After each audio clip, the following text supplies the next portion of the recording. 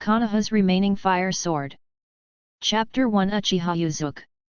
In a small forest near Konoha village, two teenagers were fighting fiercely, and the sound of snap collisions could be heard endlessly. Although the two teenagers are young, they are obviously proficient in physical skills. Each move is extremely fast and powerful, causing strong winds in the woods.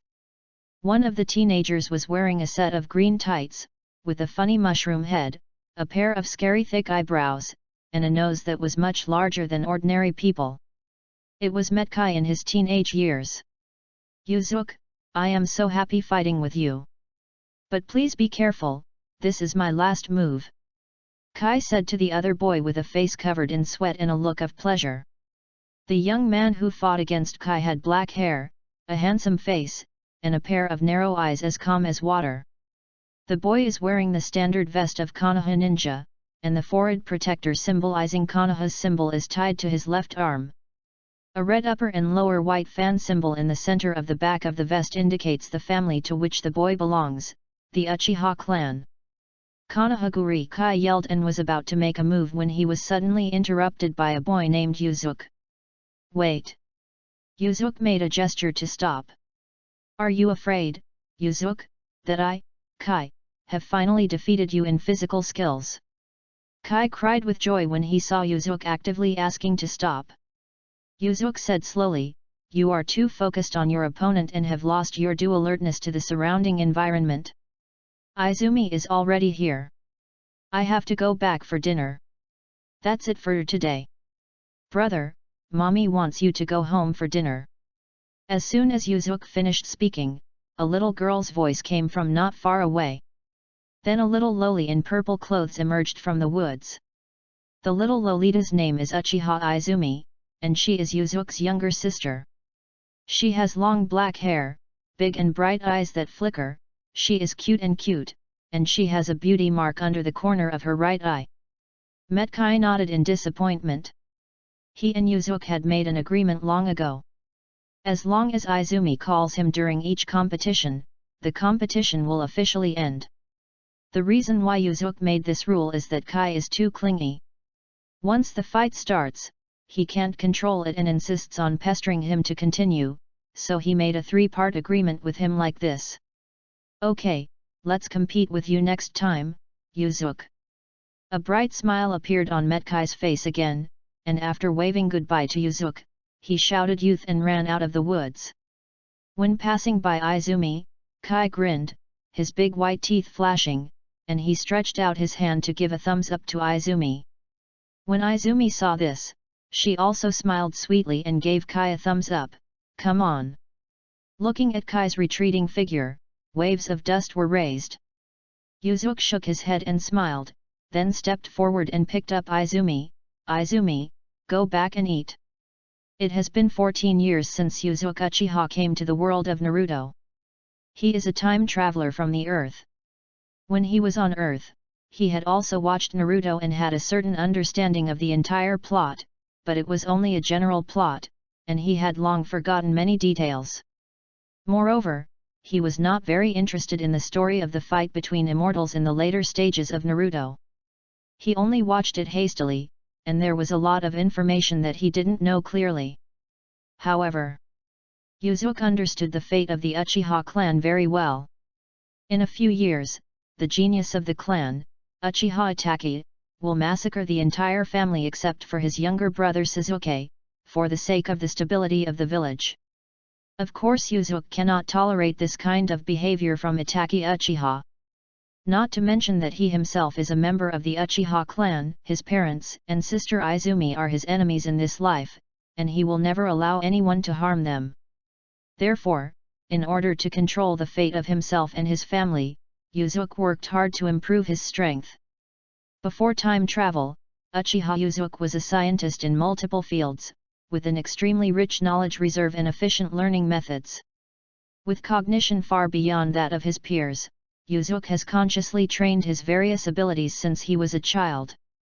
It can be said that compared to most people, Yuzuki has already won at the starting line. Coupled with his unremitting efforts, his strength has grown even more rapidly. In the eyes of others, Uchiha Yuzuki is a rare genius, as famous as the talented boy Kakashi of the same period. Both Yuzuki and Kakashi were promoted to Jonin at the same time not long ago, but they didn't have much interaction. Especially when Obito and Lin died in battle some time ago, Kakashi, who was originally aloof, had no contact with anyone outside the mission at all. Of course, Yuzuki and Kakashi actually have a certain connection. They both have a common friend, Metkai. Perhaps this is also a common characteristic of proud people. Although they have few friends, they are happy to have a simple and trustworthy friend like Kai. Yuzuki felt very sorry for Kakashi. Without a series of blows in recent years, this genius would have far surpassed those in the original Naruto. Achievements achieved. Now Kakashi hardly continues to improve his strength, but just anesthetizes his wounded heart through constant tasks. From Yuzuki's point of view, Kakashi is simply squandering his talent. Of course, it's a pity, but Yuzuki doesn't have time to care about Kakashi. Now Yuzuki is completely addicted to the world of ninjas. The scientist's thirst for knowledge prompts him to continue to delve into various knowledge related to ninjas. Although the rules of the Naruto world are different from many rules on the Earth, for example, on the Earth, you can run fast by swinging your hands intertwined, but in the world of Naruto, you can run fast by placing your hands behind your back without moving. However, the way of researching and thinking about problems is universal. With Yuzuki's knowledge as a scientist, he will naturally have great advantages in studying various ninjutsu or some scientific training methods. Holding Koizumi in his arms, Yuzuki walked on the country road, enjoying the time with his lovely sister under the beautiful sunset. "Brother, there was a little boy today who said you were not a genius." Izumi and him had been arguing for a long time. "My brother is the best," Izumi said while being held by Yuzuki. "Oh? From now on, just pretend you haven't heard anything like this. There's nothing to argue about." Yuzuki smiled and scraped Izumi's nose lovingly. "How can this be done?" he said. "Brother, you haven't opened the Sharingan yet. The so-called geniuses are all passed down from outsiders and are nothing to the Uchiha clan." Izumi pouted her mouth and said angrily. Yuzuki laughed. "Girl, you usually give in to everything, why are you so competitive now? You can be modest in others, but you can't say bad things about you, brother." He became a Jonin at the age of 12. Even without the Sharingan, he is the strongest genius in the family. No, he is the strongest genius in the village. Izumi, he hummed. Although Yuzuki's strength far exceeds that of his peers and he has reached the level of Jonin, he has never opened his Sharingan, which is often criticized by some people in the clan. Most of the Uchiha clan members are very proud, to put it bluntly, arrogant, especially they have a pathological sense of pride in the Sharingan. Many tribesmen believe that the Uchiha clan with the Sharingan is invincible, and Yuzuki, who has not yet opened the Sharingan, is still mediocre in the eyes of these people, even if he is very strong. In their opinion, with the Sharingan, they can defeat Yuzuki. Yuzuki himself was quite puzzled about the delay in opening the Sharingan, so he read a lot of historical materials and did a lot of research. In the end, Yuzuki discovered that the necessary condition for opening the eyes is a huge emotional stimulation. The most common thing is that the person you care about or yourself is in great danger. Only this kind of similar stimulation can make the Sharingan open. After understanding the conditions for opening his eyes, Yuzuki had no choice but to shake his head. He himself had few friends, and all his family members stayed in the village and never went to dangerous battlefields. Because of his extraordinary strength, he rarely encounters many dangers and can always resolve them, so that he has become a Jonin now, but his Sharingan has not yet been opened. But Yuzuki didn't particularly care about this, because his real trump card was a weapon that accompanied him through time in the world of Naruto, a weapon that did not belong to the world of Naruto. At this time, deep in Yuzuki's soul, a katana surrounded by blazing flames was suspended in it. This samurai sword has a slender blade, covered with flame-like cloud patterns, and shines with red light in the raging fire. It is the strongest and oldest fire-type Zanpakuto in Bleach. The blade is like fire. Ryuran Wakaho usually sleeps in Yuzuki's soul, but when Yuzuki fights, he can summon it at any time. Because the fire characteristics of Ryuken Waka have been subtly influencing Yuzuki for more than 10 years, it also makes Yuzuki's fire attribute chakra very abundant and pure. Yuzuki is also very good at giving full play to his own advantages. Over the years, he has focused on the development of fire attribute chakra and related ninjutsu. However, Yuzuki is not yet able to fully control the Ryuken Waka. The power of this Zanpakuto is too violent, and he has just mastered the state of first release not long ago. Although it was only Haija, Yuzuki's strength greatly increased, and he shined in the Third Ninja World War, earning the title of Intaki. When Yuzuki brought Izumi home, a table of simple but exquisite home-cooked meals was ready. "Yuzuki, you're back, hurry up and eat. You just trained too hard and are already a jounin, so don't push yourself too hard," Uchiha Hazuki said with a gentle smile. Uchiha Hazuki is the mother of Yuzuki and Izumi. She looks about 30, and her appearance is similar to that of Izumi, but she is much more mature than Izumi. Yuzuki put down Izumi in his arms, sat cross-legged in front of the dinner table, and said with a smile, "A ninja can't relax at all times. If you work extra hard, you may be able to save your life at critical moments." Hearing Yuzuki's words, Uchiha Hazuki also showed a sad look on his face. Many people died in this war, and many familiar faces in the clan suddenly disappeared. Alas, I really don't know how many great ninja villages there are. How long will we fight?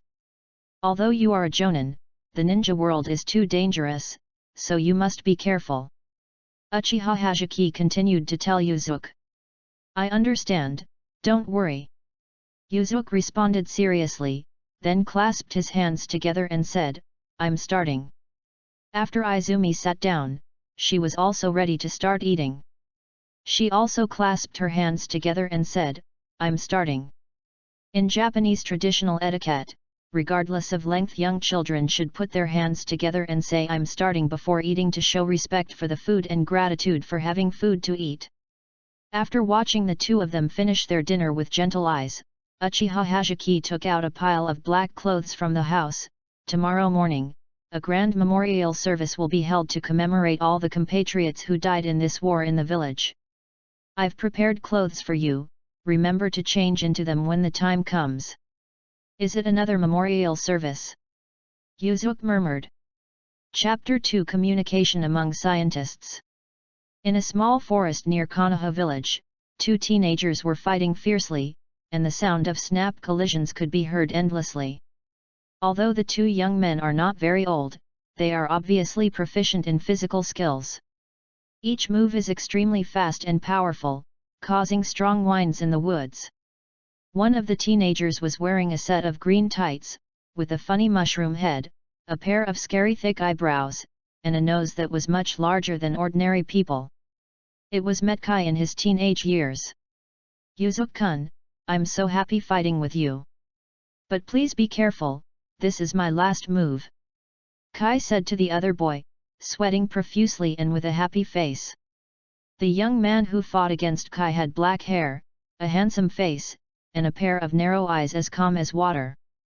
The boy is wearing the standard vest of Konoha ninja, and the forehead protector symbolizing Konoha's symbol is tied to his left arm. A red upper and lower white fan symbol in the center of the back of the vest indicates the family to which the boy belongs, the Uchiha clan. "Konoha-guri!" Kai yelled and was about to make a move when he was suddenly interrupted by a boy named Yuzuki. "Wait!"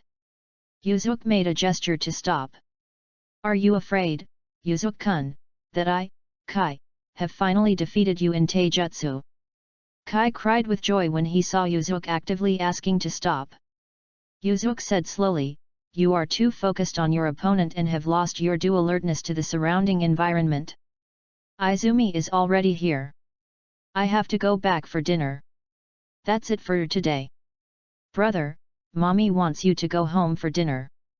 As soon as Yuzuki finished speaking, a little girl's voice came from not far away. Then a little loli in purple clothes emerged from the woods. The little Lolita's name is Uchiha Izumi, and she is Yuzuki's younger sister.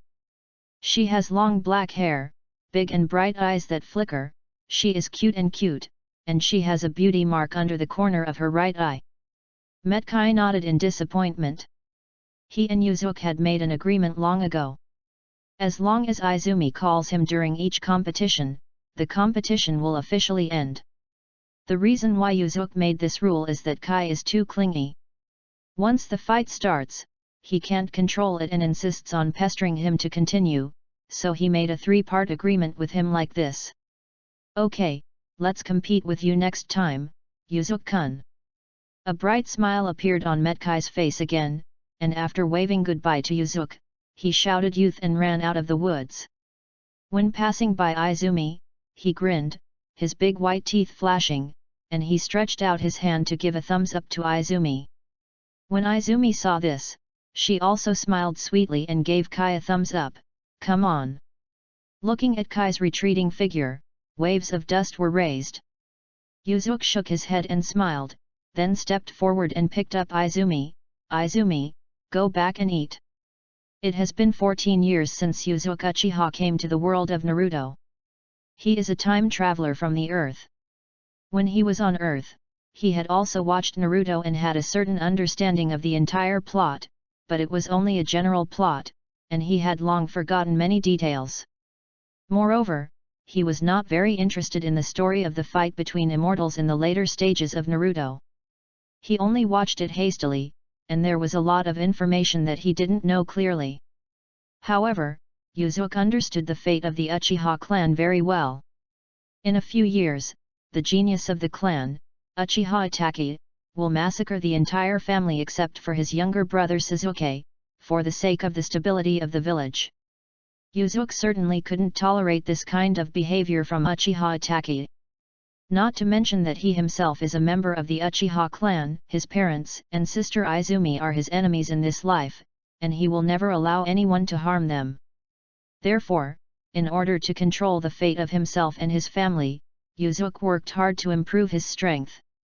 Before time travel, Uchiha Yuzuki was a scientist with extremely rich knowledge and scientific learning and exercise methods. With cognition far beyond that of his peers, Yuzuki has been consciously training his various abilities since he was a child.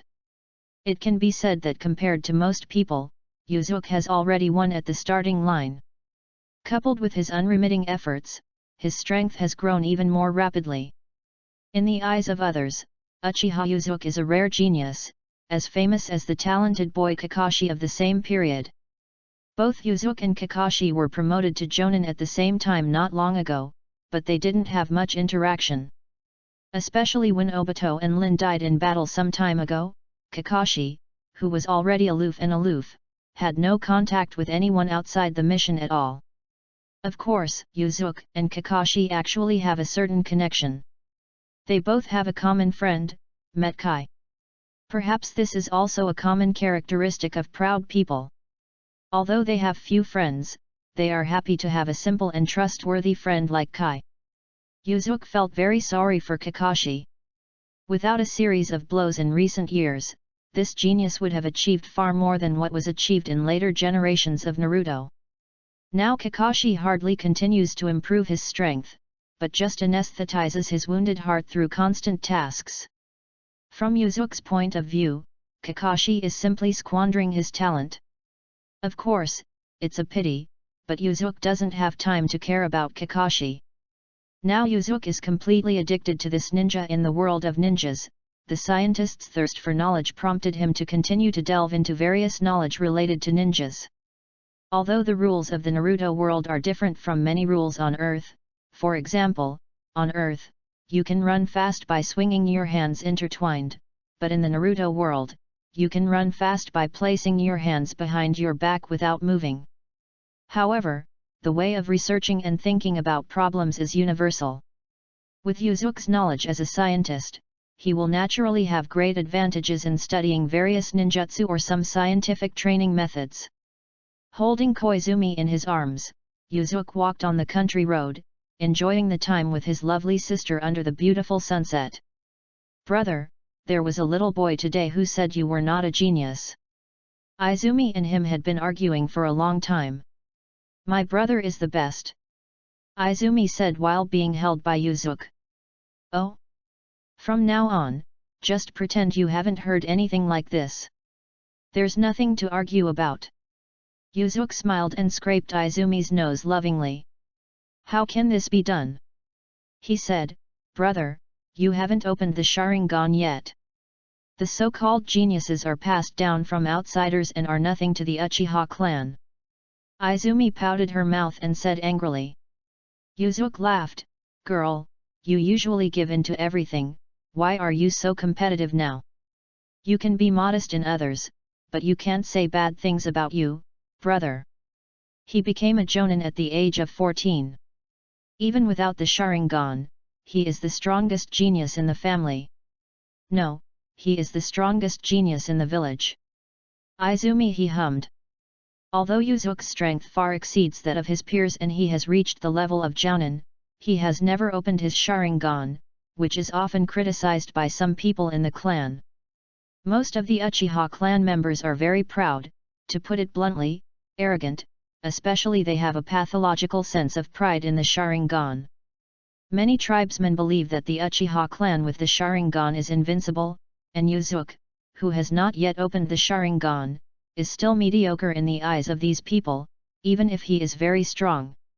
In their opinion, with the Sharingan, they can defeat Yuzuki. Yuzuki himself was quite puzzled about the delay in opening the Sharingan, so he read a lot of historical materials and did a lot of research. In the end, it was discovered that the necessary condition for opening the eyes is a huge emotional stimulation. The most common thing is that the person you care about or yourself are in great danger. Only this kind of similar stimulation can open the Sharingan eyes. After understanding the conditions for opening his eyes, Yuzuki could only smile bitterly. He has few friends, and all his family members have stayed in the village and have not been to dangerous battlefields. Because of his extraordinary strength, he rarely encounters many dangers and can always resolve them, so that he has become a Jonin now, but his Sharingan has not yet been opened. But Yuzuki doesn't particularly care about this, because his real trump card is a weapon that accompanies him to the world of Naruto, a weapon that does not belong to the world of Naruto. At this time, deep in Yuzuki's soul, a katana surrounded by blazing flames was suspended in it. This samurai sword has a slender blade, covered with flame-like cloud patterns, shining with red light in the raging fire. It is the strongest and oldest fire-type Zanpakuto in Bleach, Ryukin Wakahara. Ryurin Wakaho usually sleeps in Yuzuki's soul, but when Yuzuki fights, he can summon it at any time. Because the fire characteristics of Ryuken Waka have been subtly influencing Yuzuki for more than 10 years, it also makes Yuzuki's fire attribute chakra very abundant and pure. Yuzuki is also very good at using his own strengths and has focused on the development of fire attribute chakra and related ninjutsu over the years.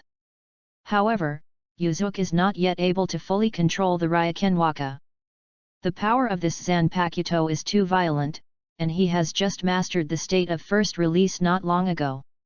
Although it was only Haija, Yuzuki's strength greatly increased, and he shined in the Third Ninja War, earning the title Intaki.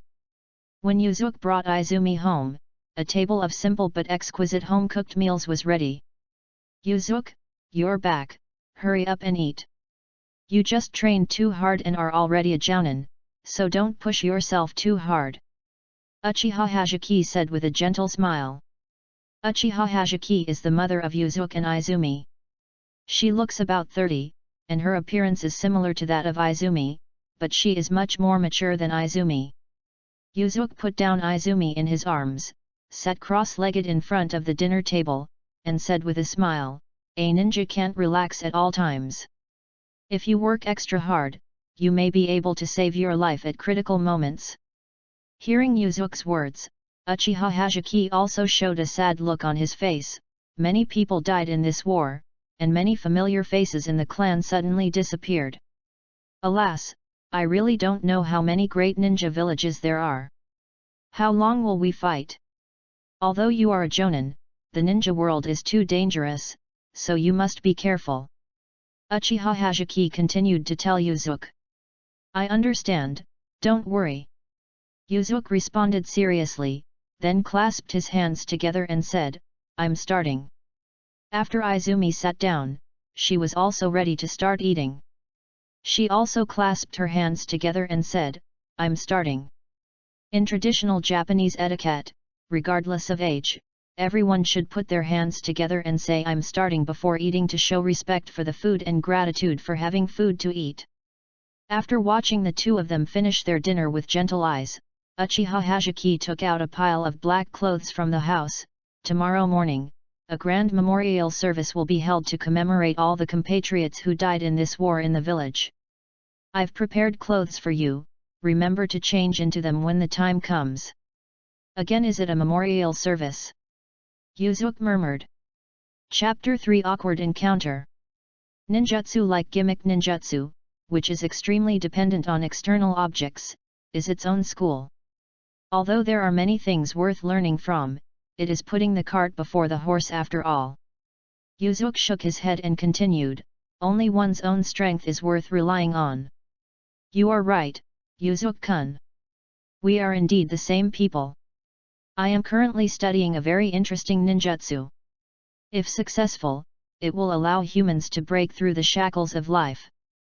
Orochimaru said. Then he looked at Yuzuki with a fanatical expression and continued, this will allow people to have endless life and time to learn all the ninjutsu in the world and reach the extraordinary realm. Hearing the technique Orochimaru mentioned, Yuzuki guessed it was Fusey reincarnation. This technique is indeed a genius idea. Orochimaru, who was able to develop this technique, is considered a genius by Yuzuki. Although this technique has huge flaws, compared with the benefit of immortality, it is not worth mentioning. Of course, although Buzo reincarnation gave Orochimaru the ability to become almost immortal, it also greatly reduced Orochimaru's resistance to illusions. Every time he uses Fuso reincarnation, Orochimaru's mental power will decline qualitatively, which also makes him almost unable to fight back when facing Itachi Uchiha, who is good at illusions. Teacher Orochimaru, I just can't perform the hidden shadow snake hand technique normally. Please practice with me again and help me figure out where the problem lies. At this moment, a little girl's voice sounded. A round-faced girl about 10 years old walked in. Her hair was tied into a high ponytail and she was dressed a bit like a tomboy. This girl is Orochimaru's only disciple in Konoha, Mitare Anko. Yuzuki frowned slightly, and with his eyesight, he noticed a black curse mark on the side of Anko's neck from a distance, which should be Orochimaru's heavenly curse seal. Although the heavenly curse seal can bring great power to the ninja when activated, it also has major flaws. The longer the user uses it, the greater the damage to the body, and the backlash after excessive use will cause the user to fall into extreme pain. It's you again, why are you always pestering Mr. Orochimaru? After Anko came closer, she saw Yuzuki sitting opposite Orochimaru, and her mouth bulged angrily. Yuzuki's face was expressionless, but in his heart he was helpless at Anko's hostility. He knew that Anko was very dependent on Orochimaru. Seeing that he often exchanged ninjutsu with Orochimaru, he had always been unfavorable to him. Lord Orochimaru, since this technique has been completed, I won't disturb you anymore. Yuzuki stood up and said goodbye. Orochimaru nodded and said, okay, I have something else I wanted to talk to you about, but I'm not in a hurry. We'll talk about it after the successor of the 4th Hokage is confirmed. Of course the 4th Hokage belongs to you, Orochimaru-sensei. Anko clenched her fist and said with confidence. In her heart, Orochimaru-sensei is the best ninja, no one can compare with him. Yuzuki quite likes this little girl who is always full of energy, but she doesn't like him very much. Giving up the idea of going up and squeezing Anko's little round face, Yuzuki formed a seal with his left hand, and his body turned into flames and disappeared. Humph! This Uchiha Yuzuki always takes up Orochimaru-sensei's time. You don't even have time to teach me ninjutsu. Anko complained. Orochimaru touched Anko's little head and said slowly, Yuzuki-kun is a real genius. I don't know where his strength will be in the future. As he spoke, Orochimaru's eyes were deep and he was thinking. What? After leaving Orochimaru's gloomy research institute, Yuzuki decided to take a rare moment of relaxation. Originally, he planned to study the Fire Phantom Crow technique with Orochimaru all day today. Unexpectedly, Orochimaru had already done it by himself, which also gave Yuzuki some unplanned free time today. Strolling slowly on the streets of Konoha village, Yuzuki enjoyed the rare leisure. Although his reputation is not small in the village, everyone knows that there is such a talented ninja with the title of Intaki, but there is really nothing particularly noticeable about his appearance that can be recognized at a glance, such as Kakashi's white broom head, or the bright yellow hair like the fourth generation. Therefore, if they are not familiar with ninjas, not many people really know him. As he walked, a sign written with calligraphy caught Yuzuki's eye. Seeing the 4 words Kyung-chun Tea House written on the sign, Yuzuki decided to go in and have a seat. A cup of oolong tea, thank you. Yuzuki entered the tea house and found a seat to the side to sit down. Okay, ninja-sama, your oolong tea. After a while, a girl in an apron brought tea to Yuzuki's seat. The girl was about 10 years old, with long light grey hair tied in 2 braids, sticking up on her shoulders. She looked very naughty. Her round face is slightly freckled, and her smile is very contagious, seeming to make everyone she sees happy. Thank you. Yuzuki took the oolong tea. Oh, wait, you seem to be the Intaki Yuzuki Uchiha, right? The girl suddenly said in surprise when she saw Yuzuki. Yuzuki was slightly surprised that the waiter in this tea house actually knew him. Then he nodded and said with a smile, yes, how do you know me? I don't think I have seen you before. It's really Intaki-sama. I saw you fighting a weirdo in green tights before, and I found out your identity when I asked others. Don't look at me as a temporary guest in the tea house. Let me remind you, waiter, I am also a student of the ninja school, and I will definitely become a powerful ninja in the future. The girl's eyes lit up, as if she was imagining herself becoming a ninja that everyone admired. Yuzuki helplessly held up his forehead. It must have been that Kai suddenly asked him to compete before. He moved his hands without any explanation and was seen by others. Yuzuki encouraged the girl with a few words, and the girl happily continued to serve tea and water. Looking at the busy figure of the girl, Yuzuki couldn't help but shake his head. In the cruel world of Naruto, ninja is the most dangerous profession, but Yuzuki will not use danger as an excuse to persuade others to give up their dreams. Yuzuki sat in the tea house for a while, and several familiar figures also entered the tea house. They turned out to be Kakashi, Asuma and Kurane. The 3 of them also saw Yuzuki sitting in the tea house and nodded to each other as a greeting. Then the 3 of them sat down on the other side of the tea house and started chatting. Yuzuki is not familiar with them. Although they know each other, they have not interacted with them in private. At this time, Kakashi was already a jounin and Asuma and Kurane were still just shounen. The 3 of Kakashi were chatting, and Asuma took out a cigarette and lighter from his pocket. Seeing this scene, Yuzuki was also speechless. This guy is only 14 years old, right? Although it looks much more than that from the outside. Kurane arched Asuma's side with her arm, and then gestured to the no smoking sign posted on the wall of the tea house. Asuma had no choice but to put away the cigarette again. Kurane is indeed one of the village flowers of Konoha. Although she is not very young, she is already very beautiful. In terms of appearance alone, the red Asuma looks like a flower with cow dung in it. You are the same age as the guy over there, and both became jounin at the same time. Who is stronger? Asuma suddenly moved his face closer to Kakashi and whispered, glancing at Yuzuki secretly. Yes, we are all curious about this. Hong also showed an interested look.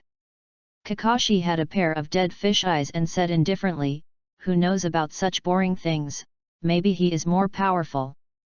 Hearing Kakashi's answer, Asuma was very dissatisfied, rolled his eyes and said, "What, you can't be more serious? I think if you are serious, you must be better than him. SHH, please keep your voice down, it would be too rude if the other party hears you," Hong said hurriedly from the side. Regarding the conversation between the three of them, Yuzuki's ear was naturally very good, but he didn't care about it. Now he just wants to empty his mind and enjoy the cup of tea in his hand. That bastard Uchiha Yuzuki doesn't even attend the clan meeting. He really doesn't take the family seriously. I must fix him properly when I have the chance. At this time, a slightly irritable voice came from outside the curtain at the door of the tea house. Sounded. The people in the store looked around and saw 4 people walking in wearing the dark high-top round collar uniforms unique to the Uchiha clan. It was the leader who spoke. Yes, what's called Intaki is just a title given to him by those second-rate ninjas. He really thinks of himself as a green onion. An Uchiha tribesman on the left also said with an angry face. Okay, you should calm down, Yuzuki may be really in a hurry. You don't need to, another Uchiha man next to him said with a smile and a good-natured look. However, before he finished speaking, he opened his mouth and stopped. Because he saw Yuzuki, who did not go to the clan meeting because of urgent matters, sitting leisurely in the tea house drinking tea. At this moment, Yuzuki also looked at a few people with a little embarrassment, especially the tribesmen who spoke for him. While others are trying to smooth things over for me, I slap them in the face right there. I am really ashamed. Uchiha Yuzuki, you didn't attend the clan meeting, but you are hiding here to drink tea? Today, I, the Uchiha Dragon, will show you some color. The Uchiha tribesman named Ryuya was furious when he saw Yuzuki. Before he finished speaking, Ryu Uchiha rushed straight towards Yuzuki. The good old man next to him who spoke for Yuzuki was indeed too late to stop him. However, before everyone in the tea house could react, the Uchiha tribesman named Ryuya who had just rushed towards Yuzuki had flown back at a faster speed and flew directly out of the curtain at the entrance of the tea house. Ryuya! Another Uchiha clansman exclaimed, then turned to Yuzuki and began to form seals. Fire release, magnificent fire! However, before the seal was completed, he felt a figure flash in front of him, and Yuzuki was already standing upright in front of him. At this time, Yuzuki's right hand firmly grasped the fingers he was forming, interrupting the fireball technique he was about to perform. He looked at Yuzuki who suddenly appeared in front of him in astonishment, his eyes full of disbelief. This is still in the tea house, Yuzuki said coldly. Then he kicked the opponent out of the tea house again. At this moment, a strong gust of wind hit Yuzuki's neck, and the last Uchiha who entered the tea house also attacked Yuzuki. Yuzuki casually blocked the opponent's attack with his hands, and turned to look at the opponent, who also happened to look at Yuzuki. What a good opportunity! Seeing Yuzuki and himself looking at each other, the Uchiha tribesman was secretly happy. Chapter 4 Uchiha Fugaku 3 Megatama Sharingan. Yuzuki was slightly surprised when he looked at his opponent with a happy face. In the Uchiha clan, the strength of a ninja is usually measured by the power of the Sharingan. When an Uchiha clan member reaches the 3 Megatama Sharingan, he or she can generally become a Jonin of the Uchiha clan.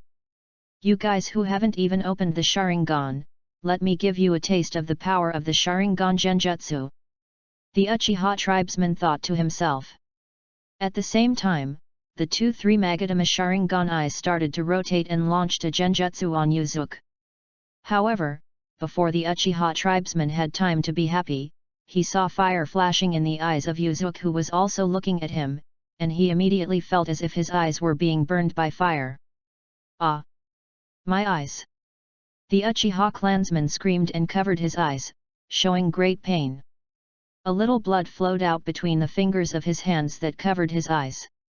Izu, are you okay? The only Uchiha who did not attack Yuzuki and who was the first to speak for Yuzuki immediately stepped forward to support him. I don't know, I just feel like my eyes are on fire and it hurts so much that I can't open them open. Am I going to go blind? Uchiha Izo said with a trembling voice.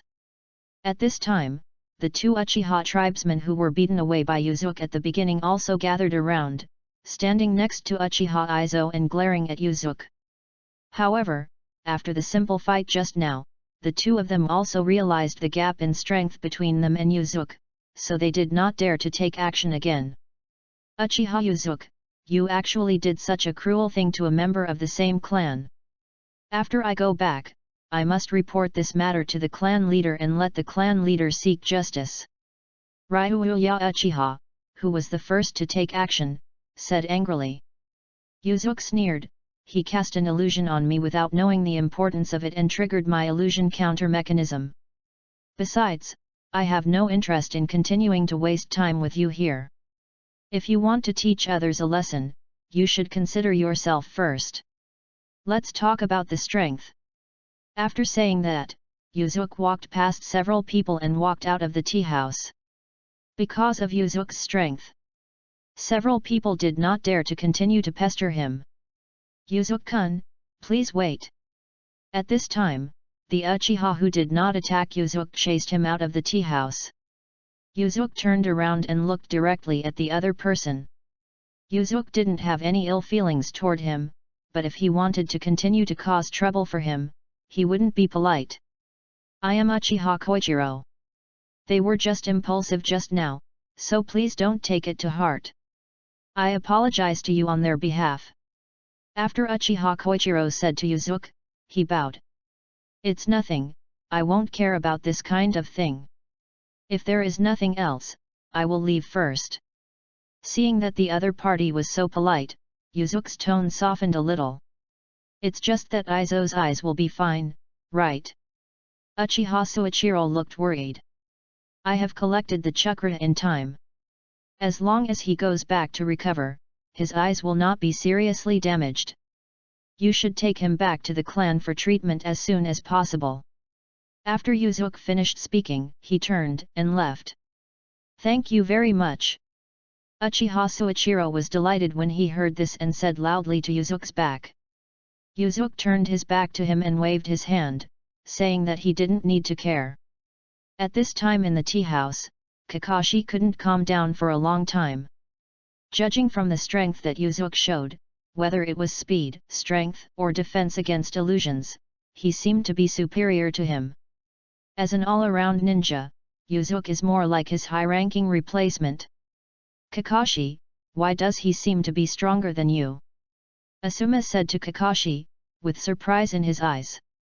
Hong next to him also nodded subconsciously. For Asuma and Kurane, Kakashi was definitely a genius among the ninjas of the same period. He was outstanding in all abilities, and was even chosen as a disciple by the yellow flashing wave Feng Minato. In their minds, Kakashi is definitely the strongest among his peers, and even Yuzuki, who became a Jonin at the same time, should be weaker than him. However, Yuzuki's actual strength broke their usual understanding and made them unable to adapt for a while. Didn't I just say that, maybe he is stronger? Kakashi still replied with a weak voice. Although Kakashi doesn't seem to care about Yuzuki's strength, he also behaves indifferently in front of Asuma and Kurane.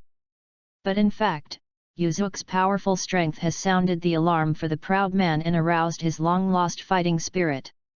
Is Uchiha Yuzuki too strong, or am I slacking off? Am I really not as good as him? Kakashi couldn't help but ask himself in his heart. At this moment, Yuzuki, who had gone home directly because he was disinterested, did not know that his unintentional display of strength actually awakened Kakashi's long-depressed will.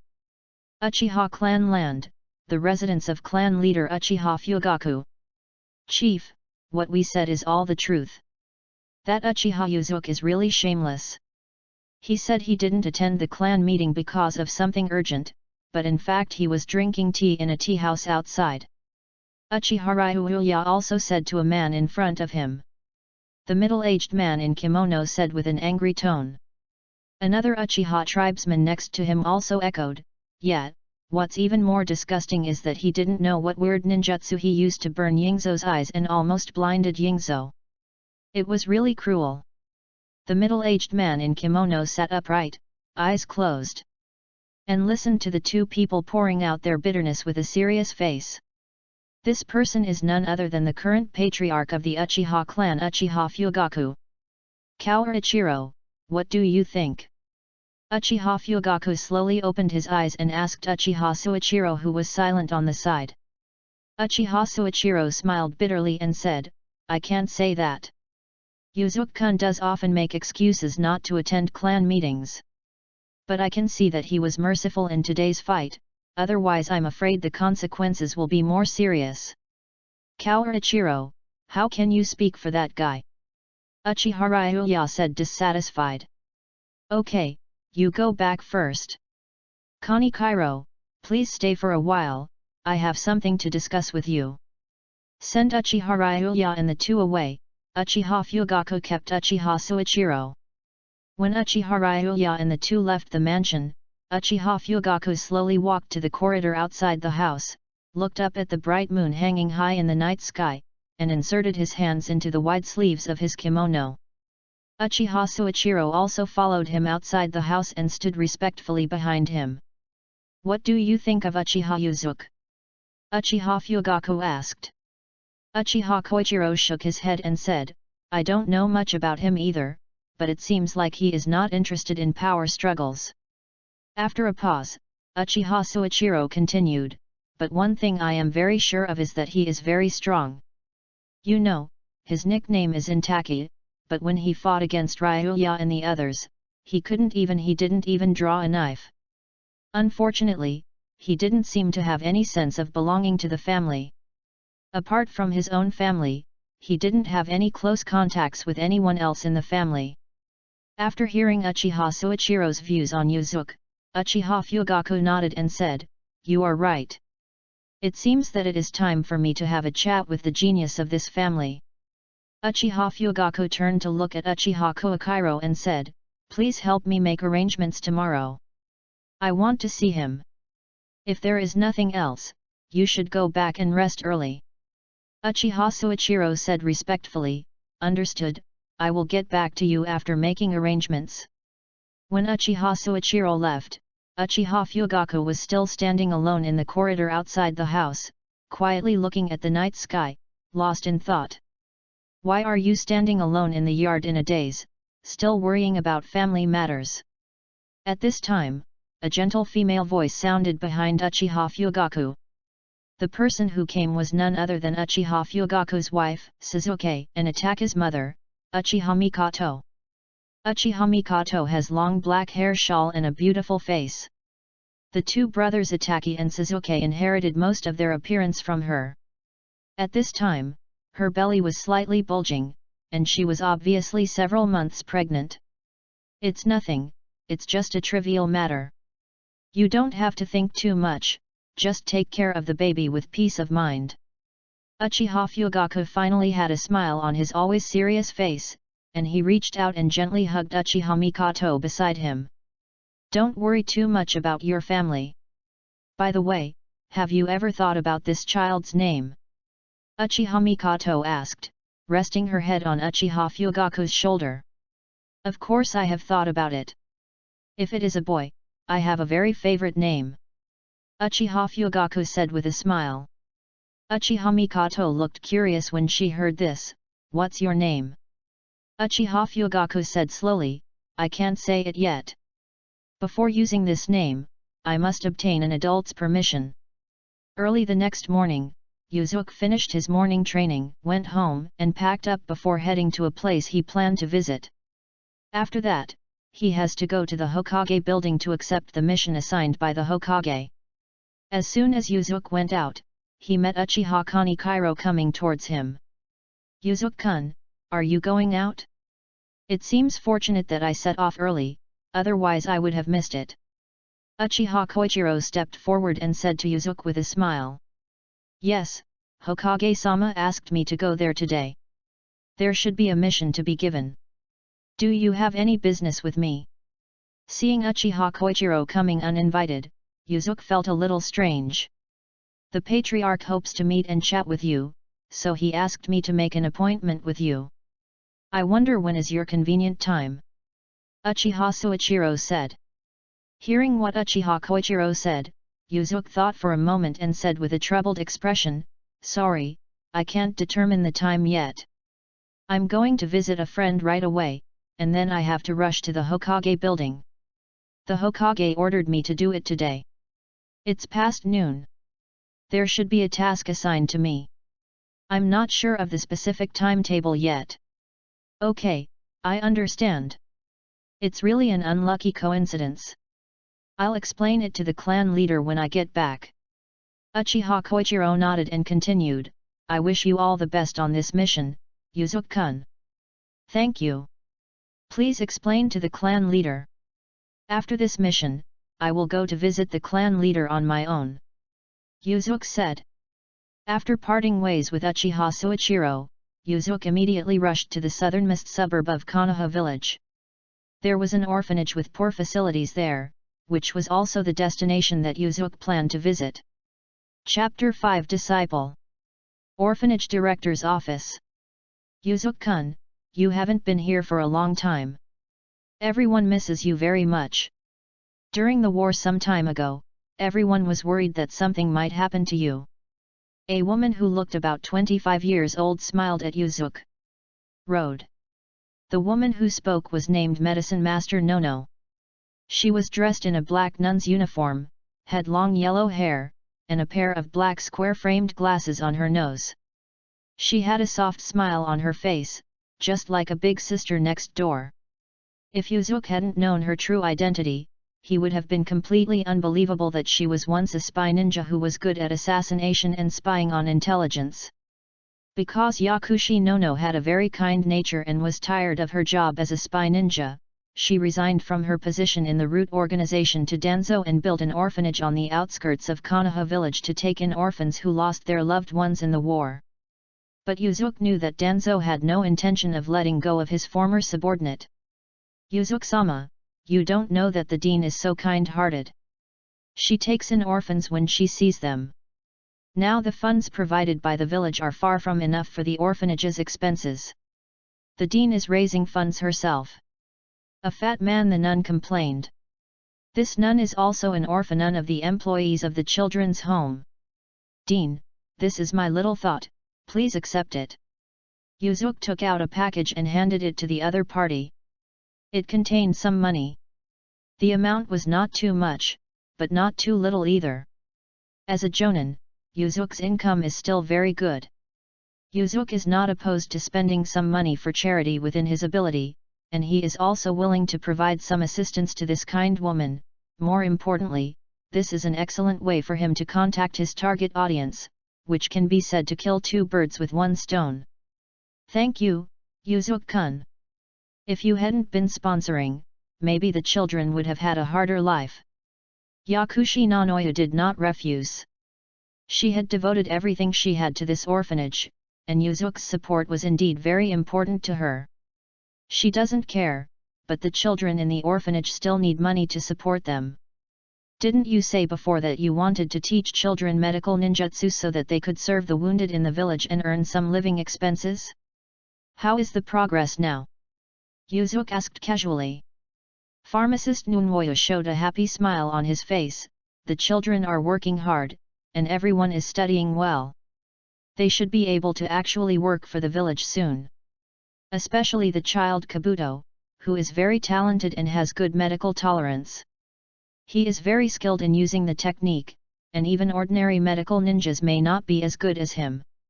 "Really? I'm a little interested in this, so why don't you show me your hand?" Yuzuki said with a smile. Nanoyu nodded and led Yuzuki to the place where the children trained in the orphanage. At this time, all the children are training hard, and most of them are practicing chakram medical techniques. Chakram medical technique is the simplest medical ninjutsu, which can be said to be a simplified version of palm immortal technique. The operator uses his hands to condense chakra with medical effect, covering the wound of the injured person to accelerate the recovery of the wound. Although this ninjutsu is simple, it is very effective in treating trauma. Standing in the distance, Yuzuki quickly saw the target of his trip among the children, Kabuto. At this time, Kabuto still had an innocent look on his face, far less social than he did after the villain's identity was revealed in the original work. Kabuto has long white hair tied into a ponytail and wears a pair of black round glasses. These glasses are Kabuto's most precious treasure. They were given to him by Nanoyu shortly after he was adopted by Nanoyu. Kabuto was not practicing chakra medical techniques, but seemed to be practicing more advanced medical ninjutsu. On the table in front of him, there was a dying fish placed on a white cloth with a simple sealing technique. Kabuto's right hand was covered with blue chakra, and he pointed his fingers at several parts of the fish's body, stimulating the fish's body like acupuncture. After a quick operation, the originally lifeless fish suddenly swung its tail wildly, as if it had just been fished out of the river. Has Kabuto been able to use chakra to stimulate acupuncture points for treatment? Yuzuki asked Nanoyu, who was beside him. Nanoyu nodded, yes, he is really talented. This method of treatment requires extremely strong chakra control capabilities and a flexible mind to accurately use different stimulation methods for different injuries. Dean, I have a heartfelt request, I hope you can agree. Yuzuki said slowly. Nanoyu smiled and said, Yuzuki-kun, you have helped us so much, and we have never repaid you. If there is anything I can do to help you, that would be my honor. Please tell me, as long as I can do it, I will not decline. Yuzuki looked at Kabuto, who was still practicing in the distance, and said, I also appreciate the talent of Kabuto. I have always wanted to recruit a disciple, train him and later help me develop ninjutsu. After my observation, Kabuto is very talented. It's suitable, he has talents in this area that ordinary people can't match. Hearing Yuzuki's words, Nanoyu was slightly startled, and then smiled and said, if it were anyone else, I might not be relieved, but if it is Yuzuki-kun, I think I can trust Kabuto to someone with peace of mind. Nono also looked at Kabuto, his eyes as gentle as a mother looking at her son. As long as Kabuto is willing, I respect his choice. At this time, Kabuto seemed to sense something, and turned to look at the two people who were looking at him in the distance. Nanoyu smiled and waved to Kabuto, motioning for Kabuto to come over. When Kabuto saw the dean looking for him, he happily ran towards the two of them. Dean, what do you want from me? Kabuto looked at Nono Hideo when he came to the two of them, with an innocent smile on his face. Nanoyu touched Kabuto's head and said with a smile, Master Yuzuki wants to accept you as his disciple and teach you ninjutsu, are you willing? Then after becoming Yuzuki-sama's disciple, will I still live with the dean? Kabuto asked. After becoming my disciple, you will live in my home. Of course, you can come back often to visit the dean and your friends here. Yuzuki said. After hearing Yuzuki say that he could no longer live with the dean, Kabuto shook his head and said, then I don't want to. I want to be with the dean forever. In Kabuto's heart, the dean is the only person he can trust, and he is also the one he can trust. The only person in his life who gave him warmth. No matter what, he didn't want to be separated from the dean. Yuzuki knelt down after hearing this, touched Kabuto's head with his hand, and said with a smile, but have you ever thought about it, if you follow me and learn ninjutsu with all your heart, and become a powerful ninja, you can really help the dean to relieve his worries, instead of just being a burden as it is now. Kabuto turned to look at Nono and asked in despair, am I really a burden? Nanoyu hugged Kabuto and said with a gentle smile, how could it be? Kabuto helped me a lot. It's just that Yuzuki-sama doesn't know what Kabuto has done for the orphanage. At the same time, his eyes were slightly stern. He glared at Yuzuki complainingly. Yuzuki smiled coquettishly, gave Nanoyu an apologetic look, and said no more. Yuzuki actually didn't want to use the word burden to describe Kabuto, but he had to use words to stimulate the other person, so that he could be sure that Kabuto would agree to become his disciple. He knew that Kabuto was a very sensitive and meticulous child, and if he was as gentle as this, he would know what to choose. Kabuto gently broke away from Nono's arms. Although he also enjoyed the Dean's loving embrace, he knew that he had to make a real manly choice. Dean, I want to be able to really help you, I want to become Yuzuki-sama's disciple. Kabuto looked at Nono Hideo with a firm look. Nanoyu smiled and nodded, well, no matter what choice you make, I will support you. Since you are Yuzuki-sama's disciple, you must work hard and not let Yuzuki-sama down. Kabuto nodded vigorously, turned around, bowed respectfully to Yuzuki, and said loudly, Yakushi Kabuto. I hope to become your disciple, please give me your advice. Yuzuki stood up and said seriously, Kabuto, you are now officially my disciple Uchiha Yuzuki.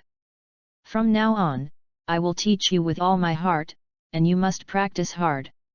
If you cannot meet my requirements, I will not show mercy. Kabuto kowtowed heavily, then stood up and said loudly, Yuzuki-sensei, don't worry, I will definitely satisfy you.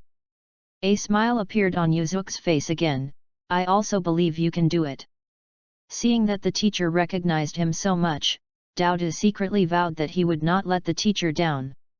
The teacher is the second person besides the dean who recognizes him.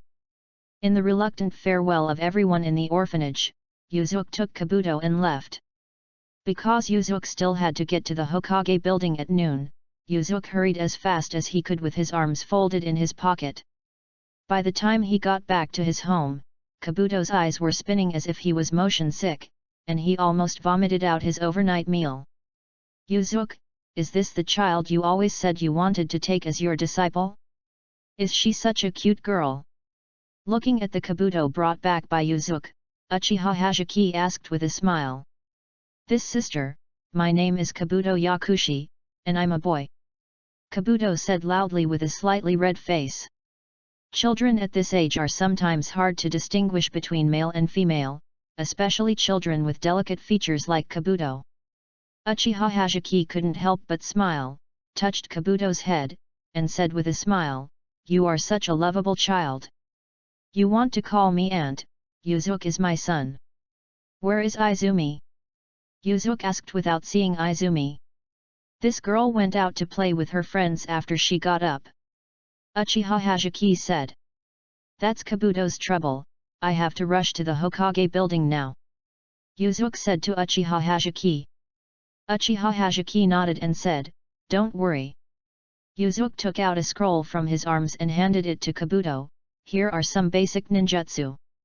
You can learn it by yourself while I am away.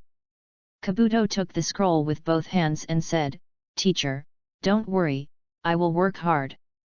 Looking at Yuzuki going out, and looking back to see Uchiha Hazuki looking at him with a smile, Kabuto once again felt like he had just been adopted by the dean, a feeling of being noticed and recognized by others. This seems good. Kabuto couldn't help but be full of hope for the future, and secretly made up his mind to study hard and practice hard to become an outstanding ninja as soon as possible to repay the dean and teachers. Chapter 6 Naruto's Mission. Hokage Building, in the third generation's office. Looking at Yuzuki Uchiha standing straight in front of him, the third generation fell into deep thought. Originally, he planned to let Yuzuki serve as the captain to carry out a guard mission, but yesterday when he was chatting with his son Asuma, he accidentally mentioned Yuzuki's fight with the Uchiha clan at the tea house, and the third generation changed his mind. This is a talented young man with amazing talents. Judging from Asuma's description, his strength is currently better than Kakashi's. What's more important is that his family values don't seem to be important. If he can be absorbed into his own faction, then he will be able to add another master who can stand alone. At this time, the Three War had just ended. And it was also the period when Konoha village was at its most prosperous after the death of the first Hokage. The powerful Uchiha family is still there, and the reputation of Yellow Flash is at its peak. Although Tsunade among the three ninjas left Konoha village in despair because her brother and lover died in battle, Orochimaru and Jiraiya still stayed in the village. In the village, the Sunin were still a very intimidating group from the outside. Although Konoha village during this period did not have the absolute dominance in the ninja world like the first Hokage and Uchiha Madara did at that time, if they wanted to compete with Konoha, at least 3 of the 4 major ninja villages besides Konoha must have. This is only possible if we work together. Although the 3rd generation admired Yuzuki's talents very much, the 3rd generation was not in such urgent need of talents at this time, so the 3rd generation decided to arrange a task to test Yuzuki. Taking a puff of his pipe, Sandai slowly said, "Yuzuki, I asked you to come here this time to arrange a very important task for you." Yuzuki said nothing, waiting for the 3rd generation to explain the content of the mission. After the 3rd war, the village, as the victorious country, needs to collect a certain amount of compensation from the defeated country. This time Danzo will be responsible for negotiating with the defeated country, Amino village, to discuss compensation for Amino village after the war. Question.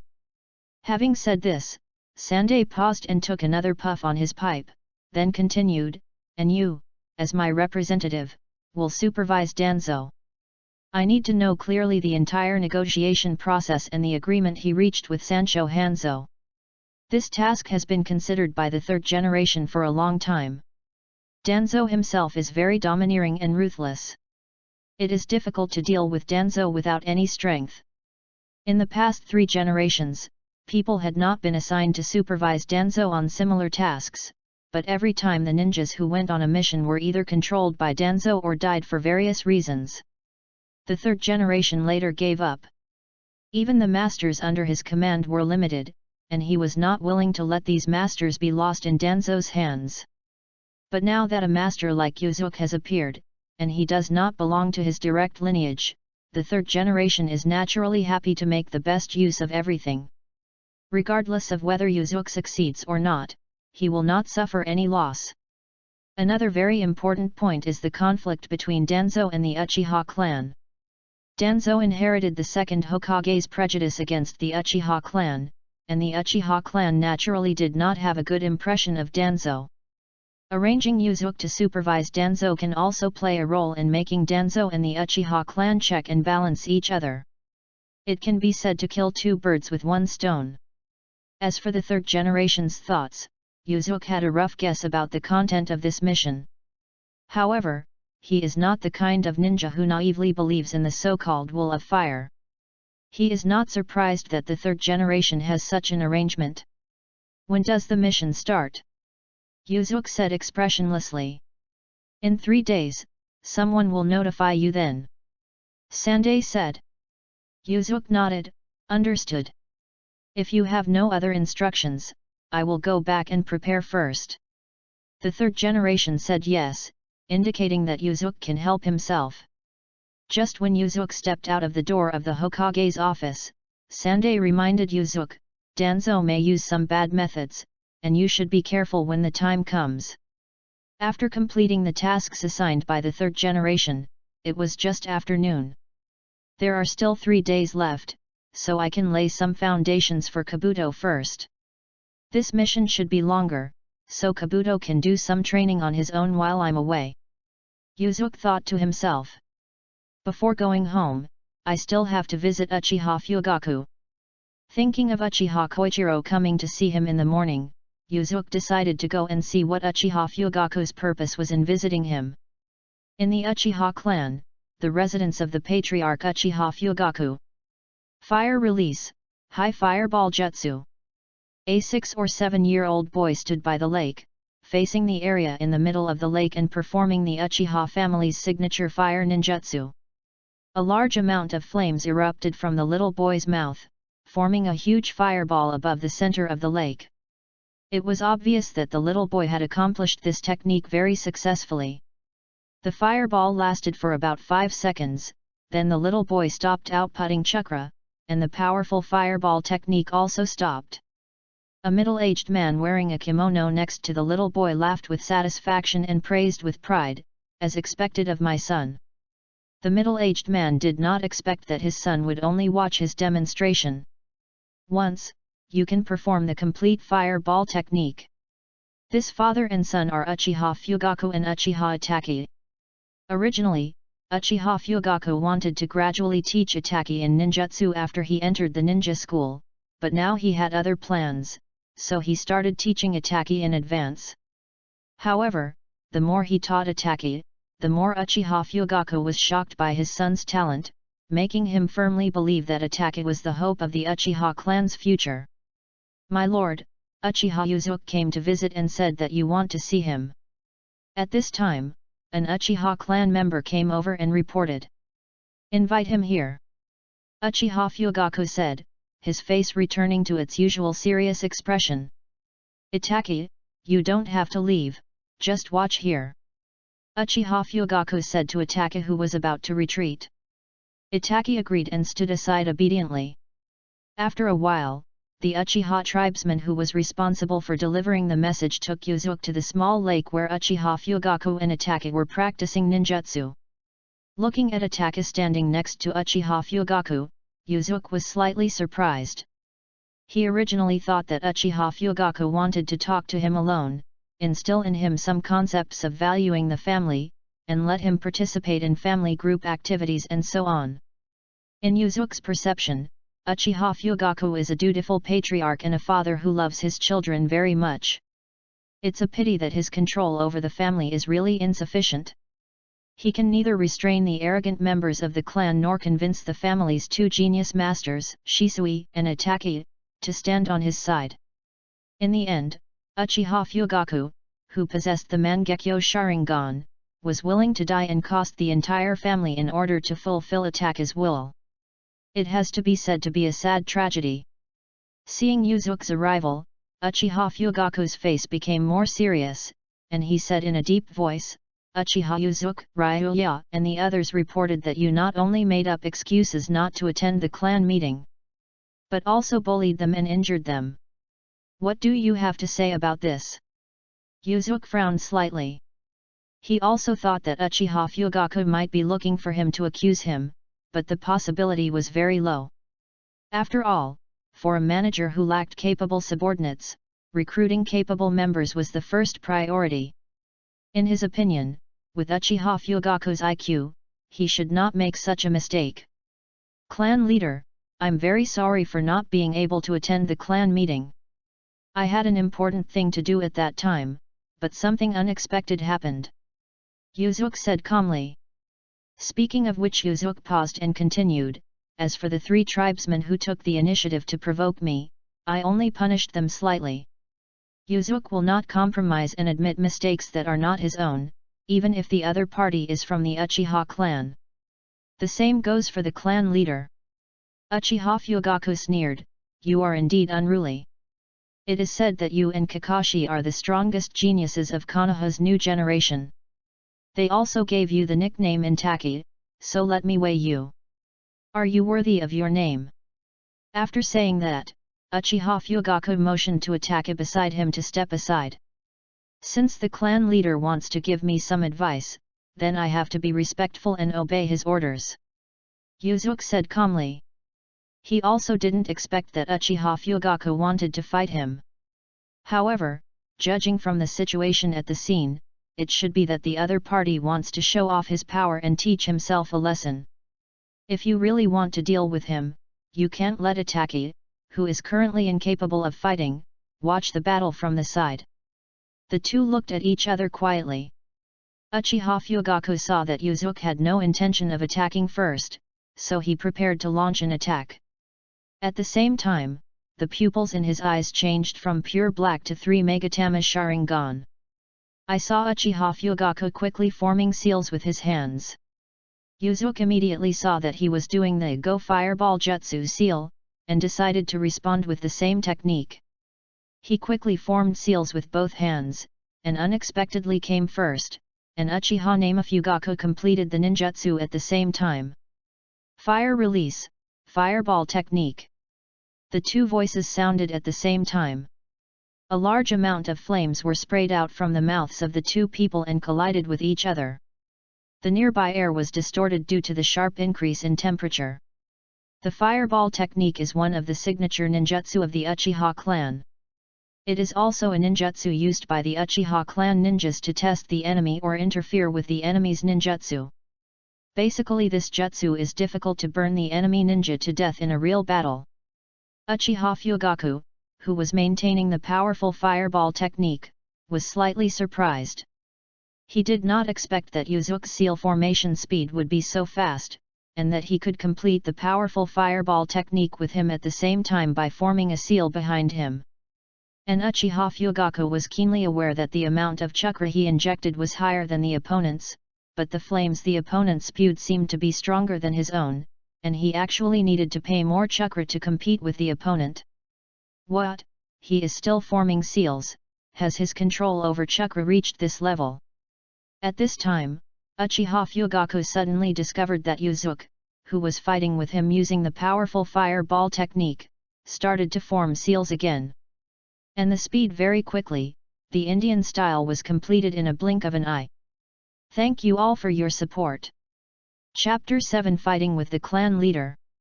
After Yuzuki completed the seal, the flames spitting out of his mouth changed qualitatively and turned red in color. This jutsu is a fire escape technique performed by Yuzuki by channeling the power of Ryokan Wakashi in his body.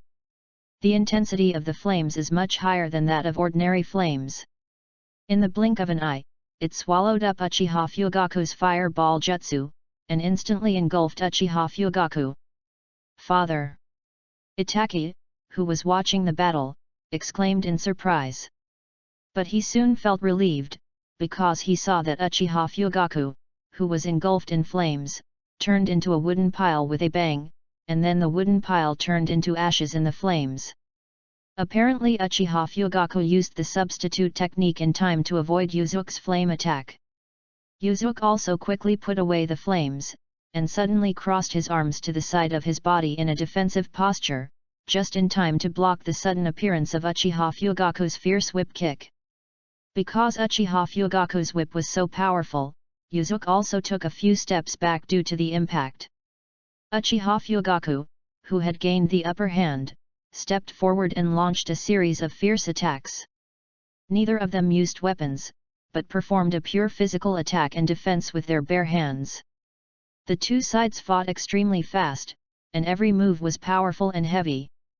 They were obviously masters of physical skills. When a ninja reaches a certain level, his physical skills will definitely not be weak. If you don't have enough physical fitness and reaction ability, you won't be able to deal with the ever-changing methods of ninjas from all walks of life. The Uchiha clan has the Sharingan, which can greatly increase dynamic vision. The clan members pay more attention to physical training, otherwise the body will not be able to adapt to the visual differences brought about by the Sharingan's dynamic vision. The two of them fought against each other for a while, and roughly tested each other's physical skills. During the fight, Yuzuki discovered that Uchiha Fugaku's face didn't seem to have the same anger towards him that he had at the beginning, but more of an appreciation. However, Yuzuki couldn't think too much in such a fast-paced fight. Suddenly, Uchiha Fugaku changed his tactics temporarily, jumped up and kicked Yuzuki hard from top to bottom. Yuzuki raised his arm to block, and Uchiha Fugaku used the force of this kick to jump back and up, while forming another seal to perform ninjutsu. Fire release, Impatience Flower Claw Red. Uchiha Fugaku sprayed out more than a dozen flames from his mouth, and at the same time, he waved his right hand and more than a dozen high-speed rotating shurikens flew into these flames, and then they shot out quickly with the flames wrapped around them. To Yuzuki. Facing the oncoming Impatience Flower Claw Red, Yuzuki quickly formed a seal, and a purple barrier that looked like glass appeared in front of him. Fire Escape Single Purple Flame Formation. I saw a dozen shurikens wrapped in flames hitting the purple barrier in front of Yuzuki, raising a burst of violent black smoke and making a sizzling sound like putting a soldering iron into cold water. Completely disappeared. It was obviously burned away by the extremely high-temperature purple flames. And not even the dregs were left. This fire-release single purple flame formation is a ninjutsu developed by Yuzuki based on the 4 purple flame formation provided by Orochimaru. Yuzuki also taught this ninjutsu to Orochimaru, but Orochimaru was never able to perform it. The reason is that Orochimaru was unable to complete the change in nature from fire release to fire release on his own, but Yuzuki was able to turn fire into fire with the help of the power of the Zanpakuto Ryokan Wakawai in his body. Uchiha Fugaku was also well informed and saw that the purple barrier in front of him was not so easy to break through, so he bypassed it from the side and launched an attack on Yuzuki. This time, Uchiha Fugaku had an extra kunao in his hand, and with one thrust, he directly pierced Yuzuki's chest. But Uchiha Fugaku found that his move did not hit the entity, and immediately understood that the opponent had avoided his attack in some way. I saw Yuzuki's body in front of me gradually split into crows covered in red flames. These crows flapped their wings and rushed towards Uchiha Fugaku. Uchiha Fugaku stepped back and waved the kunao in his hand to drive away the crows. However, after kunao stabbed these crows, Uchiha Fugaku discovered that these crows had no body, and the wide sleeves of his kimono were ignited by the flames attached to the crows' bodies. Uchiha Fugaku cut off the ignited sleeve with a wave of his kunao. At the same time, with rich combat experience, he immediately realized that these crows were not ordinary clones, but clones that combined illusions and attribute chakra. Wada Uchiha Yuzuki, let me see what other tricks you can use. Uchiha Fugaku admired in his heart, but his face remained calm. He quickly formed seals with his hands, and the three Megatama Sharingan eyes slowly turned. The art of golden binding. Suddenly dozens of iron cones suddenly appeared and pinned the crows flying in the air. All the crows pinned by these iron cones became motionless for an instant. Gradually, all the crows disappeared, and Yuzuki's figure slowly appeared. It's just that at this time, Yuzuki's body was also nailed by several iron awls, and he seemed unable to move at all. He actually used genjutsu to defeat genjutsu. As expected of the clan leader, the Fire Phantom Crow technique that I originally thought was almost unsolvable was actually cracked so easily. Yuzuki, unable to move, said to Uchiha Fugaku. Although Yuzuki's expression remained calm, his tone was indeed full of admiration. At this time, the golden binding jutsu used by Yuzuki was actually an illusion, and the iron cones that pinned Yuzuki were not real. Only Uchiha Fugaku who cast the spell and Yuzuki who was hit could see it, while Ataka who was watching the battle on the side he just saw Yuzuki standing motionless. Yuzuki-kun, you are indeed the most outstanding genius of our clan. At such a young age, you are already as strong as you are without relying on the Sharingan. Moreover, in this competition, as the Intaki, you have never been able to win. Drawing your sword to fight shows that you still have some strength left, Uchiha Fugaku said. At this time, Uchiha Fugaku's expression softened, not as serious as when they first met, but looking at Yuzuki with an appreciative look. In Uchiha Fugaku's view, he has already won this fight. Whether Yuzuki did not fight with a sword because of the fight or because of pride, he has now been firmly controlled by him and cannot continue to fight. What's more, Uchiha Fugaku himself also kept his biggest trump card and didn't use it. I didn't pay attention to the conflict between you and Long yet. I just wanted to test your strength. Originally, I had a relatively high estimate of your strength, but it seems that it is still the same. I underestimated you. Uchiha Fugaku continued. Looking at Uchiha Fugaku talking eloquently, Yuzuki also knew what the other person was thinking. The other party thinks that he is now unable to resist, so the other party is talking to him as a winner. Seeing that Yuzuki was silent, Uchiha Fugaku frowned slightly and said, "Young man, don't feel depressed just because of one failure. Victory or defeat is a common thing for military masters, and your opponent is the leader of the Uchiha clan. Patriarch, I'm sorry, I was just wondering if this sparring is over," Yuzuki said. When Uchiha Fugaku heard this, he rarely laughed. "What do you think? If it's not over, I may have to use the sword." Yuzuki looked at Uchiha Fugaku with a calm expression. Everything in the world is reduced to ashes. The flowing blade is like fire, and it is the beginning.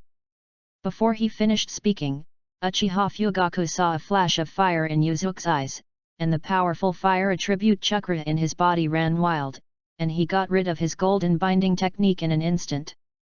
What caught Uchiha Fugaku's attention the most was the gorgeous long sword wrapped in flames in Yuzuki's right hand. Yuzuki waved the Ryoken Warwa in his hand, and the flames on the blade drew a red arc in the air, like a gorgeous flame track.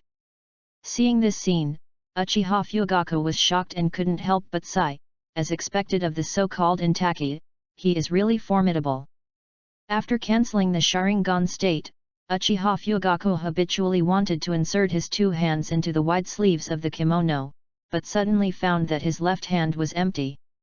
It turned out that the right wide sleeve had just been damaged by fire phantom crow burned. With a wry smile, Uchiha Fugaku sighed again, I didn't expect it, I really didn't expect it. According to the definition of competition, this should be regarded as losing because I ruined one sleeve. Seeing that Uchiha Fugaku had no intention of taking action, Yuzuki withdrew his Zanpakuto Ryoken Wakahu. Originally, Yuzuki didn't know what type of ninja Uchiha Fugaku was, but through this fight, Yuzuki knew that Uchiha Fugaku was best at illusions. The golden binding jutsu just now is not an advanced illusion, but Uchiha Fugaku is able to use it superbly. Not only is it used to crack his own, he used his own fire phantom crow technique and was indeed able to control himself firmly. If I didn't have the blade Ruohuo, I wouldn't be able to break this technique in a short time with my current abilities.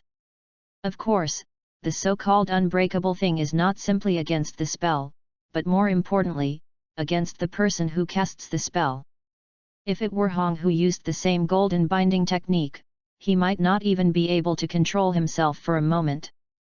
All difficult. Yuzuki shook his head, the patriarch is joking. In fact, I have tried my best.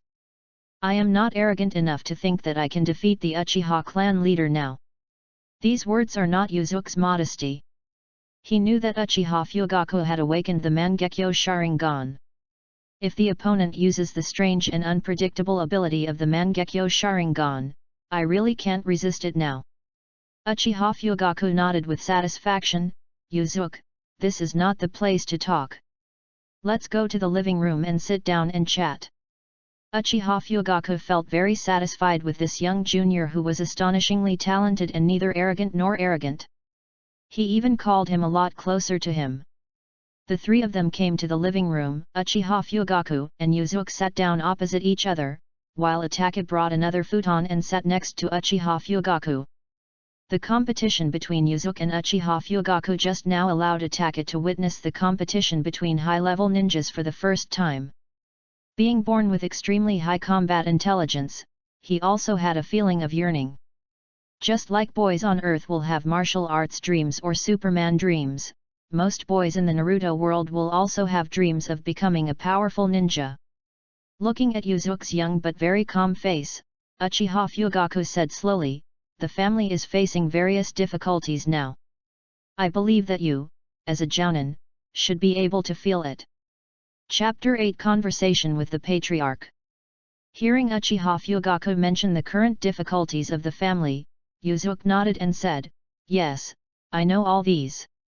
Danzo has always been at odds with our Uchiha clan. In past internal disputes, the elders have favored Danzo's side. And the third generation seems to want us, the Uchiha clan, and Danzo to check and balance each other. Uchiha Fugaku's side.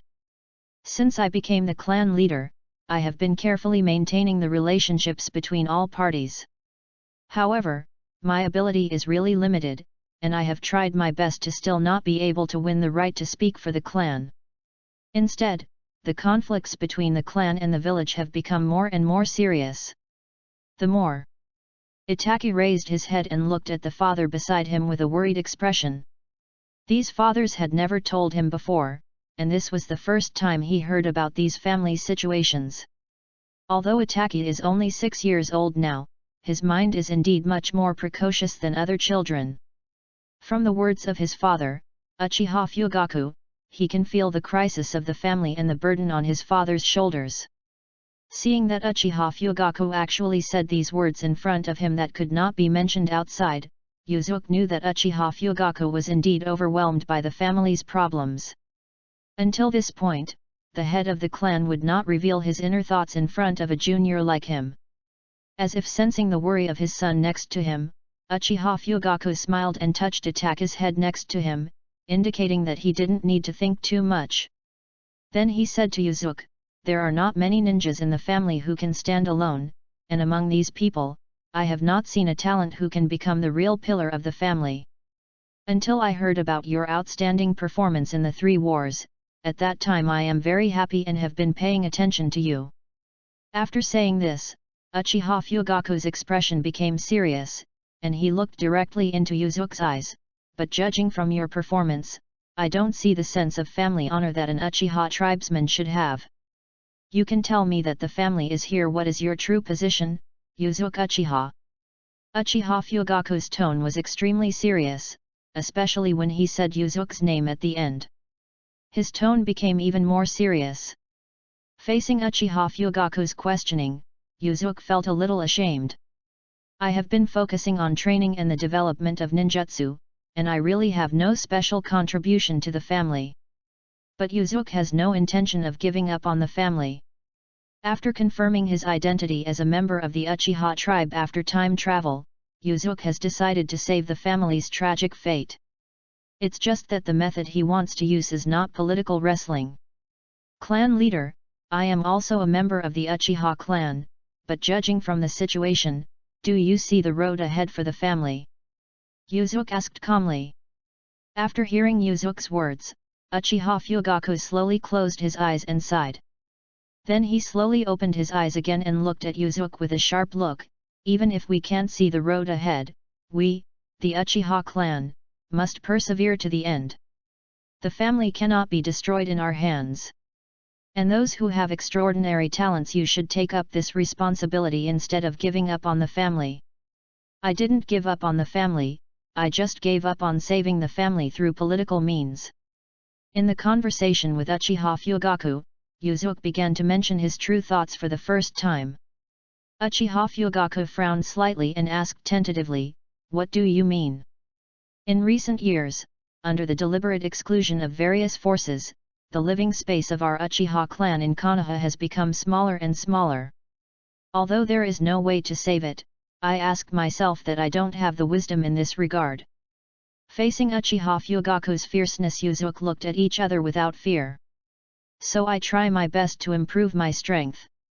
If the family has someone as strong as my ancestor Uchiha Madara with the strong, all those so-called exclusions and conspiracies are worth mentioning, and all the problems that plague the family will be solved." Yuzuki no longer concealed it and spoke out about his pursuit of power, or ambition. Uchiha Fugaku looked at Yuzuki blankly, with an incredible meaning in his eyes. He had never thought that Yuzuki actually had the idea of becoming a strong man like Uchiha Madara. "You must know that since the Six Paths Sage, there are only 2 people who have truly reached this level of strength, the first Hokage Senju Hashirama and Uchiha Madara. This is why I rarely attend family meetings. While you and other senior officials in the village are working hard to scheming, I have been practicing hard." Ignoring Uchiha Fugaku, whose eyes were slightly dull, Yuzuki stated confidently. The reason for his absence from the clan meeting. The living room was silent for a moment, no one spoke. Uchiha Fugaku was thinking about the possibility of Yuzuki's idea, while Yuzuki waited quietly. For Yuzuki, his goal will never change from beginning to end. He was absent from previous clan meetings, and he will still not be present at future clan meetings. Perhaps it takes someone with your caliber and ambition to reach the heights of our ancestor Uchiha Madara. After a long time, Uchiha Fugaku sighed and continued to ask Yuzuki, "In your opinion, the family is now what should I do?" Yuzuki thought for a while and said, "If it were me, facing the pressing pressure of other forces, I might retreat in order to advance. Of course, the so-called retreat in order to advance means that we must also be prepared to retreat to the end. But I think it is a way for the family to put down its power and concentrate on improving the strength of the clan after retreating into seclusion." Uchiha Fugaku shook his head and said, "Why haven't I considered it this way? Unfortunately, most of the clan members will not agree." Yuzuki nodded and said no more. In fact, there is something he has hidden in his heart that he has not said out loud, That is, if the patriarch has enough authority, then he can make a decision with just one word. However, there is no need to state this impossible assumption. I will explain the following clan meetings, and you don't have to attend any more. But for some important meetings, I will personally notify you in advance. You must be present at these meetings. Uchiha Fugaku looked at Yuzuki and said. His eyes were burning and he could not refuse. Yuzuki nodded, I understand, and I would like to thank the clan leader for your understanding. At this point, Uchiha Fugaku had already made a big concession to himself. It would be shameful if he continued to be ignorant of good and evil. Having almost finished talking about family matters, Uchiha Fugaku's expression relaxed and revealed another reason for inviting Yuzuki over. Actually, I'm inviting you here today. I have one more thing I want to discuss with you. Please tell me. Yuzuki said. What do you think of this kid Itaki? Uchiha Fugaku gently patted Itaki's shoulder next to him and asked Yuzuki. Yuzuki was slightly stunned, and he probably understood the reason why Uchiha Fugaku brought Itaki to talk to him today. Uchiha Fugaku most likely wanted to make Itaki his disciple. Because apart from this reason, Yuzuki really couldn't think of any other possibilities for Uchiha Fugaku to ask this question. You don't want to marry yourself, so you want to ask if Izumi and Itaki in your family are compatible? Itaki is 6 years old and will soon enter the ninja school. I have just started teaching him ninjutsu.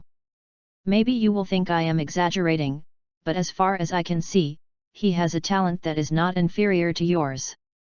I hope you can become him. The teacher will guide him in his future ninjutsu training, Uchiha Fugaku said seriously.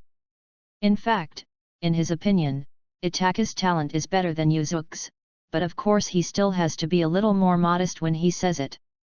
Itaki was very smart, and he also guessed what his father was thinking. At this time, he also hoped to have a suitable teacher to guide him, so he looked at Yuzuki expectantly. Yuzuki smiled, nodded, and said, I also see that Itaki has extraordinary talents, and I am very happy to be his teacher. But I didn't expect that I would accept 2 disciples on the same day. It's really... I don't know how to describe this feeling. Originally, Yuzuki had planned to come into contact with Itaki sooner or later. After all, Itaki was a key figure affecting the fate of the Uchiha clan. Unexpectedly, Uchiha Fugaku now directly approached him as Itaki's teacher, which was really the best thing. Regarding the other disciple mentioned by Yuzuki, Uchiha Fugaku did not ask any more questions, but ordered Itaki to formally perform the apprenticeship ceremony. Itaki stood up from the futon, then knelt down on the floor next to him, and kowtowed respectfully to Yuzuki. Uchiha Itaki, please give me more guidance from the teacher in the future. Yuzuki helped Itaki up and officially accepted Itaki as his second disciple. Looking at Itaki, who looked like a young Shota, Yuzuki couldn't help but think of his little sister Izumi. Izumi is going to a ninja school soon, and if Kabuto and Itaki are included, why don't I just apply to lead a genin class? Yuzuki thought to himself. At this time, Yuzuki didn't know that his sister was Itaki's lover in the true story of Itaki. If he knew, Yuzuki would definitely not arrange it like this. In Yuzuki's opinion, a disciple like Itaki can no longer break up with him. Yuzuki, is your Sharingan really not activated, or have you been hiding your strength? Uchiha Fugaku asked after Itaki finished his apprenticeship. It really didn't open. I also did a lot of research, and the investigation revealed that it requires strong mental stimulation to open the Sharingan, so I gave up. Yuzuki said helplessly. Uchiha Fugaku nodded and said, generally speaking, this is good, but the Sharingan relies on the Yin shield, which is the essence. It is inspired by divine power. Logically speaking, with your current spiritual attainments, even without external stimulation, it should be enough to open the Sharingan. Uchiha Fugaku thought for a while, then suddenly looked at Yuzuki with strange eyes and said, your father is not from the Uchiha clan. Is it because you have not inherited the bloodline of the Uchiha clan? Hearing Uchiha Fugaku's words, Yuzuki didn't look very surprised, To be honest, I doubt it now too. Although the bloodline of the Uchiha clan is very powerful, even if a person from a foreign clan marries a member of the Uchiha clan, the offspring will generally inherit the blood lineage of the Uchiha clan. Unless the opponent also has a strong blood inheritance limit, there will be a certain chance that the offspring will not inherit the Sharingan, but inherit other blood inheritance limits. Of course, there is also a very small chance of inheriting two bloodline boundaries. But Yuzuki's father is just an ordinary person, and there is no reason why he should overwhelm the Uchiha clan in terms of blood, making Yuzuki unable to inherit the Uchiha clan's blood lineage. Chapter 9 The mission begins. As for the Sharingan problem, I will help you check the family information to see if there is any way to solve it. Uchiha Fugaku frowned. Compared to Yuzuki himself, Uchiha Fugaku is more concerned about his Sharingan being unable to open. In Uchiha Fugaku's view, without the Sharingan, Yuzuki's future achievements would be limited. Now Uchiha Fugaku has no idea of jealousy at all. The family is in danger, and what he has to do is to try his best to improve the strength of family members. Then I'm sorry to trouble you. Regarding Itake's guidance, I will start immediately in the next 2 days to lay the foundation for Itake. In 3 days, I will go out on a mission, and this mission should be longer. Yuzuki said. The mission in 3 days? Are you going to follow Danzo to the Rain Ninja village to negotiate? Uchiha Fugaku's originally frowning brow almost turned into a Chuan character. Yuzuki nodded, yes, that's the mission. I am supervising Danzo's negotiation work on behalf of the third generation. Uchiha Fugaku looked serious and said to Yuzuki, then you have to be careful. Danzo is very vicious and has a great prejudice against our Uchiha clan. I think he will probably take the opportunity to get rid of him. You. But why did the third generation send you there? Could it be that he also wanted to take the opportunity to get rid of you and suppress our Uchiha clan? Uchiha Fugaku couldn't help but murmured to himself. His mood improved slightly after just talking to Yuzuki. It sank immediately. Looking at Uchiha Fugaku in front of him, who was working so hard for his family, Yuzuki sighed secretly in his heart, and did not want to disturb him anymore, so he stood up and said goodbye. I have disturbed the clan leader for so long today. If there is nothing else, I will leave first. Uchiha Fugaku came back from his thoughts, nodded and said, okay, you have to prepare well in the past few days. Don't let Danzo plot this mission. Yuzuki responded, explained a few words to Itake, the newly accepted disciple, and left Uchiha Fugaku's mansion. Early the next morning, Yuzuki took Kabuto and Izumi to a training ground inside the Chiba clan's residence. Yuzuki and Uchiha Fugaku applied for this training ground, and it has since been used exclusively as a place for Yuzuki to train his disciples. Of course Kabuto and Izumi are both influenced by Itake. Izumi is not Yuzuki's disciple, but Yuzuki thought about it and realized that Izumi was old enough to practice. Anyway, teaching 2 people is still teaching, and teaching 3 people is still teaching, so he simply took Izumi to train with him. Itake, why are you here so early? Yuzuki smiled when he saw Itake, who was already doing some basic training in the training ground. I'm not used to asking others to wait for me. I usually arrive a little earlier than the agreed time. In fact, it's not too early. Itake said respectfully. Looking at Itake, who was very polite like a little adult, Yuzuki went up and touched his head and said with a smile, you are just too reserved. Itake-kun, it's you. At this time, Izumi shouted in surprise beside Yuzuki. Today, Izumi is wearing a purple short dress, and her long, smooth hair is tied into a ponytail with a red hairband. Who are you? Itake asked doubtfully.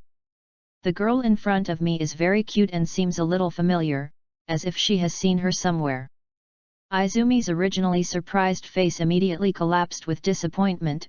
I am Uchiha Izumi, who was at the same time as you. Don't you recognize me? Itake was also very embarrassed and apologized, I'm sorry, I was rude. Seeing such a polite Itaki, Izumi became at a loss.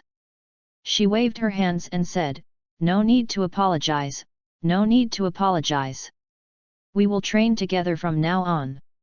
We are all good friends." As she spoke, her face turned slightly red. Seeing the usually dignified and generous Izumi acting a bit shy, Yuzuki raised his eyebrows unconsciously and became worried. Izumi is not acting right. Could it be that she is interested in Itaki? This is not a good thing. Yuzuki had to sigh that this boy Itaki really had the talent. He was handsome, talented, and the son of the leader of the Uchiha clan. He was very attractive to girls in every aspect. But Yuzuki doesn't want anything to happen between his sister and Itaki. After all, he knew that Itaki didn't like women, but his brother. It seems that I have to be careful not to let Izumi be fooled by Itaki's beauty. Yuzuki was secretly wary. Itaki and Kabuto introduced themselves to each other. And after all three children got to know each other, Yuzuki officially began to teach them. For new ninjas, the most important thing is not those surprising things. Dazzling ninjutsu, but the basic skills of ninja.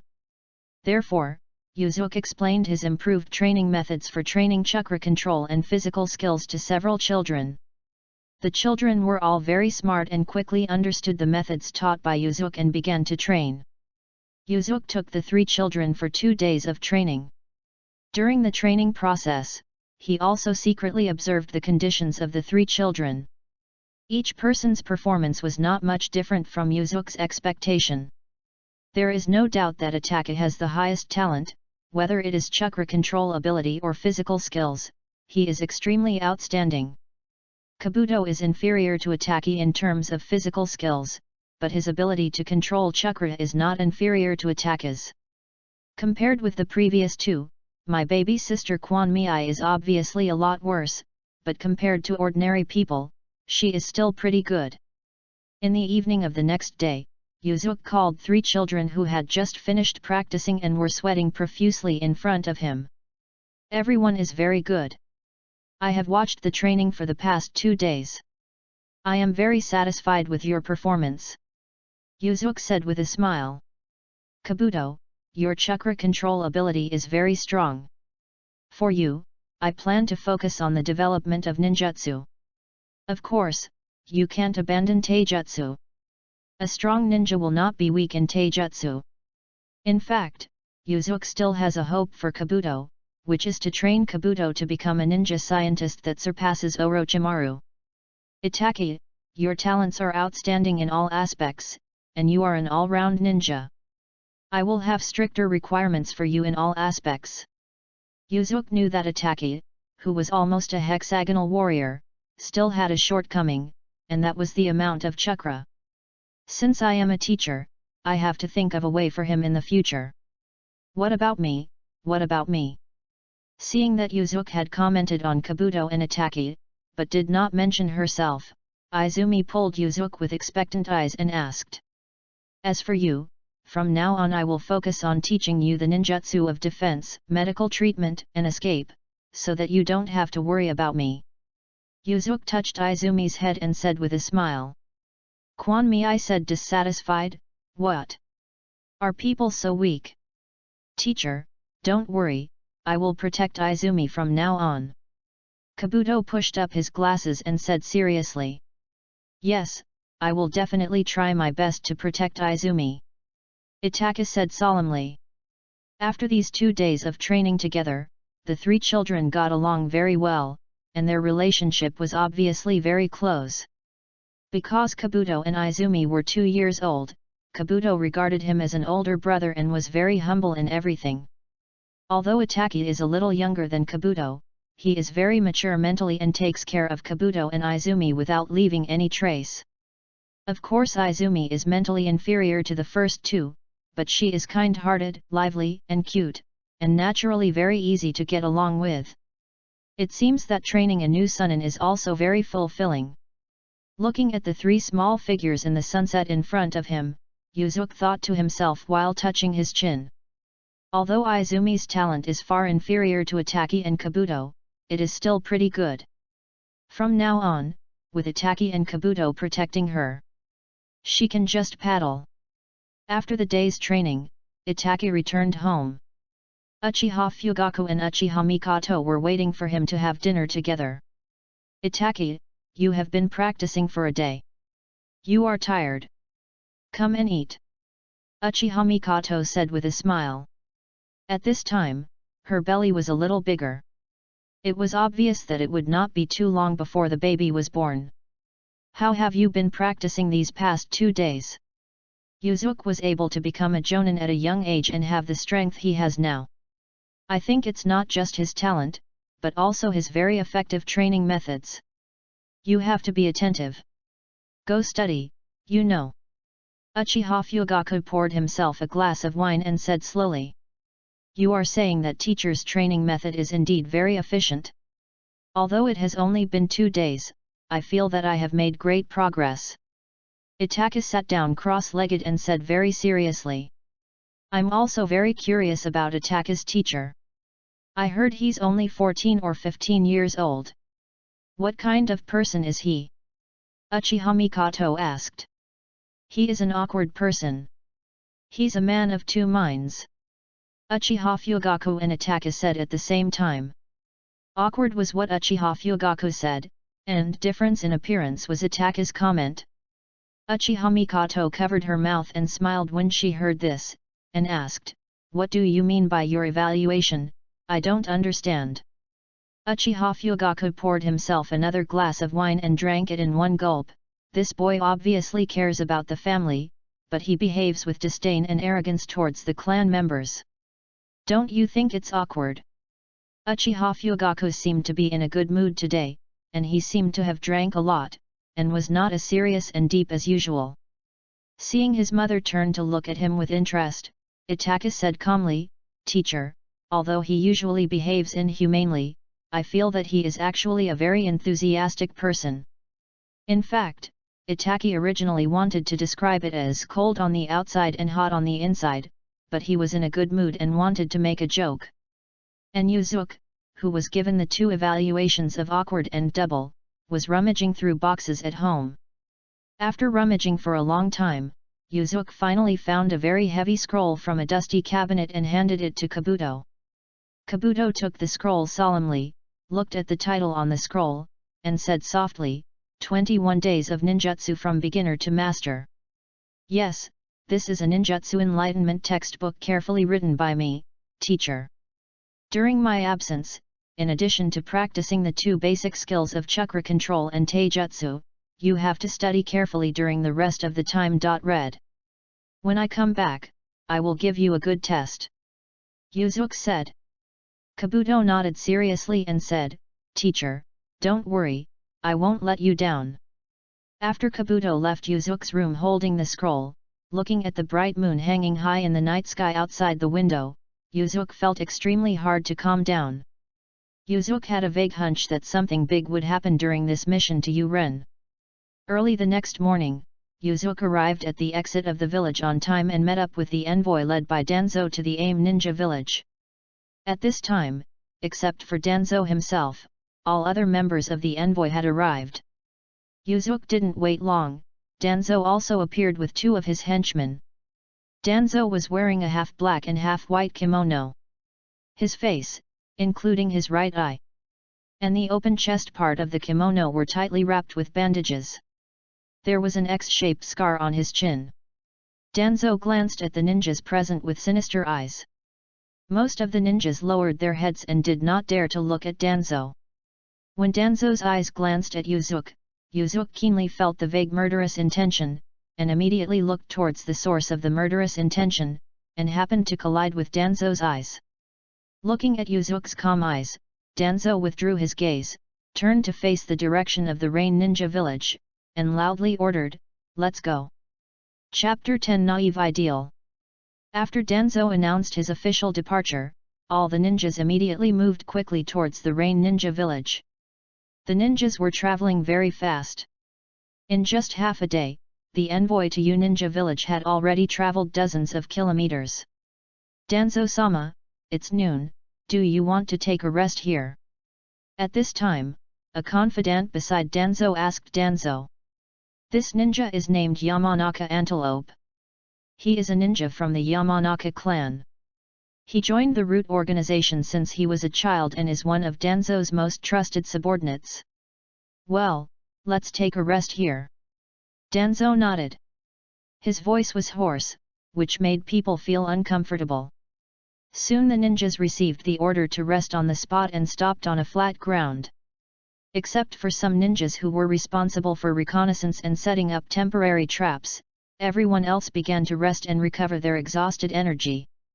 Yuzuki also rested with his back against a tree, adjusting himself and observing the surrounding situation.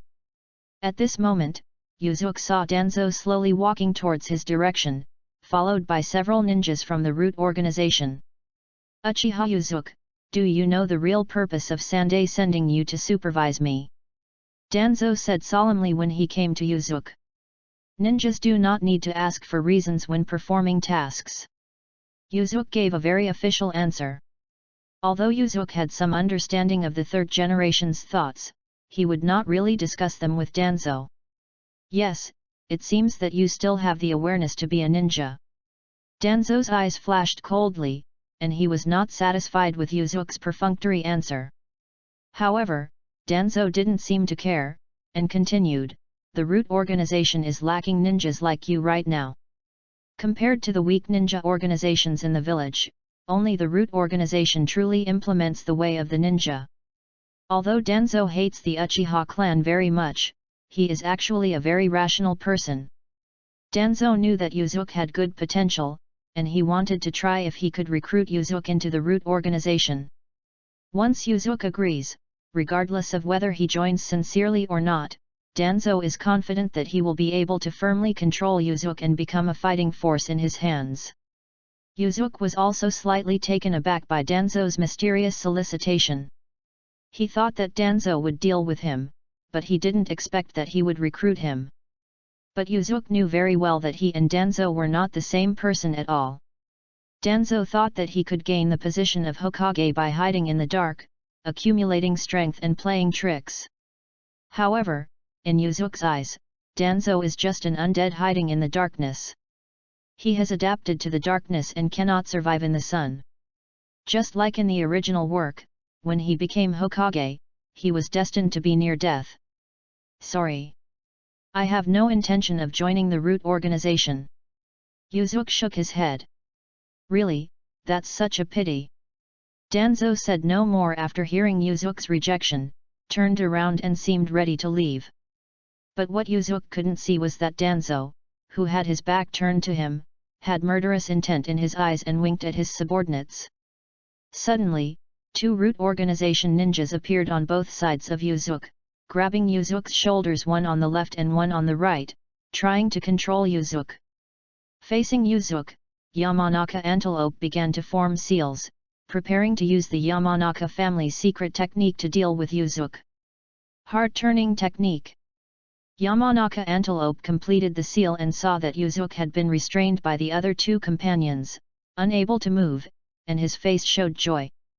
However, Yuzuki's body was shaken, and the two organizational ninjas who grabbed his shoulders felt a huge force coming from their hands, and they lost control of Yuzuki. Yuzuki kicked the ninja on the left away with his left foot.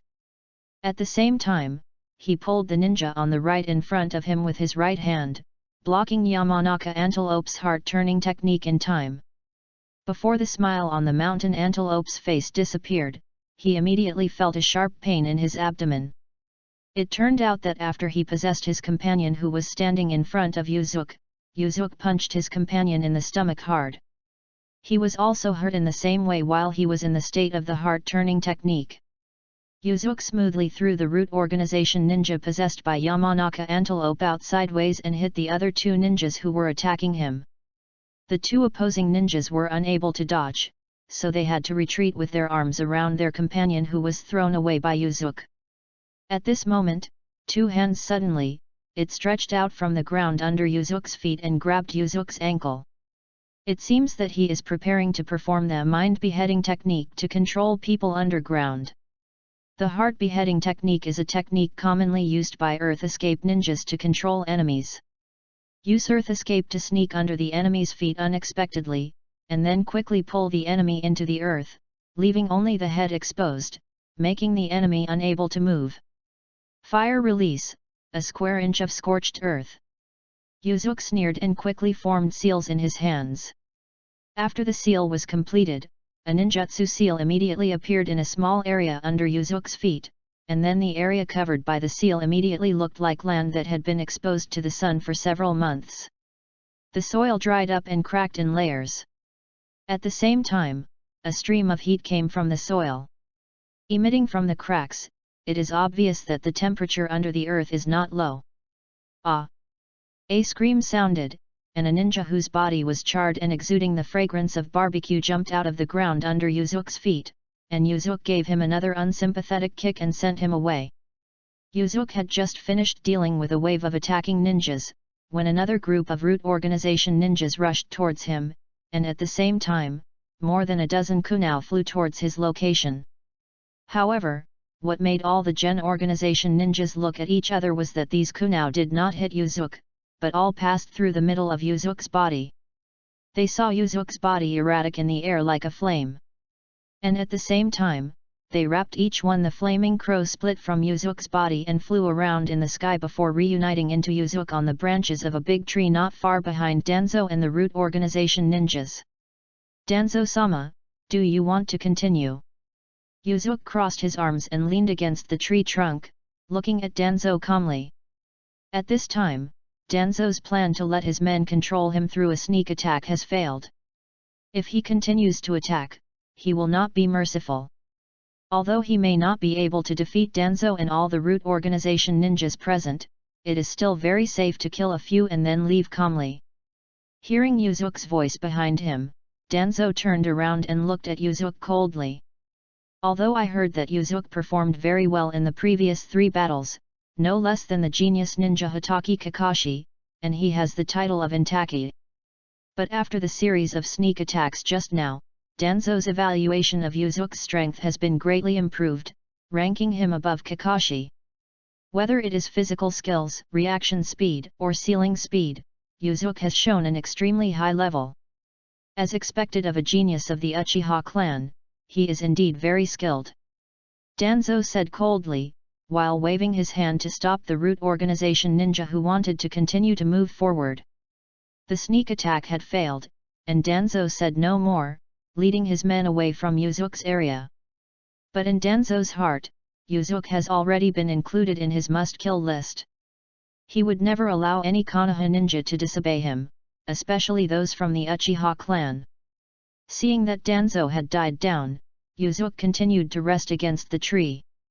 Although Yuzuki acted very calmly and casually at this time, he was actually highly focused mentally, paying attention to every move of Danzo and the root organization ninjas to prevent them from doing evil again.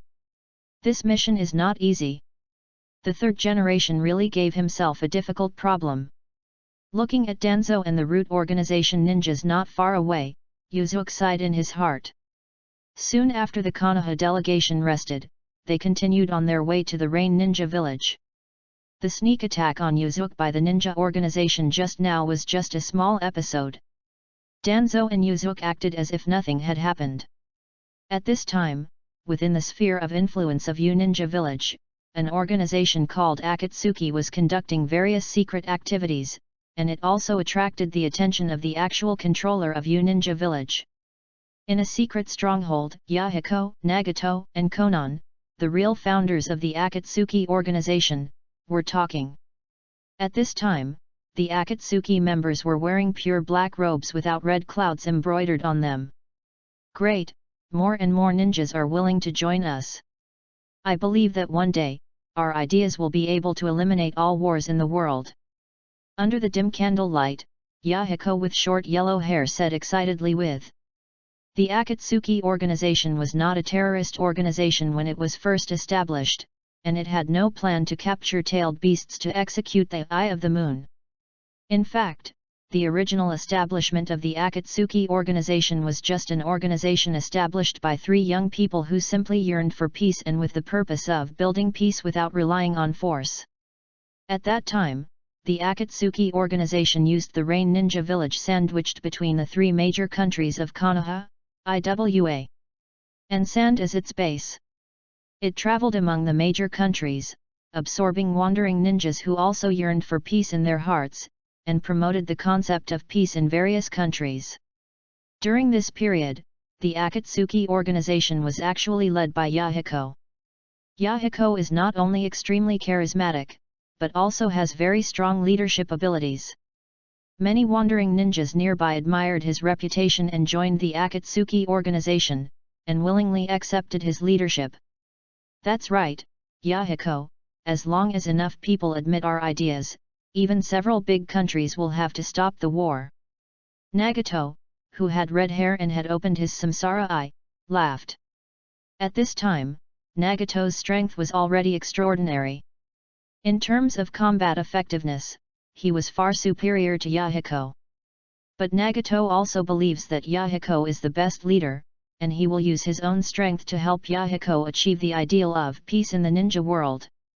I recently received news that the Konoha village envoy will go to the Rain Ninja village to negotiate with Hanzo and discuss the issue of compensation for the defeated country. This time the Konoha village envoy is named Danzo, who is also a high-level Konoha executive, but the specifics I don't know much about him yet, Nagato said. When Yahiko heard this, his face showed joy. You said this is good for me. Will they also have an opportunity? We can convey our ideas to Konoha's envoys, and then to the entire Fire Nation. The Land of Fire is the most powerful country in the ninja world. If our ideas can spread in the Land of Fire, it will not be far away from being recognized by the entire ninja world. Nagato nodded, this is indeed a good opportunity. Some time ago, the leader of the Rain Ninja, Hanzo, sent a message to us, hoping to contact us and use us as the axis to propose peaceful negotiations to the three surrounding countries. Maybe, by taking this opportunity, we can reach a peace contract with Konoha and the Rain Ninja at the same time. It seems that even the demigods of the ninja world cannot ignore our existence. Yahiko said. At this time, his eyes were full of confidence and longing for the future, and he firmly believed that his ideal would move forward greatly. Zionin on the side just sat quietly on the chair, watching the two people with gentle eyes, with a simple and satisfied smile on his face. For her, Yahiko and Nagato are everything. As long as their ideals can be realized, she is willing to do anything to help them. Although the road ahead is bumpy, it doesn't matter as long as the three of them stay together. However, the three people who were still very naive at this time did not know that an event that was about to change their lifelong philosophy and destiny was about to happen. Chapter 11 Conspiracy. It's still raining like the last time I came here. Feeling the drizzle of rain falling on his body, Yuzuki thought to himself. This is not the first time Yuzuki has stepped into the Kingdom of Rain. In previous wars, he had also performed missions in the Kingdom of Rain. Chakra circulates in the body, and a layer of weak fire attribute chakra that cannot be detected by others covers the surface of Yuzuki's body. When fine raindrops fall on this layer of fire attribute chakra, everything is burned away. The reason why it is called burning is because it does not use high temperature to evaporate all the raindrops. Otherwise, in the eyes of others, Yuzuki would be a steam engine with white steam all over his body. The Konoha delegation did not wait long after arriving in the country of rain, and soon Sancho Hanzo came to greet them in person. It was obviously not the first time that Danzo and Hanzo met, and they immediately started talking familiarly. Among the drowned ninjas, Yuzuki, whose hairstyle was still strong, immediately caught Hanzo's attention, and Yuzuki was also carefully observing this ninja, who was known as the demigod in the ninja world. Judging from the appearance, Hanzo has the feeling of being an inferior boss. He is wearing the ordinary uniform of the Rain Ninja village, except for a short black cloak on his shoulders, and a metal gas mask on his face, which connects his mouth, and both cheeks were covered, leaving only the eyes and nose area exposed. She has long withered yellow hair hanging down her back, but her eyes are very ferocious, and she doesn't look like a good person at first glance. The weapon in his hand also looked very cheap. It was a sickle with a chain attached to its tail, and the other end of the chain was a weight. The purpose of Hanzo wearing a gas mask is not to prevent others from using poison. On the contrary, it is to prevent the poisonous gas he breathes from affecting those around him. In the village where Hanzo was born, there was a highly poisonous black pepper fish. After the death of the pepper fish, the poison sac was implanted in the young Hanzo's body, so Hanzo became resistant to the poison. Whenever he breathes, the people around him will inhale the poisonous gas. Therefore, everyone around him is afraid of the young Hanzo. In order not to disturb others, Hanzo was forced to wear a mask and breathe through his mouth instead. Hanzo cannot easily take off his mask, although that would give him an advantage in battle. But if the poison sac in his abdomen ruptures during a battle, even Hanzo can't resist the poison of the Sancho fish. After everyone in Konoha followed Hanzo to the building where they were housed, they stayed to rest temporarily, while Danzo and Hanzo went to an unknown place to have secret talks. Yuzuki was not interested in the secret conversation between the two of them. For Yuzuki, he only needs to attend formal official negotiation occasions, as the third generation's envoy, to witness the negotiation process between Danzo and Hanzo, and provide feedback to the third generation. Of course, if Yuzuki is a direct descendant of the third generation, he may have to try his best to find out whether there is any ulterior pie transaction between Danzo and Hanzo. But now Yuzuki has no idea of working for the third generation, so he just waits and recharges his energy in the library, waiting for the formal negotiations to begin. In Hanzo's secret room, Danzo was sitting on a chair with his eyes closed, and behind him stood two close ninjas from the Root organization. Opposite Danzo sat Hanzo, who looked unhappy. Is this the compensation clause formulated by Konoha? It's really cruel. According to your requirements, our Rain Ninja village may not be able to recover even if it takes another 5 years. Hanzo said coldly, flipping through a document in his hand. This document is the compensation clause proposed by Konoha. It is obvious that Danzo did not take into account the interests of the village and disclosed the contents to Hanzo before formal negotiations. Danzo still closed his eyes and said slowly, I can make a larger concession on the terms, but you have to pay some price in other places. Regarding the concessions, Danzo said, Hanzo didn't take it to heart. Instead, he changed the subject and said, I don't need to make concessions. As long as you do me a favor, I agree to all the terms above. Danzo was shocked, and his closed eyes suddenly opened. He knew that the terms in this document were very harsh.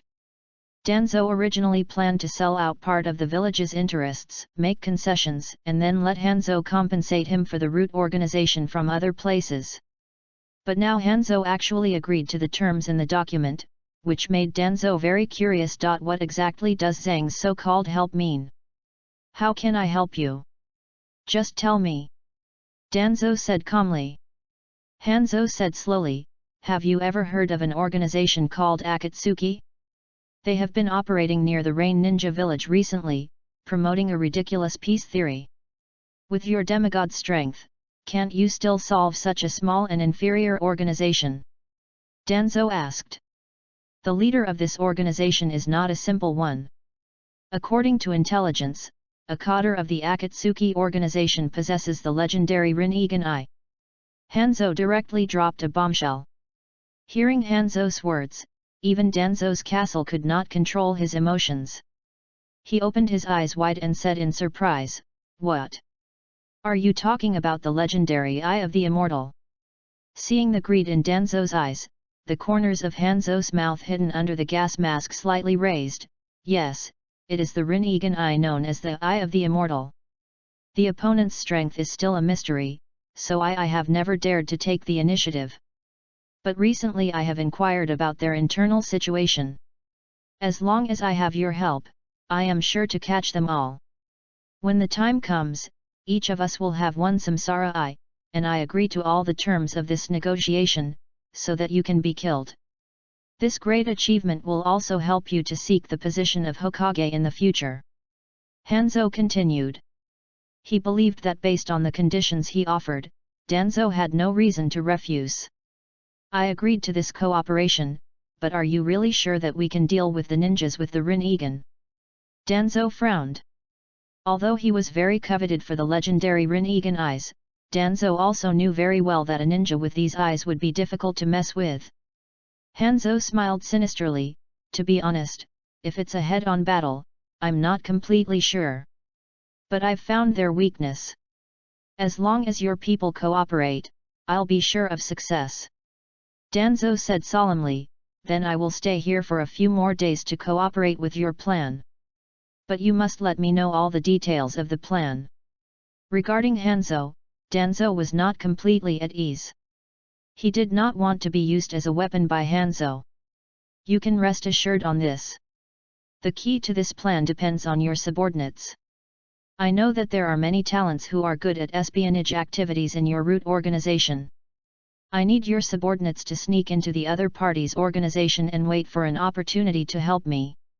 A key figure has been caught. With this person, the ninja with the samsara eye will definitely be at a loss. Hanzo said. Okay, then when you implement the plan, send someone to notify me. Danzo nodded. By the way, there is an interesting ninja in your team today. It seems that even raindrops can't get close to him. He looks pretty good. Hanzo thought of Yuzuki he saw when he greeted Danzo. For Hanzo, the more masters who can participate in his plan, the better. Danzo snorted coldly, that guy is the person sent by the third generation to keep an eye on me. You don't need to count on him for this plan.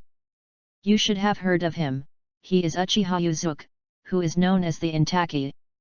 Knowing Yuzuki's identity, Hanzo nodded and said no more. Originally, he thought that Yuzuki was a master in Danzo's root organization, and he could use it this time. However, he didn't expect that Yuzuki was not Danzo's, so there was no need to ask more. Yuzuki knew nothing about Danzo and Hanzo secretly discussing the conspiracy against the Akatsuki organization.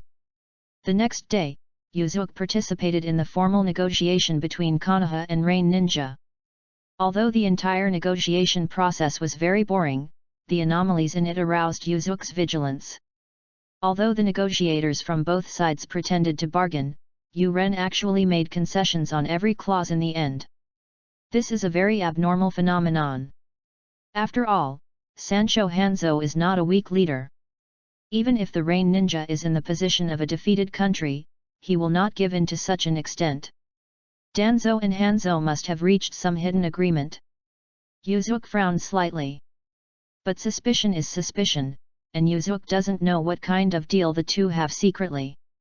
After all the compensation terms were negotiated, Hanzo and Danzo signed the agreement respectively, and the mission of the Konoha envoy to the Amano village for compensation negotiations was almost completed. Returning to the building, Yuzuki asked Danzo, Danzo-sama, the mission has been completed. When will the mission return to Konoha? I will stay here for a few more days. Danzo glanced at Yuzuki and said. Excuse me, what's the reason? Yuzuki asked. Danzo flicked his sleeves and snorted coldly, I am the leader of the mission, there is no need to explain to you. After saying that, he ignored Yuzuki and walked away. The two confidants who followed Danzo closely also glared at Yuzuki fiercely. One of them was the Yamanaka who had accidentally attacked Yuzuki before but was given a lesson. Looking at the backs of Danzo and others leaving, Yuzuki frowned and thought secretly. This is already a critical moment for the election of the fourth Hokage in the village. As Orochimaru's recommender, Danzo has been helping Orochimaru manage various forces in the village. At this point in time, the third Hokage sent Danzo to the Rain Ninja village for negotiations, possibly with the intention of interfering with Danzo and Orochimaru's campaign plans. Under normal circumstances, Danzo should return as soon as possible after the negotiation is over, instead of wasting time and staying in the Rain Ninja village. This can only be said that Danzo's purpose of staying in the Rain Ninja village is more important than supporting Orochimaru in his candidacy for the fourth Hokage. In the next few days, Yuzuki has been secretly following Danzo. However, Danzo is worthy of being the leader of the #1 spy organization in the ninja world. The investigation work was done very well. Yuzuki was never able to get close to him, and he was even almost discovered by the investigating ninjas of the root organization several times. Danzo-sama. Someone seems to have been following us these past few days. I have asked the ninja responsible for the investigation to pay attention, but I have never been able to find him. Yamanaka Antelope said respectfully to Danzo. It's probably not Hanzo. It's probably Uchiha Yuzuki who is spying on me secretly. Sarutobi can really cause trouble for me. Danzo snorted coldly and continued, don't worry about him for now. How is our plan going? Everything has been arranged. We have controlled several members of the Akatsuki organization. Once the plan starts, we will definitely be able to cooperate with Hanzo to catch the target. Yamanaka Antelope said. Very good, Hanzo has also agreed on a meeting time with the leader of the Akatsuki organization. This is a once-in-a-lifetime opportunity. I must get the Rinnegan Eye. Only I am worthy of possessing this legendary Eye of the Immortal. Danzo looked at it. He said calmly. However, the slightly trembling voice revealed his inner excitement at the moment. But if the person who has been secretly following us is really Uchiha Yuzuki, will he go against us and sabotage our plans secretly? Yamanaka Antelope asked with worry on his face. In Yamanaka Antelope's heart, he didn't think Yuzuki was a threat to their plan, but he hated Yuzuki very much for making him embarrassed and losing face in front of his men. It would be great if Danzo could get rid of him with his help. Danzo waved his hand. He alone can't make any waves in the U-Ninja village's sphere of influence. When I get the reincarnation eye, I'll be the first one to do it to him. 3 days later, Yuzuki, who was secretly monitoring Danzo, discovered that members of the root organization suddenly moved out in large numbers. Knowing that Danzo must have made a big move, he immediately followed Danzo's men from a distance. At this time, Danzo did not wear his usual half-black and half-white kimono, but put on a Konoha ninja uniform. Obviously, Danzo himself might take action in this operation. At this time, in a valley in the land of rain, Hanzo Sancho and Yahiko, the leader of the Akatsuki organization, formally met. Next to Yahiko were Nagato and Konan, and behind them were a group of members of the Akatsuki organization. Chapter 12 Unexpected Interception. In a valley in the land of rain, Sancho Hanzo and Akatsuki leader Yahiko were talking face to face, and the atmosphere seemed very harmonious. I have been paying attention to you since your Akatsuki organization started its activities near the Rain Ninja village. I strongly agree with your ideas, so I specially met you here. Hanzo looked pleased. Color, sincere way. While speaking, Hanzo looked at the Yahiko and others in front of him with the eyes of an elder admiring a junior. Hearing Hanzo's words, Yahiko, the leader of the Akatsuki organization, expressed joy. With your support, Hanzo-sama, who is known as the demigod, we are more confident in promoting the concept of peace throughout the ninja world. The entire ninja world has been fighting for years, and countless people have been displaced. If the conflicts between countries can be resolved through peaceful negotiations, there will not be so many tragedies. Hanzo burst out laughing, as if he fully recognized Yahiko's words. But only Hanzo himself knew that what he was really laughing at was the innocence of the people in front of him. But it was your naivety that gave me the opportunity to get my hands on the Rinnegan Eye. Hanzo thought to himself. Looking at Yahiko who continued to talk in front of him, Hanzo behaved very patiently, as if he was seriously thinking about the plans and prospects mentioned by the other party, while silently calculating the time to take action in his heart. Hanzo-sama, what do you think of our idea? As long as we follow this plan, we will be able to bring permanent peace to the ninja world. Yahiko said excitedly, looking at Hanzo who nodded repeatedly in front of him. In his opinion, the success of the plan is only one step away. Excellent! You are indeed a group of ambitious young people. The ninja world will rely on you in the future.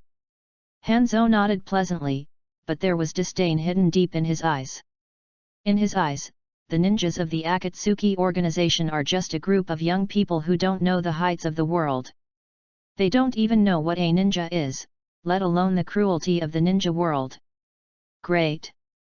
Hearing Hanzo's approval, Yahiko turned to look at Nagato and Konan, and both of them also cast happy looks at Yahiko. That's it now. A hint of coldness flashed in Hanzo's eyes.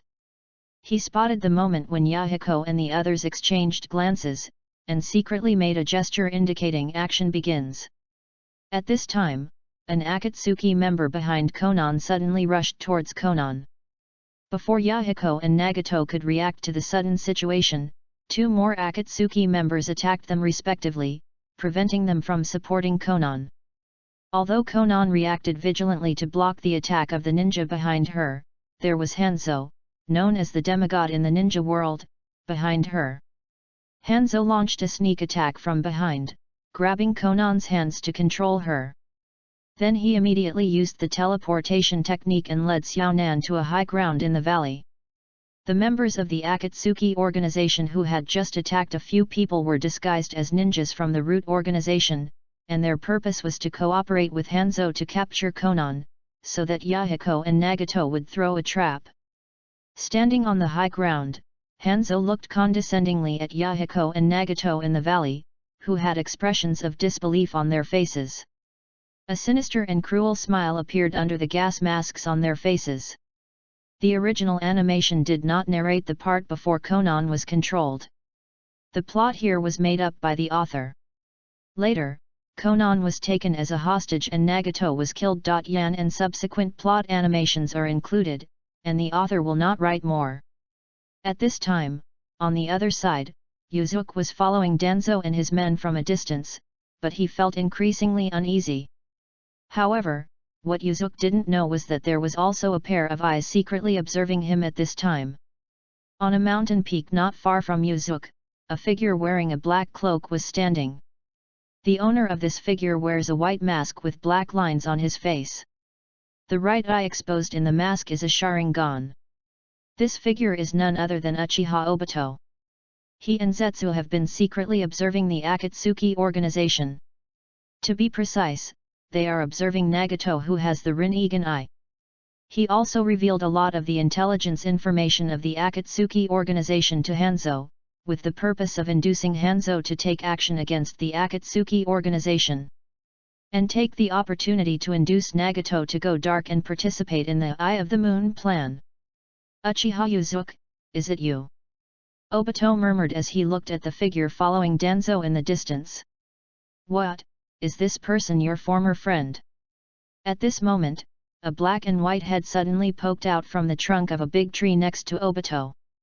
The owner of the head was wrapped by two plants that looked like aloe vera leaves. It was Zetsu, the filial son who had been dormant in the ninja world for thousands of years. I'm not really a friend. It's just that I've always wanted to end things with him, but I didn't expect him to show up on his own. Obito said. Now is the critical moment.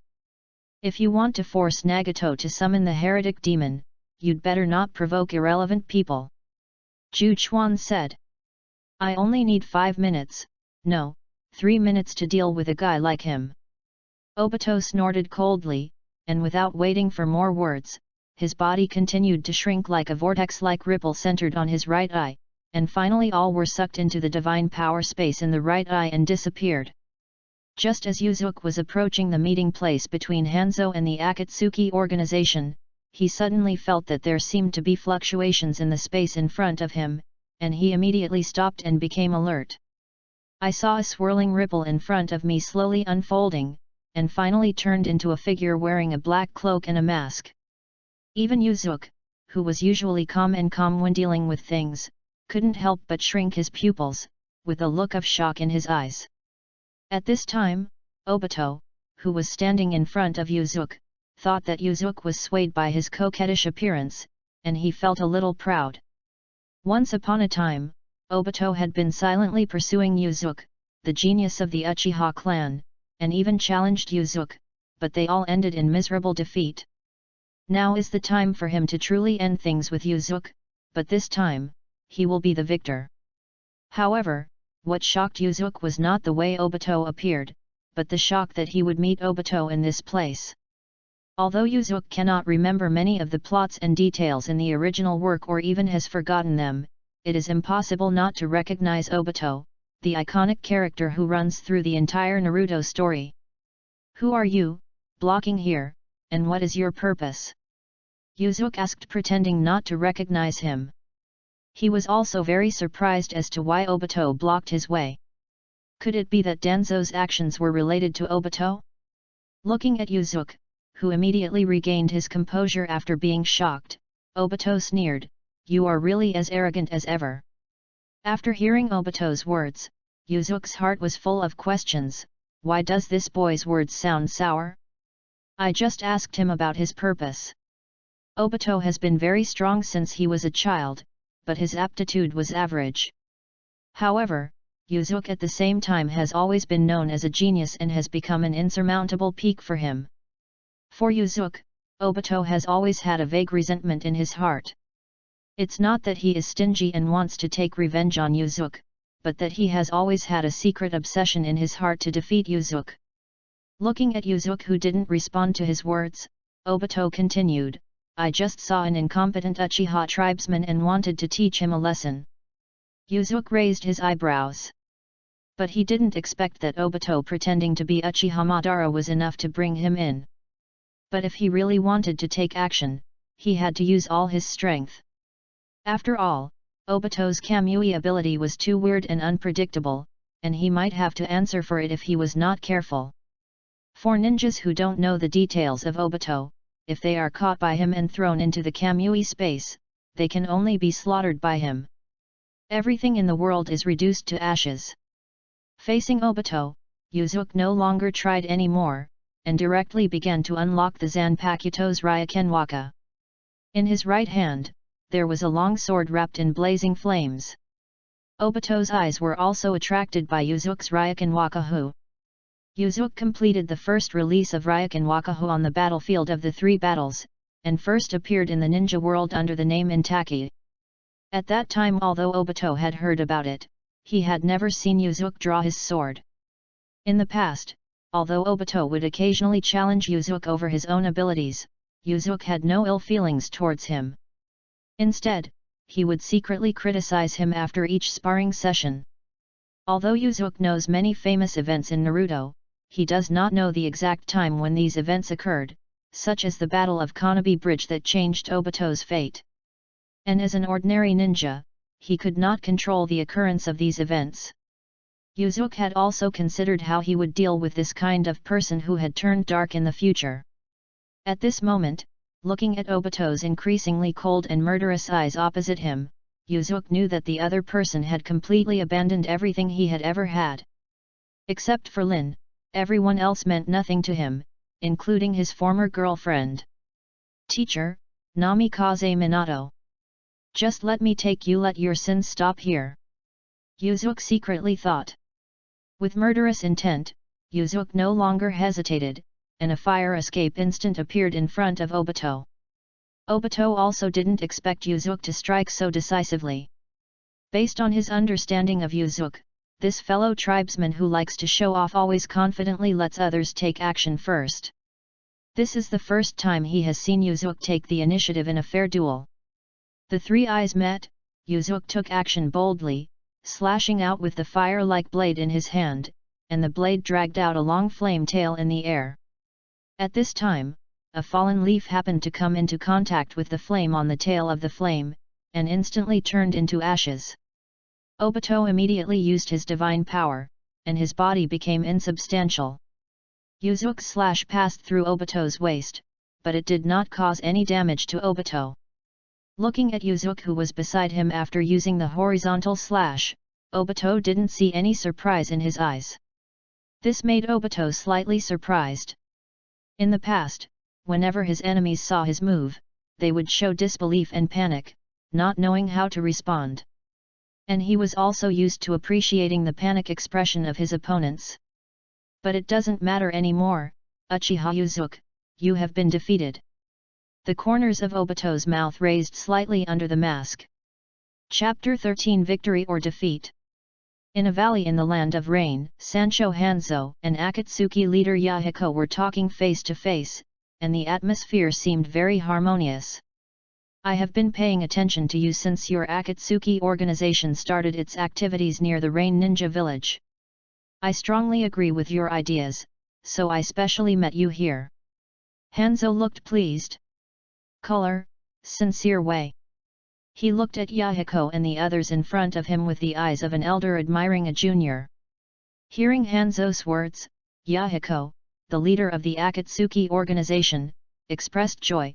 With your support, Hanzo-sama, who is known as the demigod, we are more confident in promoting the concept of peace throughout the ninja world. The entire ninja world has been fighting for years, and countless people have been displaced. If the conflicts between countries can be resolved through peaceful negotiations, there will not be so many tragedies.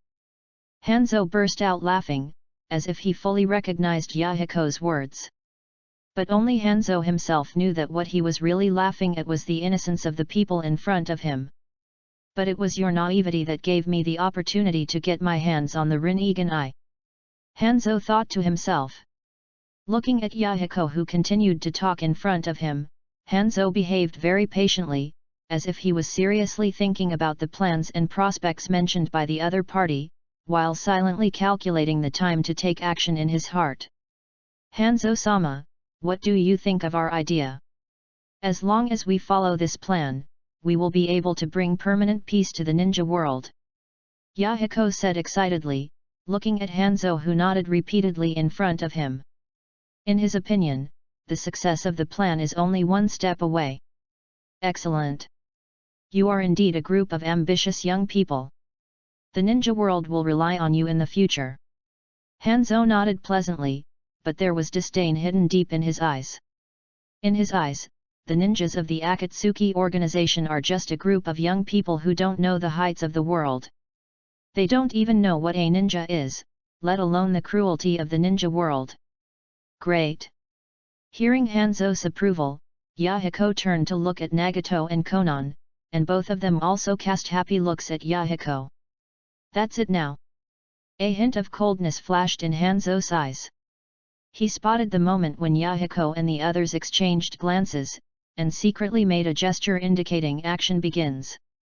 At this time, an Akatsuki member behind Konan suddenly rushed toward Konan. Before Yahiko and Nagato could react to the sudden situation, two more Akatsuki members attacked them respectively, preventing them from supporting Konan. Although Konan reacted vigilantly to block the attack of the ninja behind her, there was Hanzo, known as the demigod in the ninja world, behind her. Hanzo launched a sneak attack from behind, grabbing Konan's hands to control her. Then he immediately used the teleportation technique and led Xiaonan to a high ground in the valley. The members of the Akatsuki organization who had just attacked a few people were disguised as ninjas from the root organization, and their purpose was to cooperate with Hanzo to capture Konan, so that Yahiko and Nagato would throw a trap. Standing on the high ground, Hanzo looked condescendingly at Yahiko and Nagato in the valley, who had expressions of disbelief on their faces. A sinister and cruel smile appeared under the gas masks on their faces. The original animation does not tell about the part before Konan was controlled, and the plot here was made up by the author. Later Konan was used as a hostage to threaten Nagato to kill Yahiko, and the subsequent plot animations are all in the animation. And the author will not write more. At this time, on the other side, Yuzuki was following Danzo and his men from a distance, but he felt increasingly uneasy. However, what Yuzuki didn't know was that there was also a pair of eyes secretly observing him at this time. On a mountain peak not far from Yuzuki, a figure wearing a black cloak was standing. The owner of this figure wears a white mask with black lines on his face. The right eye exposed in the mask is a Sharingan. This figure is none other than Uchiha Obito. He and Zetsu have been secretly observing the Akatsuki organization. To be precise, they are observing Nagato, who has the Rinnegan Eye. He also revealed a lot of the intelligence information of the Akatsuki organization to Hanzo, with the purpose of inducing Hanzo to take action against the Akatsuki organization, and take the opportunity to induce Nagato to go dark and participate in the Eye of the Moon plan. Uchiha Yuzuki, is it you? Obito murmured as he looked at the figure following Danzo in the distance. What, is this person your former friend? At this moment, a black and white head suddenly poked out from the trunk of a big tree next to Obito. The owner of the bag and head is wrapped by two plants that look like aloe leaves. It was Zetsu, the filial son who had been dormant in the ninja world for thousands of years. I'm not really a friend. It's just that I've always wanted to end things with him, but I didn't expect him to show up on his own. Obito said. Now is the critical moment. If you want to force Nagato to summon the heretic demon, you'd better not provoke irrelevant people. Ju Chuan said. I only need 5 minutes, no, 3 minutes to deal with a guy like him. Obito snorted coldly, and without saying anything else, his body continued to shrink like a vortex-like ripple centered on his right eye, and finally all were sucked into the divine power space in the right eye and disappeared. Just as Yuzuki was approaching the meeting place between Hanzo and the Akatsuki organization, he suddenly felt that there seemed to be fluctuations in the space in front of him, and he immediately stopped and became alert. I saw a swirling ripple in front of me slowly unfolding, and finally turned into a figure wearing a black cloak and a mask. Even Yuzuki, who was usually calm when dealing with things, couldn't help but shrink his pupils, with a look of shock in his eyes. At this time, Obito, who was standing in front of Yuzuki, thought that Yuzuki was swayed by his coquettish appearance, and he felt a little proud. Once upon a time, Obito had been silently pursuing Yuzuki, the genius of the Uchiha clan, and even challenged Yuzuki, but they all ended in miserable defeat. Now is the time for him to truly end things with Yuzuki, but this time, he will be the victor. However, what shocked Yuzuki was not the way Obito appeared, but the shock that he would meet Obito in this place. Although Yuzuki cannot remember or even forget many of the plots and details in the original work, it is impossible not to recognize Obito, the iconic character who runs through the entire Naruto story. Who are you, blocking here, and what is your purpose? Yuzuki asked, pretending not to recognize him. He was also very surprised as to why Obito blocked his way. Could it be that Danzo's actions were related to Obito? Looking at Yuzuki, who immediately regained his composure after being shocked, Obito sneered. You are really as arrogant as ever. After hearing Obito's words, Yuzuki's heart was full of questions. Why does this boy's words sound sour? I just asked him about his purpose. Obito has been very strong since he was a child, but his aptitude was average. However, Yuzuki at the same time has always been known as a genius and has become an insurmountable peak for him. Obito has always harbored a vague resentment towards Yuzuki. It's not that he is stingy and wants to take revenge on Yuzuki, but that he has always had a secret obsession in his heart to defeat Yuzuki. Looking at Yuzuki, who didn't respond to his words, Obito continued, I just saw an incompetent Uchiha tribesman and wanted to teach him a lesson. Yuzuki raised his eyebrows, but he didn't expect that Obito pretending to be Uchiha Madara was enough to bring him in. But if he really wanted to take action, he had to use all his strength. After all, Obito's Kamui ability was too weird and unpredictable, and he might have to answer for it if he was not careful. For ninjas who don't know the details of Obito, if they are caught by him and thrown into the Kamui space, they can only be slaughtered by him. Everything in the world is reduced to ashes. Facing Obito, Yuzuki no longer tried anymore, and directly began to unlock the Zanpakuto's Ryokenwaka. In his right hand, there was a long sword wrapped in blazing flames. Obito's eyes were also attracted by Yuzuki's Ryokenwaka. Yuzuki completed the first release of Ryokenwaka on the battlefield of the three battles, and first appeared in the ninja world under the name Intaki.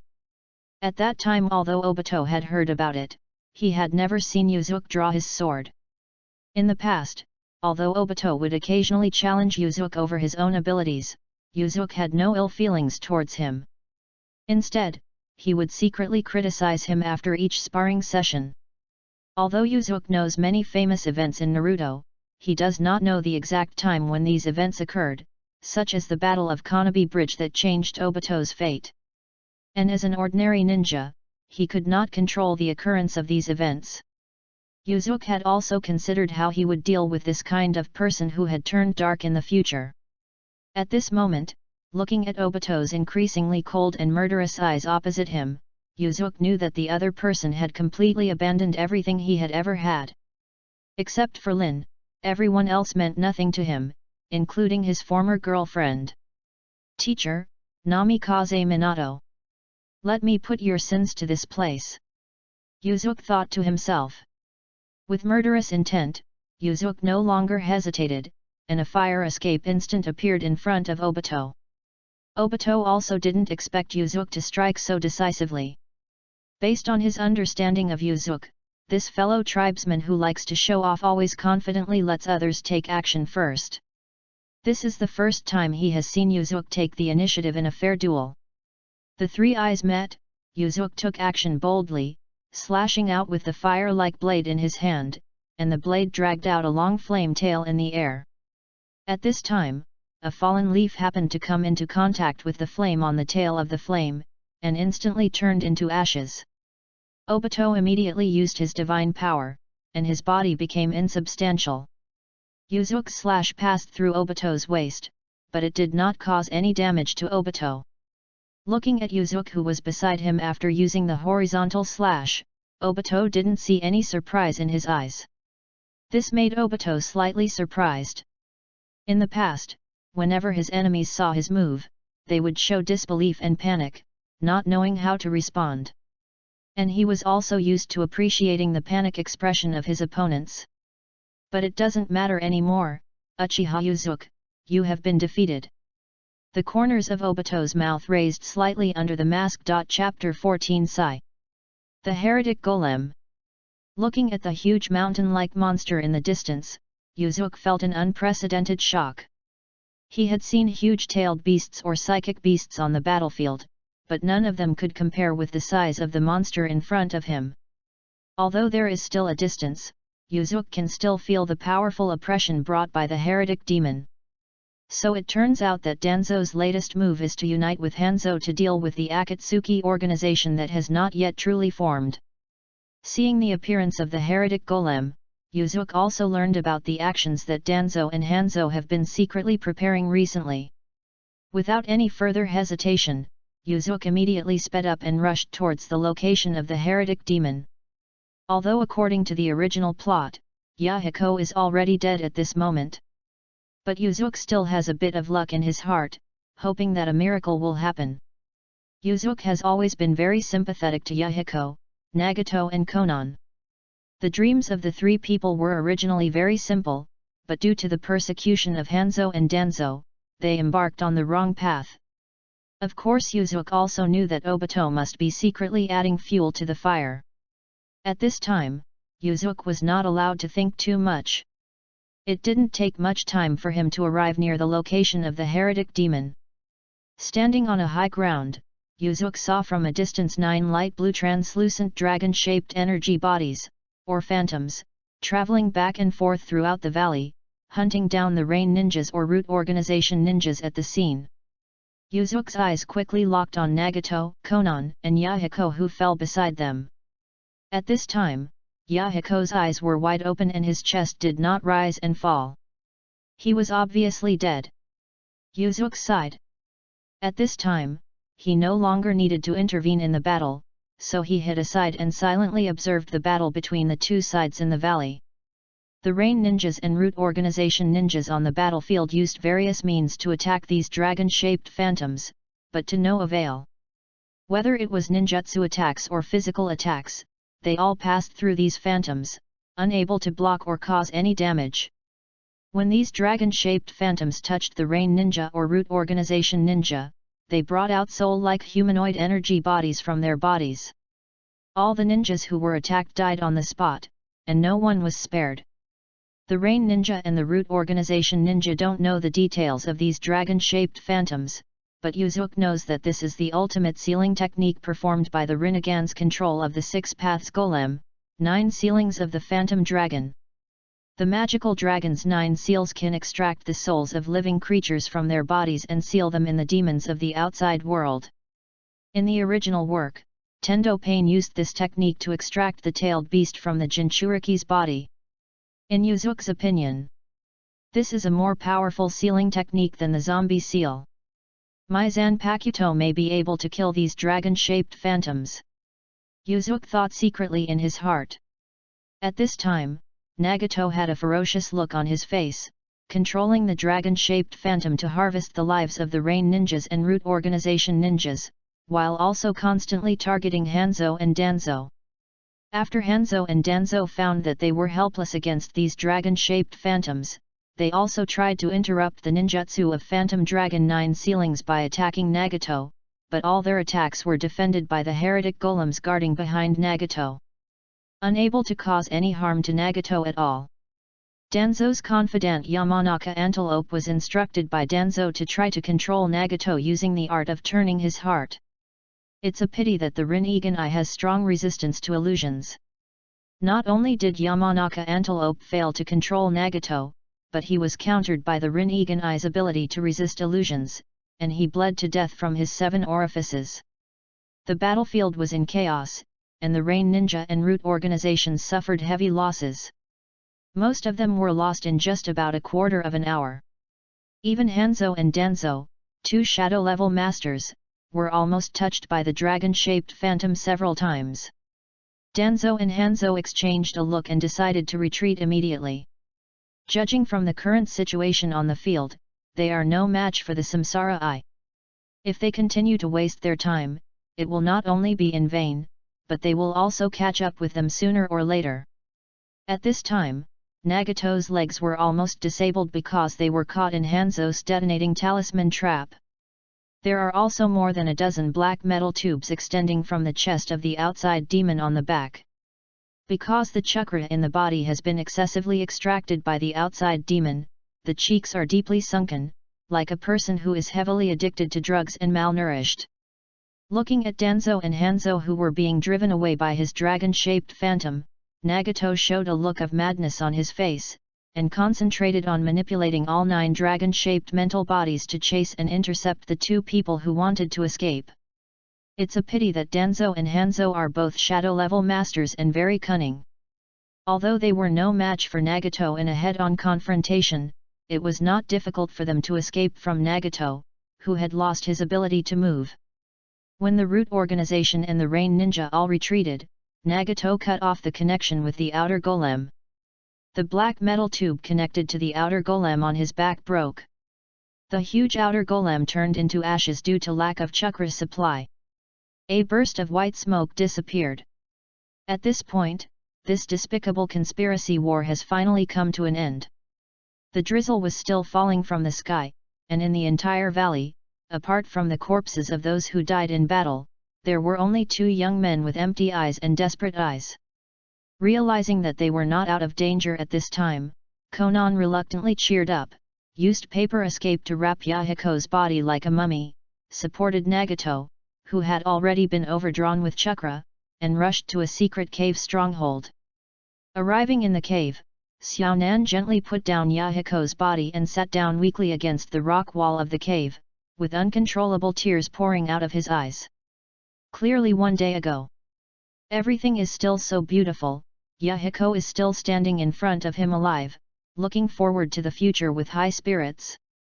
But the reality is so cruel. Now there is only a cold corpse left of Yahiko, and the so-called dreams and future no longer exist. I was wrong, Yahiko was wrong, the whole world was wrong. Nagato punched the ground hard. Blood immediately flowed from his fist, but he didn't care at the moment. There is no peace at all, it doesn't exist at all, it doesn't exist at all, Nagato shouted hysterically at first, and then his voice became lower and lower, as if he was mumbling to himself. At this moment, slight footsteps suddenly sounded in the cave. The footsteps were getting closer and closer to the 2 of them, and it was obvious that someone was slowly approaching them. In the eyes of the 2 of them, coming to them at this time must mean that the person coming is evil. Nagato wanted to stand up, but because his legs were seriously injured and his energy and chakra were severely exhausted, he fell back down. Then he was panting and coughing, obviously losing his fighting ability. Since Xionin didn't consume much in the battle just now, she immediately stood up, stood in front of Nagato, and looked warily in the direction of the cave entrance.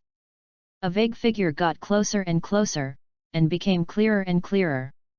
Finally, it slowly walked out of the shadow at the entrance of the cave, and Nagato and Konan also saw clearly the owner of the footsteps.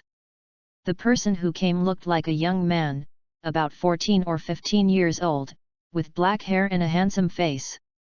He was wearing a Konoha-style ninja uniform, but his right shoulder was obviously injured, and a blood stain stained the clothes red. Yuzuki, who secretly followed the two to the cave, looked calmly at the embarrassed two in front of him.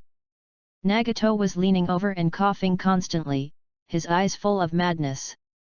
It was obvious that he had completely turned dark because of Yahiko's death. Xionin, on the other hand, looked at him warily, his sad eyes revealing a kind of determination. Yuzuki knew that this was her determination to sacrifice herself to protect Nagato. Is this the legendary Rinnegan I? If it were a fair fight, I should be far from an opponent now, right? Looking at Nagato's light blue eyes with circles of ripples, Yuzuki thought to himself. Seeing Yuzuki's eyes locked on Nagato, Konan immediately became nervous. Half of her life has passed away, and she does not allow the other half of her life to die here. Paper release paper shuriken. Konan quickly formed a seal, and a dozen paper release shurikens covered Yuzuki. At the beginning of Yuzuki's time, he unlocked the Zanpakuto Ryoken Waka, and immediately there was a long sword wrapped in flames in his hand. With a slight wave, a blade of flame flashed through, dragging a long flame tail and burning all the paper shurikens in the air to ashes. Xionin has been fond of origami since she was a child, and has been inventing and practicing paper escape ninjutsu. From this, we can see that Xionin is actually very talented in ninjutsu. Konan, who doesn't like fighting by nature, is just developing paper release out of interest, so he doesn't care about the many weaknesses of paper release ninjutsu. If Konan had mastered other types of ninjutsu, she would actually be able to deal with Yuzuki based on her ability. It's a pity that paper escape has no power to resist in front of Yuzuki, who is good at fire power. Seeing that Yuzuki easily restrained her ninjutsu, Konan looked desperate. She knew that she was no match for the young man in front of her. Yuzuki removed the flames from his Zanpakuto and pointed it at Nagato, who looked lost. Upon seeing this, Konan immediately stood in front of the sword, while Nagato struggled to stand up and tried to pull Konan behind him, but at this time he could no longer exert any strength. Your target must be me with the Samsara Eye. Let her go and I will do whatever you want. Nagato panted. Konan didn't speak, just closed her eyes, stubbornly stood in front of Nagato, and pressed her chest against the tip of the long knife in Yuzuki's hand. Yuzuki didn't say anything, but in fact he was wavering in his heart, whether to kill or release, and he didn't know how to make a decision. If Yahiko is still alive and Nagato has not turned black, he will never embarrass them. But it is obvious that Nagato's mentality has been distorted at this time, and he is likely to be a very threatening enemy in the future. If he is let go, it will leave a serious problem for himself and the village. The three of them remained motionless, and no one spoke. There was silence in the dark cave, and the occasional sound of water droplets dripping from the rock wall could be heard clearly. Time seemed to have stood still. After a long time, Yuzuki broke the silence with a sigh. At this time, he had made a decision in his mind. Now that he had made up his mind, Yuzuki no longer hesitated, a murderous intent flashed in his eyes, a cold light flashed across his Zanpakuto, and a big head flew into the air. Nagato's eyes were splitting when he saw this scene. No. Some readers are decisive in killing, and some readers are chivalrous and soft-hearted. The next chapter will surely disappoint half of the readers. Chapter 15 Uchiha Shisui. Seeing Yuzuki swinging the long knife in his hand, Nagato's eyes were about to burst, and he shouted heartbreakingly, "No!" Hearing Nagato's cry, Konan, who had closed her eyes tightly, couldn't help but open her eyes and look back.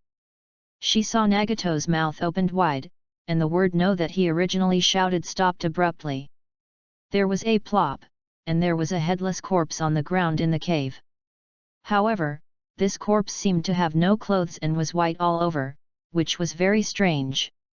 It was Baizetsu who had been arranged by Obito to follow the two of them. Nagato let out a long, trembling breath of relief, and put the heart in his throat back into his chest. Originally he thought Yuzuki's sword was aimed at Konan, but he didn't expect it to be aimed at a ninja hiding in the darkness nearby. Although they felt that White Zetsu's form was very strange, Nagato and Konan still regarded it as a rain ninja or a ninja of Konoha, but it was transformed into this by using some kind of strange ninjutsu. However, Nagato, who has the reincarnation eye, soon discovered that the structure of this white corpse was completely different from that of normal humans. "What is this?" Nagato asked Yuzuki. "It won't take long for you to understand what this is." Yuzuki did not explain what White Zetsu was. He just took back the Zanpakuto in his hand, turned around and walked slowly towards the exit of the cave. Although he killed the White Zetsu, Yuzuki knew that it would not take long for Obito to find Nagato, and then Nagato would naturally know what the White Zetsu was. Seeing Yuzuki put away his weapons and let Nagato and himself go, Konan seemed to lose all strength and knelt on the ground. "Why did you let us go?" Nagato asked loudly at Yuzuki's back. "The other party is a ninja from Konoha. Today it is obvious that the Rain Ninja and Konoha collaborated in a conspiracy against them. Since they are ninjas from Konoha, there is no reason to let him go." After hearing Nagato's question, Yuzuki's footsteps did not stop. "Because you are not wrong, Yahiko is not wrong, and the world is not wrong either." As Yuzuki's back gradually blurred, Yuzuki's words gradually became quieter. "What's wrong is the unpredictable fate of nature." After hearing Yuzuki's words, Nagato's eyes were dull and he could not regain his senses for a long time. And the attentive Konan suddenly discovered that there was an extra scroll on the ground where Yuzuki just stood. "What is this?" Zionin picked up the scroll and looked at it. After leaving the cave where Nagato and Konan were hiding, Yuzuki sighed, "I still can't do it." Regarding his decision, Yuzuki knew that he might regret it in the future, but at least at this moment, he had a clear conscience. After treating the wound on his right shoulder, Yuzuki took out a spare Konoha ninja uniform from the storage scroll and put it on to cover up his injury, and immediately rushed back to the building where the Konoha mission in the Rain Ninja village was located. At this time, Danzo had already put on the half-black and half-white home kimono again, and was sitting in the hall with a gloomy expression. Danzo was very angry about this operation. Not only did he not get the coveted Rinnegan, but he also almost lost all the people he brought. Even if the task of negotiating compensation for the Rain Ninja is completed perfectly, the loss of so many people can be said to be more sin than merit, and Sarutobi will definitely be reprimanded after he returns. Thinking of Sarutobi's old face, Danzo's anger that had just been calmed down surged up. "Damn Hanzo, it's true that the hostage he got was taken back by the opponent." Danzo was furious here, while other Konoha ninjas stood aside tremblingly. No one dared to speak out at this time. The mission seems to have lost a lot of people. Is there any special operation? This time when I came to Amino village, the third generation didn't tell me that I had any other missions. I wonder if Danzo-sama has any explanation. At this time, a voice came from there was a sound at the door of the building hall. It was Yuzuki who had just returned to the building. At this time, Yuzuki also had a gloomy face. He had not had much contact with Danzo before, and most of his impressions only stayed in the animation or comics before time travel. Although he disliked this person in his heart, he did not have it. So many special emotions. But at this time Yuzuki was already in the world of Naruto, and Danzo's despicable actions actually happened in front of him, which made Yuzuki very angry. Faced with Yuzuki's question, Danzo did not answer, but asked coldly, "Where have you been? Why are you not in the library?" "Where am I?" Yuzuki sneered and continued, "I saw that Danzo-sama and the root organization people were all gone, so I went outside to find where you were." "Ghost! Why are you talking to Danzo-sama?" At this time, a root organization ninja standing behind Danzo said angrily. Yuzuki's eyes were like daggers, and he glanced coldly at the root organization ninja. The other party only felt a strong murderous aura enveloped him, as if he would be killed immediately if he said one more word. A drop of cold sweat slowly flowed down from his forehead. The root organization ninja swallowed and wanted to speak but found that he could not make a sound. "About this matter, I will explain it to Sarutobi when I get back." Danzo snorted coldly and stood up and walked out of the hall. When passing by Yuzuki, Danzo stopped, glanced at Yuzuki with a murderous look, and then left the hall. On the other side, in a hidden grove, Obito and Zetsu, who had escaped, were discussing Yuzuki's situation. At this time, Obito had already put on a new mask. "Who is the identity of the Konoha ninja you are fighting against today? He is very strong. Don't you plan to attack Konoha and steal the Kyuubi in the near future? With such a person here, it will be very difficult for you to act." Zetsu, the white half of the body, spoke. "His name is Uchiha Yuzuki. He has always been my opponent, so it is naturally not easy to deal with him. But it is not difficult to restrain him. I have a plan for a long time, and he cannot hinder me," Obito said slowly. "A member of your race? He didn't seem to use his Sharingan when fighting you," Black Zetsu said. Compared with Baiju's strange voice when speaking, Black Ju's voice is very deep. Obito snorted coldly, "At least when I left Konoha, he had not opened his Sharingan. But no matter what he did, I plan to master Yin-Yang escape as soon as possible." This failure sounded a wake-up call for Obito, making him feel that relying solely on the existing Kamui ability may not be able to smoothly carry out subsequent plans, and he must improve his strength as soon as possible. A few days later, the Konoha delegation that went to the Rain Ninja village for negotiations returned to the village, but the number of people who came back was less than half of what they left. Yuzuki stood outside the third Hokage's office door, waiting quietly.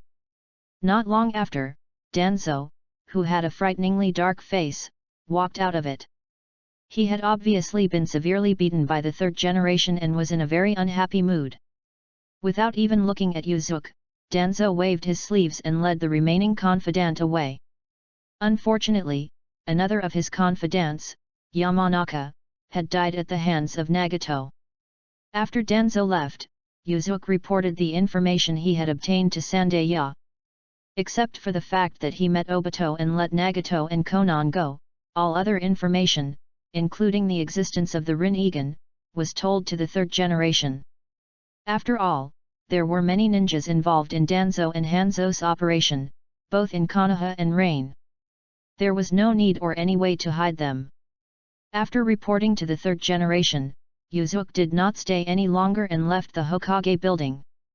At this time, at the Uchiha tribe's training ground dedicated to Yuzuki's disciples, 3 small figures were practicing hard. Kabuto is practicing Earth Release Ninjutsu. After these days of practice, he is extremely talented in chakra control and has been able to use a lot of basic ninjutsu. Yuzuki helped Kabuto check Kabuto's chakra attributes. There are 3 types of chakra attributes: earth, water, and wind. Therefore, most of the ninjutsu practiced by Kabuto are also from these 3 types of ninjutsu. Izumi was practicing using the most basic ninja tool, Kunao. During the practice, she did not forget to hold Itaka to guide her. "Itaka, look, you almost hit the red heart this time," Izumi said to Itaka beside her with excitement. Itaka smiled and nodded, "Yes, you have made great progress. It's all what you taught me, Itaka," Izumi said happily. Kabuto, who was practicing the earth escape technique on the side, happened to get next to the 2 of them. He showed his head on the ground and said with a black face, I want to teach you, but if you don't want to, you have to find Itaki. Hearing Kabuto's voice, Izumi looked down and saw that only one of Kabuto's heads was there. She was startled at first, and then explained with a red face, Itaka does have better ninja tools, and others don't have them. Other meanings? Kabuto shook his head, while Itaka pretended not to hear the conversation between the two. Suddenly, Itaka seemed to suddenly think of something, and casually threw 3 kunao in the direction of the target. Seeing Itaka's movements, both Izumi and Kabuto were confused. It seems that Itaka threw the kunao casually and didn't aim at the target. However, Itaka's next move completely shocked Izumi and Kabuto. Itaka threw 3 kunao again. These 3 kunao came first and hit the 3 kunao in front, changing the situation. After checking the direction of the 3 kunao, the final 6 kunao actually hit the red hearts of the 6 targets respectively. Kabuto opened his mouth with a look of disbelief, and the glasses on the bridge of his nose fell off. Fortunately, he was using the earth escape technique at this time, with only one head exposed on the ground. The distance between the glasses and the ground was very short, and there was no damage to the glasses. Otherwise, he would have been distressed. Izumi also had a dull look on her face, but she quickly reacted and looked at Itaka with admiration, her big eyes almost filled with love. I have to say that girls in the world of Naruto are very precocious. Sakura began to covet Sasuke at this age, and Hinata also began to covet Naruto at this age. Itaki, when did you practice this skill? Kabuto asked blankly. Itaka said casually, I just had a sudden idea when I saw Izumi throwing shurikens. From this moment on, Itaki officially activated his strange attribute, micromanipulation obsessive-compulsive disorder. Hearing Itaka's words, Kabuto felt greatly shocked. Itaka's casual move made him feel defeated. Pa, pa, pa. At this moment, there was a burst of applause, and the 3 of them followed the sound, only to find that at some point, a boy who was older than them was standing on a wooden stake in the training ground. This young man has short black hair. Although his appearance is not particularly handsome, he gives people a very comfortable feeling. He has a friendly and sunny smile on his face. The boy was carrying a short sword on his back and was wearing a Konoha-style ninja uniform. He was obviously at least a Chunin. Shisui-senpai. Itaki and Izumi said in unison. Chapter 16 You have mental problems. Seeing someone coming, Kabuto immediately jumped out of the ground, stood next to Izumi, and looked at the young ninja who was not much older than him. Shisui, this name sounds so familiar. I seem to have heard it somewhere before. Kabuto murmured. Shisui-senpai is a genius ninja of our Uchiha clan. He was just promoted to Jounin some time ago.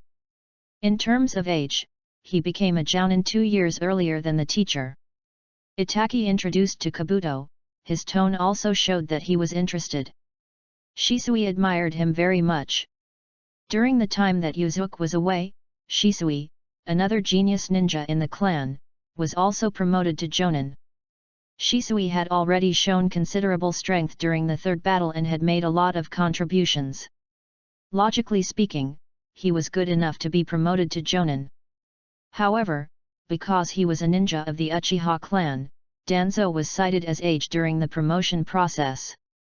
Too young, mentally immature is the reason for obstruction. Now that Danzo was sent out of the village to perform a mission, the 3rd generation took this opportunity to complete Shisui's promotion. Because Shisui is a descendant of Uchiha Kage, and the Uchiha Kage family members have always supported the Firewall Ninja, so the 3rd generation still trusts them, and Shisui does work for the 3rd generation wholeheartedly. With the teleportation technique, Zisui stood directly in front of the 3 children. After touching Itaki and Izumi's heads, Shisui smiled and said, You don't need to call me senpai, just call me Shisui. After saying that, Shisui looked at Itaki with admiration. Itaki, the way you used Kunao just now was very good, but I have an even more powerful way to use ninja tools. Shisui Senior Shisui, can you teach me? Itaki originally wanted to continue calling him Shisui-senpai, but when he saw the look in Shisui's eyes indicating that he didn't have to be restrained, Itaki changed his mind. Of course, I just told you because I thought you had the talent in this area. Zisui said with a smile. If you want to learn, come to me tonight. I don't know why, but Shisui felt very close to Itaki when he saw him. In the past, Shisui had occasionally encountered Itaki in the clan, but had never had the opportunity to interact with him. Today's mission was over. I saw a few children practicing in the family's training ground, so I wanted to come over and take a look. Thank you. Itaki nodded. Brother Zisui, can I learn? Izumi looked at Shisui expectantly. You girl can't learn such a delicate ninjutsu to control ninja tools. You'd better learn escape ninjutsu from your brother. At this time, a voice came from afar. However, the next moment, the owner of the voice was already standing in front of several people. It was Yuzuki who had just returned from the mission in the Rain Ninja Village. Shisui was slightly surprised at Yuzuki's teleportation technique, which was almost as good as his own, but his expression did not show it. However, Shisui is still more confident than Yuzuki in the application of the teleportation technique. Brother! Teacher! Seeing Yuzuki suddenly appear, Izumi, Kabuto and Itaki all shouted in surprise. Yuzuki touched Izumi's head. Izumi, who looked surprised just now, immediately stopped smiling and said dissatisfied, Why can't I learn the fine ninjutsu of controlling ninja tools? Humph, I'll ignore you. Although she said to ignore Yuzuki, the joy in her eyes still betrayed Izumi. Obviously, she was still very happy that her brother had returned from his mission. Hello, Yuzuki-senpai. At this time, Shisui on the side said politely to Yuzuki. It's Shisui. I heard that you have also been promoted to Jonin. Congratulations. Yuzuki said. I will need more guidance from Yuzuki-senpai in the future, Shisui said. Don't be humble, there are not many people who can teach Shunshen Shisui. Yuzuki said with a smile. After being polite to Shisui, Yuzuki said to the three children, I can see that you have been practicing hard. I will give you a holiday this afternoon and go play. Really? That's great. Izumi said happily, and then said to Yuzuki, Brother, let's go too. Yuzuki was about to nod in agreement, but Shisui suddenly said in an apologetic tone, I'm very sorry for disturbing everyone's interest. I have something I want to talk to Yuzuki-senpai about alone, and I need to take up some of Yuzuki-senpai's time. Yuzuki glanced at Shisui in slight surprise, then smiled and said to Izumi, Then you go and play, I will accompany you next time. Although Izumi was slightly disappointed, she still nodded obediently and then extended an invitation to Itaki, Let's go buy 3-color meatballs. I know there is a very good one. Itaki accepted the invitation reservedly. After all, his favorite food is 3-color meatballs. Kabuto had a bitter look on his face. He was a salty person, but his younger brothers and sisters all liked sweets. In Kabuto's heart, he already regarded Itaki and Izumi, who were 2 years younger than him, as his younger brother and younger sister. Looking at Kabuto's wrinkled face due to struggle, Izumi chuckled and said, Don't worry, I chose this one specially this time. There is a snack shop selling your favorite salt-roasted horse mackerel next to it. Looking at the backs of the 3 small figures chatting and laughing, Yuzuki smiled happily, and then glanced at Shisui beside him, only to see Shisui looking obsessively at Itaki in the distance. It's too scary. I really don't understand the world of brother control. Yuzuki sighed inwardly. Ahem. Yuzuki coughed twice and reminded Shisui beside him. Zisui was stunned for a moment before reacting, and said sheepishly, Sorry, I just looked at Itaki and got distracted. This time it was Yuzuki's turn to be stunned. He had always thought that Shisui was reserved, but he didn't expect to express it so straightforwardly. I don't know why, but I always feel very connected with Itaki, as if he is my biological brother. Shisui continued. Yuzuki nodded expressionlessly. I understand, you already feel the connection with Itaki. Let you go, as long as you are happy. Yes, it's a bond. As expected of Yuzuki-senpai. You can see what I want to say at a glance. Shisui smiled, and then continued, Itaki's talent is very high, far surpassing mine.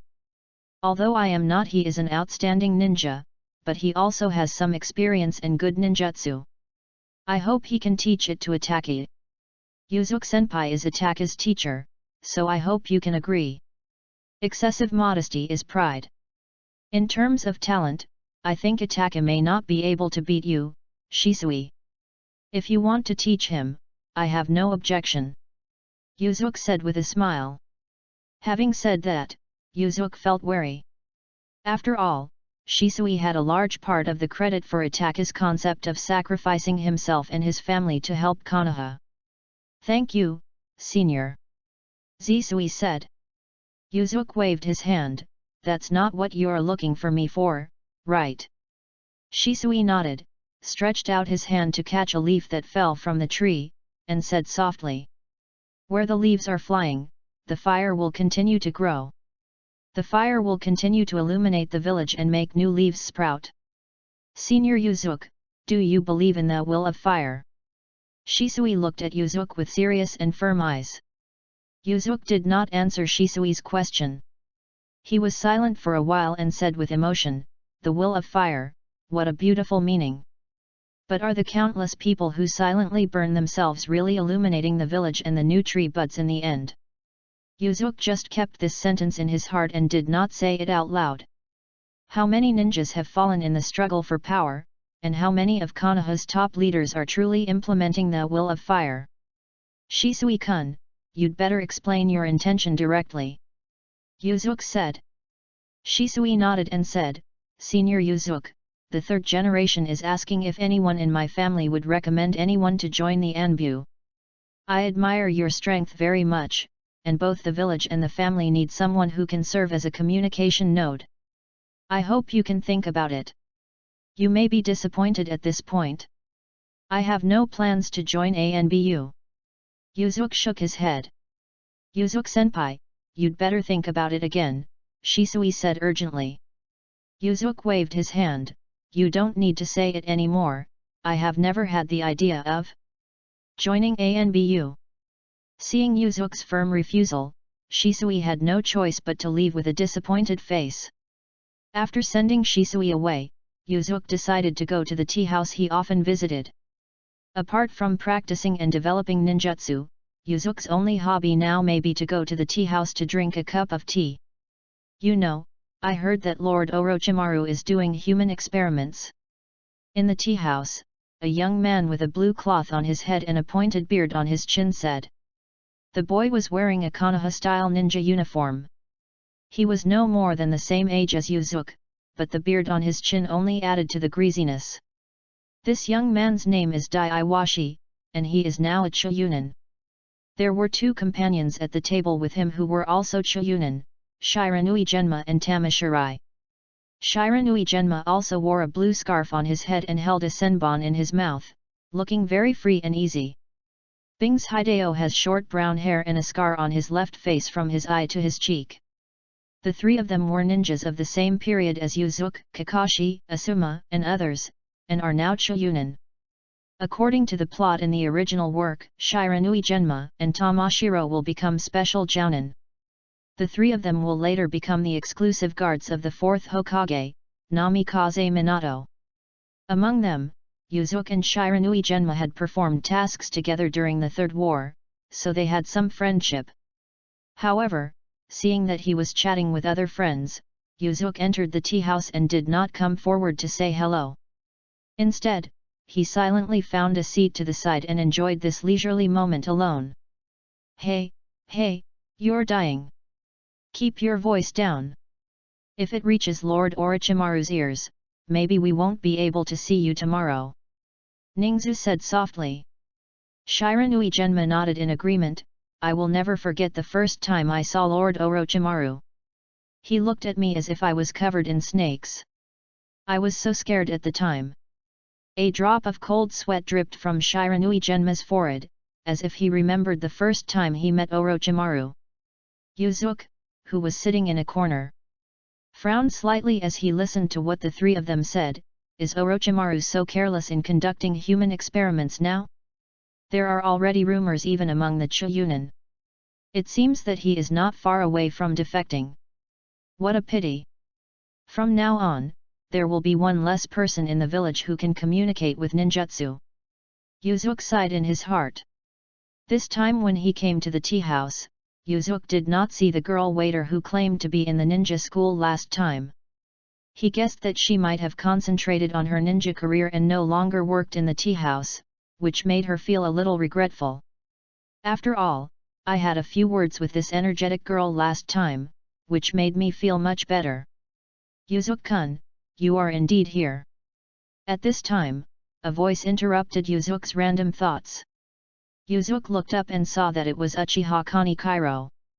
What a coincidence, every time I see you I'm in this tea house. Yuzuki said with a smile. Koichiro sat down opposite Yuzuki, shook his head and smiled. What a coincidence, I came here specifically to find you. When the patriarch heard that the delegation that went to Uninja village for negotiations had returned to the village, he immediately asked me to find you. I said I have something important to discuss with you. Konoichiro has always been Uchiha Fugaku's confidant. Ever since he learned from Fugaku that Yuzuki is not someone who does not value the family, and that Fugaku has reached a certain consensus with Yuzuki, Konoichiro is very happy. He himself is a moderate in the family, so he was naturally very pleased to see that Yuzuki, a genius in the family, did not have conflicts with the clan leader, but instead had further cooperation. Hearing what Koichiro said, Yuzuki felt happy and thought to himself, could it be that Uchiha Fugaku has found the reason why he has been unable to open the Sharingan? Since the clan leader is looking for me, then without further delay, I will go to the clan leader's place now. Yuzuki nodded. Then he went to Uchiha Fugaku's mansion with Koichiro. When Uchiha Fugaku saw Yuzuki, he took him to a secret room, obviously to have a secret conversation. After sizing up Yuzuki, Fugaku said, I'm relieved to see that you're fine. Although you are very strong, I'm still worried that Danzo will take action against you. He did take action, but he just couldn't do anything to me. Yuzuki didn't hide it either. Shan briefly talked about the process of Danzo ordering his men to sneak attack on him.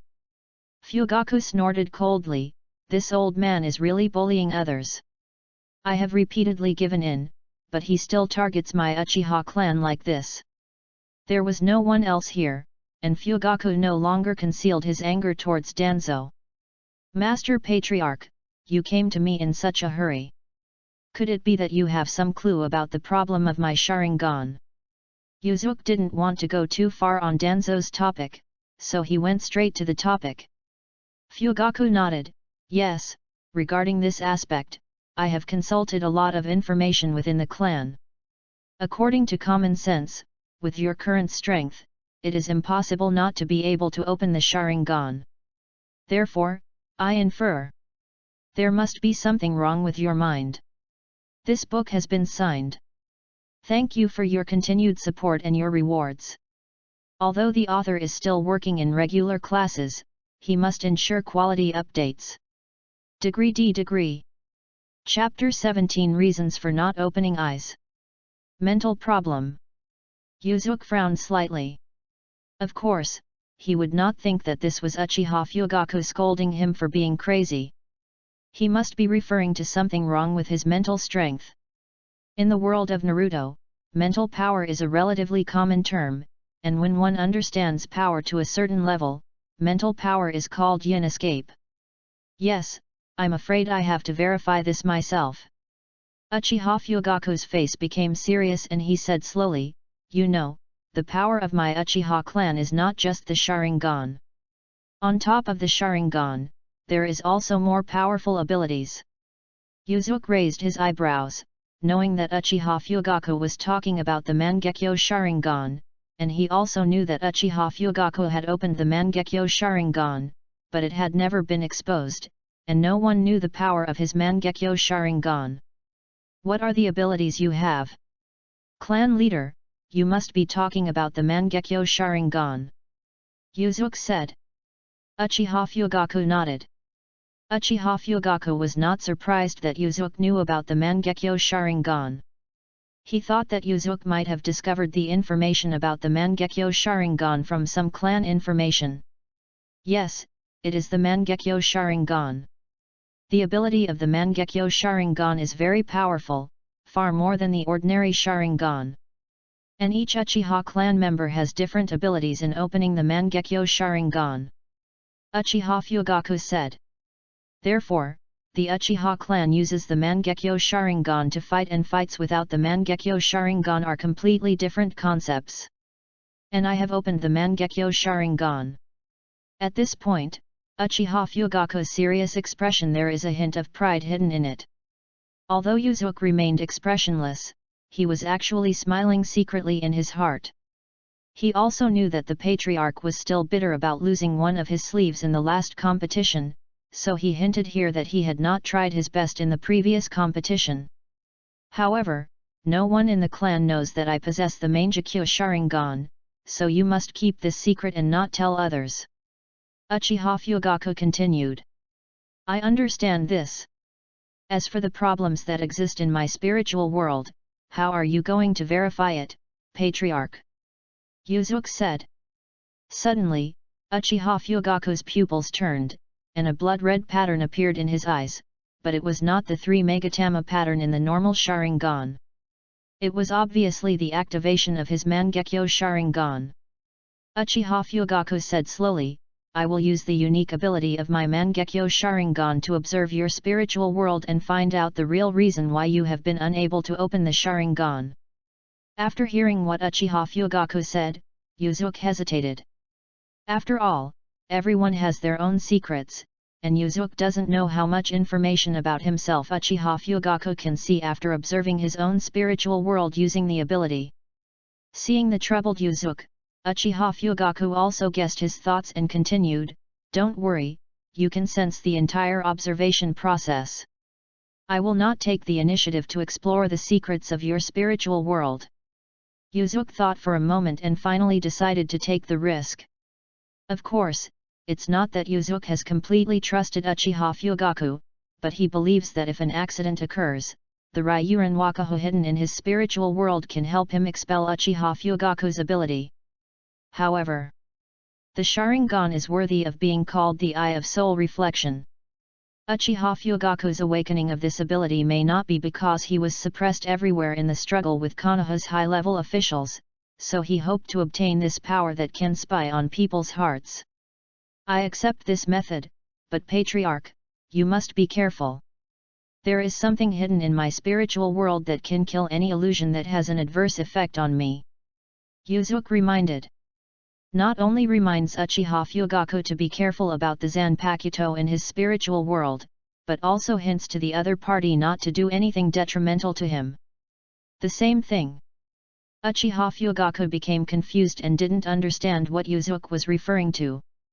Yuzuki smiled and said, Clan leader, you will naturally understand it when you enter my spiritual world and see it. This is also the origin of my name Intaki. Since he wants Uchiha Fugaku to peek into his spiritual world and figure out why his Sharingan cannot be opened, Yuzuki can no longer hide the fact that there is a Zanpakuto hidden in his spiritual world from Uchiha Fugaku. However, Yuzuki will not explain the Zanpakuto's abilities and other information to Fugaku.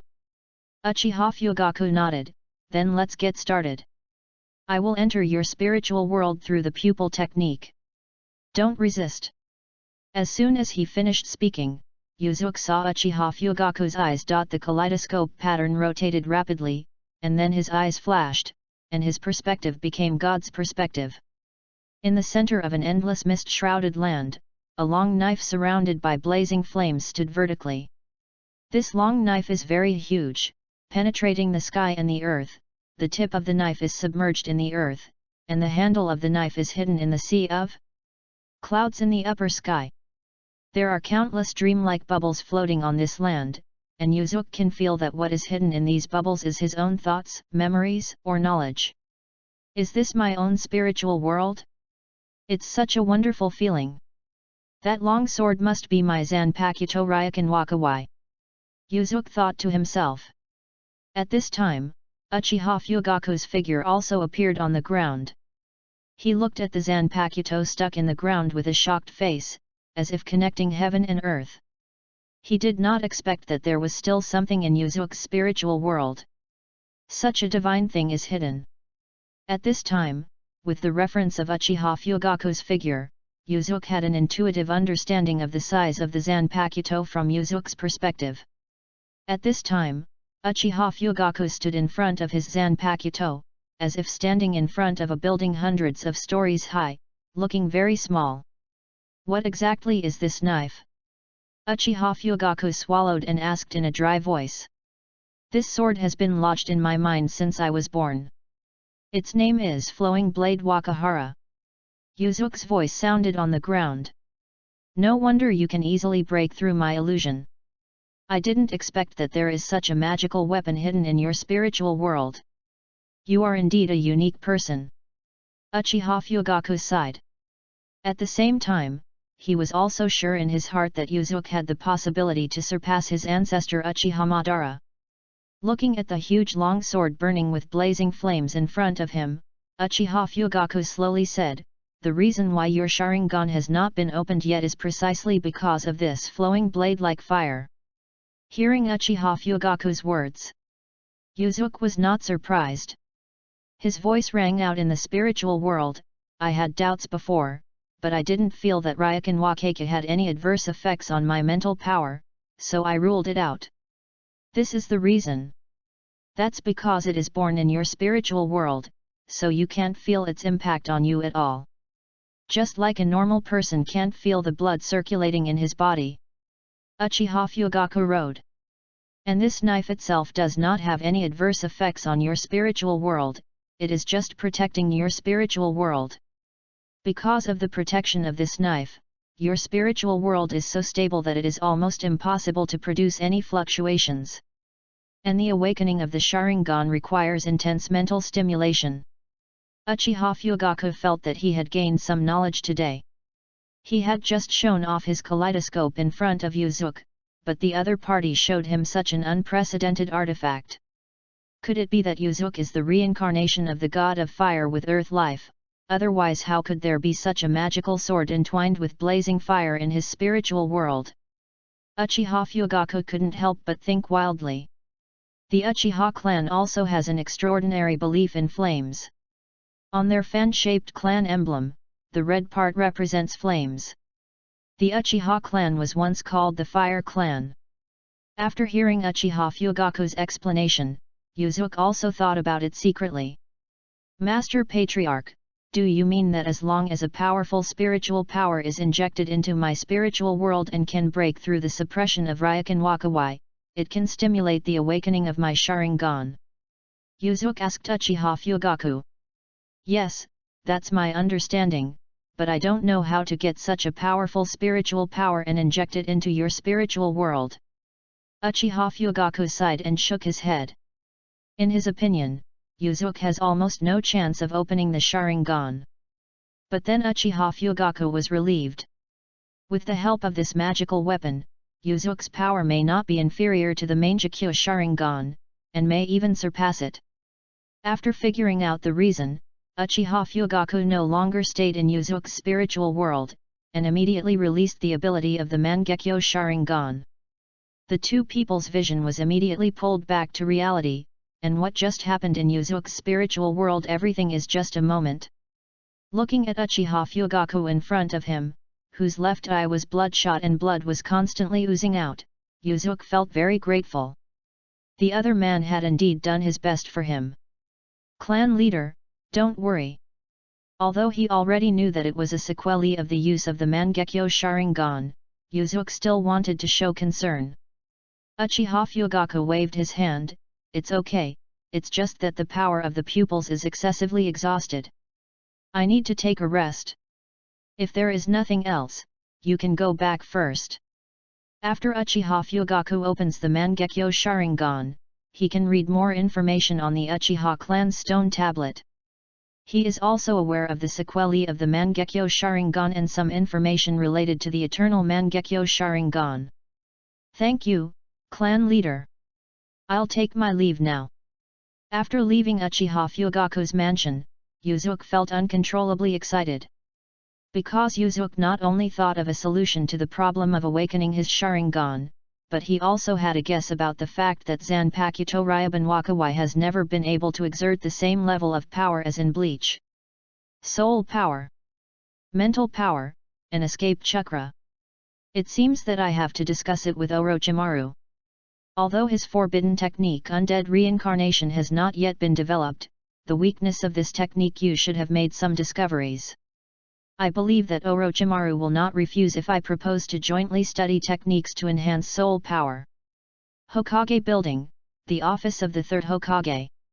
At this time, the third Hokage Sarutobi was sitting on a chair, while Shisui was half kneeling in front of him respectfully. Sandai took a drag on his pipe and asked slowly, "How is it?" What is his answer? The protagonist will appropriately improve his strength at the appropriate time, appropriate place, appropriate plot, and appropriate events. Chapter 18 The Worried Old Father. Yuzuki-senpai, he refused. Shisui said. After hearing this, the third generation slowly stood up from the chair, walked to the half-kneeling Shisui, and sighed. It seems that although he has good strength, he does not have the capacity to shoulder the heavy responsibility of peace in the village. Zisui said anxiously, "Sandaime-sama, I think Yuzuki-senpai just hasn't thought it through yet. As long as I do it again." The third generation patted Shisui on the shoulder, "No need. I have a new task to give you now." "Sandaime-sama, please speak." Shisui said. "What do you think of Uchiha Yuzuki's strength? Are you sure you can defeat him?" Sandai asked. Shisui thought for a while and replied, "Yuzuki-senpai is very strong. I don't know about other aspects, but judging from the speed of the teleportation technique, Yuzuki-senpai is almost as good as me." His voice paused, and Shisui continued, "But I believe that Yuzuki-senpai is not as good as me in the use of the instantaneous technique. Besides, I have awakened the Mangekyo Sharingan, so I believe Yuzuki-senpai should not be my opponent." Although Uchiha Shisui is kind to people and behaves very modestly, as a true genius, deep down, Shisui is very proud. The third generation nodded with satisfaction. "Shisui, you are indeed a trustworthy subordinate. The new task I give you is to challenge Uchiha Yuzuki, defeat him, and become the #1 genius of the Uchiha clan. No, it should be said that it is Uchiha the first master of the clan. Isn't this bad for these 3 generations of adults?" Shisui said slightly hesitantly. Shisui is not someone who likes to take the initiative to stir up trouble, and he doesn't value these false reputations. The third generation sighed. "Actually, this mission is not for you to target Yuzuki Uchiha, but to establish your prestige within the Uchiha clan and then become the spokesperson of the Uchiha clan. As long as you have enough voice in the Uchiha clan, you can better serve as a bridge of communication between the village and your clan. This is a good thing that kills 2 birds with 1 stone.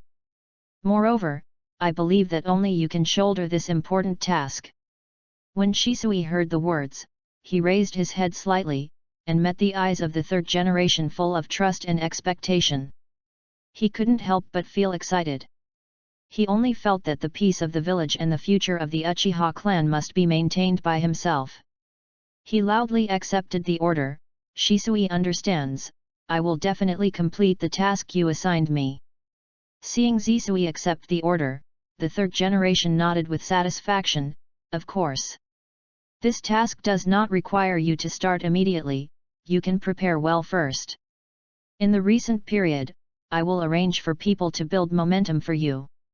After you defeat him, everyone the honor will go to you. Moreover, the campaign for the 4th Hokage will officially begin soon, and I don't want to cause any trouble at this time." "I understand," Shisui responded. "Okay, if there's nothing else to do, you can leave now. Sandame said. Yes. Shisui stood up and prepared to leave. When he walked to the door, Sande's instructions came to his ears. You can go to Danzo and see what suggestions he has. He should have a certain understanding of Uchiha Yuzuki's strength. It's you again, why did you come to disturb Mr. Orochimaru again after missing for a while? Anko said dissatisfied when she saw Yuzuki appearing in front of her. Isn't Orochimaru-sama here? Yuzuki ignored Anko's temper and sensed the surroundings, but did not find Orochimaru's aura.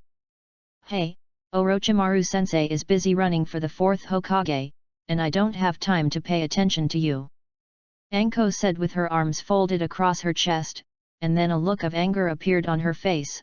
Now everyone says that the 4th Hokage must be that one. Yellow Flash, how can he be as good as Orochimaru-sensei? Really, hasn't everyone realized what a good person Orochimaru-sensei is? Looking at Anko, whose face was bulging with anger, Yuzuki smiled and shook his head, jokingly saying, since you are not so satisfied with Minato-sama being the 4th Hokage, why don't you try to list one of Minato-sama's shortcomings in 1 minute? Hearing Yuzuki's words, Anko immediately began to think hard, but found that she really couldn't find the shortcomings of the Yellow Flash. Finally, she scratched her hair fiercely, ah! In short, he is not as good as Orochimaru-sensei. Looking at the slightly crazy Anko, Yuzuki only found it interesting.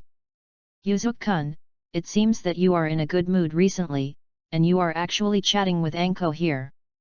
At this time, a penetrating voice sounded. It was Orochimaru who returned to his stronghold. Master Orochimaru, you are joking. I have just arrived. When I saw Anko here, I just had a casual chat. Yuzuki said. Orochimaru opened the entrance to the secret room of the stronghold and led Yuzuki inside, while Anko was asked to guard outside. Looking at the back of Yuzuki who followed Orochimaru into the secret room, Anko stuck out her tongue and made a grimace. At this time, Yuzuki suddenly turned his head and smiled, and Anko's grimace appeared in the air in embarrassment. It's rare that you come here to wait for me. It seems you have something important to do. Love comes to me. After the door of the secret room was closed, Orochimaru looked at Yuzuki with his snake eyes and asked. Yes, I have some ideas about the curse seal you are studying. Yuzuki said slowly. Oh. Orochimaru looked curious and motioned for Yuzuki to continue. I want to develop a new type of curse seal based on the curse seal you developed before. This curse seal needs to be able to carry a massive amount of yin escape chakra and be available to the host for access at any time. Yuzuki said. At this time, Yuzuki was actually a little anxious. He had found the key to unlocking the Sharingan and increasing the power of the Zanpakuto, yin escape. But if you want to get this key as soon as possible and be able to use it, you must have the assistance of Orochimaru, who is proficient in the development of forbidden arts. Moreover, the 4th generation is about to take office soon, and Orochimaru will defect soon after losing the election, completing the transformation from a Konoha person to a social person. At that time, it will be very difficult to find him to assist in the development of this curse seal. Weren't you dismissive of the curse seal technique before? Why have you changed your mind now? Orochimaru smiled sadly. Your heaven's curse seal was too flawed before, and I can see that Orochimaru-sama, you hid something in it. Yuzuki said calmly. The heavenly curse seal is the carrier curse seal used by Orochimaru for undead reincarnation, and Orochimaru's secret hand is hidden in it.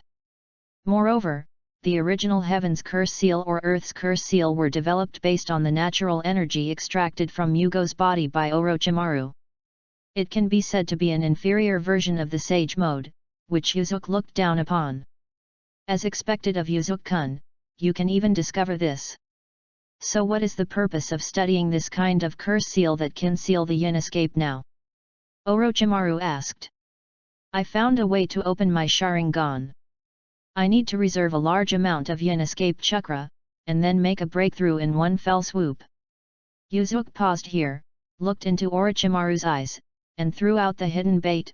Furthermore, if my idea is successfully completed, it will allow the host to reserve a large amount of yin escape chakra, which will improve the host's soul or spiritual power from the side, and thus greatly improve the host's resistance to illusions. Although reincarnation without corpse is a unique forbidden technique, it has a fatal weakness. Each reincarnation will greatly weaken the user's mental power, thus also greatly weakening the user's resistance to illusions. Although Orochimaru has not yet completed the development of Buzo reincarnation, he should have discovered this serious flaw. Yuzuki believed that with this temptation, Orochimaru would not be able to refuse his proposal. Orochimaru looked at Yuzuki with an inquiring gaze, and couldn't help but think in his mind, did he have information about the weakness of the Fuzo reincarnation I was developing, or was it just a coincidence? After a moment of silence, Orochimaru said slowly, I agreed, but you have to spend more time in my research institute during this time. Yuzuki nodded, no problem, I also hope to complete this technique as soon as possible. Starting tomorrow, I will bring an assistant over to assist us in our work. Assistant? Orochimaru looked interested. Yes, his talent will definitely surprise you. After making an agreement with Orochimaru, Yuzuki was ready to return to the family and arrange the training plan for Itaki and Izumi during this period. Kabuto will soon follow him to participate in the development of the curse seal in Orochimaru's research institute, so he will not be practicing with Itaki and Izumi for the time being. Walking on the street, Yuzuki was thinking about how to arrange it, when he suddenly saw the back of a passerby in front of him wearing a ninja vest and a blue turban. Yes, let's ask them for help. Yuzuki raised the corners of his mouth slightly and walked quickly towards the target ahead. Shiranui Genma had just finished drinking tea and chatting with his friends, and was leisurely wandering around the streets of Konoha. Suddenly I felt my left shoulder sink, and a hand came up. Genma, you look very relaxed recently. Yuzuki smiled. Genma turned around and saw that it was Yuzuki. He held senbon in his mouth all year round and said, oh, it's Yuzuki. It's rare to meet you when I go shopping. Aren't you always busy practicing or developing ninjutsu? Yes, but I have recently accepted a few disciples, and I happen to have an important ninjutsu to develop, and I don't have time to arrange for disciples to practice, so I would like to ask you to be my agent for a while and guide my disciples in ninjutsu. Practice. Yuzuki smiled. Although Genma is only a chunin now, he is very good at controlling chakra and using ninjutsu. In the Book of Masters, Genma's ninja value reached 9, which shows that his ability in ninjutsu is still very good. Hearing Yasuke's words, Suinja waved his hand and said, don't stop, I don't have this time, you still spare me. Xianjian has no interest at all in guiding others to practice. With this time, he would rather wander around the streets. Yuzuki smiled nonchalantly, it's okay. Since you don't want to, I won't force you. However, today Orochimaru-sama also asked me if I had heard any recent rumors about him, and I was still thinking about how to answer him. Today I heard that you seemed to be discussing Orochimaru-sama with a few people in the tea house. I just happened to be able to give you some advice. Orochimaru-sama has an answer. Looking at Yuzuki with a smile in front of him, Genma felt that there was a cold light hidden in his narrowed eyes. Genma smiled bitterly and said, Yuzuki, we are also old comrades in arms, so let's stop. Patting Genma's shoulder, Yuzuki smiled and said, starting from noon tomorrow, Izumi and my disciple Uchiha Itaki will be waiting for you at the southernmost training ground of the Uchiha clan. Don't be late. I will arrange for others to teach them taijutsu in the morning, and in the afternoon you can safely guide them in endurance. Just do it. Looking at Yuzuki gradually walking away, a bitter smile appeared on Genma's face. It's true that if you talk too much, you will make mistakes. If you talk too much, you will make mistakes. After taking care of Genma, Yuzuki continued to rush to the place where Kai usually trained. As for the person to guide Izumi and Itaki's taijutsu training, Yuzuki decided that Kai would be the one. I believe that Kai, who focuses on physical skills, will not let him down. Oh, I didn't expect that I would also become a worried old father. Thank you all for your support. The author is going out for some fun today. I will stay at home and add another update tomorrow. In addition, regarding Orochimaru's character avatar, the author really doesn't know why it has not been approved for a long time, so he just put a funny avatar. Could it be that the reviewer is a fan of Orochimaru? Chapter 19 Lianji Curse Seal.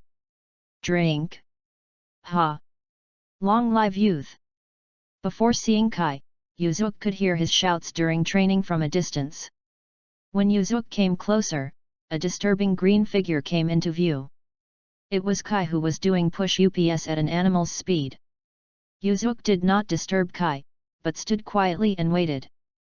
After Kai completed 1,000 push-ups, he suddenly appeared next to Yuzuki.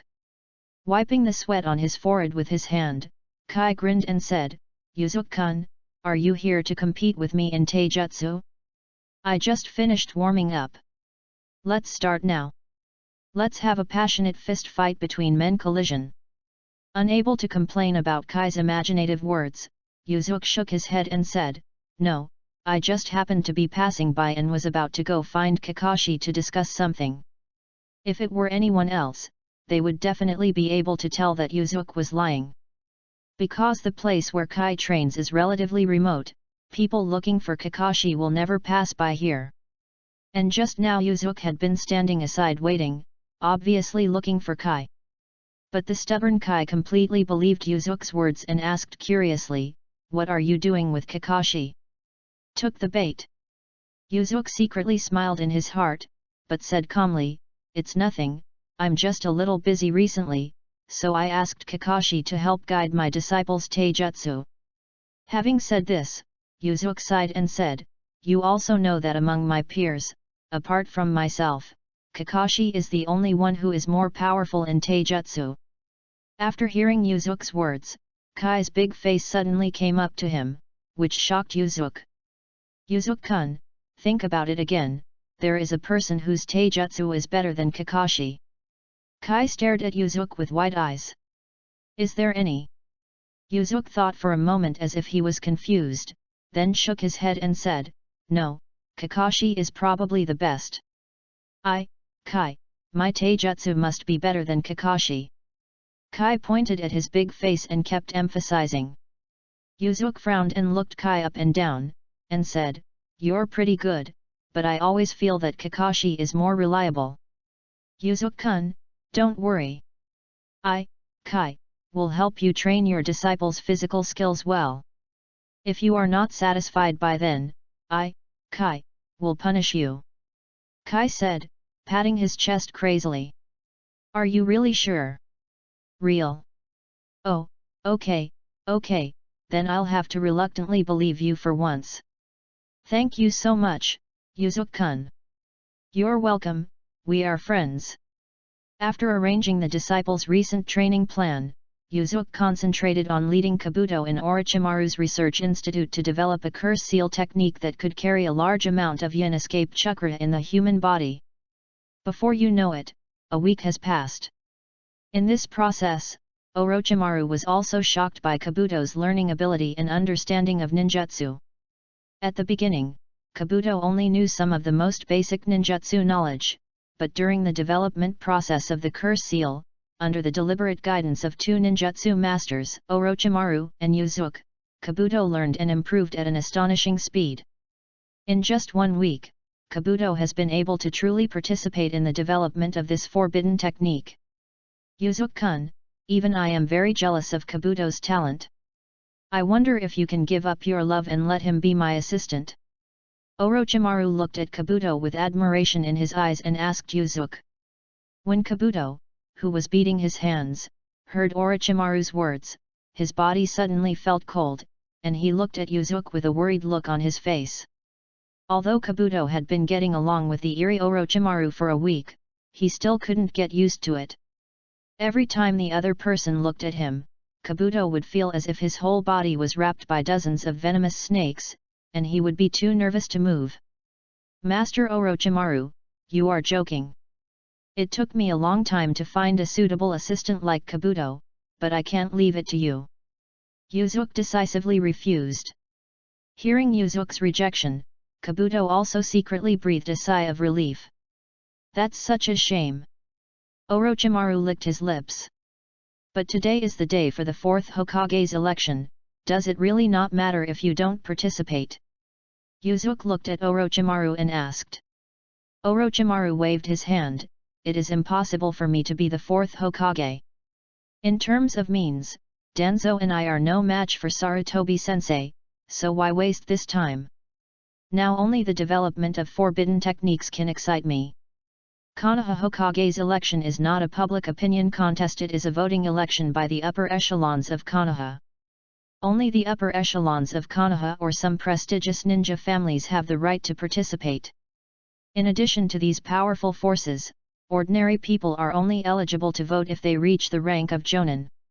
Under normal circumstances, Jonin is dependent on a certain force, so the so-called Hokage election can also be regarded as a political game. Originally Orochimaru did not have an advantage in the election, and Danzo, who supported Orochimaru's election, was also sent to the village by the 3rd Hokage at a critical moment to conduct Reinin negotiations. Most of the forces that have the right to participate in the voting have been managed by the 3rd Hokage for a long time. It can be said that Orochimaru has no chance to defeat Namikaze Minato, who was personally nominated by the 3rd Hokage. In today's election, if you, the candidate, don't even appear, Danzo will be embarrassed. Yuzuki said. Orochimaru looked at the scroll in his hand and said, Yuzuki-kun, let's just concentrate on our work. I also really want to complete this technique as soon as possible. There is no need to talk about those unimportant things. That's right. Yuzuki smiled and said no more, focusing on the development of ninjutsu. By the way, Yuzuki-kun, if you go to participate, who will you vote for? Suddenly Orochimaru seemed to have thought of something, turned to look at Yuzuki and asked. At this time, in the meeting where Konoha's top brass voted to select the 4th Hokage, Namikaze Minato defeated Orochimaru with an absolute advantage.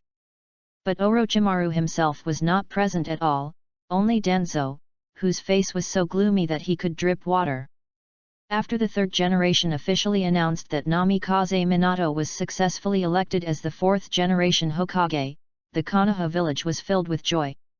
The villagers' impression of Namikaze Minato was naturally much better than that of the gloomy Orochimaru. In order to help the 4th generation stabilize its position, the 3rd generation also tried its best to assist. After the 4th generation took office, he helped the 4th generation handle a lot of government affairs. At the same time, he promulgated several policies that won the hearts of the people and were in line with the interests of all parties, which greatly improved the reputation of the 4th generation. In the following months, some rumors about the Uchiha clan caused a stir in the village. It is rumored that the strength of the current Intaki Uchiha Yuzuki has actually exceeded that of the clan leader Uchiha Fugaku, and he is the #1 master of the Uchiha clan. Shunshen Shisui, who became a Jonin at a younger age than Yuzuki Uchiha, has a more powerful talent. He is the #1 genius in Uchiha and is likely to surpass Yuzuki Uchiha. Naturally, these rumors were spread by the 3rd generation of organizers. The purpose was that after Shisui won the challenge against Yuzuki, he would have the titles of Uchiha's #1 master and Uchiha's #1 genius at the same time, so that Shisui could become the most famous ninja of the Uchiha clan. Regarding these rumors, Uchiha Fugaku is very troubled. In his opinion, someone wants to instigate the Uchiha clan and make himself, the clan leader, dissatisfied with Yuzuki. At the same time, he is also trying to sow dissatisfaction between Yuzuki and Shisui, the two geniuses in the clan. As Yuzuki's disciple and Shisui's good friend, Itake was also very worried about these rumors. His thoughts were also the same as those of his father, Uchiha Fugaku, that someone was trying to alienate the Uchiha clan. Although Yuzuki, who had been busy developing forbidden arts at this time, had heard about these rumors, he had no time to care about them. Because the research and development of the curse seal technique that carries the yin escape chakra has reached the most critical juncture. Yuzuki-kun, I think this should achieve the effect we expected. Orochimaru's gloomy face was full of fanaticism. Yuzuki, whose eyes were covered with dark circles, couldn't hold back his joy and said with a satisfied smile, "Yes, this technique is perfect in my opinion. Not only can it carry a huge amount of yin escape chakra, but it is also very stable. Yuzuki-kun, I think you should let me personally apply this curse seal on you." Orochimaru licked his tongue and smiled. Yuzuki waved his hand, took out a needle and said, "No need, I'm not in the habit of being bitten by men." In the needle tube is a fusion fluid developed using Hashirama cells. The powerful yang escape chakra in it is used together with the seal formed by the sealing technique to perfectly seal the yin escape chakra in the human body and allow the host to access it at any time. It has to be said that Senju Hashirama's cells are indeed the cornerstone of Hokage's science and technology. Without Hashirama's cells, it can be said that many forbidden techniques would be completely impossible to perform. And Orochimaru's Hashirama cells were obtained from Danzo for free. Yuzuki took off his shirt, injected the fusion fluid from the needle into his left chest, and then quickly performed a very complicated Indian pose with his hands. Lianji seal. A curse mark with a yin-yang Pisces pattern was formed on Yuzuki's left chest, but at this time the curse mark looked very dim. "How do you feel, Yuzuki-kun?" Orochimaru asked. "The curse seal is very successful, but now there is nothing inside the curse seal. We just need to seal the yin escape chakra in it," Yuzuki said while putting his shirt back on. Orochimaru nodded with satisfaction. At this time, he did not need to use this curse seal immediately. For Orochimaru, this curse seal is only used after he performs the immortal transformation to repair the weaknesses in his soul. "By the way, in order to thank you for your help this time, I have something very interesting here, which I will give to you." Yuzuki took out a scroll from his arms and threw it to Orochimaru. "The unlocking seal of the scroll is still the same as before. Don't use the wrong seal when unlocking. I only have this one for this thing." The scrolls used by Yuzuki to store important items all use unlocking seals. If the unlocking seals are used wrong, then the scroll and the items stored in the scroll will be destroyed by themselves. "Oh? Is this something interesting even to you?" Orochimaru held the scroll and showed a very interested expression. "It is customary to thank everyone. Whether it is rewards, votes, comments or character likes, it is all support for the author. This chapter is a slap in the face." Of course it was the author who was slapped in the face. Previously, a reader asked the author if he wanted to take away Baiju's body. The author replied that he would not use biotechnology for the time being. But everyone who has read this has seen it. Pia. Finally, there is another update tonight. Chapter 20 Sasuke is born. In the scroll that Yuzuki threw to Orochimaru, what was sealed was the head of White Zetsu that was chopped off in the Land of Rain. For Orochimaru, who is a giant in biological science, he is still of great research value. Orochimaru put the scroll away and asked sullenly, "Now that the curse seal has been completed, Yuzuki-kun, which village's Jinchuriki are you going to start with to seize the tailed beast's yin escape chakra from his body?" Yuzuki's eyes were calm. "Don't worry, I already have a goal." At this time, at a training ground within the Uchiha clan, Genma had just finished instructing Itaki and Izumi on how to practice ninjutsu, and the three of them were chatting. "Genma-senpai, what ninjutsu are you best at?" Izumi asked curiously. Genjian smiled proudly, "What I am best at is not ninjutsu, but senbon. In terms of the use of senbon, I am definitely second to none among my peers." Izumi rolled her big eyes and smiled. "Senbon is also a kind of ninja tool. I bet Genma-senpai that you are no match for Itaki when using ninja tools." Regarding Izumi's slighting, Genma expressed that he couldn't bear it. "Impossible. I admit that Itaki is a rare genius, but I don't believe that he can surpass me in the use of ninja tools now." Izumi tilted her head slightly and said, "How about we make a bet? Itaki is good at Kunao. He will use Kunao to demonstrate first. If you, Genma-senpai, can imitate it with Kunao or Senbon, you will win. Otherwise, you lose." Xianjian said nonchalantly, "Okay, that's it. If you win, I, Xianjian, will give you 3 color meatballs for a year." "Genjian senpai, it's better not to compete." Itaki was very kind. Genjian waved his hand and said confidently, "Itaki, you can take action, I will definitely be able to imitate it." Since Xianjian said so, Itaki didn't say anything more. He casually took out 3 kunao and threw them, and then took out 3 more kunao. The 3 kunao that were thrown first were hit first, changing the flight trajectory of the 3 kunao. Finally, the 6 kunao hit each other. 6 targets of red hearts. This is actually not Itaki's highest level. After recently learning the use of ninja tools with Shisui for a period of time, Itaki can also perform more precise micro-operations. At this time, Suinjian's eyes were wide open, with a look of disbelief on his face. The qianbon in his mouth fell down because he didn't bite it, and pierced the instep of his feet. "Ah!" Genjian cried out in pain while holding his feet. "Senior Genjian, you should try it too." Izumi smiled innocently and looked at Genjian with expectation. Xianjian shook his head and smiled bitterly, "Forget it, I lost." With a sigh, Xianjian secretly complained in his heart. 3 color meatballs for 2 little ones for a year can be a lot of money. It's a pity that my wallet, which is not full, has to be even slimmer. Senior Genjian, you are kidding me.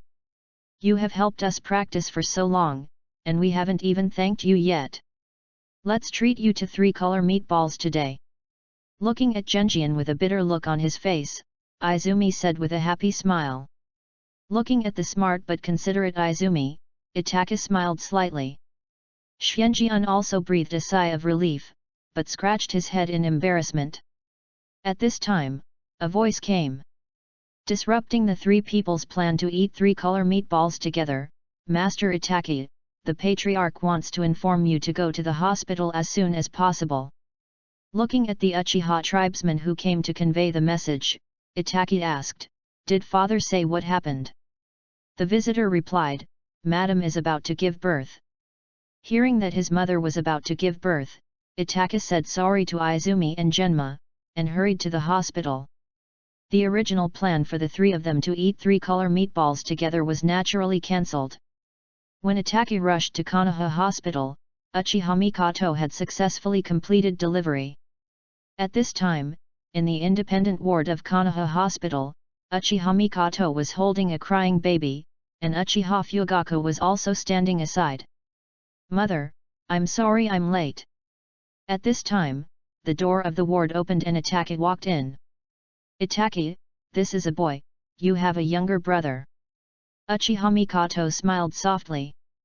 Then he turned to look at Uchiha Fugaku, "You have kept it a secret for so long, can you tell me the child's name now?"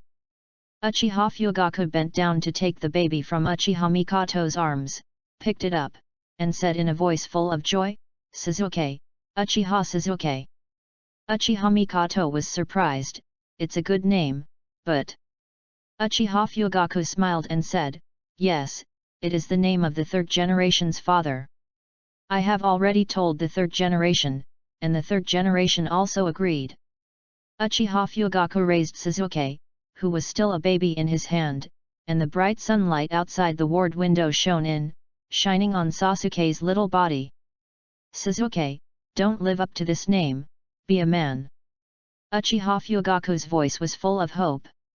After saying that, Uchiha Fugaku laughed happily.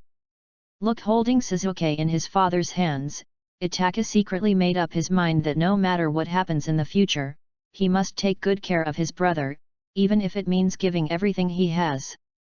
However, just when Itaki secretly made up his mind, the innocent and lovely smile of a little girl flashed in his mind.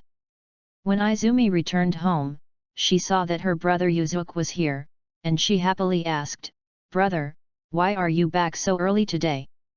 Yuzuki smiled and waved to Izumi, who trotted forward.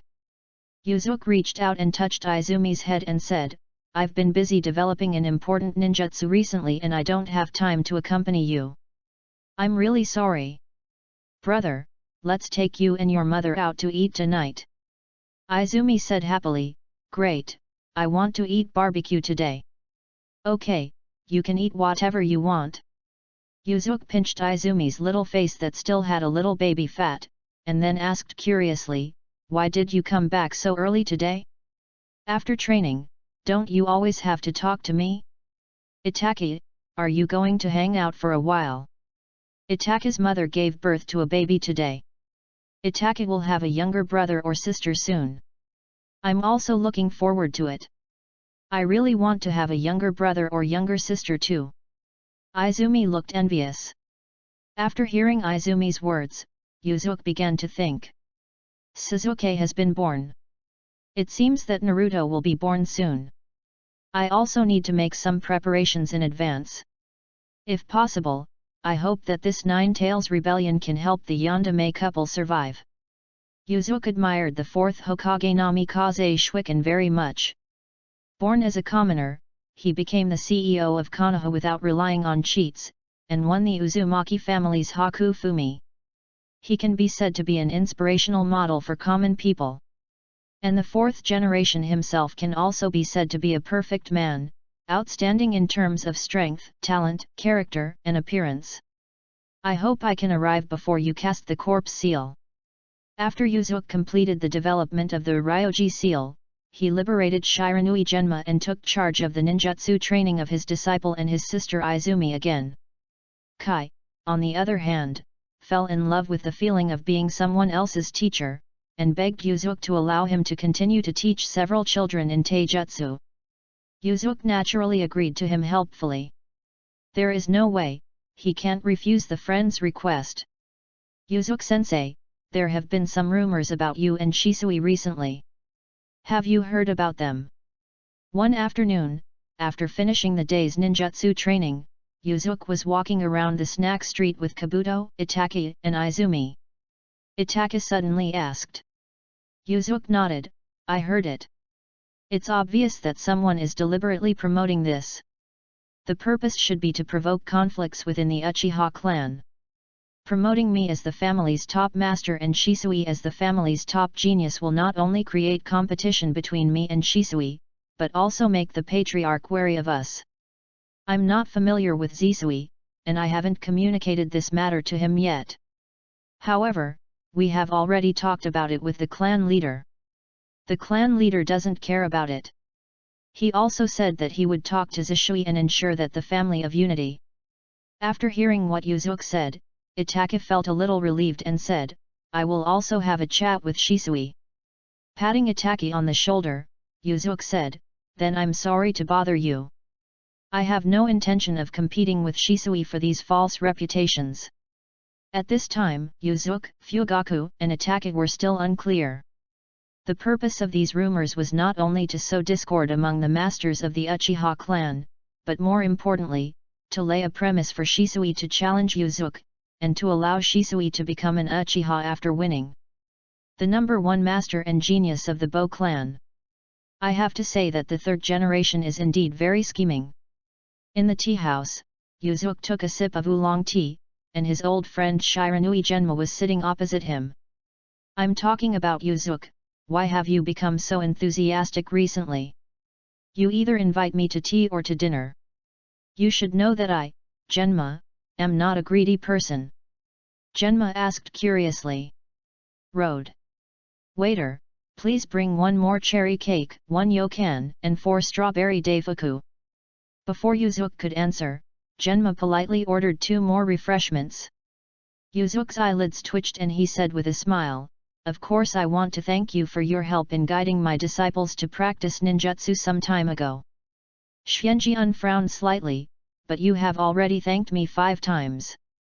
I don't know why, but I always feel that the man opposite me has some conspiracy.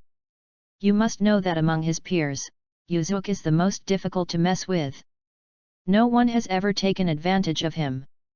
Yuzuki slowly took a sip of tea and glanced at the new Hokage guard armband hanging on Genma's arm. He said calmly, "This time, I would also like to congratulate you for officially being promoted to a special jounin, and for becoming the Yondaime-sama's exclusive guard." Genma smiled when he heard this. It took a lot of effort to create a special jounin, but it's still hard to compare with Yuzuki. Now it's rumored that you are already the #1 master of the Uchiha clan. Yuzuki waved his hand. I don't know where the rumor came from. I'm still having a headache because of it. By the way, starting from tomorrow I will be carrying out a secret mission. If you want to invite me to tea again, it may take some time. Genma continued. Hearing Genma's words, a light flashed in Yuzuki's eyes, and he secretly said in his heart, "Here he comes." Chapter 21 Full Moon Night. Hearing Genma say that he was about to carry out a secret mission, Yuzuki's eyes flashed. He picked up the teacup and took a sip of tea, and said calmly, "Really, that's such a pity. It's a pity that I won't invite you to drink tea again."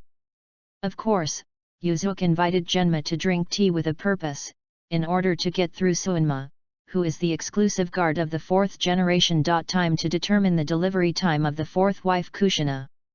It seems that the 3rd and 4th generations have already started making arrangements, so Naruto will be born in these few days. Yuzuki thought to himself. Since he didn't know the specific place where Kushina would give birth, Yuzuki could only wait until Kyuubi appeared and then rush to the scene as quickly as possible. In Yuzuki's plan, the most perfect situation is to use the Bagua seal to reseal Kushina's yang escape chakra back into Kushina's body, and at the same time prevent the 4th generation from using the corpse to seal Kyuubi's yin escape chakra, and seal the Kyuubi's yin escape chakra in his own two-dimensional curse seal.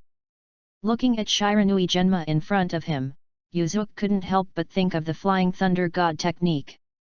If you can master this ninjutsu, things won't be so troublesome. If I have the chance, I should find a way to learn this forbidden technique. Yuzuki thought in his mind. Just as Yuzuki obtained information about the specific time of Naruto's birth through Genma, the 3rd generation and Obito who were about to attack were also making relevant preparations. Because when Kushina, as the Jinchuriki of the 9 tails, gives birth, the seal of the 9 tails in her body will weaken. It is possible that the 9 tails chakra will leak out or even the 9 tails will break through the seal. The 3rd generation and the 4th generation discussed and decided to set up a barrier at a secret location outside Konoha village to allow Kushina to complete the birth in the barrier. At the same time, the 3rd generation arranged for his wife, Sarutobi Lake Biwa, to personally protect Kushina, and arranged many ANBU to guard near the barrier. At this time, at the root organization's stronghold, Obito slowly appeared in front of Danzo in the form of a Kamui space vortex. Seeing the uninvited guest appearing in such a strange way, the several ninjas guarding Danzo were shocked. Would release 4-pillar prison technique. Secret technique, spindle technique. The ones who performed these 2 techniques were a ninja from the root organization, and a jounin from the Aberame clan. Among them, A was Tenzo who had not left the root organization yet, and was also Yamato in the future. 4 wooden stakes were seen rising from all around Obito, confining him within them. Then thousands of black insects flew out from the sleeves of the jounin of the Aberame clan, forming a spindle-shaped formation, spinning towards Obito. However, what surprised Danzo and the root organization ninjas was that all these black insects passed through Obito's body, and Obito took a few steps forward, passing through the 4-pillar prison formed by the wooden escape as if he had no entity. "Who are you, and why do you come to me?" Danzo asked, looking at Obito with strange abilities in front of him. "My identity is not important. What is important is that we can have a win-win cooperation," Obito said slowly. With a cold snort, Danzo said, "I will not cooperate with people of unknown origin. Unless you take off your mask and reveal your identity, there is no need to discuss anything." "Really, that's such a pity. I originally wanted to talk to you about the Uchiha clan and the new 4th Hokage, but it seems there is no chance." Obito smiled. As he spoke, the divine power in Obito's eyes activated and he began to slowly absorb himself into it. At this time, Obito deliberately slowed down the speed of the technique, just to bet that Danzo would lose his temper and stop him. But if Danzo doesn't make a sound until he leaves completely, then it means that this negotiation has failed. However, Obito believes that with Danzo's character, he will seize all possible combined forces to attack his opponents. Wait a minute. As Obito expected, Danzo suddenly stopped him when only one of his heads was left in the air. The corners of Obito's mouth were slightly raised under his mask. It seemed that Danzo would cooperate with his action. 48 years of Konoha, October 10th, night.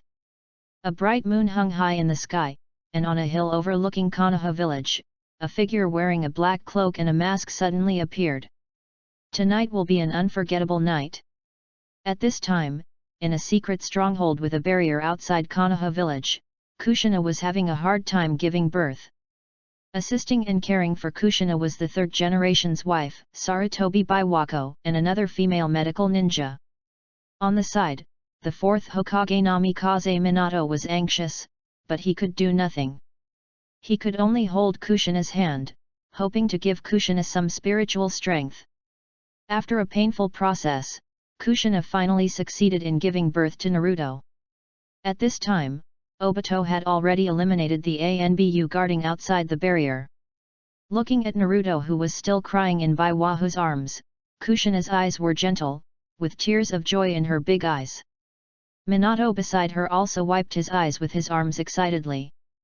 Lake Biwa smiled and held Naruto to Kushina and Minato for a look, then prepared to carry Naruto outside for a brief cleaning. However, before Minato and Kushina could say a few words in the temporary delivery room, the screams of Biwako and another medical ninja suddenly came from the door. Minato and Kushina followed the sound and saw that there was already a person in the room with a mask on his face and a black cloak. And in this man's arms, he was holding the newly born Naruto. The Yandere Hokage, get away from the Jinchuriki. Holding Naruto in his right hand, Obito threatened Minato. Otherwise, this child only has 1 minute to live. After hearing Obito's words, Minato felt as if he had fallen into an ice cellar. At this time, Kushina beside her also had just finished giving birth, and the seal controlling the 9 tails in her body was loose, and she needed his external help to recomplete the seal. The Kyuubi continued to struggle inside Kushina's body, and due to the loosening of the seal, the black curse mark had extended from Kushina's abdomen to her face.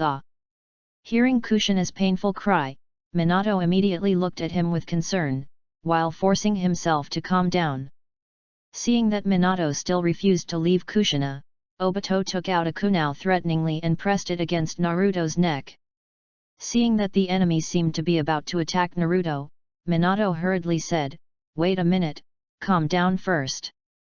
Obito sneered, "Now I am calmer than ever." After saying that, Obito threw Naruto high into the air.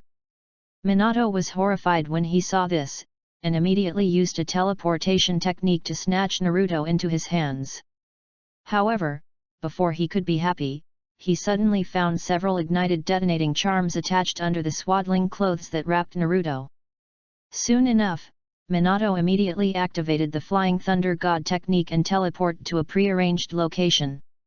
At the same time, he removed Naruto's swaddling clothes and finally protected Naruto before the detonating talisman exploded. However, because of this, Kushina, who was unable to fight back at this time, had no one to protect her, and was brought to a waterfall near Konoha village by Obito's ability to transfer through space. Using the sealing technique, Kushina was hung with open hands between 2 rock walls about 7 or 8 meters apart. Obito stared at the other party calmly. Although the woman in front of him was his former master and was very kind to him, there was no hesitation in Obito's heart at this moment. As early as when Lin was killed by Kakashi, there was no one in this world worthy of her nostalgia. The Sharingan was activated. And Obito relied on the powerful pupil power to penetrate the seal and directly control the Kyuubi in Kushina's body, and the Kyuubi's original pair of fox pupils also became Sharingan. At this time, the seal controlling the 9 tails in Kushina's body was getting weaker and weaker. Under Obito's control, the 9 tails' power exploded, finally completely breaking through the seal that restricted it, and rushed out from the seal on Kushina's abdomen. The 9 tails of this period is still a complete 9 tails, and its size is much larger than the 9 tails in Naruto's body in the original work. The 9 tails in Naruto's body is only half of the Yang escape chakra of the complete 9 tails. The other half of the 9 tails Yin escape chakra was used by the 4th Hokage Namikaze Minato in the 9 tails rebellion incident. It was sealed inside his own body. Under the full moon, 9 tails raised its head and roared, its 9 tails tens of meters long swaying continuously. And the Jinhyuriki Kushina, who was pulled away from the 9 tails, became even weaker at this time. Obito released the sealing technique that hung Kushina, and Kushina fell on a rock beneath her. If it were an ordinary Jinchuriki, he might have died at this time. But Kushina is a member of the Uzumaki clan who is famous for her strong vitality, and Kushina's qualifications are considered extremely outstanding among the Uzumaki clan. Therefore, although Kushina was weak at the moment, there was no sign of death. As expected of a member of the Uzumaki clan, his vitality is indeed tenacious. Obito said slowly, looking at Kushina who was still not dead. At the same time, he controlled the 9 tails and slapped Kushina with one claw, who was unable to move. With a bang, the powerful power of 9 tails raised a puff of smoke and dust on the ground. At this time, Kushina was already held in the arms of Minato, who arrived in time with the Flying Thunder God technique. It turns out that Minato had already left the Flying Thunder God's jutsu seal on Kushina. After Minato rescued Kushina, he immediately took her to launch the Flying Thunder God again and returned to the place where Naruto was placed, and gently placed Kushina next to Naruto. Looking at his wife and children on the bed, Minato clenched his fists. "Minato, thank you, be careful along the way," Kushina said softly. She knew that Minato, as the 4th Hokage, must continue to return to the village to deal with the mysterious enemy. Minato put on the white god robe of the 4th Hokage from the closet. This will be his first battle as the 4th Hokage to guard the village. "I'll be right back." At this time, Konoha village was peaceful. Although it was already late, there were still many pedestrians on the prosperous streets, and no one noticed the coming crisis. Yuzuki, who was sitting at home with his eyes closed, suddenly felt a powerful and evil chakra appear in the village. "Coming!" Yuzuki opened his eyes suddenly.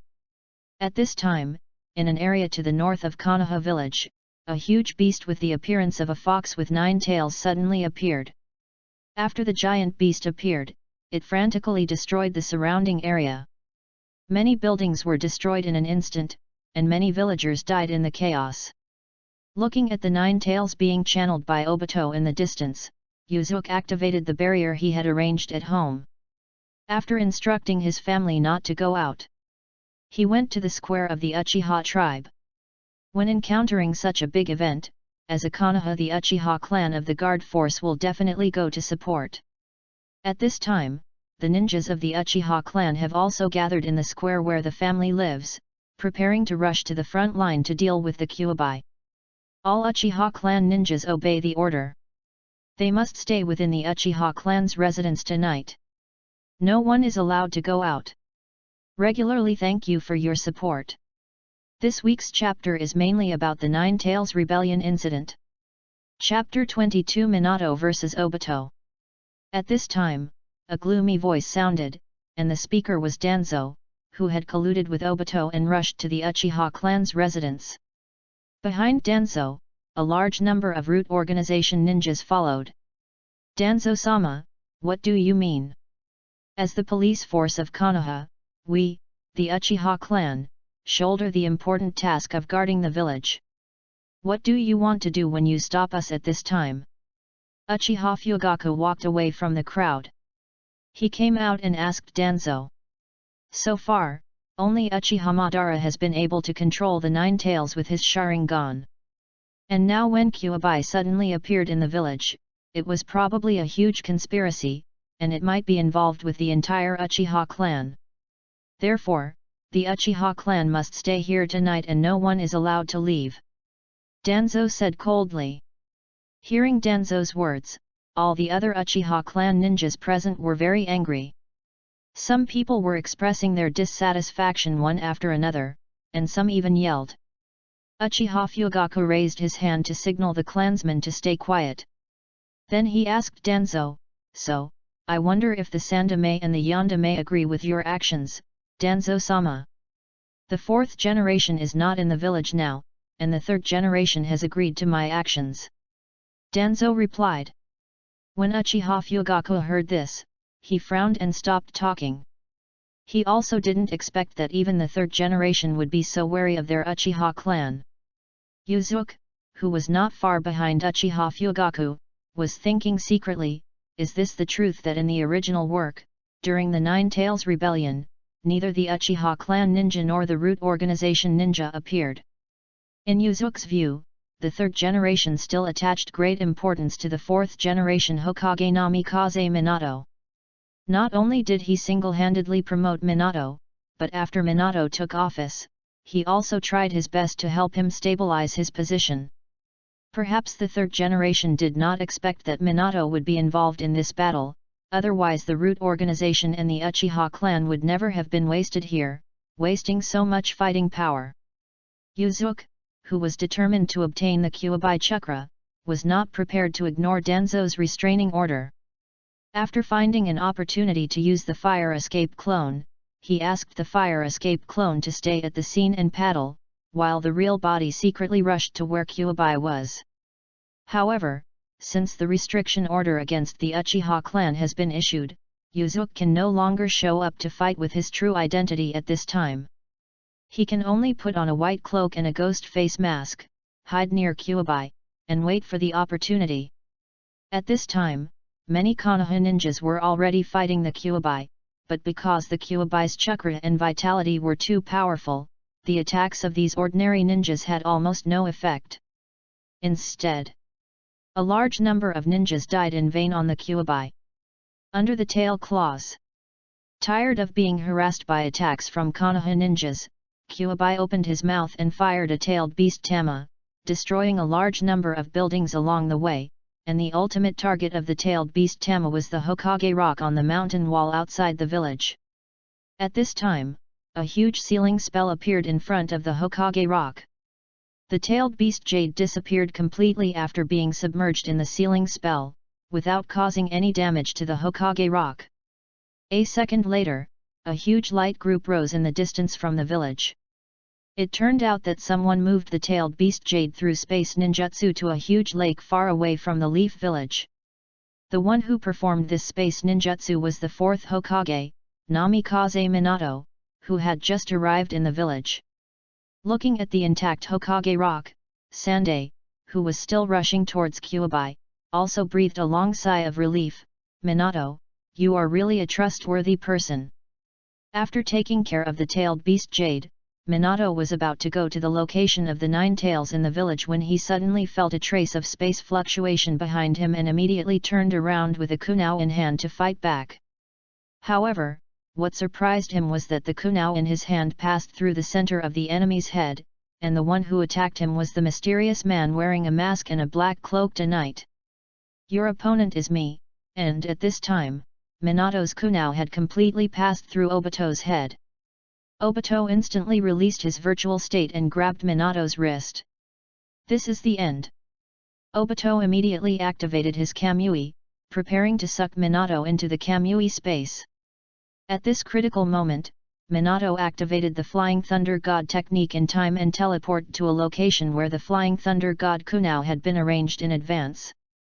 "Fly away, your hands and feet are very fast," Obito said slowly, and at the same time, he also used the ability of space transfer to catch up to Minato's location. With a plop, Minato, who had teleported in a hurry and had no time to adjust his posture, fell hard to the grass. Standing up quickly, Minato's brain quickly analyzed the enemy's abilities. However, before he could completely figure it out, a space vortex spread out not far in front of him, and the enemy had already followed him. Is the opponent also good at time and space ninjutsu? It's really difficult to deal with. Looking at Obito in front of him, Minato frowned slightly. At this time, Minato noticed the other party's Sharingan emerging from the mask, and thought of the other party's ability to control the Nine Tails, and tried. In the past, Uchiha Madara could control the Nine Tails through the Sharingan, but now he can't. Still alive? Who are you? Who am I? Who knows? Then what is your purpose in attacking Konoha? Purpose? Obito paused and took out a long iron chain from his cloak. There were buckles at each end of the chain. Obito shook the iron chain in his hand and fixed the buckle bowl on the wrists of both his hands. The goal is peace in the ninja world. Before he finished speaking, Obito rushed towards Minato quickly, and the long chain formed a loop behind his body. The loop formed by this iron chain is a trap used to catch the enemy behind him when the enemy passes by him. Seeing Obito taking the initiative to attack, Minato also immediately launched a counterattack, holding a specially made Flying Thunder God Kunao to face the opponent. As Minato expected, his Kunao directly penetrated the opponent's body, and physical attacks could not cause damage to the opponent who was in a different time and space. When Minato passed through the virtual body of Obito, Obito instantly released his virtual state, and the loop formed by the chain behind him immediately blocked Minato behind him. But we haven't waited for Obito to start. With his divine power, Minato used the teleportation technique in time to escape the entanglement of the iron chain. Although it was only one round, combined with some details of the previous fight with Obito, Minato, a tactical genius, had roughly analyzed Obito's abilities and flaws. At this time, he already had a plan in mind to deal with Obito. The plan was decided. Minato quickly turned around without hesitation and rushed towards Obito again. At the same time, when he was at a suitable distance from Obito, he threw the Flying Thunder God Kunao in his hand towards the opponent. The Flying Thunder God Kunao gradually passed through Obito's head in the virtual state. At this time, Obito and Minato were already facing each other less than 2 feet apart. A spiral pill formed in Minato's right hand and struck towards Obito. Obito took the lead, and when the Flying Thunder God Kunao completely passed through his head, his right hand took the lead in touching Minato's left shoulder. I won. Obito released his virtual state and immediately activated his divine power, preparing to drag Minato into it. Just when Obito thought he had a winning chance, Minato suddenly disappeared from his eyes. It turned out to be Minato who used the second stage of Flying Thunder God at this moment and appeared behind Obito in the position of Flying Thunder God Kunao. Oops! Obito said in shock. There was a loud bang, and the raised nan in Minato's hand unceremoniously pressed down on Obito below. Obito, who was not in the insubstantial state, was immediately seriously injured, and his whole body was firmly driven into the ground. At the same time, the ground was also shattered by the powerful impact of the raised nan, and the rock and soil were scattered everywhere, raising a large amount of smoke and dust. What Obito didn't know was that when Minato hit him, he also left a Flying Thunder God seal on his back. The smoke and dust slowly dispersed, and a large circular pit with a radius of about 4 or 5 meters appeared on the ground. Obito's teleportation technique appeared on a nearby slope. On the half of the body that was hit by the raised nan, a white sticky substance slowly dripped from the cloak, including his left hand, which also fell to the ground. As expected of the yellow flash, it's really big. Before Obito finished speaking, Minato used the Flying Thunder God seal style left on Obito to instantly appear in front of him. Obito's reaction was completely unable to keep up with Minato's speed, and he was stabbed into the chest by the kunao in Minato's hand. In this intersecting moment, Obito saw the once gentle teacher's eyes filled with determination and murderous intent. At the same time, Minato pressed his left hand on Obito's chest, and a circle of spells spread out on Obito's chest. Contract seal. Are you planning to cut off the contract between me and Kyuubi? Obito said gloomily. Then the Kyuubi will no longer be yours. Minato said coldly. At the same time, the Sharingan mark in the eyes of the Nine Tails that was still raging in Konoha village disappeared and turned into the pupils of the fox again. The Kyuubi, who had escaped the control of Obito's Sharingan, became even more angry, raised his head and let out a terrifying roar at the sky. Everyone, run away, Kyuubi is going crazy. No, we can't hurt Kyuubi at all. If we continue like this, we will just die in vain. The villagers and ordinary ninjas near Kyuubi all fled frantically in the opposite direction to Kyuubi. The angry Kyuubi worked harder and began to destroy buildings and kill all creatures that appeared in front of him. Irika's parents also died to protect Irika at this time. At this moment, the third generation finally arrived with the ANBU team directly under the Hokage.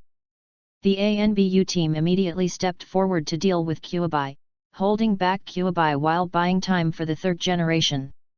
Necromanticism Ape King Ape Demon. The third generation channeled the ape demon and immediately transformed it into a golden cudgel. The third generation picked up the golden cudgel, chose a direction closest to the border of the village, pointed it at the Nine Tails, and suddenly activated the skill King Kong Rui. Stretch it out, monkey demon. They saw that the golden cudgel in Sanday's hand grew to over 1,000 meters in an instant, and actually pushed the Nine Tails out of the village.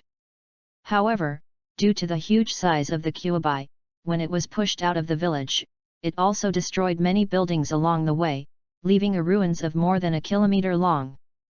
Looking at Kyuubi who was still in an angry state in front of him, the third generation was secretly anxious. Minato, where are you? Regularly thank you for your support. Chapter 23 Kushina's Choice. As expected of the Yandere Hokage, I didn't expect you to seriously injure me and also release my control of the Kyuubi. At this time, Minato was still confronting Obito, but Obito was now seriously injured. If most of his body had not been replaced by White Zetsu's tissue, a normal person would have been injured by Minato's Raise Nan and Kunao piercing the chest. Long dead. But the Kyuubi will be mine sooner or later. I am the one who can unify the world, and I have plenty of means. Obito knew that he couldn't do anything even though he was seriously injured at this time, so he had to go back to recuperate as soon as possible. So after saying 2 harsh words, the divine power in his right eye was activated, slowly sucking his whole body into his body and disappearing on the spot. Regarding what Obito said before leaving, Minato was filled with worries, worried that the ninja world that had just calmed down after the Third Ninja War would be turbulent again. Looking at the Kyuubi still wreaking havoc in the distance, Minato stopped thinking about it and immediately activated the Flying Thunder God technique and rushed to where the Kyuubi was. Psychic Art. A huge crimson toad fell from the sky, pressing down the Nine Tails who was accumulating tailed beast bullets. This toad was wearing a purple smock with the word shrimp written on the back.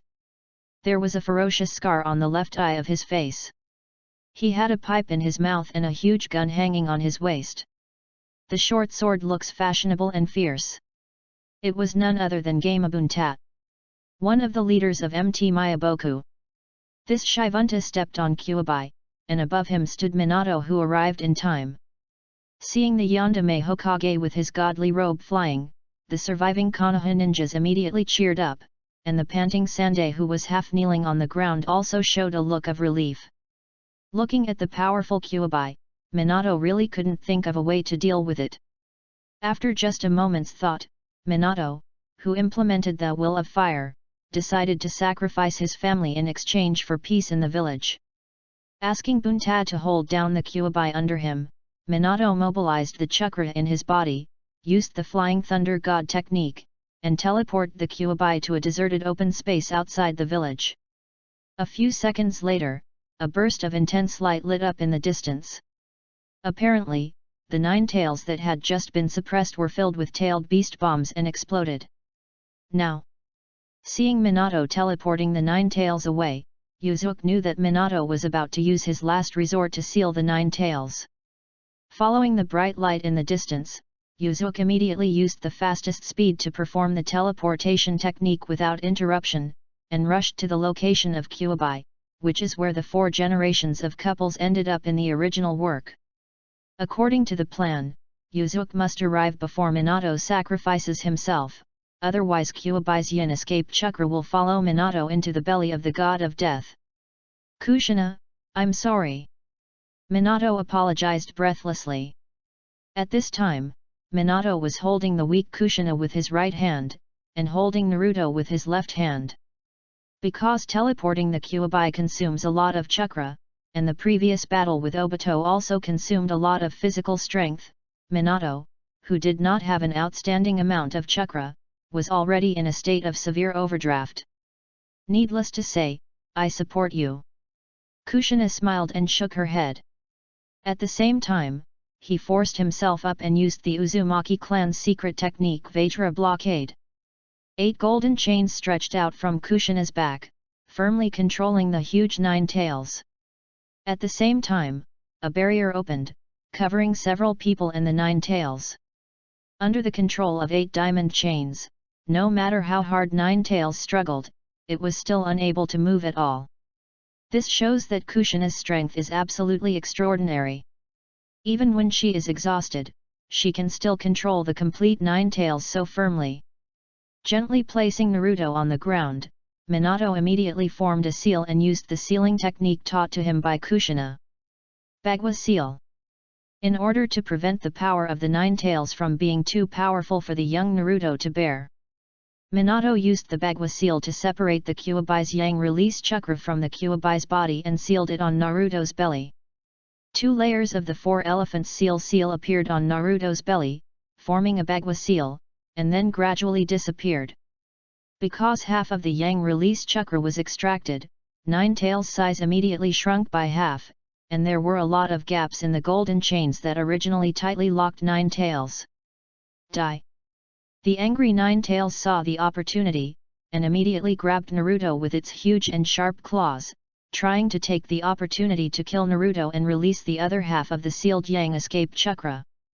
At this time, Yuzuki, who kept using teleportation skills to rush on his way, finally arrived, and saw a scene that shocked him from a distance. In order to protect Naruto, Minato and his wife blocked the 9 tails' claws with their bodies. The huge nails penetrated their bodies, but they also saved Naruto's life at the critical moment.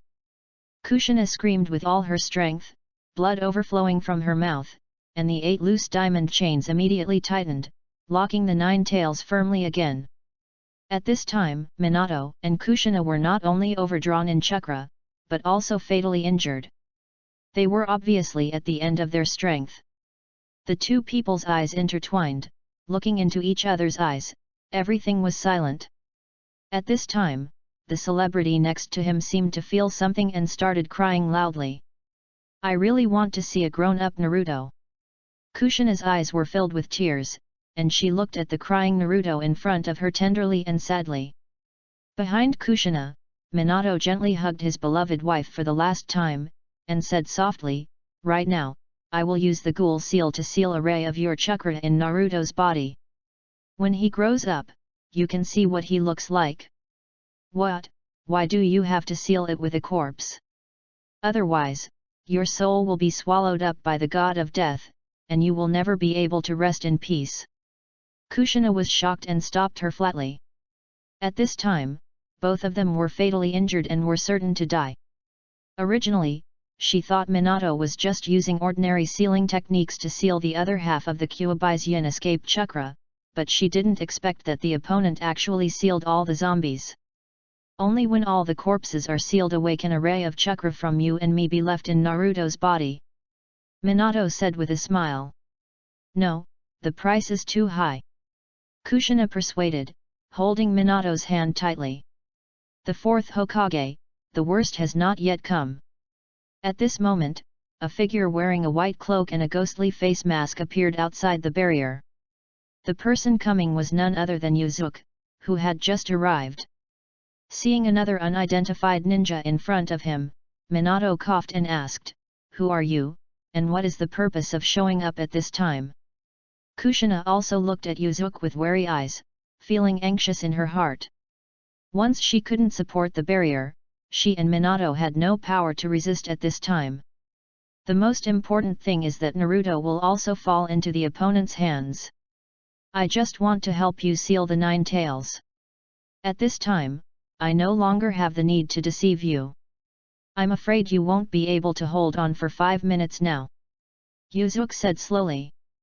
Then why are you so sneaky and hiding your identity? If you don't identify yourself, it's impossible for me to open the barrier. Kushina said. Looking at the couple in front of him who had given everything for Konoha, Yuzuki thought for a few seconds and decided to take off his mask and let them know his identity. Uchiha Yuzuki. Seeing that it was Yuzuki under the mask, the two looked at each other in surprise. Yuzuki was already quite famous as a talented jounin in Konoha, so the Minato couple naturally knew him. Yuzuki said, when the Kyuubi caused a commotion in the village tonight, the clan leader wanted to lead the Uchiha clan of ninjas to help the 3rd generation resist it. Having said this, Yuzuki sighed. But the 3rd generation agreed to Danzo's blockade of the Uchiha clan and prohibited the Uchiha clan from leaving the family's headquarters tonight, so I hid my identity and secretly came here. Minato and Kushina looked at each other. Minato's eyes were still full of doubts, while Kushina's eyes had a glimmer of hope. Even if you come, what can you do? Minato asked. Although my nickname is Intaki, in fact, I am also proficient in sealing techniques. I believe it will not be difficult to seal the 9 tails, which only has Yin escape chakra left in front of me. After hearing Yuzuki's words, Minato frowned and couldn't make a decision for a moment. Although Yuzuki is indeed a ninja in the village, since Danzo sealed off the Uchiha clan's residence at this time, and the 3rd generation also approved it, there must be some reasons that he doesn't know. To be on the safe side, we can't let him enter the barrier. After thinking for a while, Minato immediately made a decision in his mind. Watching Minato's eyes change from doubt to determination, Yuzuki knew that Minato would not take any risk and let him enter the barrier. Since he couldn't find a breakthrough from him, Yuzuki turned to Kushina and said sincerely, your time is running out, your life force is still being lost, and after a while, even this last glimmer of hope will be gone. Kushina-sama, you make this decision. Kushina, we can't believe him now. As long as we hold on a little longer and wait until the 3rd generation comes. I will use the ghoul seal to seal the 9 tails, and then everything will be safe. Minato said hurriedly, and then he couldn't stop coughing. He stood up, blood gushing out of his mouth. But at that time, both of you are really destined to die. Yuzuki reminded, while looking straight at Kushina. At this moment, the decision-making power lies in Kushina's hands. Kushina lowered her head and was silent for a few seconds. Then she gently held Minato's face behind her with her hands and stroked it gently, forgive me for being willful once. I want to make this choice for you. Kushina, you. Before Minato could finish speaking, Kushina's slender palms had already moved along his cheeks and around his neck. With a gentle squeeze, Minato lost consciousness. Seeing this scene, Yuzuki breathed a sigh of relief and said, Kushina-sama, your choice is correct. I hope so. Kushina said, lifting the barrier at the same time. Time was running out at this time, so Yuzuki didn't waste any time. He took out 2 needles from his arms and injected them into the necks of Minato and Kushina respectively. Seal of life. Yuzuki quickly formed a seal, and then pressed his fingers on the injection locations of Minato and Kushina's needles, forming a circular curse seal on each side. After completing the curse seal, Kushina immediately felt much better, and Minato's pale face turned slightly rosy. This seal of life is a subsidiary product of the process of Yuzuki and Orochimaru developing the Ryoji seal. Combined with the pillar cell fusion solution, it can stimulate the strong vitality of pillar cells and at the same time inhibit the aggressiveness of pillar cells. Thank you. I didn't expect that there are people in the Uchiha clan who are as proficient in sealing techniques as you. Kushina said. However, Yuzuki frowned at this time, it still wastes too much time and does not achieve the effect I expected. Your injuries are too serious. Especially Kushina-sama, if you are an ordinary person, 10 lives there is no more.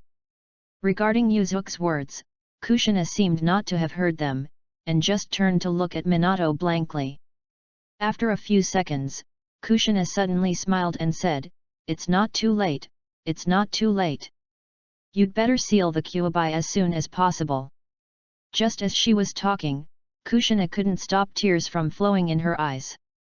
Yuzuki saw Kushina crying and laughing like this, and he couldn't guess what the other person was thinking.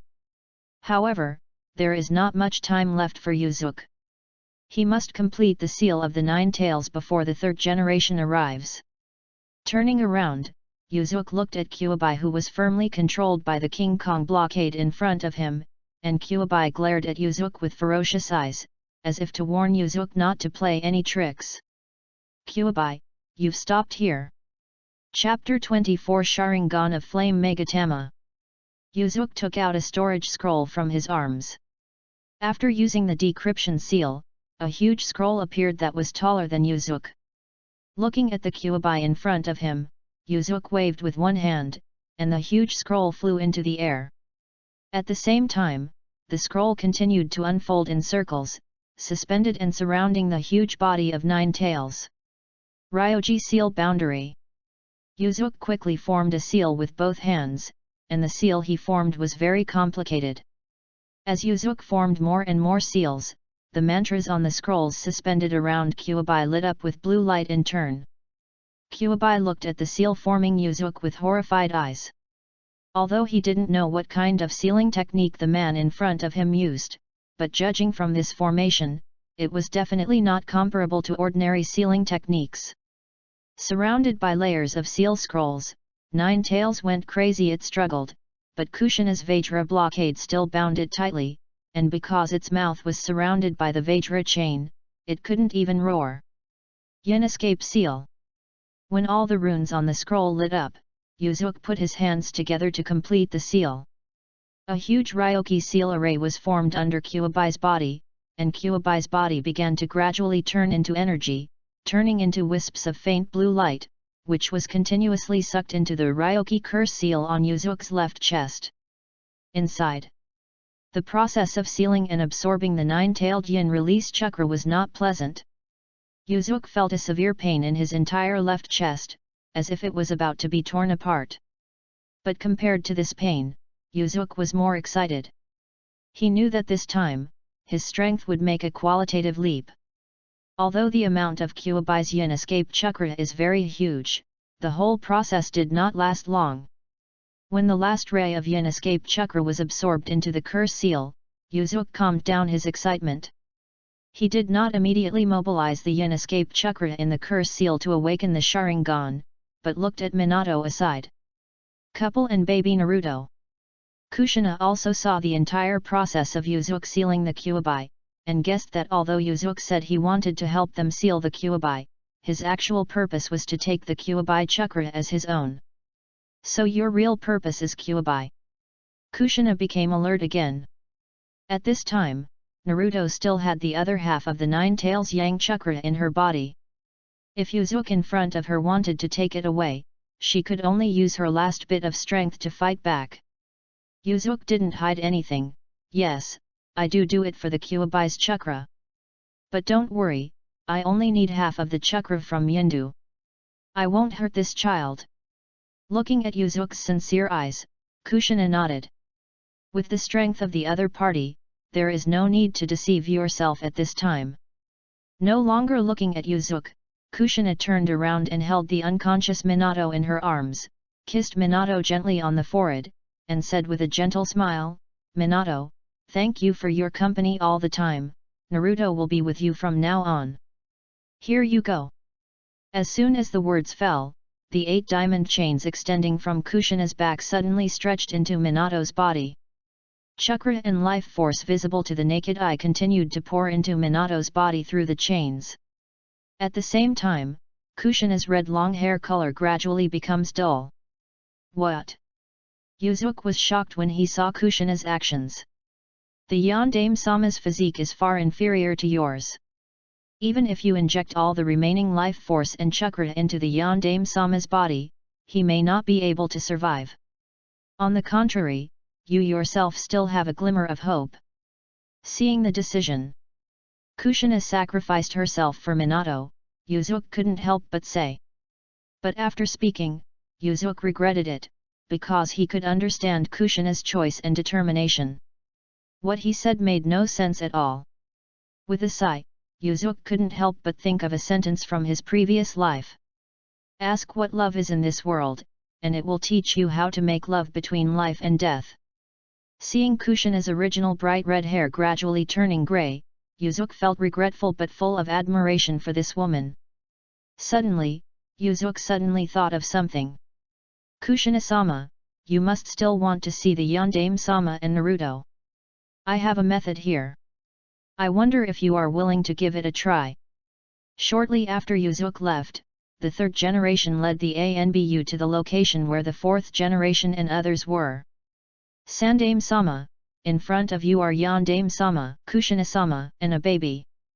But Kushina-sama has already gone, and Yondaime-sama is also unconscious and looks very weak. An ANBU first investigated the situation and reported to the third generation. The third generation stepped forward, looked at the lifeless and grey-haired Kushina, and let out a long sigh. Then he saw that the fourth generation's chest was still rising and falling slightly, and the third generation felt a little relieved. However, where the clothes on the fourth generation's chest were torn, a yin-yang fish pattern seal was exposed, which attracted his attention. This should be the technique Kushina used to sacrifice herself to save Minato. The third generation thought to himself. He could tell that the graying of Kushina's hair was caused by the withdrawal of life force from the body. Therefore, the third generation believed that the curse seal with the yin and yang fish pattern was the last technique Kushina used to transfer her life force to Minato. Picking up Naruto, who was on the ground, and looking at Minato and his wife lying on the ground, the third generation couldn't help but blame himself. Did I make a mistake this time? If I hadn't agreed to Danzo's request to restrict the Uchiha clan, wouldn't this have been the result? Just when the third generation arrived, Yuzuki had already arrived in a nearby inaccessible valley. Preparing to use Kyuubi's yin escape chakra to break through the suppression of Ryuran Wakawai in the spiritual world and complete the awakening of the Sharingan. Lianji Curse Seal Resolution. Yuzuki silently chanted in his mind, controlling the two-dimensional curse seal to unseal. Black curses continued to spread from the curse seal on Yuzuki's left chest, covering the skin of Yuzuki's body. At this moment, Yuzuki felt that his whole body seemed to have inexhaustible power, and his chakra seemed to be inexhaustible. However, as yin escape chakra, its main purpose is to release illusions or some soul and spirit-related secret arts, but it cannot be used to release ordinary ninjutsu. As far as the yin escape is concerned, if I am not a Shitara now, I can still be considered a Shitara, right? Yuzuki thought to himself. Putting aside distracting thoughts, Yuzuki concentrated and prepared to sprint with all his strength to awaken the Sharingan. Open! Yuzuki mobilized all the yin escape chakra in the curse seal at once to impact his spiritual world, and a sharp pain as if his soul was being torn exploded in his brain. With a groan, Yuzuki did not stop, but continued to persist. Yuzuki could feel that although the Ryukin Wakaho in the spiritual world was suppressing and absorbing the incoming yin escape chakra, the amount of Kyuubi's yin escape chakra was too huge, and it was still flowing into his spirit. Enter the world. It's about to succeed. Just when the yin escape chakra in the Ryoji seal was about to be less than 1/10, Yuzuki's eyes suddenly changed and he saw a huge crack opening in the originally smoke-filled sky of his spiritual world. As if one eye was opened. In an instant, Yuzuki found himself entering the spiritual world that Uchiha Fugaku could only enter with the help of his pupil technique. This time, he not only saw the Ryukin Wakaho in front of him that penetrated the sky and the earth, but also saw the Sharingan-like pupil of a 3 Magatama in the crack in the sky. The reason why they are similar is because the 3 Magatama in this pupil are not the black Magatama on the ordinary Sharingan, but 3 golden red flame Magatama. Is this my Sharingan? It seems different from the ordinary Uchiha clan. Looking up at the pupils in the sky, Yuzuki said to himself. At this time, the pupils in Yuzuki's eyes also changed into the same pattern as those in the sky. Although he couldn't see his own eyes, Yuzuki knew that he had successfully awakened the Sharingan. Now Yuzuki can clearly feel that his vision is different from before, clearer, as if he can grasp every detail. And Yuzuki was able to enter his own spiritual space because the power of his newly awakened Sharingan was powerful enough, giving him the ability to see inside. My Sharingan has obviously mutated. This golden red flame Megatama is most likely affected by Ryokenwaka. As for the power contained in it, I have to slowly understand it. The Sharingan was successfully opened. While Yuzuki was happy, he thought that he also wanted to greet the new guest in the spiritual world. Looking at a young nine-tailed fox hiding in the distance, Yuzuki slowly walked towards it. As Yuzuki's eyes moved, the pupils in the sky also looked at the target where Yuzuki's eyes were looking. What are you going to do?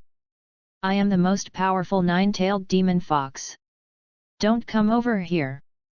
Seeing Yuzuki, the nine-tailed fox looked like a young fox and made a pounce on its prey. It's just that the image of Kyuubi at this time, far from scaring anyone, is actually very cute. I believe that girls who like stuffed animals will like it very much. Your form is probably caused by the exhaustion of chakra. How long will it take to recover? Yuzuki didn't care about Kyuubi's attitude, looked at the little fox in front of him, and asked with interest. Asshole, what kind of sealing technique did you use? I can't restore chakra by myself. Kyuubi said angrily. According to common sense, its chakra recovery speed is very fast, but after being sealed in Yuzuki's Ryoji seal, it found that after the chakra was taken away, there was no recovery at all. After hearing Kyuubi's words, Yuzuki immediately understood the limitations or power of the Ryoji seal. This curse seal completely isolates the outside world, so the Kyuubi chakra sealed in it cannot be replenished on its own. Yuzuki can only condense the yin escape chakra and provide it to Kyuubi, slowly replenishing it. Forget it, just think of it as a battery. It's just that once this battery is used up, I have to charge it for a whole month. Although the nine tails in the Lianji curse seal no longer has the ability to automatically restore chakra, it can still be used as a reserve of yin escape chakra, and its utilization value is still great. Exiting the inner vision state, Yuzuki released the curse seal state and immediately returned to the village. After being away for too long, Yuzuki was also worried that his fire escape clone would be discovered, and he might become a traitorous ninja by then. I don't know what kind of power it would be to use the yin escape chakra to imitate the soul power to activate the Ryokenwaka. Can I be considered to have a shadow level strength now? While moving quickly towards the village, Yuzuki couldn't help but thought to himself. Regularly thank you for your support. Chapter 25 Shisui's Challenge. After the Nine Tails Rebellion, the entire Konoha village was in a mess, with ruins everywhere. Not only were a large number of buildings destroyed and villagers suffered heavy casualties, but many survivors also became homeless. Fortunately, Konoha is a ninja village with the most complete medical ninja system, and a large number of wounded people have received good treatment. If other ninja villages encountered this situation, many wounded people would die due to poor treatment. Looking at the fourth Hokage Namikaze Minato lying unconscious on the hospital bed, the third Hokage frowned and asked the medical ninja beside him, "How is the fourth Hokage? Why haven't you woke up yet?" Sandaime-sama, the fourth generation, was seriously injured this time. Forget about the chakra overdraft, the most serious thing is the penetrating injury to the chest. If it were an ordinary person, he would have died long ago. The fact that the Sandaime-sama can maintain his current state is also the result of Kushina-sama using his own life force to extend the life of the Sandaime-sama. The medical ninja shook his head and continued, "With our current abilities, we can only keep the fourth generation alive in this way. But we are not sure whether he can wake up again." Listening to the medical ninja's explanation, the third generation's face gradually became serious. If Tsunade is here, do you think there is a chance to save the fourth generation? Tsunade-sama, maybe there will be a way. The medical ninja said uncertainly. Sandaime-sama, what should we do with this baby? At this time, an ANBU held Naruto in his arms and walked up to the Sandaime and asked. The third generation glanced at Naruto, who was still sleeping, and then at the unconscious Minato. He was silent for a moment and said slowly, send him to the Konoha orphanage and let him be raised by the orphanage. Konoha Orphanage is an officially funded orphanage in Konoha village that specializes in adopting orphans of ninjas or villagers in the village. It is not the orphanage managed by Medicine Master Nono. In addition, the identity of this child must be kept strictly confidential, and no leakage is allowed. Sandai said in a serious tone. Yes. Anbu said respectfully, and then he hugged Naruto and prepared to leave the ward where Minato was. As soon as the Anbu left, Kakashi, who received the news that the fourth generation was seriously injured and unconscious, also rushed to the ward immediately. Sandaime-sama, sensei. Looking at the frowning Sandaime in front of him, Kakashi asked anxiously. Minato was seriously injured this time, and he is just barely able to stay alive. As for when he will wake up, I don't know, Sandaime said. Patting Kakashi on the shoulder, Sandai continued, don't worry, I will arrange for people to find Tsunade's whereabouts as soon as possible. I believe that with her here, there should be a way to revive Minato. Kakashi glanced at the Yandere worriedly, then what are you going to do with the teacher's child? If possible, can you leave it to me to take care of? The third generation shook his head and said, how can you take care of a child as a man? Besides, you also have tasks to do. Before Minato wakes up, I will hand over Naruto to the Konoha orphanage to raise him. But, isn't this too unfair to Naruto? Teacher and Kushina-sama have sacrificed so much for the village, Naruto should be taken better care of. Kakashi frowned slightly. The third generation waved his hands and said, Kakashi, I see the sacrifices of Minato and Kushina, but it is their sacrifices that ensure the peace of the village. Naruto is now a nine-tailed Jinchuriki, and his identity is very sensitive, so I decided to hide his identity and give him to an orphanage to be raised. This is a good thing for him. I believe that if Minato was in my position now, I will make the same decision. Although Naruto was sent to an orphanage, he will be much luckier in this life than in the original work. Because Minato was still around, the third generation not only arranged for a special person to take care of Naruto secretly, but also would no longer indulge in rumors against Naruto like in the original work. Naturally, Naruto would no longer be discriminated against and ostracized by the villagers. On the third day after the Nine Tails Rebellion, Konoha's top brass announced the battle damage from this incident. The fourth Hokage was seriously injured and fell into a coma. The two Hokage's wives, Sarutobi Biwako and Uzumaki Kushina, were killed in the battle. Many ninjas were also injured in this incident, including Kurene's father, Uemao, and Yuruka's parents and so on. Since the fourth generation is currently unable to handle the village's political affairs, the third generation announced that he would come back to take charge of the village's work. During this critical period, in addition to strengthening the village's security, Konoha's top leaders also asked ninjas to temporarily reduce their outing missions to assist in the reconstruction of the village. In addition, the third generation also sent people to recall Jiraiya, who was looking for Tsunade, and asked Jiraiya, one of the three ninjas, to return to the village to guard the village to prevent new accidents from happening. While recalling Jiraiya, the third generation also arranged for other personnel to continue to replace Jiraiya to find Tsunade's whereabouts. After promulgating a series of emergency response measures, the third generation held a high-level meeting of Konoha to discuss the planning for the reconstruction of the damaged areas of the village. Among them, Uchiha Fugaku, the leader of the Uchiha clan, naturally wanted to participate, and at Fugaku's request, Yuzuki also accompanied him to this meeting. This is the first time Yuzuki has participated in a high-level decision-making meeting in Konoha. The person sitting at the top is naturally the third Hokage. On the left of the third generation is Danzo, and on the right are the two elders of Konoha, Mito Kadoen and Koharu Koharu. Behind the third generation stood an ANBU wearing a cat face mask. Through his body shape, hairstyle, and a katana behind his back, Yuzuki could tell that this ANBU was Uchiha Shisui.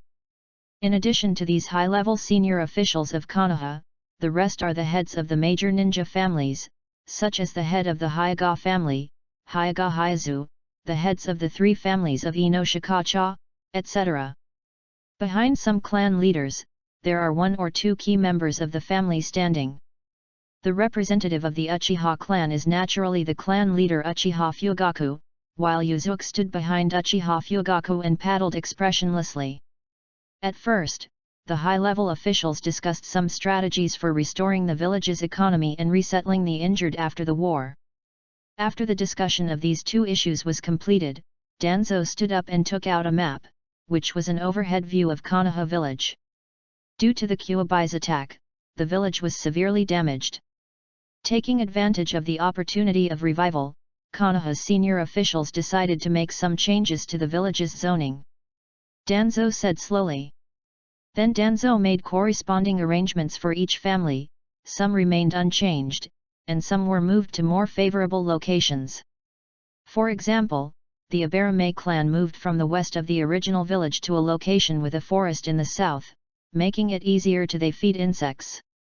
After this area is rebuilt, the original location of the police department will need to be moved here. Danzo said, while gently tapping the short staff in his hand on the westernmost edge of Konoha village. This location is already on the outskirts of Konoha village and is not suitable for the Uchiha clan who are responsible for Konoha's police work. Danzo's purpose is very obvious. He wants to completely isolate the Uchiha clan from the geographical location isolated the Uchiha clan from the core of the village. Seeing the location pointed by Danzo, Uchiha Fugaku immediately stood up and began to argue with Danzo. But not only Danzo, the third generation, the other two consultants, and many other families present also said that the Uchiha clan should abandon the family's private interests and cooperate with the overall deployment of the village. In the end, facing the alliance of Konoha's top leaders, Uchiha Fugaku had no choice but to compromise, sighed, and sat down again.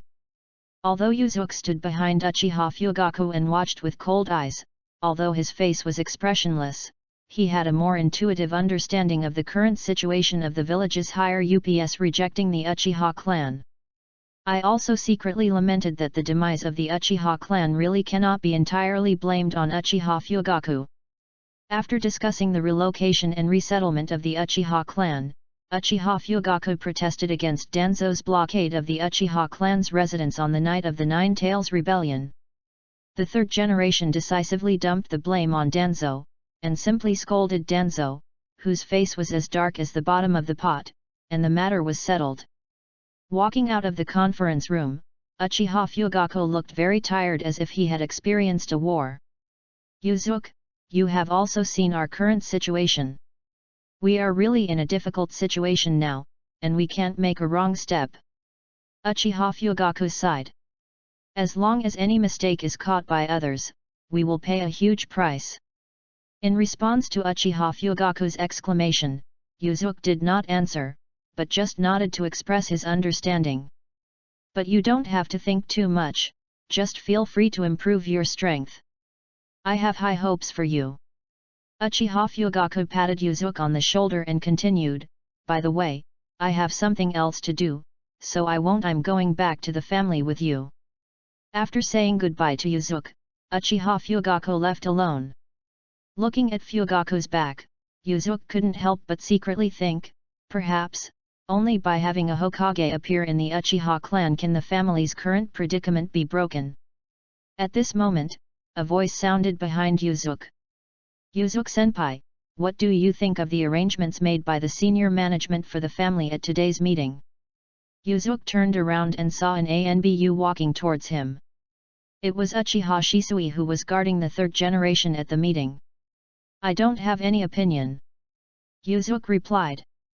He was wary of Shisui, and most of what he said to Shisui would reach the ears of the third generation. Zisui was not satisfied with Yuzuki's answer. Zisui has always hoped to find like-minded tribesmen to help the family integrate into the village. He once placed his hope on the outstanding senior in front of him, but in the end the other party did not respond to his thoughts. Looking at Yuzuki, who was still very indifferent to his family, Shisui's initially hesitant heart immediately became firm. Senior Yuzuki, I formally challenge you.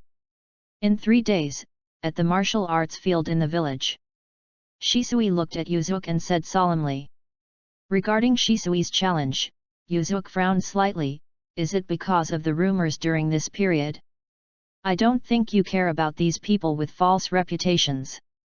Zishui shook his head and said, I don't care about these false names, but now I must get this so-called false reputation. The current situation of the family is very dangerous. I must become the most famous ninja in the family. Only in this way can I lead the family out of the quagmire. Hearing Shisui's words, Yuzuki thought that Shisui in the original work had the title of Uchiha no 1 Master, and his prestige was no less than that of Uchiha Fugaku. Many people in the tribe highly respected him. Is it because of this purpose that he got the title of Uchiha no 1 Master? Yuzuki thought to himself. After a few seconds of silence, Yuzuki looked into Shisui's eyes and asked calmly, but, are you sure you have seen the road ahead of the family clearly? Shisui's eyes were firm. I believe that as long as the clan can break the narrow family concept and follow the steps of the 3rd generation of adults and integrate into the village, then our Uchiha clan will be able to get back on its feet. After giving Shisui a deep look, Yuzuki turned and walked in the direction of the Uchiha clan. I accept your challenge. Regularly thank you for your support. Chapter 26 The showdown begins. The next day, a formal letter of challenge from Shisui was sent to Yuzuki. This incident immediately caused an uproar in Konoha. During this period, although the Uchiha clan was ostracized by the village everywhere, it was still the largest family in Konoha, and could even be said to be the largest family in the ninja world, with a very high reputation in the entire ninja world. The news that Uchiha's No. 1 genius challenged Uchiha's No. 1 master immediately attracted the attention of countless people. Coupled with the 3rd generation's push behind the scenes, this duel became even more well known to everyone. Whether they are ninjas or civilians, they are all waiting for the day when Yuzuki and Shisui compete, wanting to see who is better among the 2 masters of the Uchiha clan. I will never play with brother Shisui again. I originally thought he was a good guy, but I didn't expect him to be a bad guy. On the training ground, Izumi pouted her little mouth, as if she was hanging a bottle of oil. For the simple Izumi, judging a person is still based on distinguishing between good guys and bad guys. Itaka frowned and said, I didn't expect that Shisui would really challenge the teacher. Although I don't know what his purpose is, I believe that Shisui will not be so superficial that he is just for the title of the No. 1 Master of Uchiha. False name. But according to Shisui as a human being, now that the challenge has been issued, it will definitely not be taken back. Itaka continued. Hey, if you don't take it back, you won't take it back. Just let my brother teach him a lesson. Izumi said angrily. Itaka shook his head. Shisui is very strong. I don't mean to underestimate the teacher, but to be honest, in my opinion, the outcome of this competition is unpredictable. Kabuto on the other hand pushed up his glasses and asked, is Uchiha Shisui really that powerful? Yes, Shisui's teleportation technique is almost unsolvable in my opinion. But this is just based on my eyesight. Itaka said with a solemn expression. Since Itaki often practices with Shisui at night, he also knows more about Shisui's strength. At this time, Kai, who had just instructed some of them on the practice of physical arts, nodded and said, yes, I have also heard of the secret technique of instantaneous body created by Shunshen Shisui, which can separate 8 phantom clones. These phantom clones are produced by the technique of instantaneous body combined with Shisui's secret technique. Only one is Shisui's true body, and all the phantoms can attack the enemy at the same time. Isn't that more difficult than dealing with 8 enemies at the same time? There is only one weak point, but there are 8 attack points. As long as the true form is not eliminated, you will have to face the attacks of 8 enemies at the same time. Kabuto frowned. Itaka nodded, yes, and I know very well that Shisui can now separate more than 8 phantom clones. Izumi's cute little face looked confused, what? Regarding the analysis of several people, Kwanmei, whose talent is in the normal range, still can't understand it at this time. It seems that you all have no confidence in the teacher. While everyone was discussing, a light of fire rose from the ground and transformed into a young ninja with a calm face. It was Yuzuki who had just arrived at the training ground. Seeing Yuzuki appear, everyone gathered around and asked him about his confidence in this competition. Don't worry, Shisui is not my opponent yet, Yuzuki said with a smile.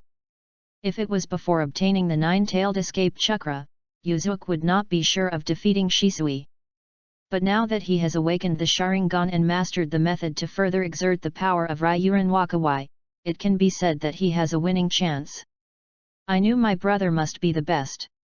I must teach him a lesson, Izumi said happily after hearing Yuzuki's affirmative answer. Having said this, Izumi frowned slightly, but don't teach him too badly. After all, he was a good person before. Hearing Izumi's innocent words, Yuzuki smiled and touched her head. Kai grinned and showed his big white teeth. Since you are so confident, Yuzuki, why don't we have a manly contest first? I refuse, Yuzuki said expressionlessly. With a bang, Itaki, Kabuto, and Izumi looked at Kai, who suddenly took action. Kai's kick landed next to Yuzuki's head, but Yuzuki blocked it with his arms. Since Kai's legs were very strong, there was a loud sound when he collided with Yuzuki's arm.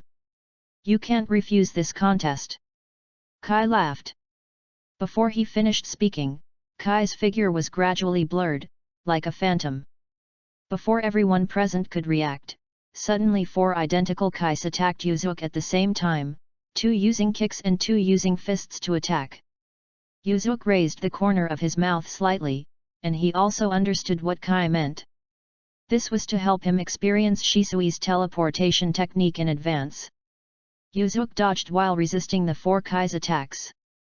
Although Yuzuki's physical skills were also very good, he soon discovered that ordinary physical skills were unable to resist this kind of teleportation technique.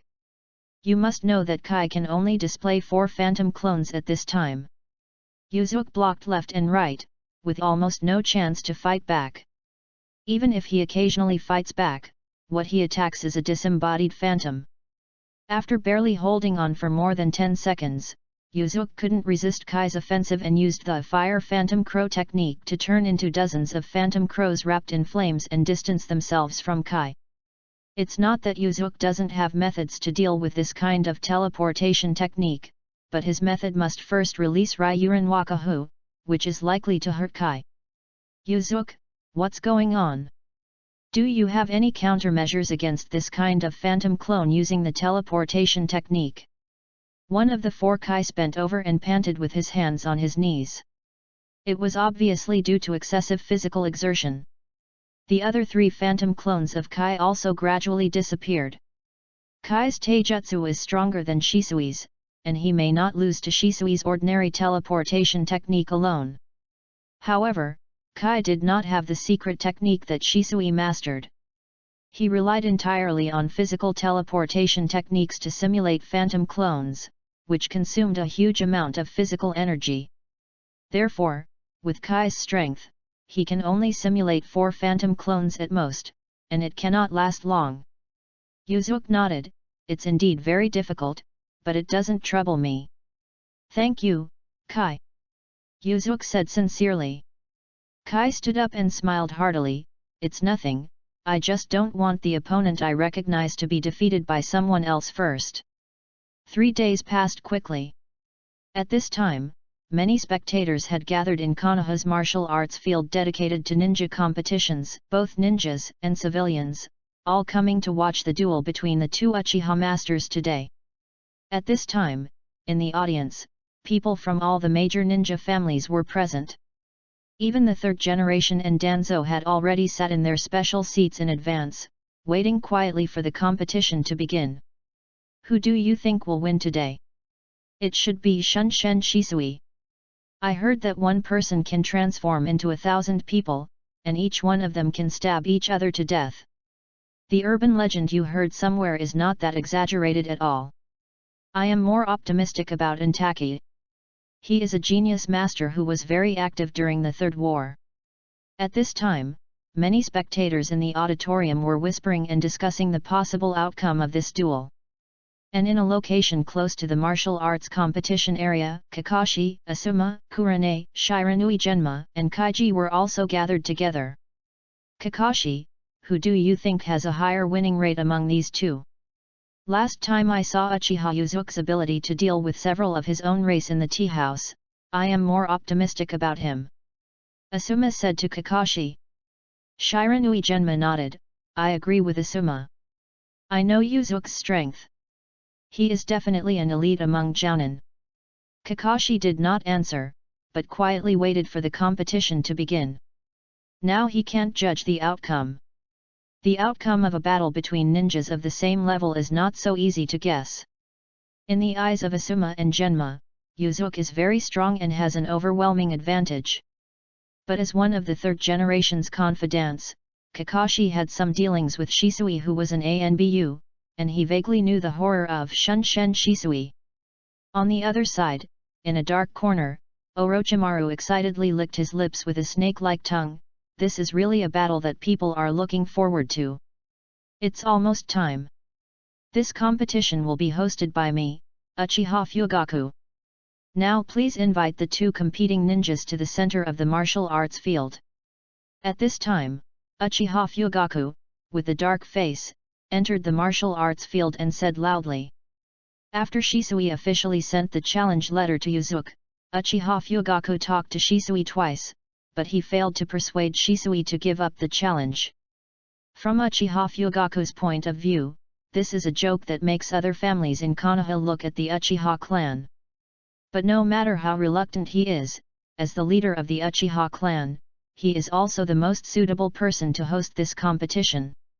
Yuzuki and Shisui came to the center of the martial arts arena, facing each other about 5 meters apart, looking at each other. The barrier class opens the barrier, and the competition officially begins. Uchiha Fugaku glanced at Yuzuki and Shisui with complicated eyes, and announced loudly.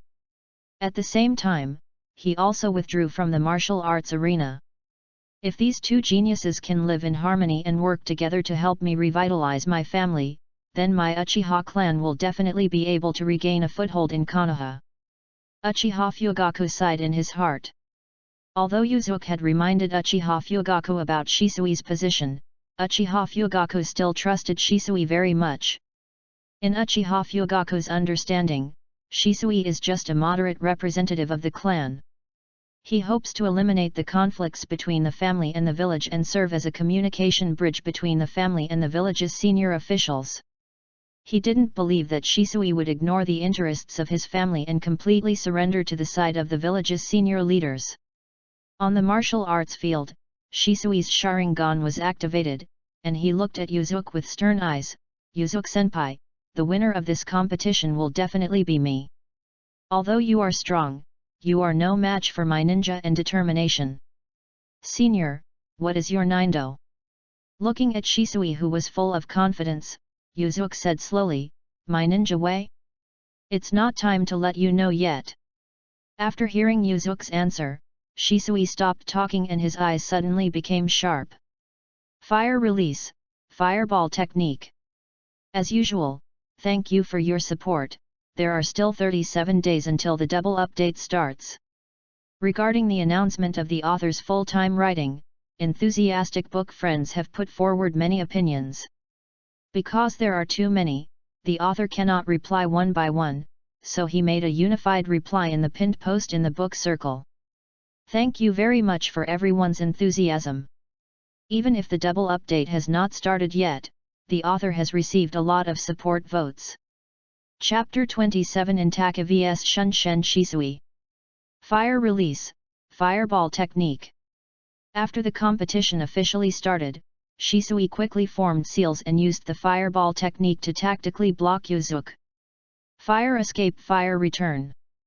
Yuzuki also formed seals and used ninjutsu to fight back. Just like a whale absorbing water, all the fireballs that Shisui ejected from his mouth were absorbed into the seals in Yuzuki's hands. Then Yuzuki also opened his mouth and spat out a huge red-gold fireball towards Shisui.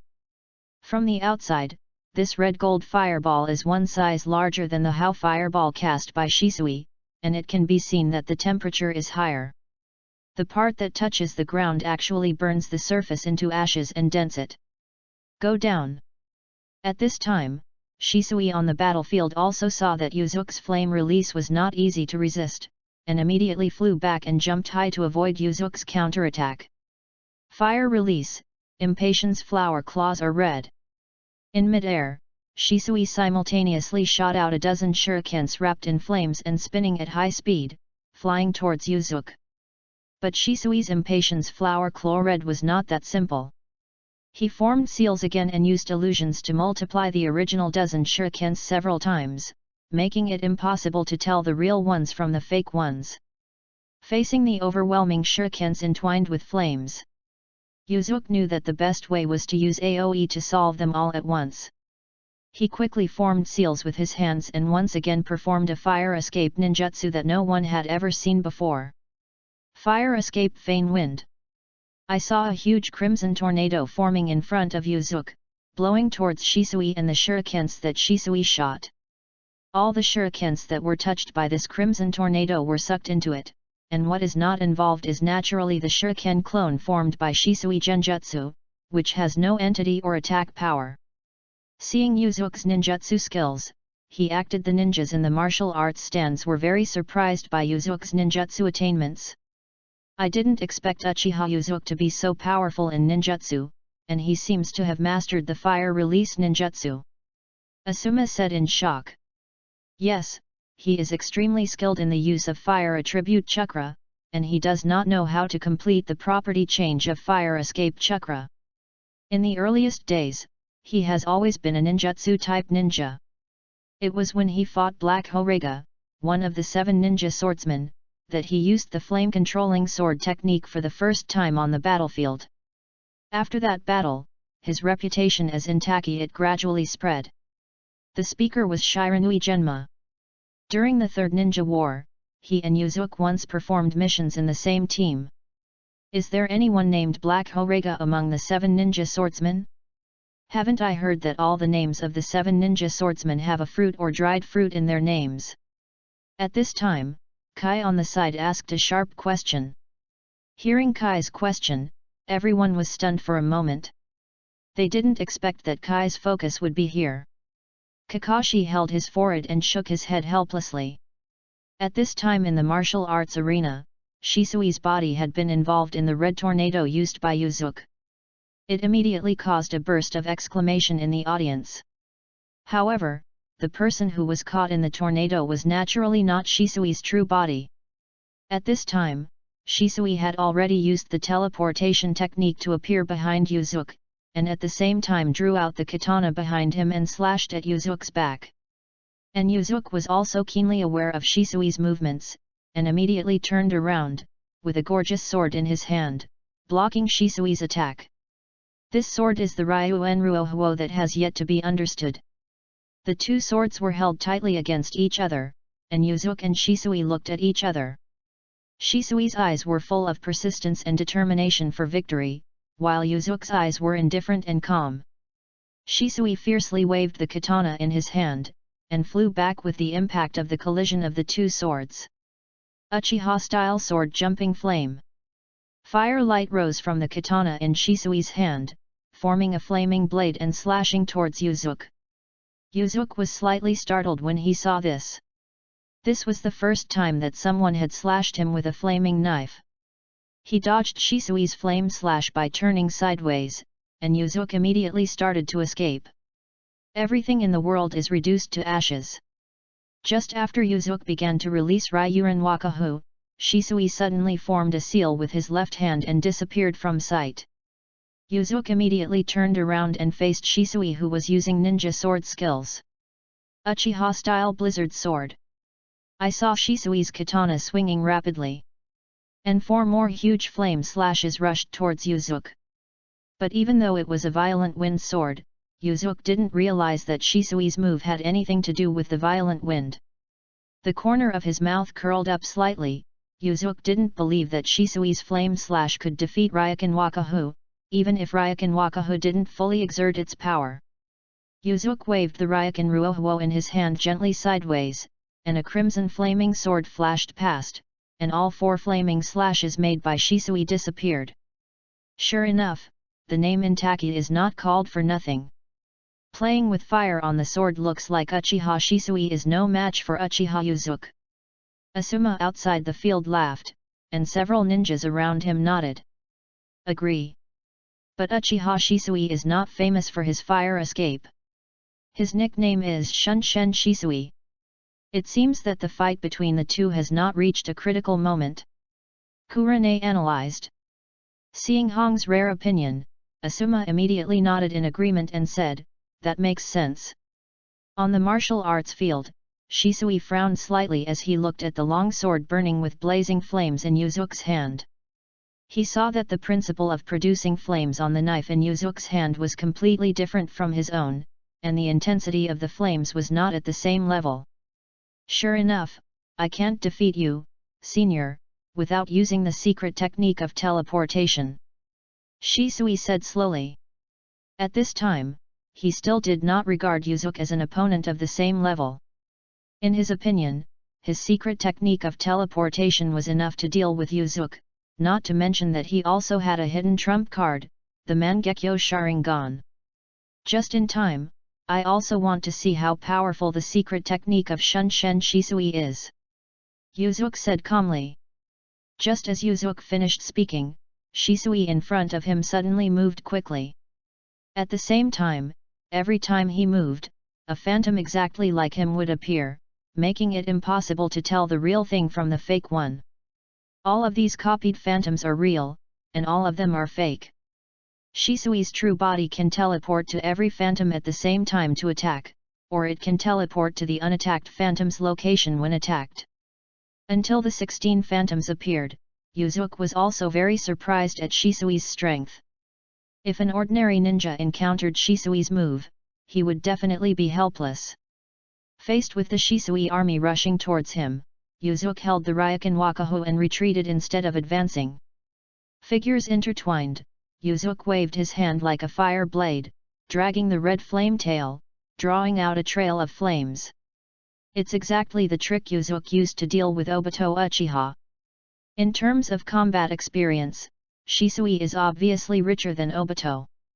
Shisui was keenly aware of the traces of flames left in the air, which were very troublesome.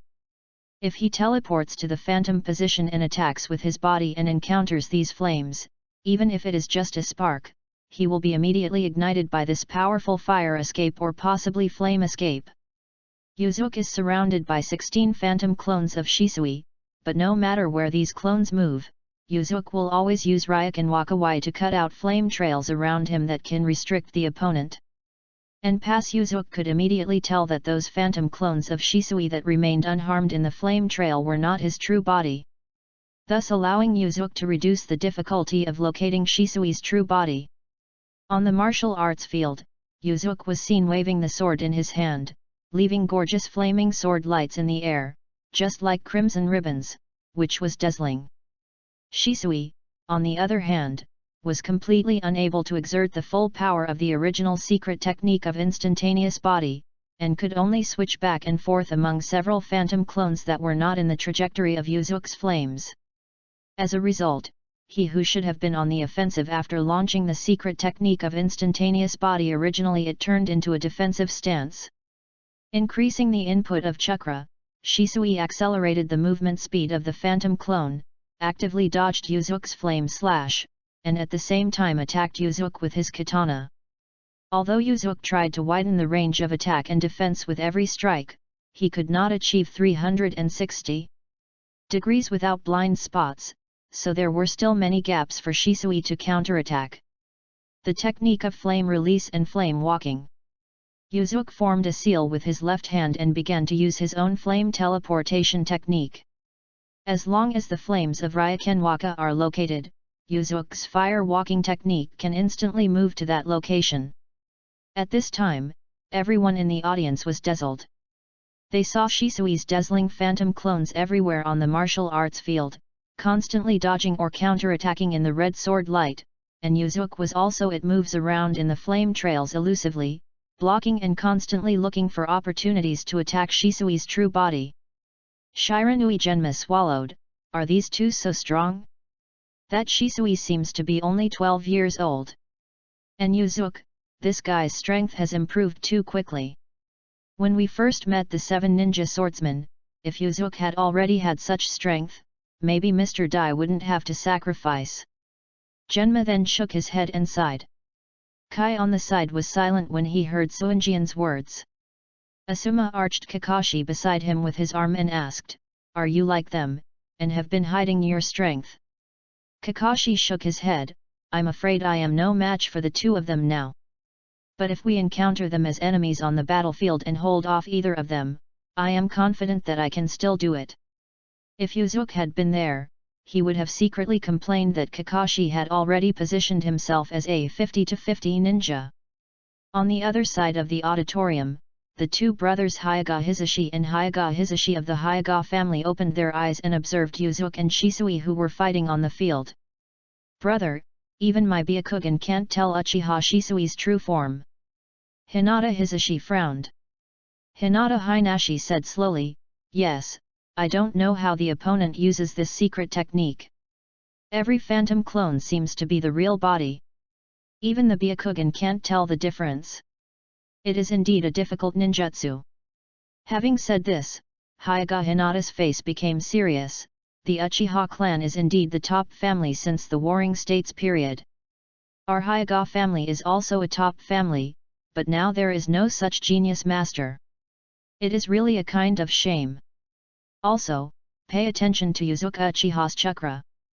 Shisui's 2 moves of Uchiha-style swordsmanship are taken from the official game Naruto Shippuden, Ultimate Storm series and have nothing to do with the author, please don't complain. Why? Asterisk. In addition, I would like to add that the author will not start double updates now. It's just my custom on weekends to add 1 more chapter a day. As for why you only choose 1 day? Because the other day is to write the manuscript for next week. Chapter 28 The True Power of the Flowing Sword Like Fire. The next day, a formal letter of challenge from Shisui was sent to Yuzuki. This incident immediately caused an uproar in Konoha. During this period, although the Uchiha clan was ostracized by the village everywhere, it was still the largest family in Konoha, and could even be said to be the largest family in the ninja world, with a very high reputation in the entire ninja world. The news that Uchiha's #1 genius challenged Uchiha's #1 master immediately attracted the attention of countless people. Coupled with the third generation's push behind the scenes, this duel became even more well known to everyone. Whether they are ninjas or civilians, they are all waiting for the day when Yuzuki and Shisui compete, wanting to see who is better among the 2 masters of the Uchiha clan. I will never play with brother Shisui again. I originally thought he was a good guy, but I didn't expect him to be a bad guy. On the training ground, Izumi pouted her little mouth, as if she was hanging a bottle of oil. For the simple Izumi, judging a person is still based on distinguishing between good guys and bad guys. Itaka frowned and said, I didn't expect that Shisui would really challenge the teacher.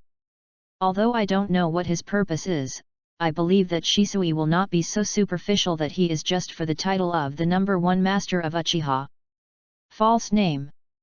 But according to Shisui's character, now that the challenge has been issued, he will definitely not take it back. Itaka continued. Hey, if you don't take it back, you won't take it back. Just let my brother teach him a lesson. Izumi said angrily. Itaka shook his head. Shisui is very strong. I don't mean to underestimate the teacher, but to be honest, in my opinion, the outcome of this competition is unpredictable. Kabuto on the other hand pushed up his glasses and asked, "Is Uchiha Shisui really that powerful?" "Yes, Shisui's teleportation technique is almost unsolvable in my opinion. But this is just based on my eyesight," Itaka said with a solemn expression. Since Itaki often practiced with Shisui at night, he also knew more about Shisui's strength. At this time, Kai, who had just instructed some of them on the practice of physical arts, nodded and said, "Yes, I have also heard of the secret technique of instantaneous body created by Shunshen Shisui, which can separate 8 phantom clones. These phantom clones are produced by the technique of instantaneous body combined with Shisui's secret technique. Only one is Shisui's true body, and all the phantoms can attack the enemy at the same time. Isn't that more difficult than dealing with 8 enemies at the same time? There is only one weak point, but there are 8 attack points. As long as the true form is not eliminated, you will have to face the attacks of 8 enemies at the same time." Kabuto frowned. Itaka nodded, "Yes, and I know very well that Shisui can now separate more than 8 phantom clones." Izumi's cute little face looked confused. "What?" Regarding the analysis of several people, Kwanmei, whose talent is in the normal range, still can't understand it at this time. "It seems that you all have no confidence in the teacher." While everyone was discussing, a light of fire rose from the ground and transformed into a young ninja with a calm face. It was Yuzuki, who had just arrived at the training ground. Seeing Yuzuki appear, everyone gathered around and asked him about his confidence in this competition. "Don't worry, Shisui is not my opponent yet," Yuzuki said with a smile. If it was before obtaining the 9-tailed escape chakra, Yuzuki would not be sure of defeating Shisui. But now that he has awakened the Sharingan and mastered the method to further exert the power of Ryuren Wakawai, it can be said that he has a winning chance. "I knew my brother must be the best. I must teach him a lesson," Izumi said happily after hearing Yuzuki's affirmative answer. Having said this, Izumi frowned slightly, "But don't teach him too badly. After all, he was a good person before." Hearing Izumi's innocent words, Yuzuki smiled and touched her head. Kai grinned and showed his big white teeth. "Since you are so confident, Yuzuki, why don't we have a manly contest first?" "I refuse," Yuzuki said expressionlessly. With a bang, Itaki, Kabuto, and Izumi looked at Kai, who suddenly took action. Kai's kick landed next to Yuzuki's head, but Yuzuki blocked it with his arms. Since Kai's legs were very strong, there was a loud noise when he collided with Yuzuki's arm. "You can't refuse this contest," Kai laughed. Before he finished speaking, Kai's figure was gradually blurred, like a phantom. Before everyone present could react, suddenly 4 identical Kais attacked Yuzuki at the same time, 2 using kicks and 2 using fists to attack. Yuzuki raised the corner of his mouth slightly, and he also understood what Kai meant. This was to help him experience Shisui's teleportation technique in advance. Yuzuki dodged while resisting the 4 Kai's attacks. Although Yuzuki's physical skills were also very good, he soon discovered that ordinary physical skills were unable to resist this kind of teleportation technique. You must know that Kai can only display 4 phantom clones at this time.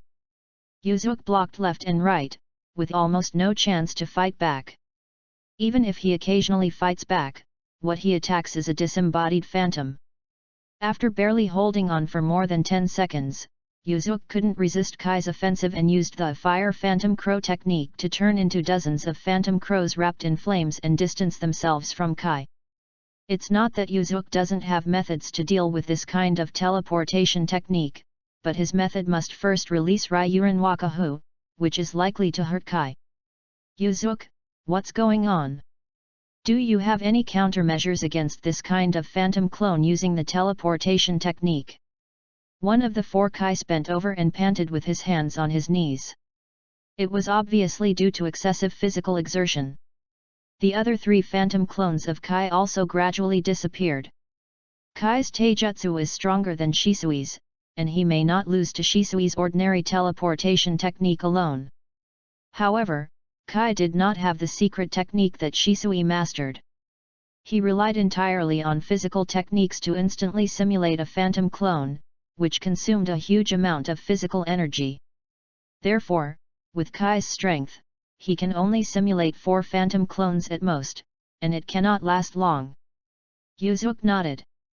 It's indeed very difficult, but it doesn't trouble me. Thank you, Kai. Yuzuk said sincerely. Kai stood up and smiled heartily. It's nothing, I just don't want the opponent I recognize to be defeated by someone else first. 3 days passed quickly.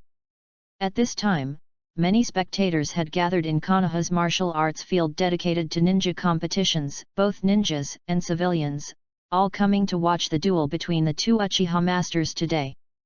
At this time, in the audience, people from all the major ninja families were present. Even the 3rd generation and Danzo had already sat in their special seats in advance, waiting quietly for the competition to begin. Who do you think will win today? It should be Shunshen Shisui.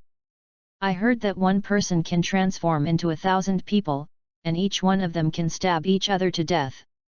The urban legend you heard somewhere is not that exaggerated at all. I am more optimistic about Intaki. He is a genius master who was very active during the Third War. At this time, many spectators in the auditorium were whispering and discussing the possible outcome of this duel. And in a location close to the martial arts competition area, Kakashi, Asuma, Kurane, Shiranui Genma, and Kaiji were also gathered together. Kakashi, who do you think has a higher winning rate among these two? Last time I saw Yuzuka Uchiha's ability to deal with several of his own race in the tea house, I am more optimistic about him. Asuma said to Kakashi. Shiranui Genma is a little bit head, I agree with Asuma. I know Yuzuka's strength. He is definitely an elite among Jounin. Kakashi did not answer, but quietly waited for the competition to begin. Now he can't judge the outcome. The outcome of a battle between ninjas of the same level is not so easy to guess.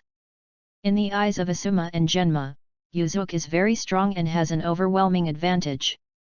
But as one of the 3rd generation's confidants, Kakashi had some dealings with Shisui who was an ANBU, and he vaguely knew the horror of Shunshen Shisui. On the other side, in a dark corner, Orochimaru excitedly licked his lips with a snake-like tongue. This is really a battle that people are looking forward to. It's almost time. This competition will be hosted by me, Uchiha Fugaku. Now please invite the 2 competing ninjas to the center of the martial arts field. At this time, Uchiha Fugaku, with the dark face, entered the martial arts field and said loudly. After Shisui officially sent the challenge letter to Yuzuka, Uchiha Fugaku talked to Shisui twice, but he failed to persuade Shisui to give up the challenge. From Uchiha Fugaku's point of view, this is a joke that makes other families in Konoha look at the Uchiha clan. But no matter how reluctant he is, as the leader of the Uchiha clan, he is also the most suitable person to host this competition.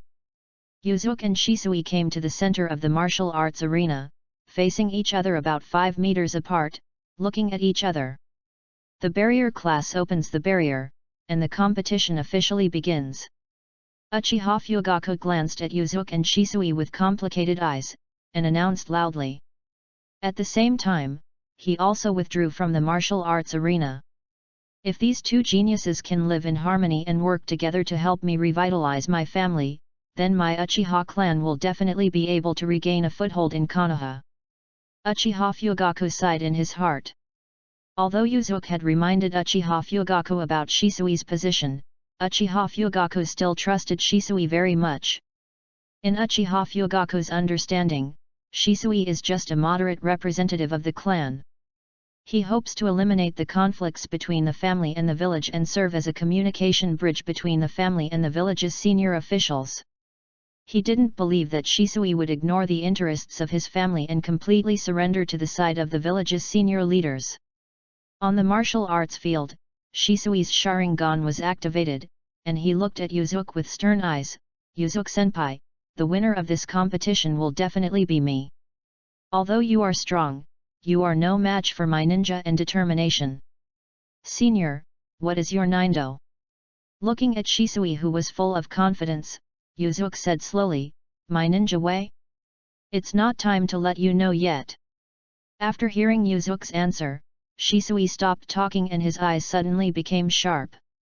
Fire release, fireball technique. Chapter 29. The outcome is decided. Hearing Yuzuki's words, Shisui did not think that the other party was joking at all, and immediately increased the output of his pupil power and began to strengthen Suzanu's abilities. I saw that a layer of muscle-like tissue had first grown outside the body of Suzanu's skeleton, and his face was no longer a skull, but the face of a Kara's Tengu. After the body growth was completed, another piece of armor formed on the outside of Suzanu's body, and 2 huge Tengu wings grew out of his back. At this time, Shisui's Suzanu has grown to the 3rd form. However, due to the intense consumption of the pupil power in the Mangekyo Sharingan, Shisui's eyes overflowed with blood and were covered with bloodshot eyes. It was obvious that the use of pupil power had reached its limit. Shisui's chest heaved violently. Under this series of high-intensity battles, he had very little chakra and physical strength left. Outside the court, Uchiha Fugaku's heart was already in his throat, not to mention that Shisui was squandering the power of the Mangekyo Sharingan in vain, which made him feel heartbroken. More importantly, the geniuses of the 2 families in the martial arts arena, there is a senseless fight going on, and if there is a slight mistake, the consequences will be disastrous. As expected of someone who can open Suzanu with one eye, Shisui's eye power is really amazing. An ordinary Mangekyo Sharingan can use Suzanu to this extent. Looking at the sight in front of me because of the extra muscles and armor, Yuzuki secretly praised Suzanu, who was 1 size bigger. After Suzanu was ready, Shisui decided to strike first.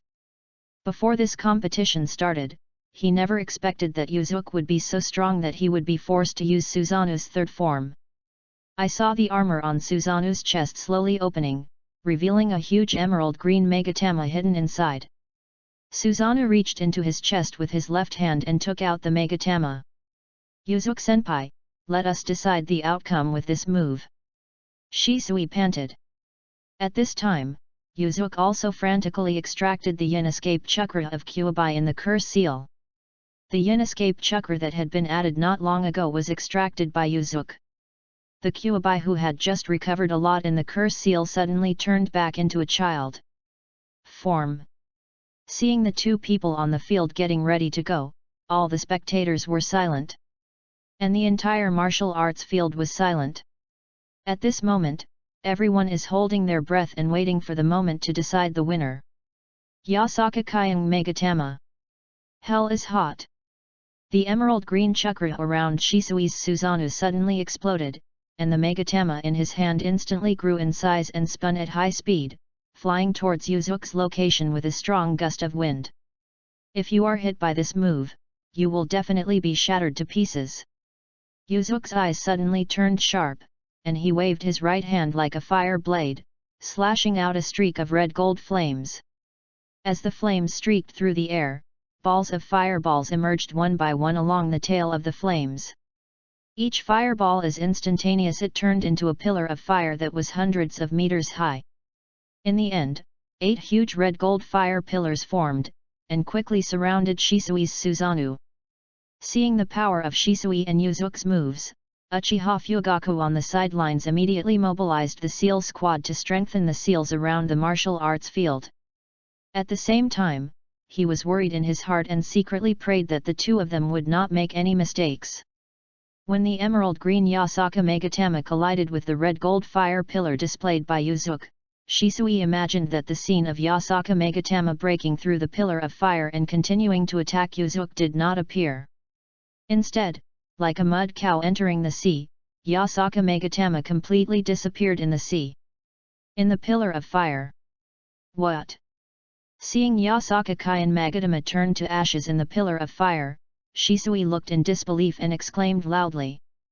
But soon Shisui realized that the battle was not over yet. The 800-meter-high fire pillars summoned by Yuzuki were already in front of him, and he had to defend them first. Shisui quickly formed seals with his hands, and Suzanu also formed the same seal as Shisui. Wanggu Yufeng. Hundreds of thousands of huge bones stretched out from Suzanu's body, and these bones grew rapidly to form 6 huge bone walls. In the middle of each bone wall is an extremely ferocious skull of the Karas Tengu, and the 6 bone walls eventually form a regular hexagon, protecting Suzanu and Shisui. Just as Shisui finished preparing the most powerful defensive ninjutsu he had mastered, 8 tall red gold fire pillars surrounded him, Suzanu and the bone wall he had just summoned.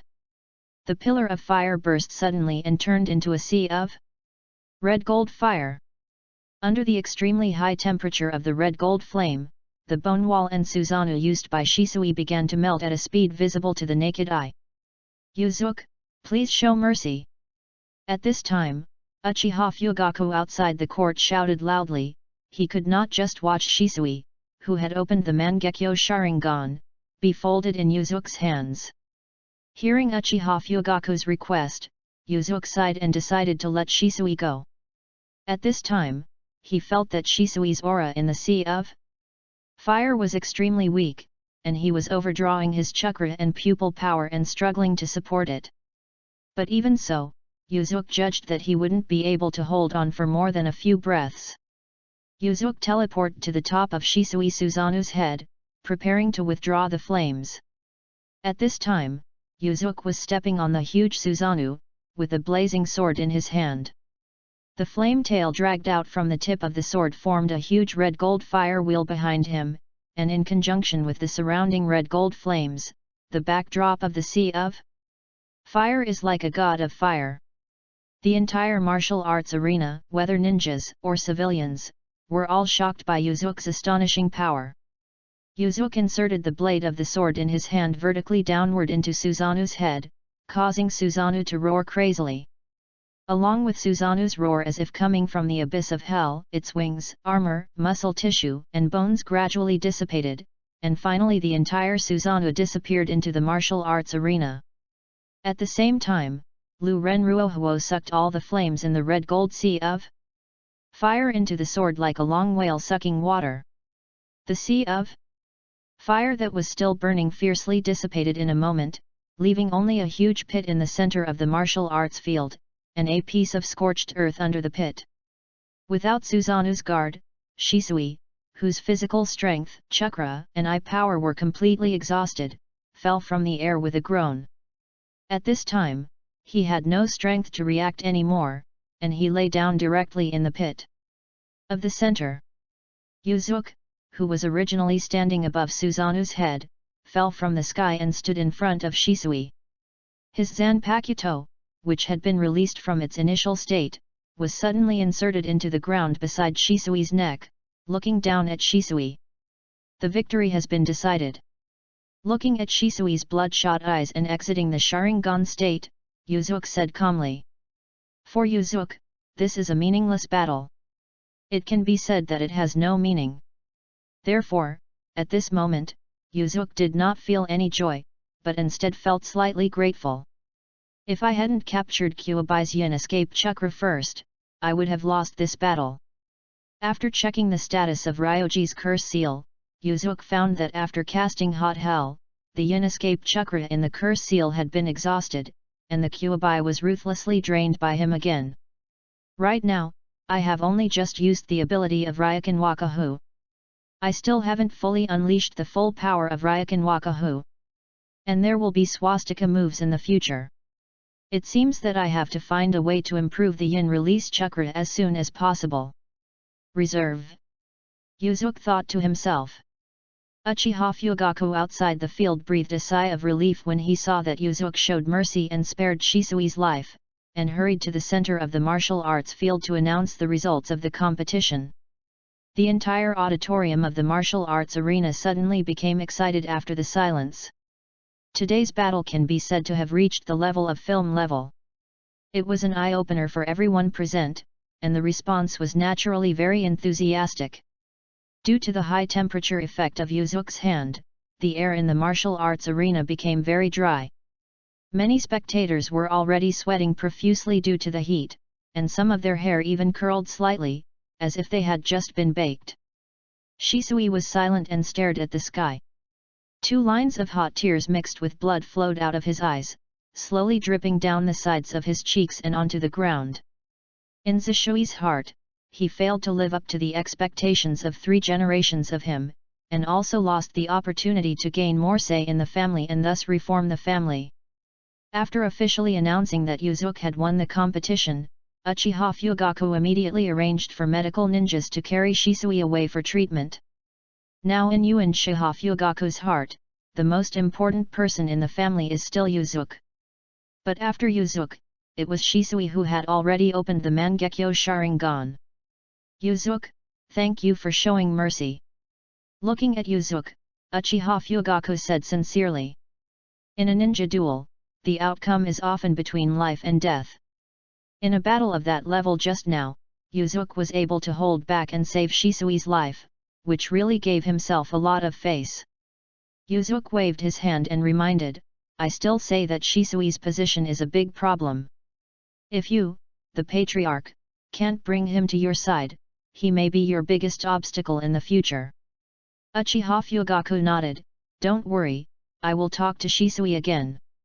Looking at Yuzuki, who had no injuries on his body and whose clothes were still neat, Uchiha Fugaku showed a very surprised expression, it looks like you won very easily. I can't see through your strength at all. Yuzuki smiled and did not explain, but Yuzuki knew in his heart that his victory was not easy. Except for not using the Sharingan, he had also used all his methods, including completely depleting the 9-tailed shadow chakra in the curse seal. After briefly chatting with Yuzuki, Uchiha Fugaku rushed to the hospital to check on Shisui's condition. Yuzuki left the martial arts arena with everyone looking in awe. At this time, the audience in the auditorium of the martial arts arena were already exiting one by one. Many audience members were still talking excitedly about the scene when Yuzuki and Shisui fought just now. Some children present had even begun to pick up some bamboo knives, wooden sticks, and other imitations. Yuzuki calls himself Intaki. Although Shisui is also very powerful, he was defeated after all. Moreover, Yuzuki's moves are really cool and unforgettable, and are more likely to attract children who worship heroes. In the exclusive seats, the third Hokage and Danzo have not left yet. The two looked at each other in silence. Regularly thank you for your support. There are still 35 days until the double update starts. Shisui's Yasaka Kyang Megatama was thrown out. Please don't complain. The author, Beidou, also cracked when he learned this skill. Regarding the 2 questions raised by readers recently, the author will explain as follows. They only represent his personal views. 1. The 4th generation is alive, and Naruto is sent to an orphanage. Reason: the author thinks that in order to hide Naruto's identity, it is okay to send him to an orphanage. After all, the 3rd generation wife has also died, and there are no female family members suitable to take care of Naruto. But considering the 4th generation, the 3rd generation will no longer turn a blind eye to Naruto's experience like the original work. If the 4th generation discovers this, the 3rd generation really has no explanation. 2. The life and death of Shisui and Itaki. The author has already written the outline of the chapter about the coup and genocide. No spoilers are allowed yet, so stay tuned. Chapter 30: Orochimaru's Sneak Attack. After the competition, Yuzuki walked out of the martial arts arena. At this time, Izumi and Kabuto were already waiting for him outside.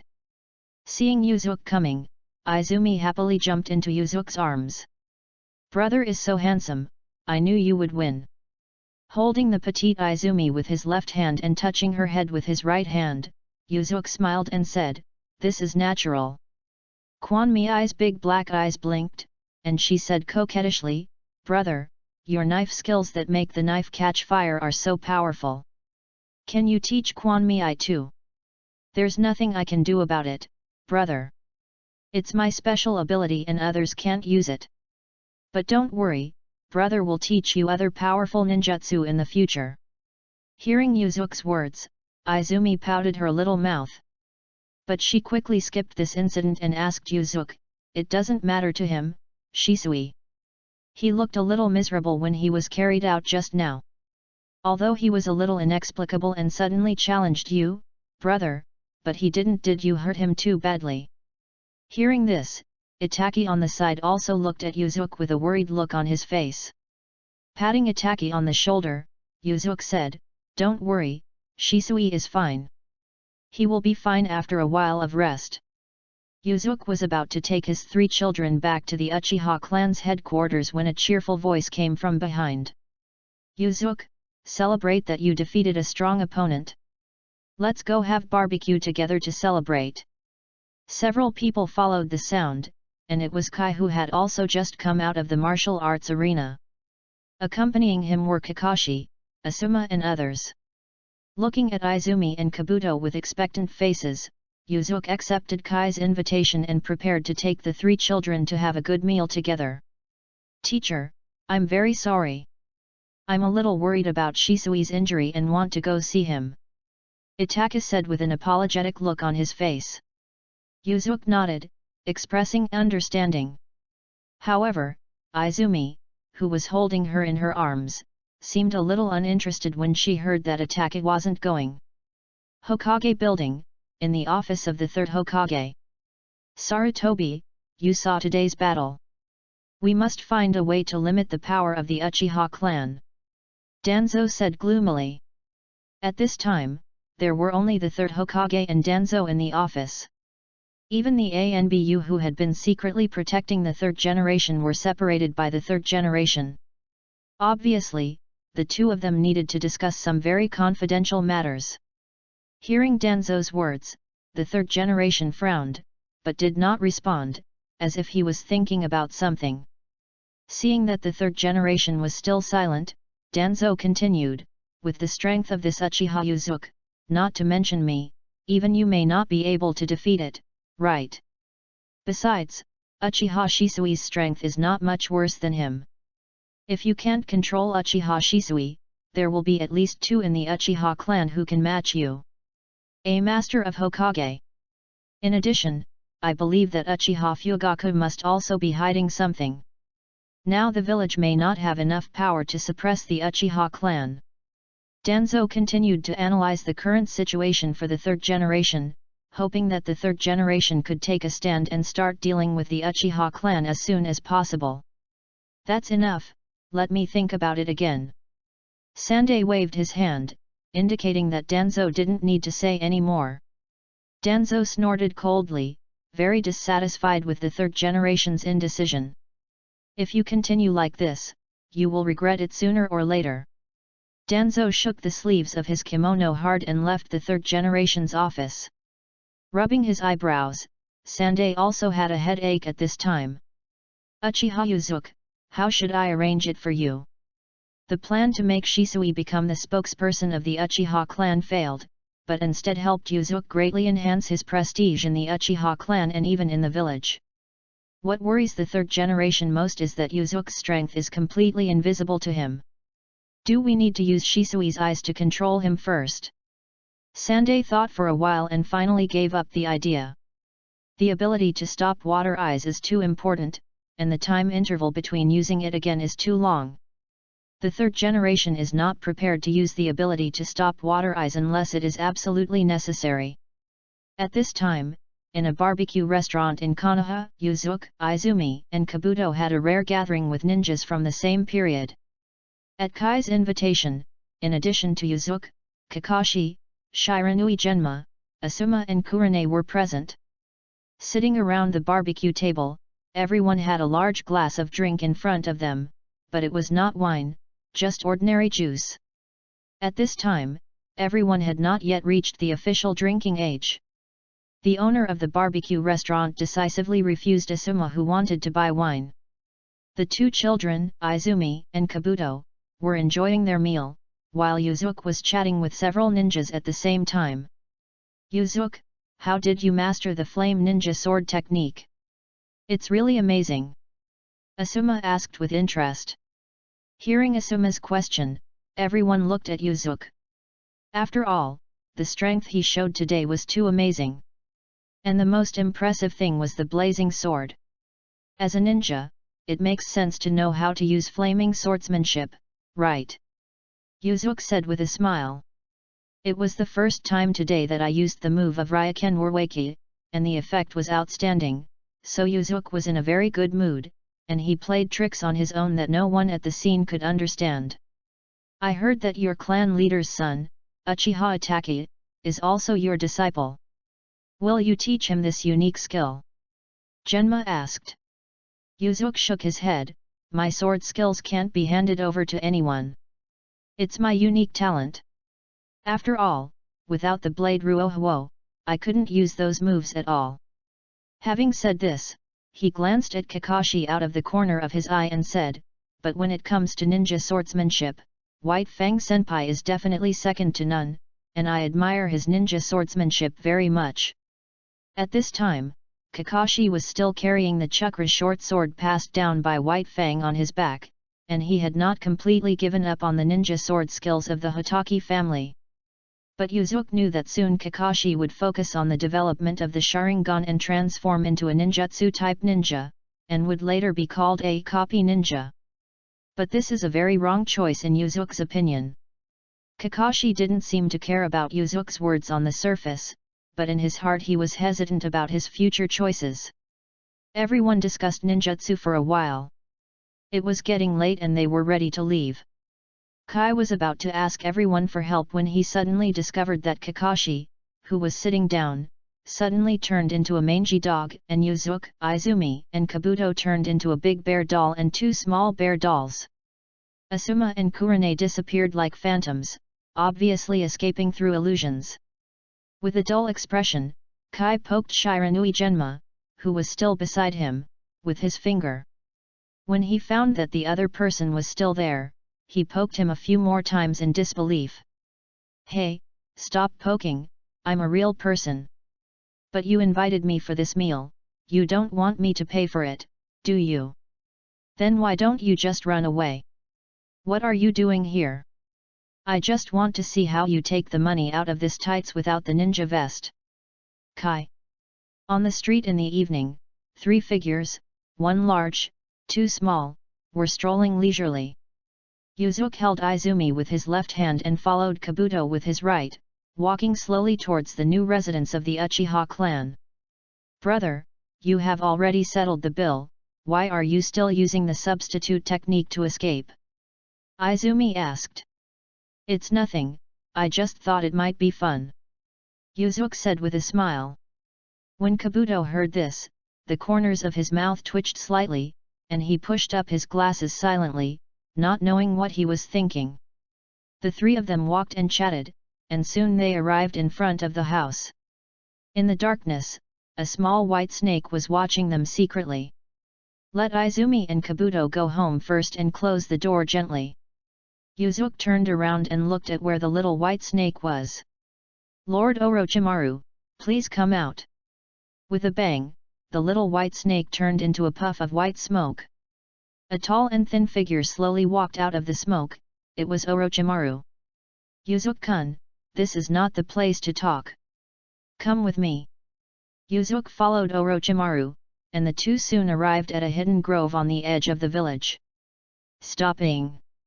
Orochimaru turned to Yuzuki and said, Yuzuki-kun, your performance in today's competition really surprised me.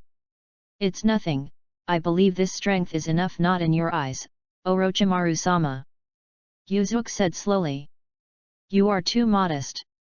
To be honest, I may not be your opponent now. Yuzuki did not answer, but asked, Lord Orochimaru, are you here just to admire my strength? Orochimaru looked into Yuzuki's eyes and said slowly, Sharingan, what a jealous talent.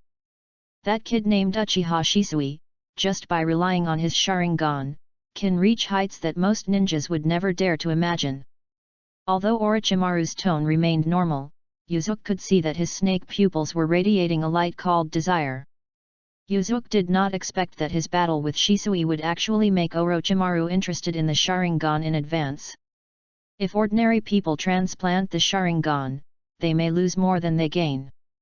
For example, Kakashi, the Sharingan is a huge load for him.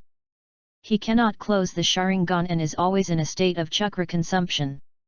He could only cover his Sharingan with a bandage to reduce the fatigue and chakra consumption burden to a certain extent. Orochimaru, who possesses the art of bullshit reincarnation, does not have to worry about this.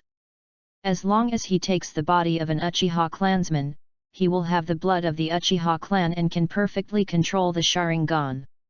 Knowing what Orochimaru was thinking, Yuzuki just remained silent at this time. If Orochimaru wants to seize the bodies of Uchiha people, as a member of the Uchiha clan, he cannot let it go. The two looked at each other and immediately guessed what the other was thinking. The two were silent for a few seconds. Orochimaru spoke first. Yuzuki-kun, although you didn't use it in today's competition, you have actually activated the Sharingan, right? Hearing Orochimaru's question, Yuzuki was shocked. Just as he was about to deny it, a long sword spit out from Orochimaru's mouth and slashed towards Yuzuki's chest. The two were only a stone's throw away at this time, and Yuzuki was also caught off guard by Orochimaru's sudden attack, which came from his mouth. Yuzuki quickly retreated and used the teleportation technique to distance himself. Although he was not injured, the clothes on his chest were cut open. Lord Orochimaru, what do you mean? Regularly thank you for your support. There are still 34 days until the author Jun Zhuang's update starts. Chapter 31 Orochimaru's Invitation. Lord Orochimaru, what do you mean? Looking at Orochimaru who suddenly attacked, Yuzuki said coldly. Yuzuki didn't believe that Orochimaru would fall out with him here. After all, his strength was not weaker than the opponent's, and there was no point in fighting him. At this time, Orochimaru no longer continued to attack, and performed a sword-swallowing skill on the spot, putting the Kusanagi sword back into his belly. Yuzuki-kun, the curse seal contains half of Kyuubi's yin escape chakra, right? I went to see the Yandame's son, and the Bagua seal on his belly only contained half of Kyuubi's yang release chakra. I'm very curious about how you were able to get half of the Kyuubi's yin escape chakra from the Yandame couple on the night of the Kyuubi rebellion. Orochimaru asked Yuzuki with interest as his eyes were fixed on the Ryuzuki seal on the left side of Yuzuki's chest. At this time, the Lianji curse seal has become very clear because the 9 tails have been sealed, and it is not as dim as when the curse seal was just generated. Seeing that his secret had been discovered by Orochimaru, Yuzuki said slowly, it's just a coincidence. You are not going to tell the 3rd generation about this, are you? Orochimaru laughed, his hoarse voice making people very uncomfortable. Lord Orochimaru, please keep your voice down.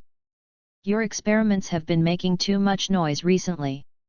I don't want anyone to find out that I have too close contact with you now. Yuzuki said calmly. Having stopped laughing, Orochimaru looked at Yuzuki and said, Yuzuki-kun, this is not a place for people like us. How many talented people have been bound by the so-called will of fire and the so-called fetters? Come with me and leave the village. I have a very suitable base now. I believe that by working together to develop forbidden techniques, we will be able to escape the realm of ordinary ninjas and reach the extraordinary realm. As Orochimaru spoke, he opened his hands as if looking into the future. Of course, don't worry. With your strength and talent, you will not be my subordinate. Our status is completely equal. Orochimaru looked at Yuzuki sincerely, waiting for Yuzuki's answer. Sorry, I have no intention of leaving the village. Yuzuki did not consider Orochimaru's proposal and decisively refused. Yuzuki had no idea that Orochimaru was looking for him this time to invite him to defect from the village. Although Orochimaru's invitation was very sincere and based on equal status, Yuzuki still had too many people in the village that he couldn't let go of, and it was impossible for him to just leave on his own. Hearing Yuzuki's answer, Orochimaru looked very disappointed. Yuzuki-kun, are you sure you can't avoid the entanglements of the world? With you like this, your strength may only stop here. A person's caliber determines the height he can reach. Following the words, Orochimaru's body gradually turned into a phantom and slowly disappeared into the air. Yuzuki-kun, I will stay in Konoha for a while. If you change your mind, it's still too late. Yuzuki looked at the place where Orochimaru disappeared and shook his head, then turned towards the Uchiha clan station. Walk slowly in the direction of the ground. If I didn't have any bonds, maybe I would really cooperate with Orochimaru and pursue the purest power, right? Yuzuki couldn't help but think to himself. 3 months passed in a flash. After Yuzuki defeated Shisui in the previous competition, his reputation in the Uchiha clan reached its peak. After all, the ninja world is a world where strength speaks for itself. Many tribesmen who were originally dissatisfied with Yuzuki have become respectful to Yuzuki during this time. At the same time, the title of Intaki is well known in Konoha. The battle with Shisui was watched by many people in Konoha, and Yuzuki's strength was also rumored to be miraculous. And Shisui, who was defeated by Yuzuki, his reputation also increased instead of decreasing. Shisui also showed nearly shadow-level combat power in this competition. Although he was defeated by Yuzuki, no one would regard him as a weakling. The Uchiha clan, which has 2 masters of Intaki and Shunshen Shisui, has regained a lot of reputation that has declined in recent years, but at the same time, it also makes the major ninja families very wary. During this period, nothing major happened in Konoha village. The villagers were busy rebuilding the village. The only big news is that Jiraiya, one of the 3 ninjas, has returned to the village to take charge, which gives the villagers who have just suffered the disaster of the Nine Tails Rebellion a lot of peace of mind. Konoha Hospital, the ward where the 4th Hokage Namikaze Minato is located. Jiraiya looked at the unconscious disciple lying on the bed, but he was blaming himself in his heart.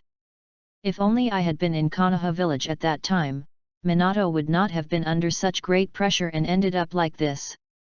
Jiraiya sighed. Jiraiya-sama, this is not your fault.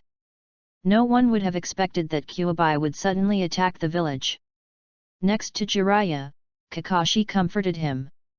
I hope we can find Tsunade as soon as possible. If she is here, she will definitely be able to revive Minato. Only when Minato wakes up can we know what happened that night. Hearing Jiraiya's words, Kakashi frowned. Are you saying that there is something hidden about what happened that night? Jiraiya nodded affirmatively. Not bad. With the strength of Minato and Kushina, it's impossible that they can't deal with a Kyuubi. This matter won't be that simple. Jiraiya analyzed with a serious face. After the 2 of them finished talking about Minato's injury, Kakashi asked, by the way, Master Jiraiya, the 4th generation's child was given to the orphanage for raising by the 3rd generation. Do you want to go and see it? Naruto. Jiraiya raised the corners of his mouth slightly. Of course I want to see him. Let's set off now. Is this book yours, Jiraiya-sama? Just as he was about to leave, Kakashi noticed a book with a pink cover on the cabinet next to the Yandame's bed. Jiraiya smiled proudly. I wrote this book myself, and I have just written the 1st volume. This one is given to you. I believe that as a real man, you will like it. Kakashi thanked him, picked up the book and read it. The words Intimate Heaven on the cover caught Kakashi's eyes. It looks like a book full of warmth. Kakashi thought to himself as he put the book into his ninja vest. By the way, Master Jiraiya, there are some things I want to ask you about in terms of cultivation. It's about my Sharingan. Okay, let's talk while walking. Not long after Jiraiya returned to the village, it was time for the new ninja school to start. Izumi and Itake were both old enough to enter the ninja school. Although Kabuto was 2 years older than the 2 of them, Yuzuki also asked him to sign up and apply for graduation in advance after a period of time. He could also be regarded as a genin through the official process of the village. On the first day of school, many people gathered at the entrance of ninja school. In addition to the newly admitted students, there were even more parents who accompanied the new students. Because Izumi and Itake entered school at the same time, Yuzuki, Uchiha Hajiki, and Uchiha Fugaku and his wife all came to the scene.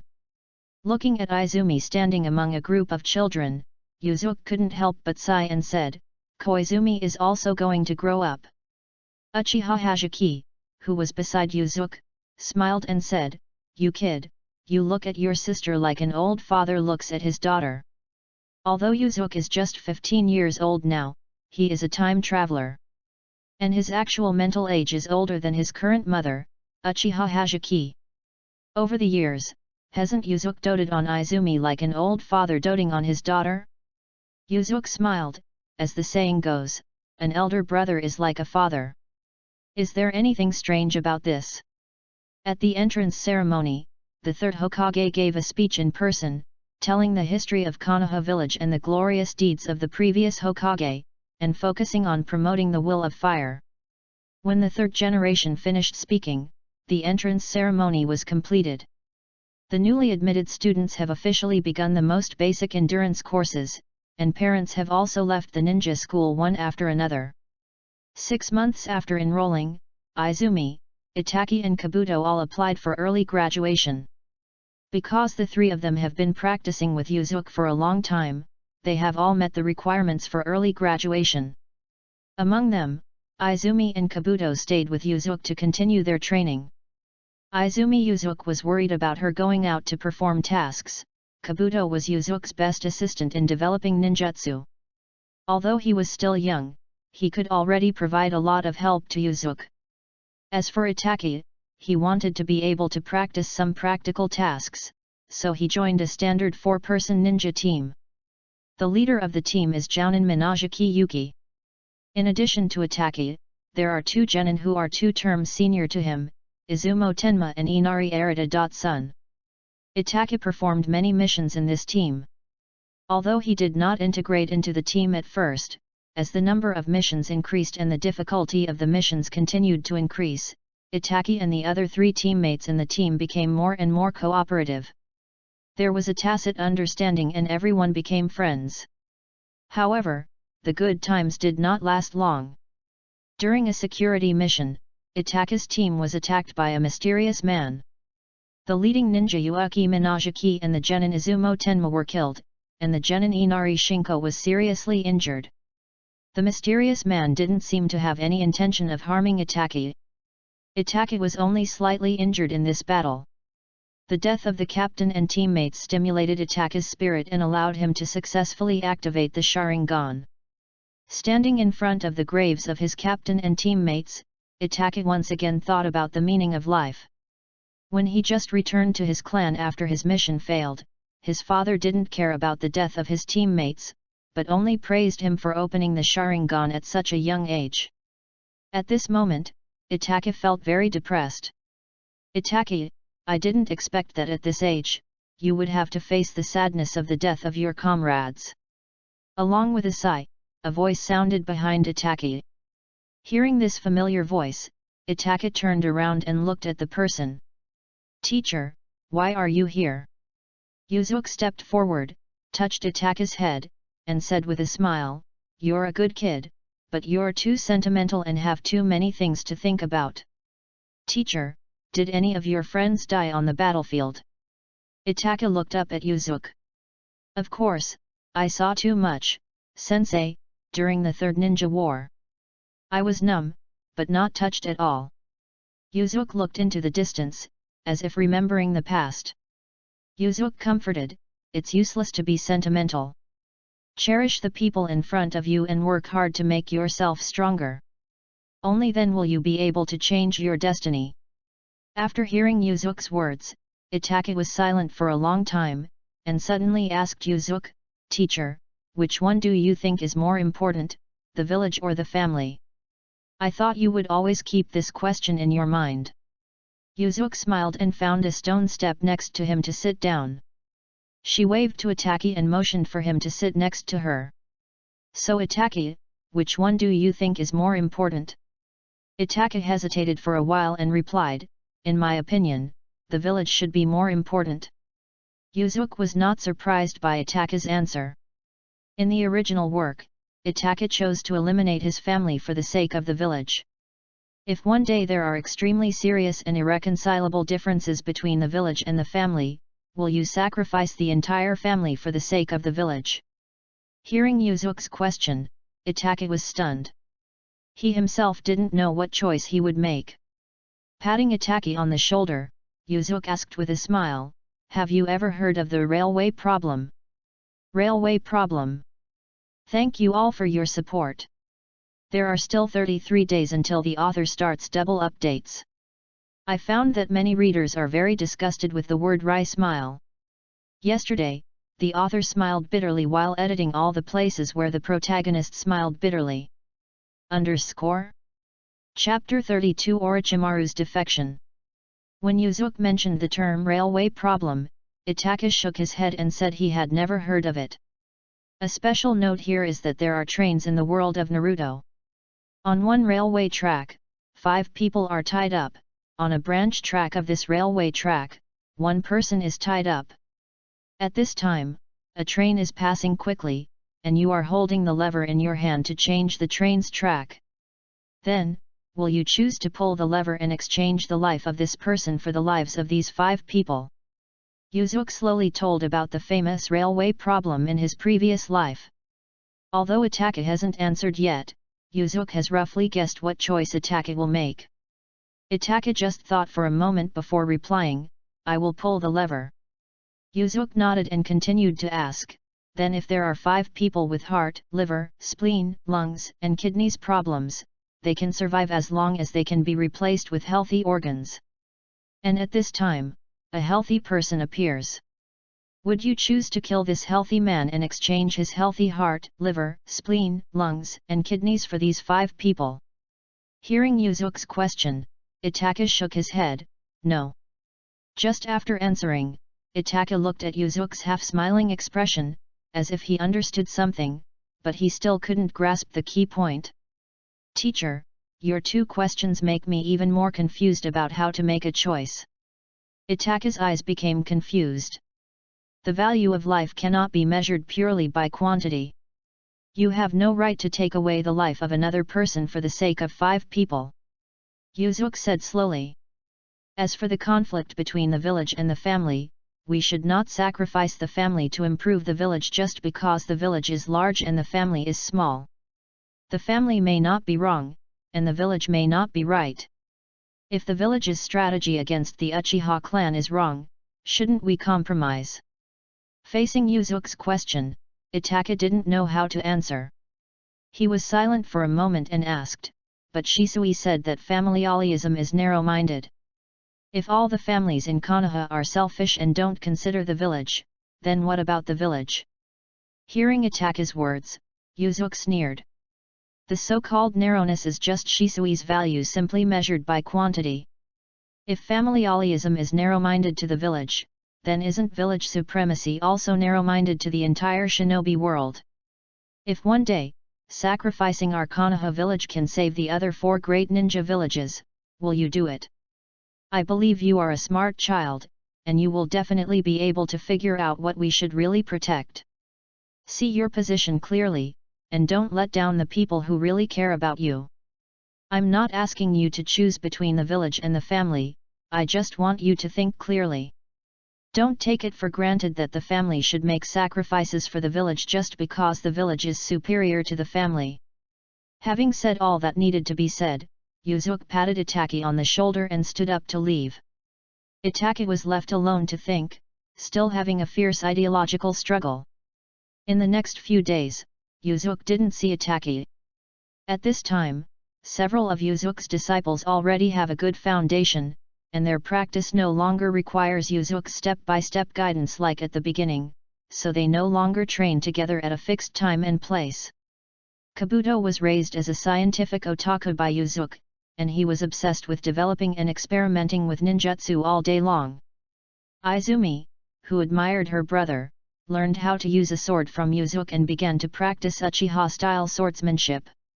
At this time, at the training ground of the Uchiha clan, Izumi, who had finished performing a set of swordsmanship, asked Yuzuki expectantly, "Brother, what do you think of my swordsmanship now?" "Yes, I have reached the level of a Chunin." Yuzuki nodded.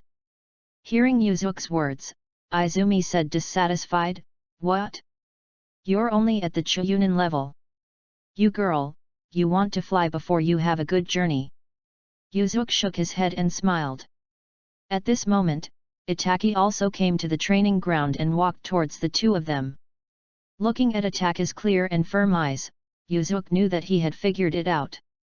"Teacher, I have thought clearly about what you said a few days ago." Itaki looked at Yuzuki and said seriously. "Then what are you going to do next?" Yuzuki asked.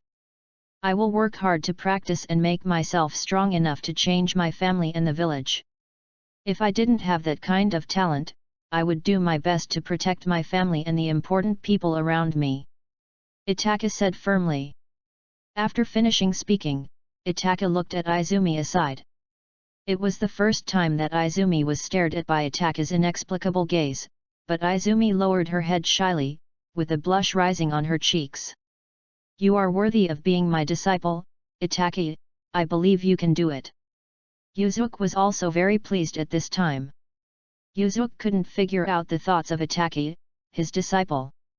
"Although I wanted to chat with him about the village and family, I never had the opportunity." Now that Itaki could be made to give up the dangerous idea of sacrificing his family to help the village, Yuzuki was relieved of his worries. Let Itaki continue to practice swordsmanship with Izumi, and Yuzuki returned to his laboratory. This laboratory was specially requested by Yuzuki and Uchiha Fugaku in the family residence, specifically for themselves and Kabuto.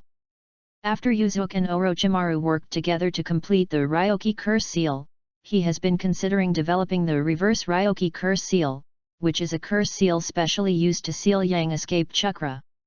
The Lianji Curse Seal is based on pillar cells and uses its powerful Yang Escape power to seal the Yin Escape power, while the Reverse Two Rights Curse Seal requires materials with strong Yin Escape power as the basis to seal the Yang Escape. Strength. If Hashirama cells represent the ultimate in Yang Escape power, then what is the corresponding material that represents the ultimate in Yin Escape power? Could it be Madara's soul fragment? Where can I get it? Although he had the theoretical method, Yuzuki still had no idea about the material that represented the ultimate power of Yin Escape. After conducting various experiments with Kabuto, no suitable solution was found. Although some curse seals have been developed, they have never been able to reach a level sufficient to seal tailed beast level Yang release chakra. Time flies and another 2 months have passed. While Yuzuki was busy developing the curse seal, another major event happened in Konoha. Orochimaru, one of the 3 ninjas, defected from the village. Because in this life there is Yuzuki, an academic friend who can exchange ninjutsu, Orochimaru is much stronger than in the original work. Not only was he not injured by the 3rd generation detonating talisman as in the original work, but during the defection process, he also seriously injured Jiraiya, who was also one of the 3 ninjas. After Jiraiya recovered from his injuries, he resolutely left the village to search for Orochimaru, regardless of the 3rd Hokage's persuasion to stay, hoping to bring Orochimaru back to the village. At this point, all the Sunin have left Konoha village, and the era of Konoha Sunin has officially come to an end. Not long after that, Konoha's top brass received an invitation letter from the Alliance's Sunagakure village. Hokage Building, 3rd Generation Office. Yuzuki was standing in front of the desk of the 3rd Hokage with another Konoha Jonin, Shirakumo Hayama, listening to the contents of the upcoming mission. This time the Suna ninja sent a letter inviting Konoha to participate in their Chunin exam. As a strategic alliance, we should also send several teams to participate in this exam. This will not only maintain the friendly relations between the 2 villages, but also be an opportunity to show the strength of our Konoha genin. Looking at Yuzuki and Byunyishin in front of him, Sandai said slowly. Byunyishin is a veteran elite jounin of Konoha village. He has a ponytail and a scar on his right lip. He is good at using Konoha swordsmanship. He is calm, meticulous, and has excellent commanding abilities. He was already active on the battlefield during the Second Ninja War and made many contributions to the Leaf Village. This time we Konoha selected 6 elite genin to form 2 teams. We asked 2 to serve as guidance jounin and lead the team to Sunagakure village to participate in this Chunin competition take-in exam. Hayama, Yuzuki, you 2 are both good jounins. You can also give more guidance to these elite genin this time and help them get good results in this Chunin exam. After Sandai finished speaking, Hayama and Yuzuki immediately agreed, saying that they would definitely fulfill their mission. Originally, the third generation wanted to arrange for 2 young jonin, Yuzuki and Kakashi, to show their faces in Tsunagakure village. In the current period when the village is at its weakest, allowing each shinobi village to see Konoha's rising stars can also have a certain deterrent effect. Unfortunately, Kakashi's father, White Fang, had a lot of grudges against the Sand Ninja village and was not suitable to send him there, so he could only arrange for other jonin to replace Kakashi. Sandaime-sama, may I ask who are the genin who are participating in the Chunin exam this time? Yuzuki asked the third generation. Yuzuki actually knew about this mission in advance. Because his disciple Itake was also selected as one of the genin to participate in the Chunin exam. But what Yuzuki didn't expect was that he would actually lead the team to Tsunagakure village as a guiding jounin. The third generation gently explained a few words to the assistant beside him, and the assistant quickly brought 6 genin from outside the office to the office. Yuzuki glanced at them and recognized the identities of most of them. Except for a brown-haired girl Yuzuki whom I don't recognize, the others are all named characters in the original work. After the 6 genin came in, they all briefly introduced themselves. They are Gekko Heiate, Yuzuki Yujeo, Mizuki, Kurama Kyoko, Mitarashi Anko, and Uchiha Itake.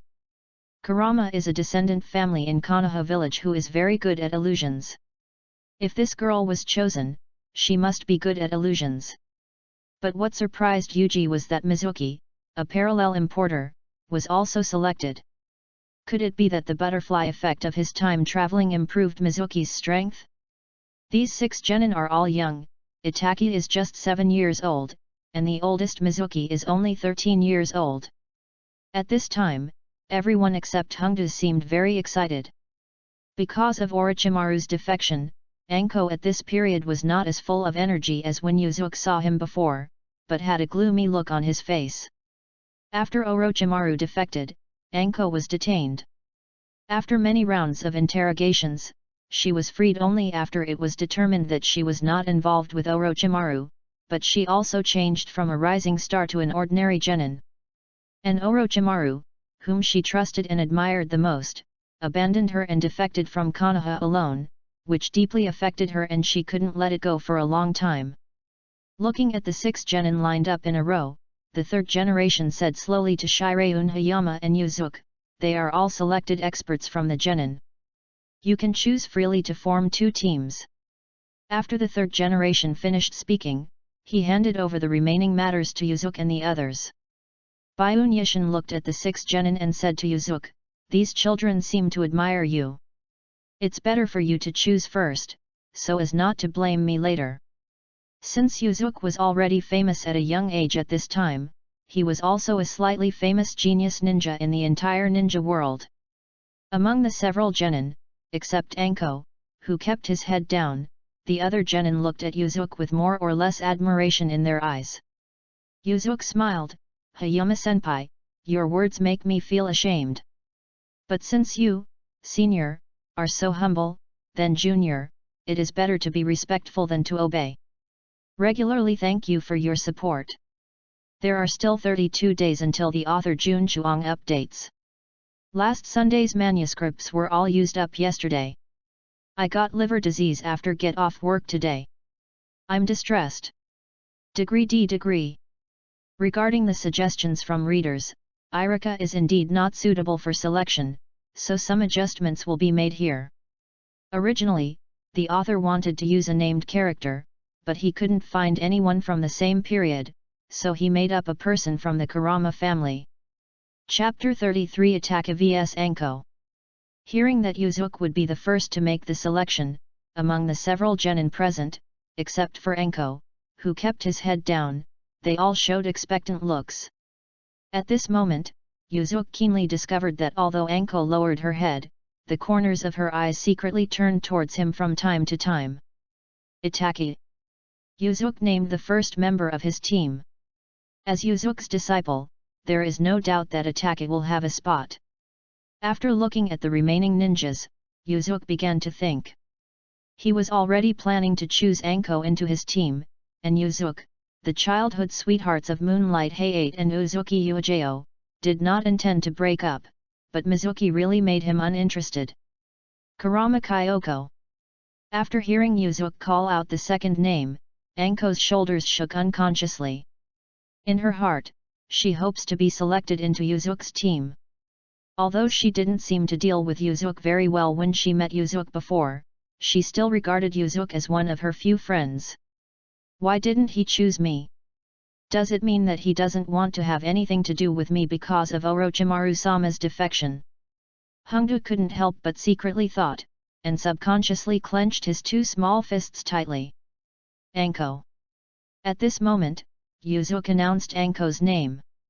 After all, Anko was still a child at this stage. When she heard that Yuzuki finally chose her, she immediately raised her head and looked at Yuzuki, with a look of happiness that could not be concealed on her face. However, when I looked up and saw Yuzuki's half-smiling expression, I immediately guessed that Yuzuki chose her last, and wanted to tease her, so he suppressed his happy expression angrily. After Yuzuki made his choice, the remaining three genin automatically joined Byunyashin's team. Leave the fire. After the movie building, Yuzuki brought Ataki, Anko, and Kurama Kyoko to the training ground, preparing for everyone to introduce themselves first. When a new team is formed, this is an essential link. Although Yuzuki is relatively familiar with Ataki and Anko, with the addition of Kurama Kyoko, they still need to get to know each other better so that the team can work together in the future. During the Chuunin exams, I will be your instructor Jounin. I know both Ataki and Anko, but since Kyoko is here, let's all introduce ourselves. Uchiha Yuzuki, a Jounin, is good at ninjutsu, taijutsu, and genjutsu. Hearing Yuzuki's self-introduction, Itaki's face was calm, Anko curled her lips to express disapproval, and Kurama Kyoko showed an expression of great admiration. Yuzuki turned to look at Kyoko, nodded and smiled. But unexpectedly, Kyoko, who originally showed great admiration for her, took 2 steps back as if she was frightened, with a somewhat frightened look on her face. Yuzuki's smile froze on his face. What is going on? Am I scary when I smile? Kurama Kyoko's performance hit Yuzuki, who had a good self-esteem and image, deeply. And he couldn't help but secretly doubt himself. Anko laughed out loud when she saw Yuzuki shriveled up at the side. Then Hongdu realized that this was inconsistent with the melancholic temperament she had maintained recently, and immediately readjusted her expression and became straight again. I am Itaki Uchiha. I am 7 years old and I am a disciple of Yuzuki-sensei. I am currently a genin and can use ninjutsu, taijutsu, and genjutsu a bit. Please give me your advice in the future. Itaki helped the teacher out of trouble very understandingly. Took the initiative to introduce himself. Anko Matere, 11 years old, genin, good at ninjutsu and taijutsu. I like glutinous rice balls and red bean soup.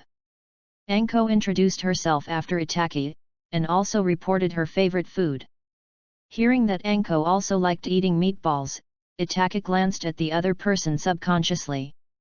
After the 3 of them finished speaking, they all looked at Kurama Kyoko, who had not yet introduced herself. Seeing that the 3 people's eyes were focused on her, Kurama Kyoko's face suddenly turned purple, and she sat down on the ground in fright, with a little tear hanging from the corner of her eye. Yuzuki, Itaki, and Anko looked at each other, wondering what was wrong with this girl. I'm sorry, my name is Kurama Kyoko, I'm 11 years old, and I'm good at genjutsu. Besides, I'm more afraid of strangers. I'm really sorry. At this time, Kurama Kyoko struggled to stand up, then stammered, and at the same time bowed to the 3 of them to apologize. After hearing Kyoko's self-introduction, the 3 of them also knew why the other party was acting so strangely. Yuzuki shook his head helplessly. He didn't expect that he would choose such a team member with a character defect. Since she has such a big character flaw, she can be selected as a contestant to represent Konoha to participate in the Tsunagakure village Chunin examination. Then she should have extraordinary attainments in illusions, which makes Yuzuki slightly expectant. This Chunin exam is both an exam and a mission. Since you have been selected to join my team, during the Chunin examination period, you are both my students and my subordinates. You must obey my orders 100%, otherwise, I will punish you according to the situation. At this time, Yuzuki looked at the three genin with a straight face. Yes. Seeing Yuzuki become serious, the three of them answered seriously. Even Anko, who would talk back to Yuzuki when she met him, did not dare to joke with Yuzuki, who became serious. Yuzuki nodded with satisfaction, the expression on his face softened again, and he smiled and said, "Very good, it is not part of the mission now, everyone can relax a little. We will leave for Sand Ninja Village in 2 days. Before that, I will first take a look at your current strength so that I can give you some targeted guidance during this period. Anko, Kyoko, you two will fight Itaki. Let me see your actual combat abilities," Yuzuki said to the three of them. Yuzuki is very confident in Itaki's strength. You must know that in the original work, Itaki is a ruthless man who can carry out the task of exterminating the clan at the age of 13. Although Obito was also cooperating with Itaki in massacring the Uchiha clan, it still cannot be denied that Itaki is very powerful. But now that Itaki has Yuzuki's guidance, his strength is even better than in the original work. In Yuzuki's view, although Anko and Kyoko are much older than Itaki, they are still not Itaki's opponents. You underestimate me too much. Look, I can take care of this little brat by myself. Anko was very dissatisfied with Yuzuki's contempt. She didn't believe that as a Sunin disciple, she couldn't even deal with a 7-year-old kid. Kyoko, don't take action, it's up to me. Anko ordered Kurama Kyoko beside her. Okay, please be careful. Kurama Kyoko replied softly. After hearing Anko's words, Itaki remained calm and seemed not to care. However, Yuzuki noticed that Itaki's eyebrows twitched unconsciously. It can be seen that Itaki is not very satisfied with the term little brat. After Itaki and Anko stood facing each other about 10 meters apart, Yuzuki announced the start of the competition. Latent Shadow Snake Hand. As soon as Yuzuki's voice fell, Anko took the initiative and used her best Orikiryu ninjutsu.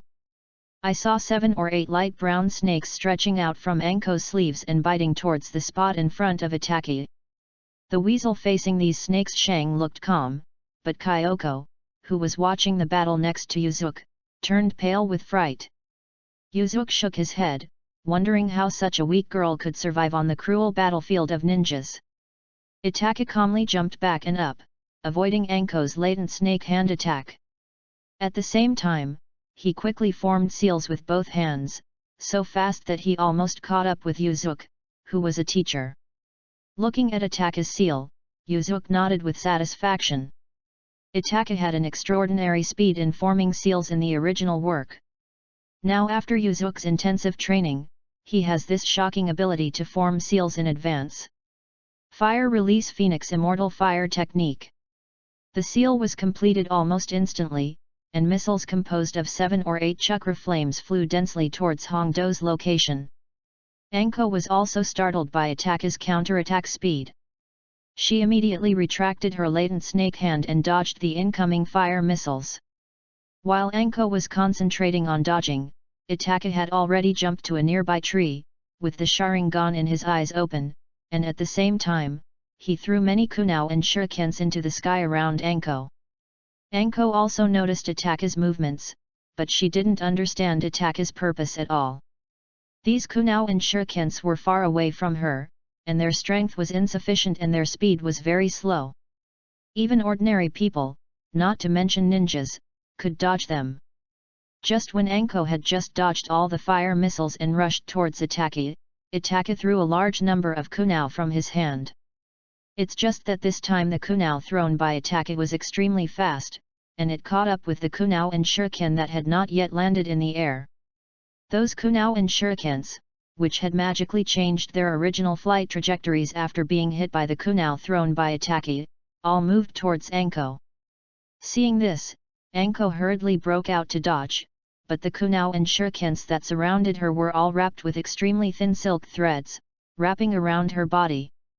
Although these threads are very thin and cannot be seen without looking carefully, they are very strong. Anko tried to use strength to break free, but to no avail. Not good. Anko was shocked, and immediately took out a kunai to cut off the threads that entangled her. However, the ferret on the tree did not intend to give her this opportunity. Holding the other end of the silk threads, he wrapped the threads around the thick branches, then jumped down from the tree, using the branches as a carrier. Using his own weight he quickly tightened the silk thread, completely binding Anko, and half-hanging him on the branch. "Asshole, put me down quickly, your methods are really despicable!" Anko yelled angrily as she swayed in mid-air, kicking her two movable legs in vain in the air. Seeing Itaka's performance, Yuzuki couldn't help but sigh that he was really a genius in fighting.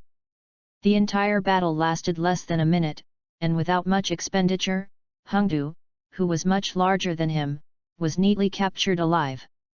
"I really look forward to Itaka growing up.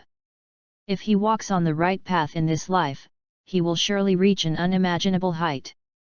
Looking at his proud disciple with a look of approval, Yuzuki thought to himself. At this time, Kurama Kyoko also had a confused look on her face. It was obvious that her brain was shut down by Itaka's show, and she had no idea that kunai and shuriken could be played like this. Looking at Anko, who was still hanging on the branch and struggling, Itaka said a faint word. "Thank you for your advice, senior. Also, if Anko-senpai likes to eat meatballs, I recommend Tomoda's 3-color meatballs. Thank you all for your support." There are still 32 days until the author Jun Zhuang's update starts.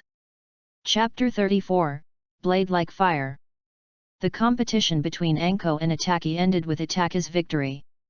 After putting Anko down from the branch, Anko immediately looked unconvinced and continued to rush towards Itaki, wanting to avenge her shame.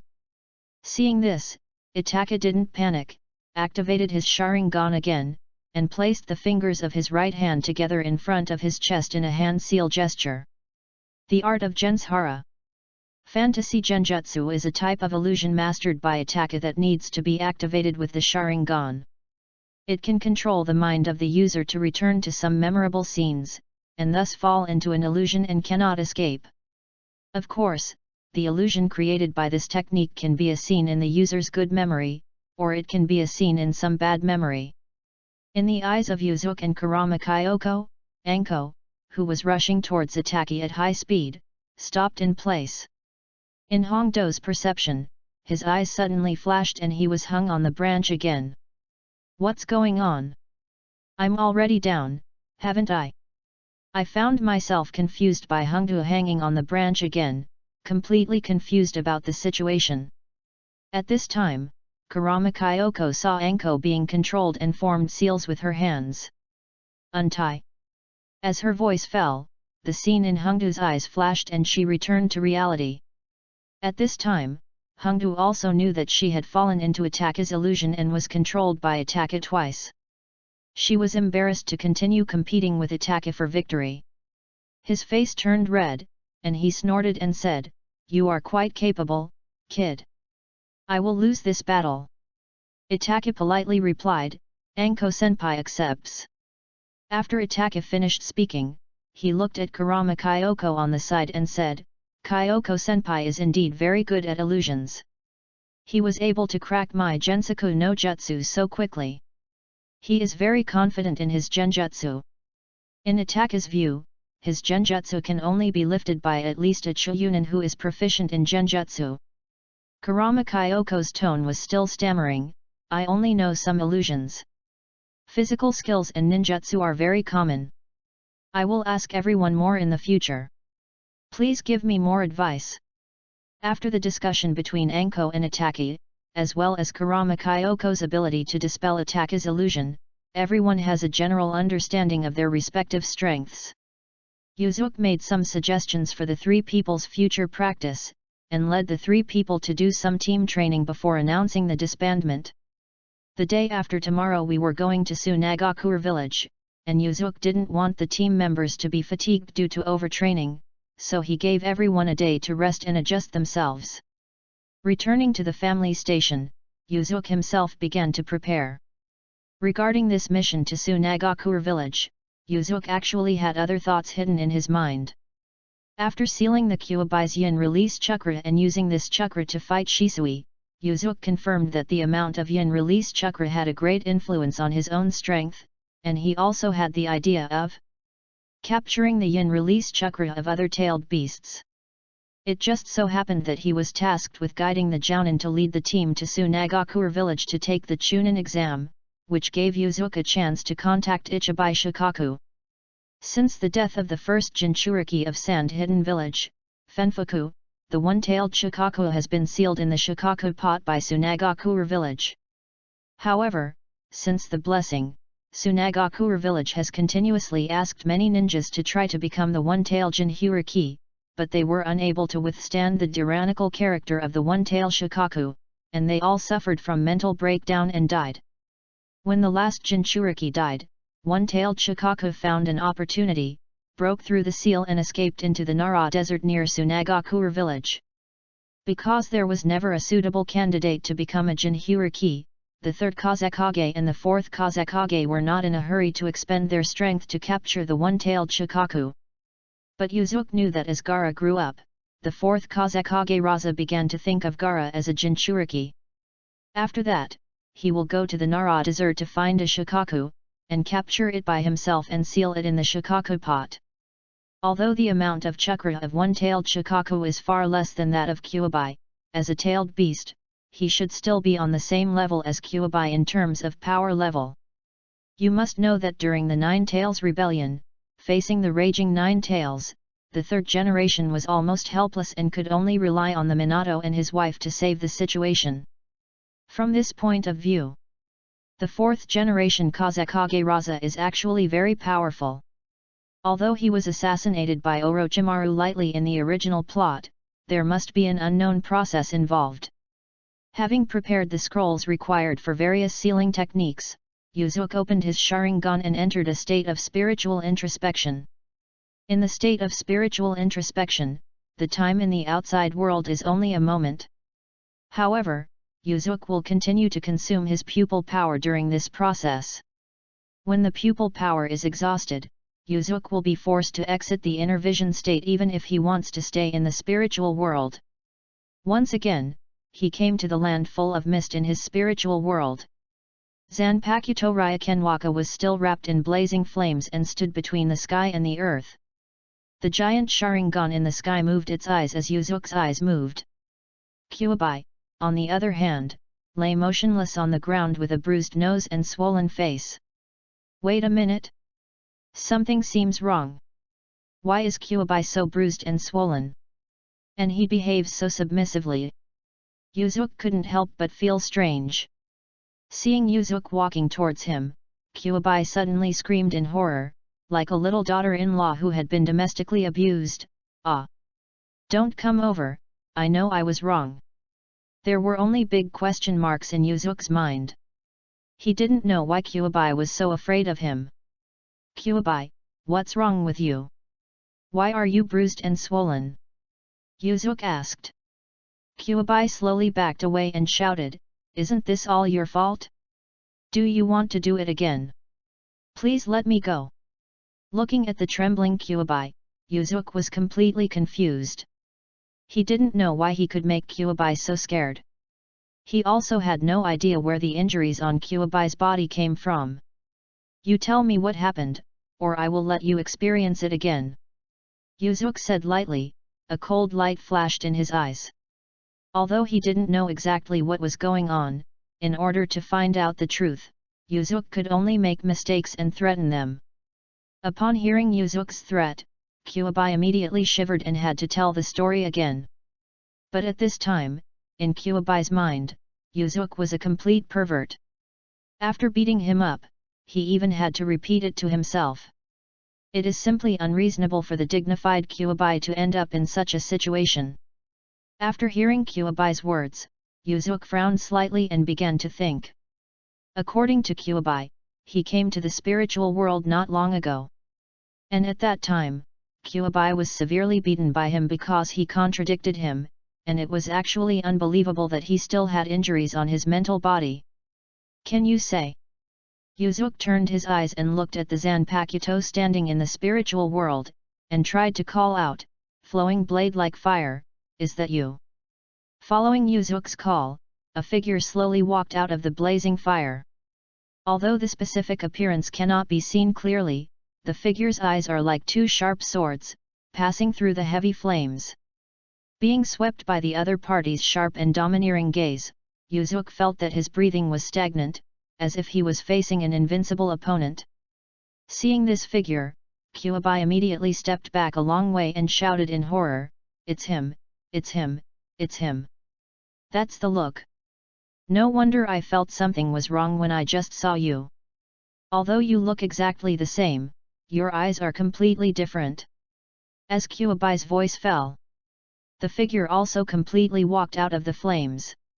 It was a man who looked like Yuzuki and wore the same clothes. Looking exactly the same. But through the eyes, you can see the difference between this person and Yuzuki.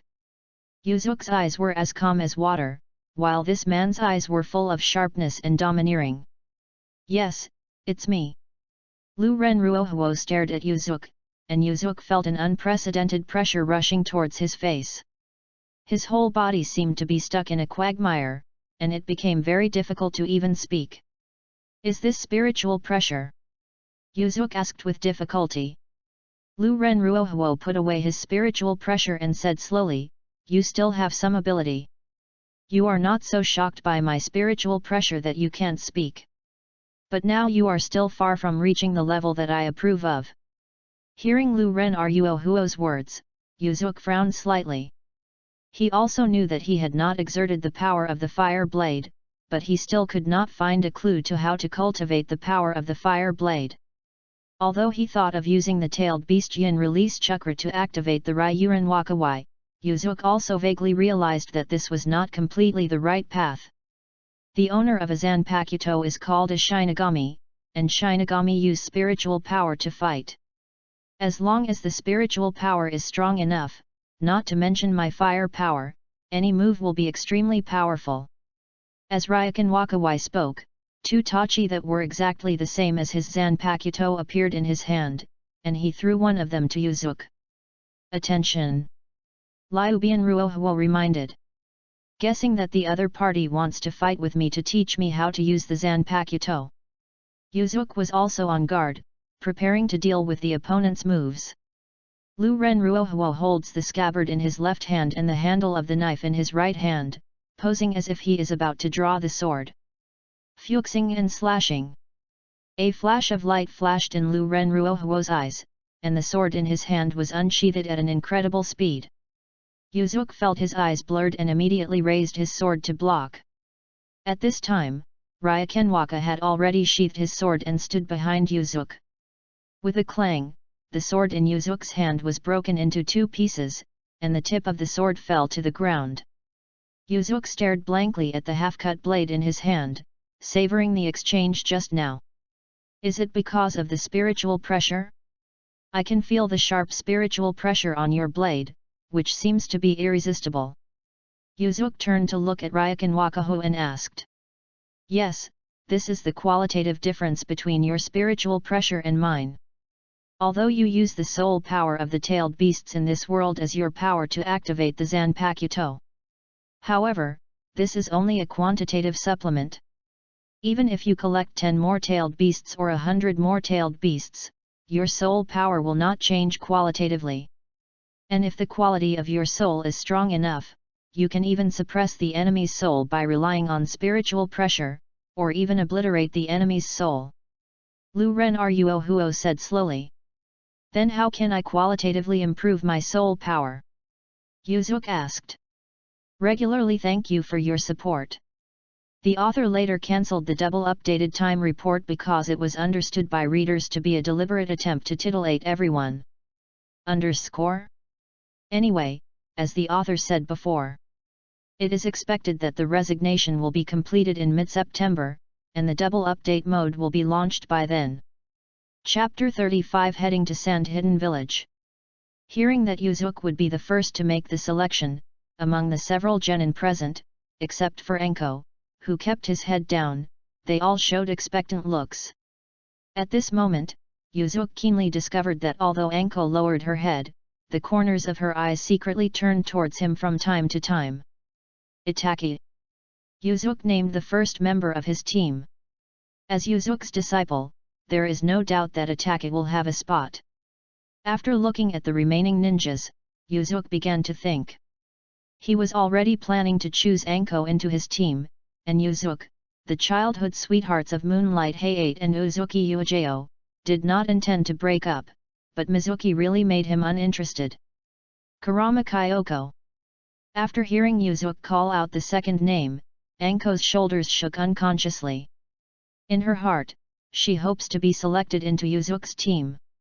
Although she didn't seem to deal with Yuzuki very well when she met Yuzuki before, she still regarded Yuzuki as one of her few friends. Why didn't he choose me? Does it mean that he doesn't want to have anything to do with me because of Orochimaru-sama's defection? Hongdu couldn't help but secretly thought, and subconsciously clenched his two small fists tightly. Anko. At this moment, Yuzuki announced Anko's name. After all, Anko was still a child at this stage. When she heard that Yuzuki finally chose her, she immediately raised her head and looked at Yuzuki, with a look of happiness that could not be concealed on her face. However, when I looked up and saw Yuzuki's half-smiling expression, I immediately guessed that Yuzuki chose her last, and wanted to tease her, so he suppressed his happy expression angrily. After Yuzuki made his choice, the remaining three genin automatically returned to Byunyashin's team. After leaving the Hokage building, Yuzuki brought Itaki, Anko, and Kurama Kyoko to the training ground, preparing for everyone to introduce themselves first. When a new team is formed, this is an essential link. Although Yuzuki is already familiar with Itaki and Anko, with the addition of Kurama Kyoko, they still need to get to know each other better so that the team can work together in the future. During the Chuunin exams, I will be your instructor Jounin.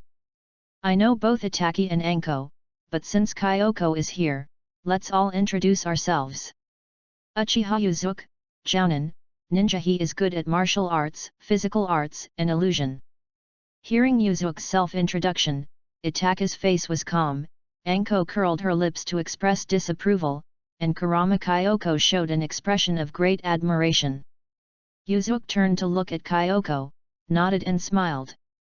But unexpectedly, Kyoko, who originally showed great admiration for her, took 2 steps back as if she was frightened, with a somewhat frightened look on her face. Yuzuki's smile spread across his face. What is going on? Am I scary when I smile? Kurama Kyoko's performance hit Yuzuki, who had a good self-esteem and image, deeply, and he couldn't help but secretly doubt himself. Anko laughed out loud when she saw Yuzuki shriveled up at the side. Then Hongdu realized that this was inconsistent with the melancholic temperament she had maintained recently, and immediately readjusted her expression and became straight again. I am Itaki Uchiha. I am 7 years old and I am a disciple of Master Yuzuki. I am currently a genin and can use ninjutsu, taijutsu, and genjutsu a bit. Please give me your advice in the future. Itaki helped the teacher out of trouble very understandingly. Took the initiative to introduce himself.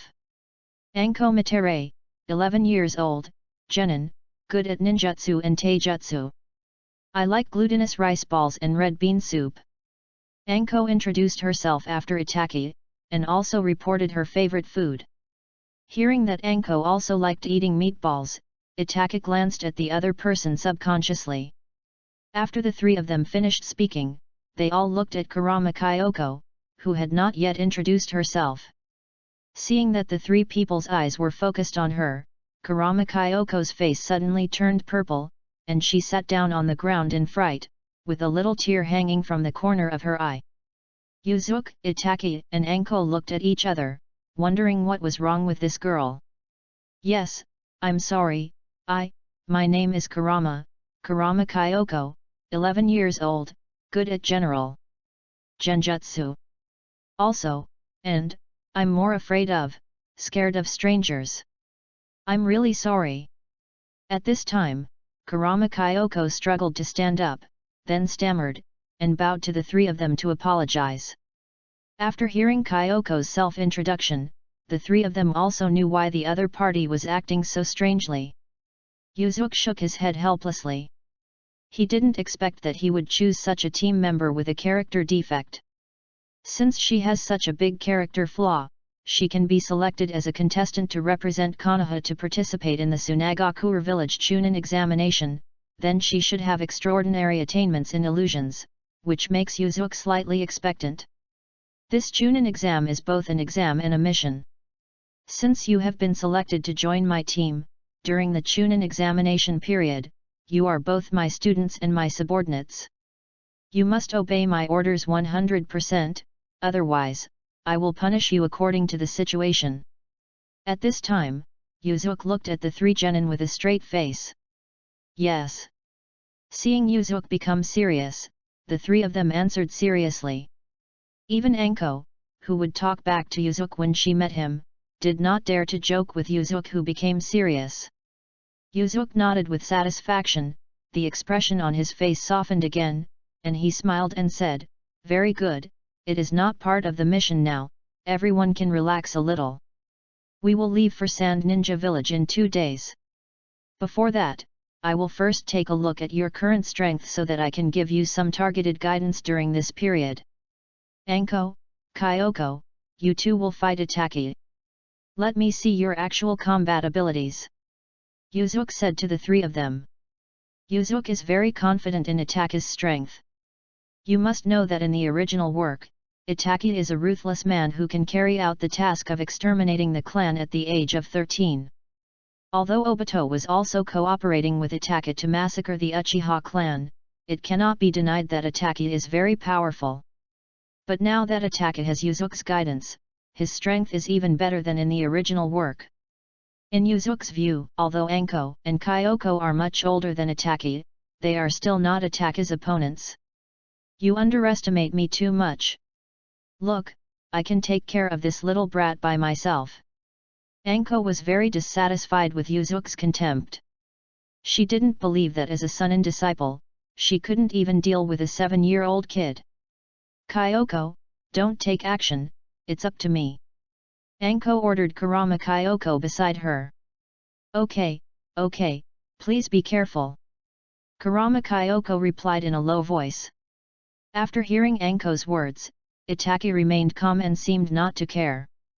However, Yuzuki noticed that Itaki's eyebrows twitched unconsciously. It can be seen that Itaki is not very satisfied with the term little brat. After Itaki and Anko stood facing each other about 10 meters apart, Yuzuki announced the start of the competition. Latent Shadow Snake Hand. As soon as Yuzuki's voice fell, Anko took the initiative and used her most slippery Orikiryu ninjutsu. I saw 7 or 8 light brown snakes stretching out from Anko's sleeves and biting towards the spot in front of Itaki. Facing these snakes, Itaki looked calm, but Kyoko, who was watching the battle next to Yuzuki, turned pale with fear. Yuzuki shook his head, wondering how such a weak girl could survive on the cruel battlefield of ninjas. Itaki calmly jumped back and up, avoiding Anko's latent snake hand attack. At the same time, he quickly formed seals with both hands, so fast that he almost caught up with Yuzuki, who was a teacher. Looking at Itaki's seal, Yuzuki nodded with satisfaction. Itaki had extraordinary speed in forming seals in the original work, and now he has received intensive training from Yuzuki. Later, he possessed this astonishing ability to form seals in advance. Fire Release Phoenix Immortal Fire Technique. The seal was completed almost instantly, and missiles composed of 7 or 8 chakra flames flew intensively towards Hongdo's position. Anko was also startled by Itaki's counterattack speed. She immediately retracted her latent snake hand and dodged the incoming fire missiles. While Anko was concentrating on dodging, Itaki had already jumped to a nearby tree, with the Sharingan in his eyes open, and at the same time, he threw many kunao and shurikens into the sky around Anko. Anko also noticed Ataka's movements, but she didn't understand Ataka's purpose at all. These kunao and shurikens were far away from her, and their strength was insufficient and their speed was very slow. Even ordinary people, not to mention ninjas, could dodge them. Just when Anko had just dodged all the fire missiles and rushed towards Ataka, Ataka threw a large number of kunao from his hand. It's just that this time the kunao thrown by Ataka was extremely fast, and it caught up with the kunao and shuriken that had not yet landed in the air. Those kunao and shurikens, which had magically changed their original flight trajectories after being hit by the kunao thrown by Ataka, all moved towards Anko. Seeing this, Anko hurriedly broke out to dodge, but the kunao and shurikens that surrounded her were all wrapped with extremely thin silk threads, wrapping around her body. Although these threads are very thin and cannot be seen without looking carefully, they are very strong. Anko tried to use strength to break free, but to no avail. Not good. Anko was shocked, and immediately took out a kunao to cut off the threads that entangled her. However, the ferret on the tree did not intend to give her this opportunity. Holding the other end of the silk threads, he wrapped the threads around the thick branches, then jumped down from the tree, using the branches as a carrier. Using his own weight he quickly tightened the silk thread, completely binding Anko, and half-hanging him on the branch. "Asshole, put me down quickly, your methods are really despicable." Anko yelled angrily as she swayed in mid-air, kicking her two movable legs in vain in the air. Seeing Ataka's performance, Yuzuki couldn't help but sigh that he was really a genius in fighting. The entire battle lasted less than a minute, and without much expenditure, Hongdu, who was much larger than him, was neatly captured alive. I really look forward to Ataka growing up. If he walks on the right path in this life, he will surely reach an unimaginable height. Looking at his proud disciple with a look of approval, Yuzuki thought to himself. At this time, Kurama Kyoko also had a confused look on her face. It was obvious that her brain was shut down by Ataka's show, and she had no idea that kunao and shuriken could be played like this. Looking at Anko, who was still hanging on the branch and struggling, Ataka said a faint word. "Thank you for your advice, senior.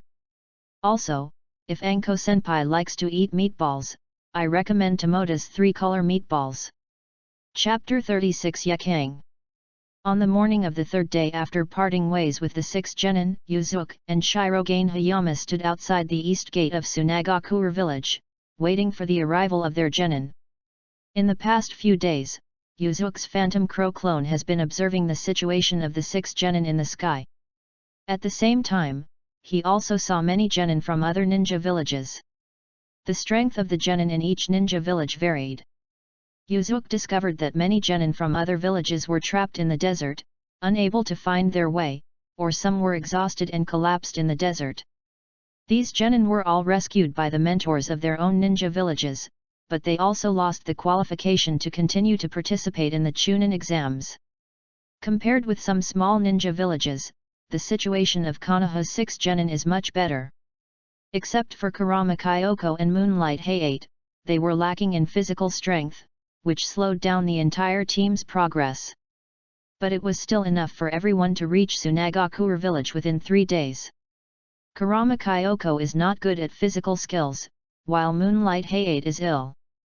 Although it does not affect her explosive power and speed, her endurance is much worse than other ninjas of the same level. At this stage, the best performers of the entire team were Anko and Mizuki. One of the comments about Anko in the Book of Lin is that Anko's endurance is stronger than that of men. Seeing Anko's active performance in the desert through the Phantom Crow clone, Yuzuki sighed that this was true. Compared with other genin, Mizuki's performance was somewhat beyond Yuzuki's expectations. It seemed that the hot environment of the desert and the fatigue from the long journey had no impact on him. In the original work, Mizuki was Orochimaru's abandoned son, but judging from his current performance, it is very likely that Orochimaru has strengthened his abilities and kept him in Konoha as a secret son.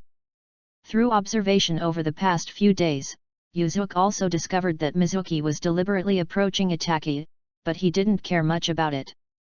Firstly, judging from Itake's performance, he has become wary of Mizuki. Secondly, in the original work, even Orochimaru suffered several big losses at the hands of Itake, let alone a mere Mizuki. Yuzuki and Bai Yunhaishin didn't wait long. 6 genin from Konoha arrived at the east gate of Tsunagakure village to meet them. Except for the perennially disheveled Moonlight Hayate, Yuzuki and Shireun Hayama saw that the other 5 people were in good condition and still full of energy. The two couldn't help but nodded with satisfaction. This shows that the physical distribution and time management of these people are still very reasonable. They can reach the destination at the designated time without making themselves too tired. When all the contestants who participated in the Chunin exams arrived, the staff of Tsunagakure village led the genin who passed the first round of assessment to a square to gather. Of each village, the instructor jounin or some ninjas who were invited to watch took their seats in the stands outside the square. As the top leader of the organizer of the Chunin exam, the 4th Kazekage Raza also appeared and gave an impassioned speech, encouraging the genin who participated in the exam to work hard, move forward courageously, and show their strength in the exam. The 4th Kazekage is the most profitable kage among the 5 great ninja villages. He can use the ability of magnetic escape to escape the bloodline boundary, find sand gold in the desert, and then sell it to various countries. The daimyo of Sand Kingdom has very limited funding for Sand Hidden Village. It is precisely because of the ability of the 4th Kazekage that Tsunagakure village has enough funds to maintain its current scale. In fact, the abilities of many ninjas in the ninja world can not only be used for fighting, but can also be used in other fields. For example, Yamato's wood release can easily build a wooden house with guaranteed quality in an instant. Not to mention that the first Hokage could complete the infrastructure of a resort in just a few minutes with just 2 hands. In Yuzuki's view, if these types of ninjas focus on economic construction, they will be much stronger than ordinary people. In addition to the 4th Kazekage, Yuzuki also saw several famous figures from Tsunagakure village, Yakang, Maki, Yura, and Yashimaru. At this time, Yura should have been hit by Scorpion's submersible brain manipulation sand and completely obeyed Scorpion's orders. The technique of subnet brain sand manipulation is not entirely an illusion technique. Although it also manipulates the user by disrupting the chakra in the user's brain, the medium of manipulation is physical gravel. Yuzuki is very good at genjutsu, but he is unable to remove this technique. In the original work, Orochimaru was able to remove this technique from Kabuto, and most likely he performed a craniotomy to remove the gravel inside. Among the few people, the one that attracted Yuzuki's attention the most was Scorching Release Yakang. Not only because her strength is far superior to the others, but more importantly, in Yuzuki's perception, she is someone who has the opportunity to cooperate in the future. This heroic ninja of Tsunagakure will soon die due to the conspiracy of the senior Tsunagakure, using her life in exchange for peace between Kirigakure and Tsunagakure. Regarding this decision of the Suna ninja's top management, Yuzuki believed that there must be a power struggle within the Suna ninja hidden in it. Otherwise, in this world where war can be controlled by personal force, a bloodline master like Yakang is extremely intimidating and would not give up so easily. This time I come to Tsunagakure village, I have a chance to get in touch with her. Yuzuki thought secretly in his heart. Yakura is a female ninja with a very strong personality. After being turned around by the dirt in the original work, she knew that she had been framed by the senior sand ninja, so she decided to take revenge on the spot, using very tough methods. It can be seen that Yakang is not the type who is foolishly loyal to the village, and it is easier to establish a cooperative relationship. Just when Yuzuki was observing others, he found that he and Byunyashin had also become the focus of others' attention. After all, as the 2 jonins of the largest village in the ninja world, and they themselves are famous figures in the ninja world, they are naturally very eye-catching. That must be Konoha's elite jonin Shiakumo Hayama. The ninja next to him is so young, so he is also a jonin, right?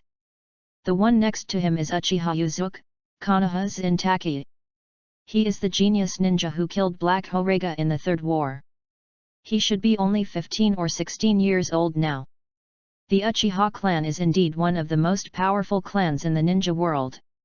I heard that there is a young ninja nicknamed Shunshen Shisui who is also very impressive.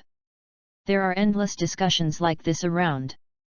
The Uchiha clan and the talented ninja are indeed a very attractive topic. Yuzuki, now you are also one of our signature ninjas in Konoha. I think when I was your age, I had just become a Chunin. Byunyishin sighed. Yuzuki shook his head helplessly. Being famous is not necessarily a good thing. The serious Byunyishin gave a rare laugh. Fame is a deterrent. The third generation sent you out because he wanted to let the outside world know that even if Konoha is at a low point, there are still young masters like you. I am very optimistic about you, and I believe you will be the pillar of Konoha in the future.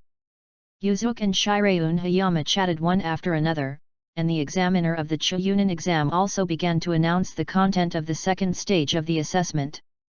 The content of the second assessment is the scroll of heaven and earth that is loved by the ninja world. Each team of candidates carries a scroll of heaven or scroll of earth and enters the demon desert from different entrances to engage in a 72-hour survival battle. After 72 hours, the team with no personnel losing combat effectiveness and at least one set of Scroll of Heaven and Scroll of Earth successfully entered the third round, and all other teams were eliminated. The demonic desert is extremely hot during the day and there is no wind.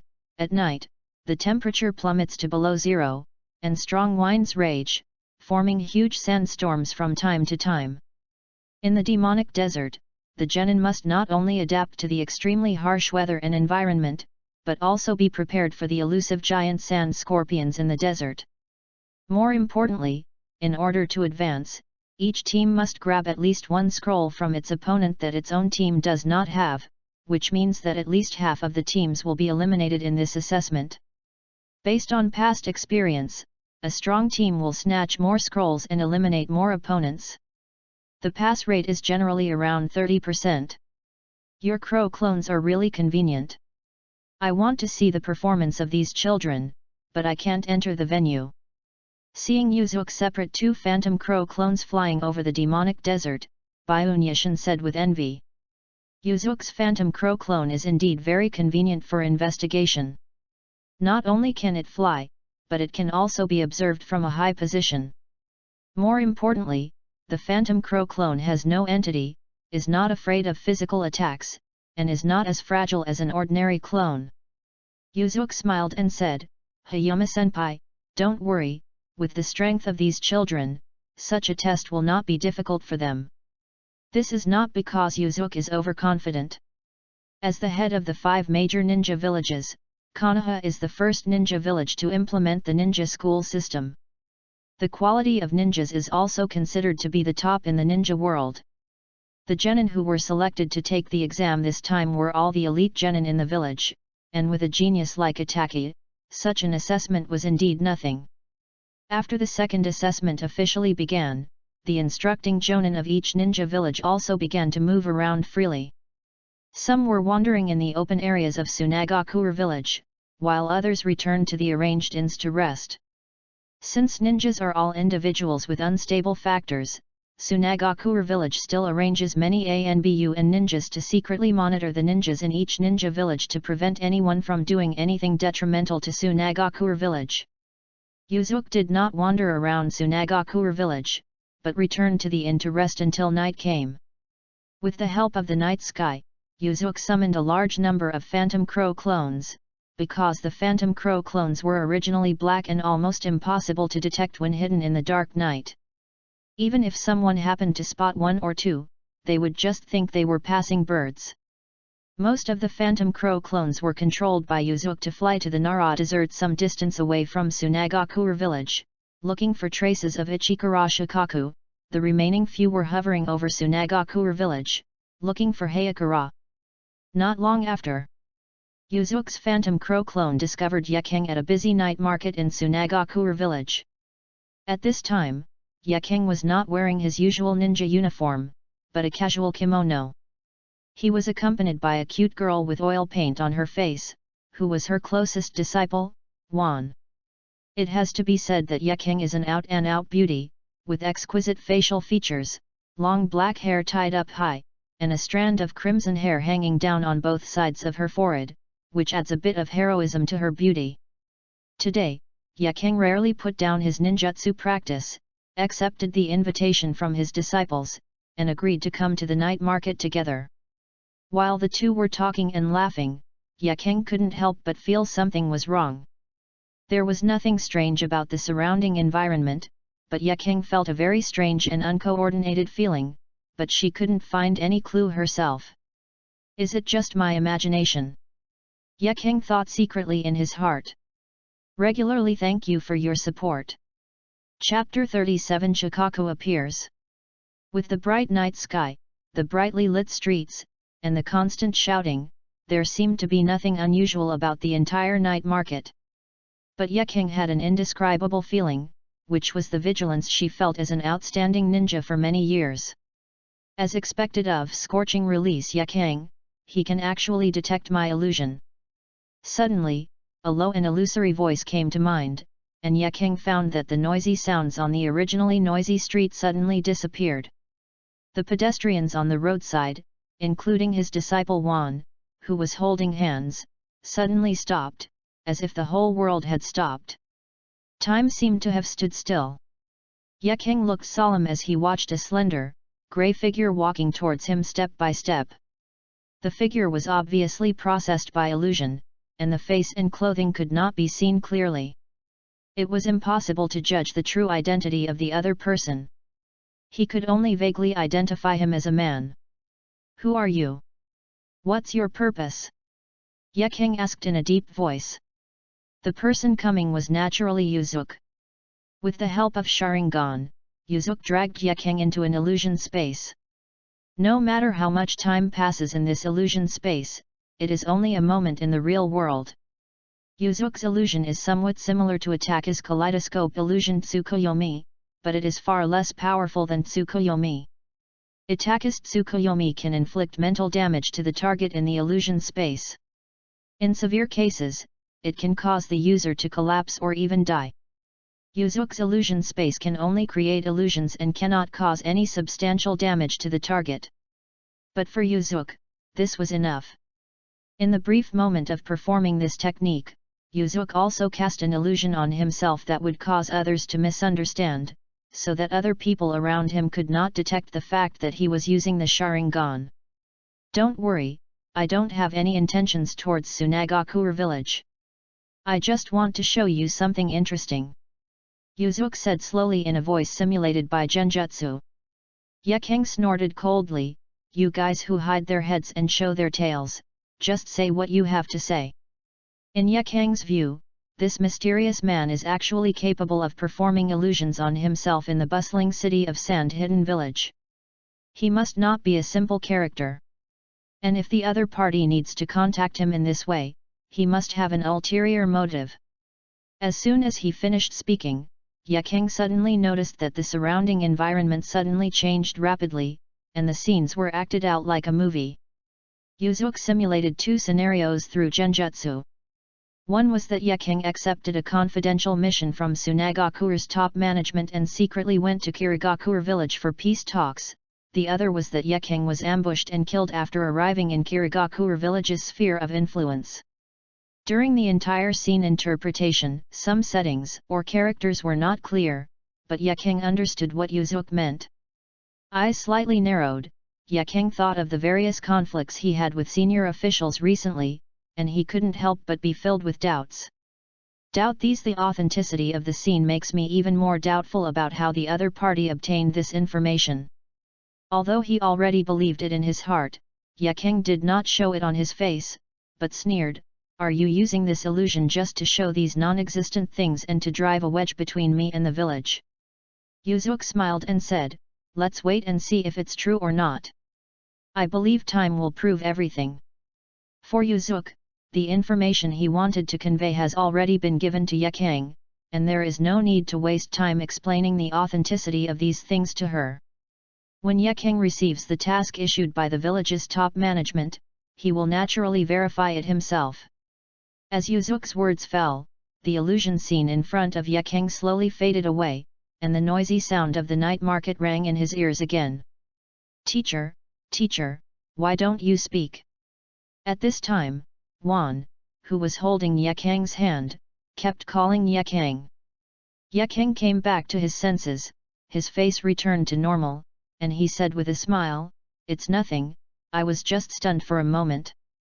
By the way, Wan, how long did it take you to wake up after you called me? Wan smiled and said, "I didn't expect that teacher would also be in a daze. I just called teacher, and you immediately came back to your senses." Yekeng nodded, but in his heart he was surprised by the power of that mysterious man's illusion just now. "I stayed in the illusion for nearly 10 minutes, but in the real world it was only a moment." "Hey, teacher, what is this in your hand?"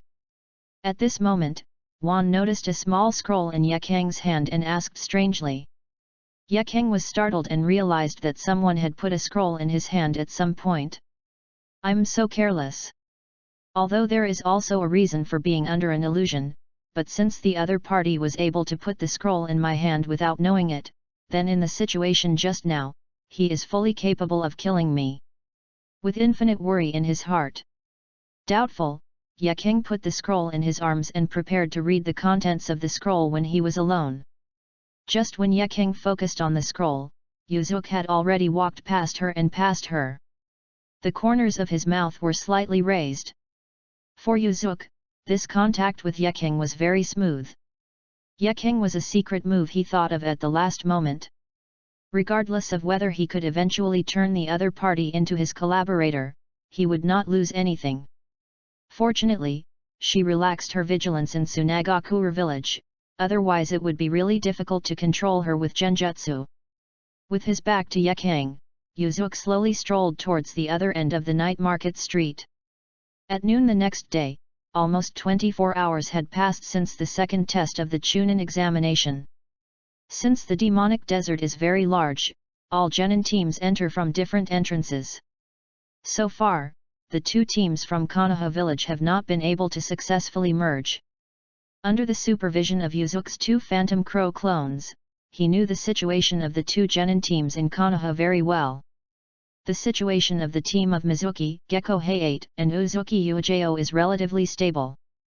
The strength of the three members is among the best among genin. The other three are all very good at physical skills. In the initial stage of ninjas, many ninjutsu and illusions cannot be mastered proficiently. In many cases, physical skills are the key factor to victory. In less than a day, the three of them had already grabbed the scrolls their team needed, and now found a hidden place to hide. Now they just need to minimize the fighting and survive 3 days. On the other side, Team Itaki, Anko, and Kurama Kyoko encountered a little trouble. Encountered an attack by the seed team of Tsunagakure village. During the battle, Anko's excessive use of chakra actually caused the curse seal to erupt, temporarily losing her combat effectiveness. However, relying on Itaki's powerful comprehensive ability and Kurama Kyoko's unexpected illusions, the team still defeated the opponent. But unfortunately, the opponent's scroll is the same kind of scroll that our team carries, so the team cannot rest yet and must continue to look for other teams to snatch the scroll. Seeing Anko's condition, Yuzuki started to blame himself.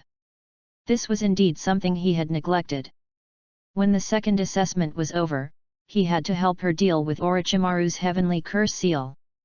The curse seal of heaven on Anko's body is still an incomplete version, and it can be used as a carrier for resurrection for Orochimaru. But for Anko, it is completely useless. Not only can it not be used to increase chakra like Sasuke, but it will explode when the chakra is insufficient, causing Anko to lose her fighting ability due to severe pain. In the tea house of Tsunagakure village, Yuzuki was chatting with Byunyashin while broadcasting the situation observed by his Phantom Crow clone to the other party. At this moment, a clone of a Phantom Crow wandering back and forth in the Nara desert sent a message that it had found traces of a Shikaku. Yuzuki was overjoyed and immediately ordered all the Phantom Crow clones to gather around that area and conduct a carpet-like search. At night, after Yuzuki had almost located the approximate location of Ichibai Shikaku, he left a fire escape clone in the inn and quickly rushed to the Nara desert. After Yuzuki came to the Nara desert and approached the area where Ichibai Shikaku was hiding, nearly 100 phantom crow clones hovering in the sky all swooped down and flew back into his body. Looking at the endless sea of sand in front of him, although Yuzuki knew that Shikaku was hiding under the nearby sand layer, Yuzuki was not sure exactly where he was. It seems that we need to use some means to force Shikaku out from under the sand. Yuzuki thought to himself. After thinking of the method, Yuzuki quickly formed seals with his hands. After completing the Indian pose, Yuzuki pressed his right hand on the sand beneath him. Fire escape 10 directions scorched earth. Circles of black Indian mantras were seen spreading from the position where Yuzuki's right hand was pressed on the sand to all directions. In the blink of an eye, the mantras covered an area of nearly 500 or 600 meters in radius.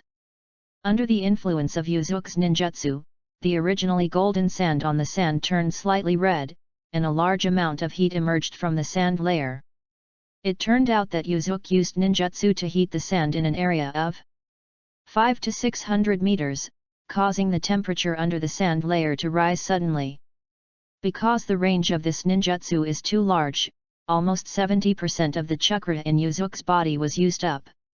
However, this does not have a big impact on Yuzuki. After all, there is still a 9 tails yin escape chakra battery in his body, which will not affect Yuzuki's combat effectiveness. Aha! Suddenly, an extremely high and harsh cry sounded, which startled Yuzuki. Fortunately, the Nara desert is still quite far away from Tsunagakure village, otherwise the army of Tsunagakure village could be attracted at once. I saw the yellow sand that was slightly reddened by heating suddenly rolled violently. A huge and very fat civet cat jumped out from the sand layer and roared up to the sky again, "You are burning me to death." This tanuki is tens of meters tall, smaller than the kyuubi that Yuzuki has seen before. The figure is very round, and the surface of the body is the color of yellow sand, covered with purple lines. Behind it is a tail that is longer than its body and very thick. Looking at the fat giant tanuki that jumped out of the sand, Yuzuki thought to himself, "Is this the sand Shikaku?" Judging from the sound, it looks very cheerful. After Shikaku emerged from the sea of sand, he immediately locked his sights on Yuzuki. "Ah! Are you the one who made it so hot under the sand?" Shikaku yelled first, then pointed his huge arm at Yuzuki and asked. However, before Yuzuki could answer, the irritable Shikaku immediately launched an attack. Wind escape practice blank bullets. Shikaku patted his belly, opened his mouth, and rushed directly to the area where Yuzuki was with a huge ball of wind attribute chakra. Although the training air bomb is not as powerful as the tailed beast jade, it is better in that it is simple to condense and the launch speed is fast. For Shikaku, firing blank bullets was just a pat on the back. Faced with this pure damage type range ninjutsu, Yuzuki directly transformed into a phantom crow clone to avoid it. The highly impactful blank bullet directly penetrated the disembodied phantom crow clone, stirring up a large cloud of smoke and dust on the sand. Chapter 38 Battle against Shikaku. Ha ha ha ha ha ha. You overestimate your capabilities, please die. Ha ha ha ha. Seeing that Yuzuki did not dodge his attack, Shikaku, who was very confident in the power of practicing blank bullets, laughed crazily. At this time, in the sky filled with yellow sand caused by the powerful impact of the training missile, Yuzuki separated into 4 fire escape clones, each holding a scroll, and rushed in the 4 directions around Shikaku's position.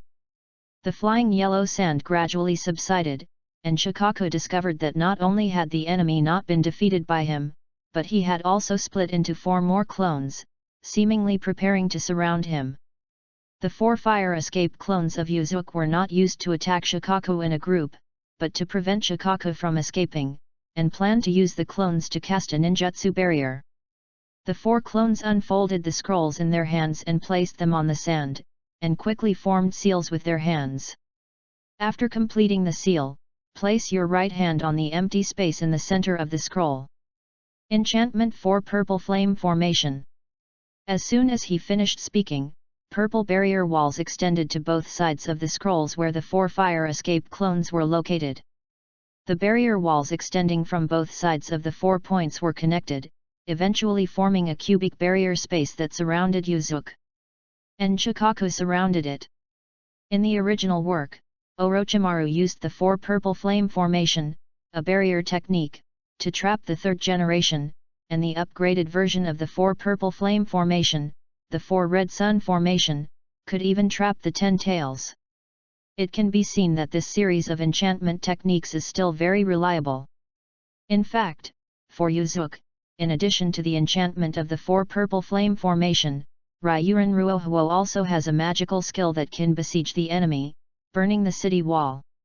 However, with Yuzuki's current ability, after performing a powerful move like burning the castle, the yin escape chakra of the 9 tails in his body and the curse seal will almost be exhausted. Even if Shikaku was trapped with this move, Yuzuki did not have the energy to subdue and seal it, so he chose the 4 purple flame formation, which was not very expensive and very effective. After Shikaku saw that he was trapped by Yuzuki's barrier, he immediately recalled the miserable Tanuki who had been sealed in the Jinchuriki's body, and his emotions suddenly fell into madness. Ah! Shikaku roared several times, and a tailed beast jade with far more power than a blank bullet slowly condensed in his mouth. The tailed beast jade is a unique offensive energy wave created by the tailed beast condensing the yin and yang chakra in a ratio of 2:8. Yuzuki's phantom crow clone is not immune to this attack mixed with yin escape chakra. In this not so large barrier, the powerful tailed beast jade was almost impossible to dodge, and Yuzuki could only find a way to defend it with ninjutsu. Yuzuki retreated to the edge of the corner of the barrier and quickly formed seals in his hands. Fire escape single purple flame formation. Yuzuki added a purple flame barrier in front of himself, and combined with the purple flame barrier on both sides behind him, formed a closed space to protect himself within it. Go to hell! The tailed beast jade was condensed and sprayed out from Shikaku's mouth. But Shikaku did not fire the tailed beast jade at Yuzuki, but towards the barrier of the 4 purple flame formation. The wall was bombarded, trying to break the barrier first. When the tailed beast jade hits the barrier wall of the 4 purple flame formation, a violent shock wave is generated within the barrier. However, because the barrier of the 4 purple flame formation is very stable, the tailed beast jade sprayed out by Shikaku is not enough to break it. As a result, the impact of the tailed beast jade bursting out within the barrier cannot spread horizontally to all directions, and can only release energy vertically. Nearly 100 meters of sand and dust instantly rose up within the entire barrier, and the sand was deeper than outside the barrier. The tailed beast jade is indeed a great weapon, its power is indeed extraordinary. Looking at the destructive effect caused by Shikaku's tailed beast jade, Yuzuki couldn't help but thought to himself. At this time, Yuzuki also felt like the earth was shaking. If he hadn't sealed himself with the purple flame barrier, with a normal ninja's physique like him, he would have been shattered to pieces by the violent impact. After the impact caused by the tailed beast jade was over, Yuzuki cancelled the single purple flame array used to protect himself, and at the same time, he slowly walked towards the direction of Shikaku with the Hakurai Urinwaka. The smoke slowly dissipated, and Shikaku discovered that not only did his tailed beast jade fail to break through the purple barrier, but even the opponent in front of him was intact. This made Shikaku, who was shocked by his tailed beast jade, panic a little. It knows that there are many ninjas in this ninja world whose power is superior to the tailed beasts, and if it falls into the hands of these ninjas, the tailed beasts will most likely be sealed in the Jinchuriki's body and completely lose their freedom. For Shikaku, who finally escaped, being sealed in the Jinchuriki's body is absolutely unacceptable. Wind release sand shot. Shikaku opened his mouth and launched a large-scale ninjutsu attack at Yuzuki again. Countless sand bullets erupted from Shikaku's mouth like fine raindrops and shot towards Yuzuki quickly. These sand bombs are very dense and unavoidable, and their penetrating power is extremely strong. If it hits a person, it will immediately penetrate the human body, leaving a hole as big as a fist. Looking at the rain of sand bullets coming towards him, Yuzuki raised his hand and swung his sword, cutting a long flame in front of him to block all the sand bullets. The high temperature of the flame burned all the sand bombs, leaving only wisps of black soot in the air. At this time, Yuzuki has unlocked the Ryoji curse seal. Black curses are spread all over his body, and the yin escape chakra is constantly pouring into his body. After resisting the attack of Shikaku-san's bullets, Yuzuki put the sword back into its sheath and assumed a sword-drawing posture. Fuseo. With the help of the spiritual pressure simulated by the yin escape chakra, Yuzuki instantly unsheathed the Ryokan Wakaho in his hand and slashed at Shikaku's head very quickly. However, to Yuzuki's expectation, Shikaku was very agile despite his huge size. He jumped high and avoided Yuzuki's slashing attack in time. After jumping up high, Shikaku immediately slapped his belly with his left and right arms alternately. And 5 or 6 wind-release empty bullets were ejected from his mouth and shot at Yuzuki. However, practicing blank bullets poses no threat to Yuzuki. With the help of the disembodied Phantom Crow clone technique, he is directly immune to all damage. After several rounds of fighting, Shikaku also found that the enemy in front of him was extremely difficult to deal with. He tried all his attack methods, but he was still unable to hurt the opponent. "Who are you and why are you causing trouble for me?" At this time, Shikaku suppressed the anger and irritability in his heart, and asked Yuzuki with a wary expression. "Of course it's for your strength. Your attack method is too simple and cannot hurt me at all. If you can honestly let me seal it, you can save yourself a lot of pain." Looking at the huge tanuki in front of him, Yuzuki said slowly. After hearing Yuzuki's words, Shikaku's temper that he had finally suppressed burst out again, and he said angrily, "Fart. Even if I can't kill you, do you think you can seal me alone? I advise you to die." "Heart. Then let's wait and see," Yuzuki said calmly, and at the same time, he quickly extracted the 9 tails yin escape chakra from the curse seal to continuously increase the power of the Ryokan Ruohuo. After infusing a large amount of yin escape chakra, the color of the flames of the blade turned into red gold, and a long flame tail was dragged out from the tip of the knife, forming a red-gold flame wheel behind Yuzuki. This form is also the form that Yuzuki used when fighting Shisui before. Only in this form can Yuzuki perform some moves related to Ryokan Wakaho Shiki. Looking at Yuzuki, who looked like a god of fire descending in front of him, Shikaku showed a look of fear. It could feel that the red-gold flame was extremely hot and posed a great threat to it. Although the tailed beast does not really die under normal circumstances, even if it is fatally attacked, as long as it is not the power of the universe, the chakra of the tailed beast will gather somewhere in the ninja world and reform the tailed beast. The place where Ichibai Shikaku was resurrected was the Nara desert beneath his feet. But for the tailed beast, being killed by others and then reformed is not a pleasant process. Seeing that the opponent was determined to seal him, Shikaku had nothing to say, so he gathered the tailed beast jade again and prepared to bomb the opponent. After the previous battle, Shikaku also found that only the tailed beast jade could cause some trouble for his opponent. In order to defend against his tailed beast jade, the opponent did not use the kind of crow clone that could appear to be incorporeal to dodge, but instead created a barrier to resist. It can be seen that tailed beast jade can still hurt the opponent. Looking at Shikaku, who was starting to gather tailed beast jade again, Yuzuki was not prepared to continue to respond with a defensive attitude, but instead used offense to defend and took the initiative. There was a flash of fire, and Yuzuki appeared. Now Shikaku is standing next to the mouth where the tailed beast gem is condensing. Along with a red gold sword light, Shikaku was decapitated by Yuzuki, with blazing flames still burning on the broken parts of his head and body. The condensing tailed beast jade was immediately interrupted and dissipated in the air. Ah! A piercing scream came from the mouth of Shikaku's fallen head. Because the tailed beast itself is not a normal creature, but a demon made of condensed chakra, so even if the head is cut off or even chopped into pieces by 1,000 swords, the tailed beast will not die. As long as the chakra is recondensed, it can immediately return to its original form. At this time, Shikaku was not in a hurry to merge his head and body into one. Instead, he rolled on the desert, trying to extinguish the flames that kept burning like maggots on his body in this way.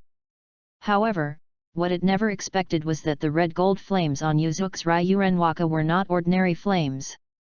Its rolling not only failed to extinguish the flames at the original fractures of its head and body, but caused more parts of its body to burn. Damn it!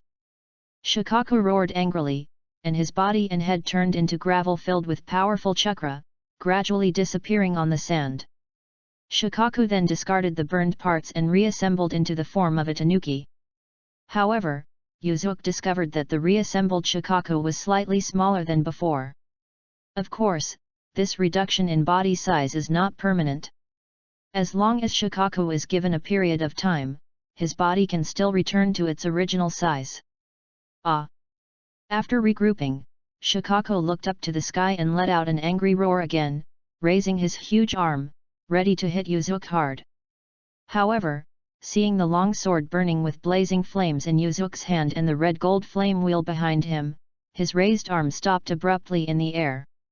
Seeing that Shikaku was at his wit's end, Yuzuki was not prepared to continue slowly wearing down its power. Instead, he decided not to retain chakra, used his ultimate move to quickly subdue the opponent, and then began to seal it. After all, the Nara Desert also belongs to the sphere of influence of Tsunagakure village. If the time drags on for too long, it will be difficult to be discovered by the ninjas of Tsunagakure village. Returning the sword to its sheath, all the flames on the blade were hidden in the sheath, and Yuzuki once again assumed the posture of drawing the sword. However, in Shikaku's eyes, although Yuzuki had hidden the flames, his aura seemed to be more powerful, and he was obviously preparing some powerful moves. At this moment when Yuzuki and Shikaku were confronting each other, neither the man nor the tanuki noticed that there was a pair of cold eyes watching them under the sand in the barrier. Regularly thank you for your support. Chapter 39 The Aureole is behind. Looking at Shikaku, who was on guard with panic in front of him, a gleam flashed in Yuzuki's eyes. As the long sword was unsheathed, a tornado of red flames instantly covered Shikaku's body.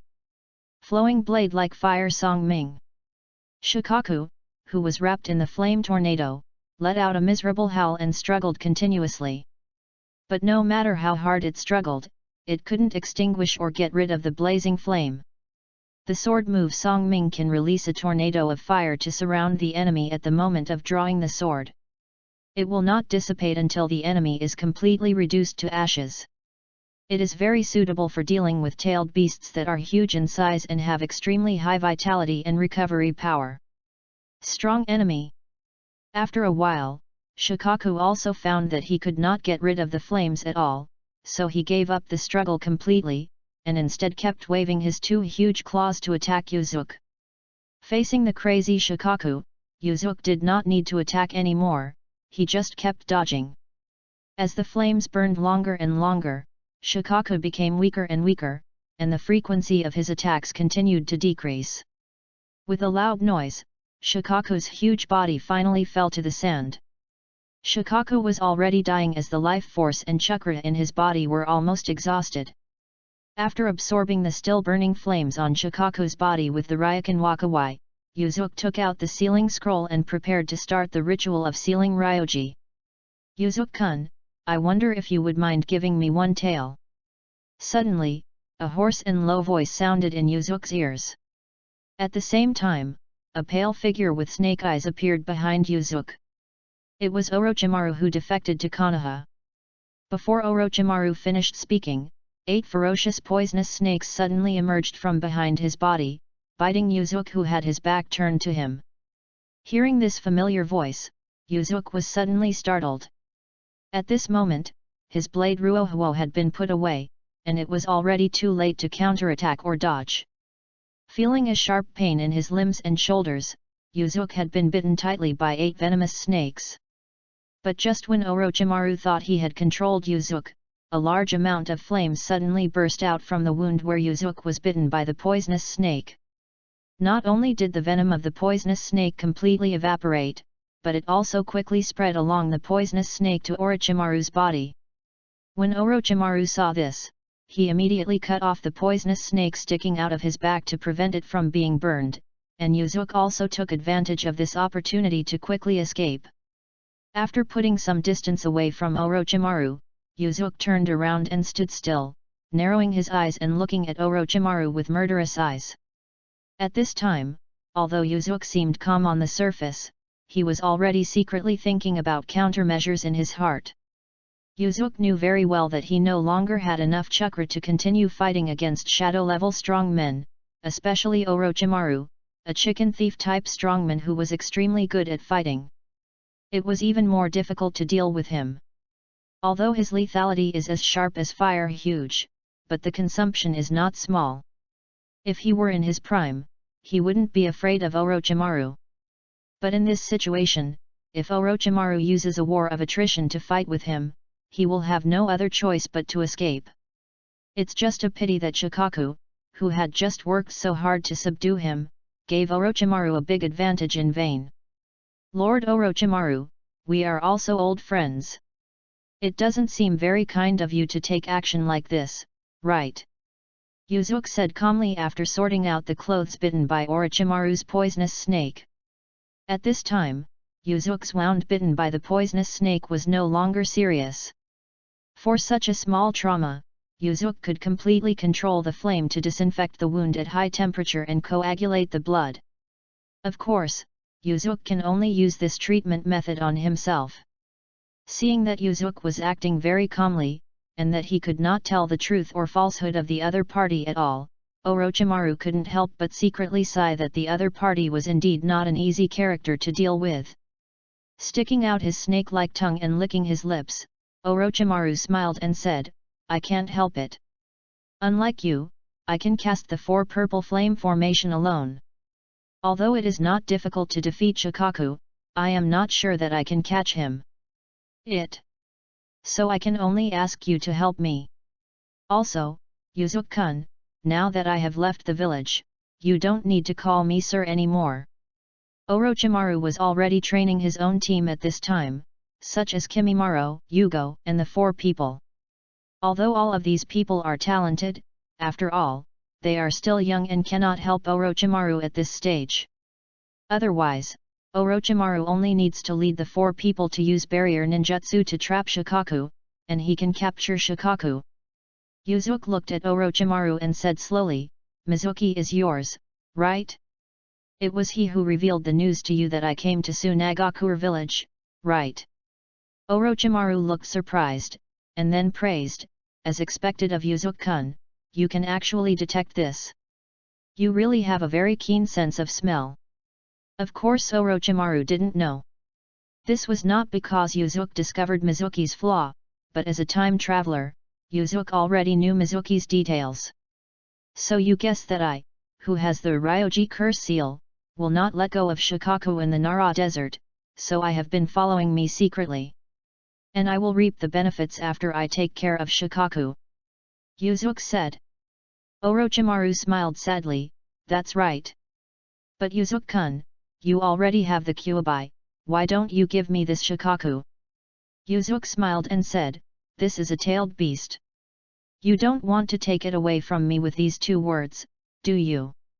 Looking at Yuzuki, who seemed to still have confidence, Orochimaru asked, "Do you still have the energy to fight me now? I was hiding under the sand just now, and I watched the fight between you and Shikaku. You must have almost consumed your chakra now, right?" No wonder he felt a little different when he looked at Orochimaru just now. Yuzuki always felt that Orochimaru's skin seemed to be much rosier than before. It turned out that he had been hiding under the sand layer and was baked by the high temperature. The sand in this area was shrouded in his own fire release, scorched earth of 10 directions, and the temperature under the sand was unbearable even for Shikaku. But Orochimaru obviously used some kind of ninjutsu to protect his body, otherwise a normal person would have been cooked by such a temperature. If it were anyone else, maybe there really wouldn't be any spare energy left. But I'm an Uchiha. As soon as he finished speaking, 3 red gold flame Megatama appeared in the pupils of Yuzuki's eyes. After opening his Sharingan, Yuzuki looked calmly at Orochimaru in front of him. Seeing the change in Yuzuki's eyes, Orochimaru's pupils also contracted violently due to shock. He had already guessed that Yuzuki had opened the Sharingan, but he never expected that it was a type of Sharingan that he had never seen before. Although it is not clear what kind of ability Yuzuki's flaming Megatama Sharingan has, it makes him instinctively feel very dangerous. Yuzuki-kun, you know, right now you are like a cornered prey, trying to scare away the hunter by bluffing. Orochimaru said with a smile. At this time, Orochimaru's eyes flashed with danger, and the aura in his body was faintly pressing towards Yuzuki, as if he might take action at any time. Faced with Orochimaru's nearly intimidating attempt, Yuzuki remained calm. Yes, this is indeed a bluff. After all, this pair of Sharingan is my last trump card, and I don't want to use it unless absolutely necessary. After hearing Yuzuki's words, Orochimaru fell silent. After a while, Orochimaru finally gave up the idea of continuing to take action, but compromised.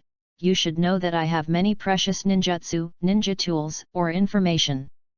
Give me this Shikaku, what are the conditions? Bring it up.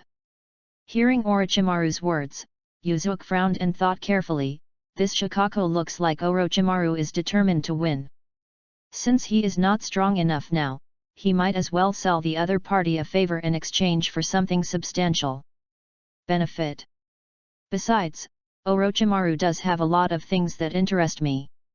Deciding not to compete with Orochimaru for the Shikaku, Yuzuki sighed and complained, you know, I have made a lot of preparations for this Shikaku. I also suffered a lot in the battle just now. I almost fell into Shikaku's hands. Furthermore, I was attacked by you again just now, Orochimaru, and suffered very serious injuries. Looking at Yuzuki, who was full of energy and talking endlessly, Orochimaru was coldly interrupted, Yuzuki-kun, just say what you want. First, I need 20 tubes of interpillar cell fusion fluid. Hashirama cell fusion fluid is an auxiliary agent jointly developed by Yuzuki and Orochimaru when they developed the Ryoki seal. In addition to being used to cast the Ryoki seal, it has many other uses. Although Yuzuki also has a method to develop it, he is suffering from lack of materials. He can ask Orochimaru for some as a spare. No problem. Orochimaru nodded. Although Hashirama's cell fusion fluid is precious, Orochimaru can make it himself, so it is nothing to Orochimaru. Second, I need to know the specific location of Danzo's root tissue laboratory. For Yuzuki, Danzo and the root organization are targets that must be eliminated sooner or later. They have irreconcilable conflicts with the Uchiha clan. There are indeed many precious resources in Danzo's laboratory, which Yuzuki hopes to get. Hearing Yuzuki's second request, Orochimaru frowned, but after thinking for a moment, he agreed. Even though Orochimaru has defected, he still has secret connections with Danzo and is also Danzo's partner in human experiments, so he knows the location of the root tissue laboratory very well. Third, I need the specific location of Longdi Cave and how to enter it. Fourth. Yuzuki-kun, you can't be too greedy. Orochimaru showed an unhappy look when he heard Yuzuki put forward the fourth condition. Regularly thank you for your support. Chapter 40. Let me go. Seeing Orochimaru saying that he was greedy, Yuzuki poked his head and said slowly, this is a tailed beast, just a little bit of Hashirama cell fusion fluid and only 2 pieces of information. The value is completely unequal. Although he said so, Yuzuki actually knew that the Hashirama cell fusion fluid and the 2 pieces of information he requested were already valuable. But this is a transaction after all, and the benefits that should be fought for must still be fought for. Orochimaru snorted, go ahead, but I don't want to hear the word fifth today. Yuzuki also knew that going too far would be wrong, so he smiled and said, don't worry, this is the last request. Recently, my sister-in-law, Izumi, has started to practice swordsmanship, but she doesn't have a suitable weapon. I hope I can get a Kusanagi sword from you. In the world of Naruto, the Kusanagi sword is not a sword, but a collective name for a class of swords. Yuzuki knew that Orochimaru had more than one Kusanagi sword in his hand. The exact number and the origin of these Kusanagi swords in Orochimaru's hand have always been unknown. In the original work, Orochimaru took out several Kusanagi swords. For example, the Kusanagi sword used during the Chunin examination and the third generation battle was captured by the monkey demon and left in Konoha without being taken away. Toki used an extendable Kusanagi sword again. Later, Orochimaru kidnapped Sasuke and gave him a handle, which shows that he does have a lot of inventory in his hands. In addition to Orochimaru, the ten-fist sword used by Itachi Susanoo also belongs to the Kusanagi sword, and it is known as the strongest among the Kusanagi swords and is known as the Sword of Sealing. After hearing Yuzuki's words, Orochimaru opened his mouth, and a wet sword hilt slowly emerged from his mouth. Seeing this scene, Yuzuki hurriedly stopped him. He didn't want to give his sister the sword stained with Orochimaru's saliva. "Wait a minute, can you change it?" When Orochimaru heard this, he swallowed the sword back into his stomach with a gloomy face, and then spit out a scroll. The scroll fell on the sand at Yuzuki's feet and spread out. On the scroll was a seal for storing items. In the center of the seal was written the word sword with flying dragons and phoenixes. "Untie." Orochimaru formed a seal, and a delicate long knife slowly emerged from the seal on the scroll. The blade of this long knife is hidden in the scabbard. The scabbard and handle are both white. Two pink ribbons embroidered with cherry blossoms are fluttering in the wind at the end of the handle. Yuzuki picked up the long sword and pulled it out of the scabbard. In an instant, a brilliant sword light bloomed under the moonlight like a cherry blossom. It was so beautiful and stunning. What a sword! Admiring the beautiful cherry blossom patterns on the blade, Yuzuki sighed in admiration, and then asked Orochimaru, "What is the name of this sword?" Orochimaru said slowly, "Plati Kodan Senro Sakura." Sheathing the long sword, Yuzuki said with satisfaction, "I think Izumi will like this sword very much." "Thank you very much. Now that the deal is over, Yuzuki-kun, should you also hand over Shikaku to me as promised?" Orochimaru said. Being as cautious as Orochimaru, it was naturally impossible to seal Shikaku in front of Yuzuki. Instead, he planned to take Shikaku away first and then take care of things slowly. Yuzuki nodded and formed a seal with his right hand. The 4 fire escape clones that maintained the 4 purple flame formation all turned into a flame and disappeared, and the 4 purple flame formation also disappeared instantly. At the same time, a giant white python nearly 1 to 200 meters long emerged from behind Orochimaru. The giant python circled the dying Shikaku several times, tightly controlling Shikaku. Yuzuki could tell that this white giant python carried a strong sealing power.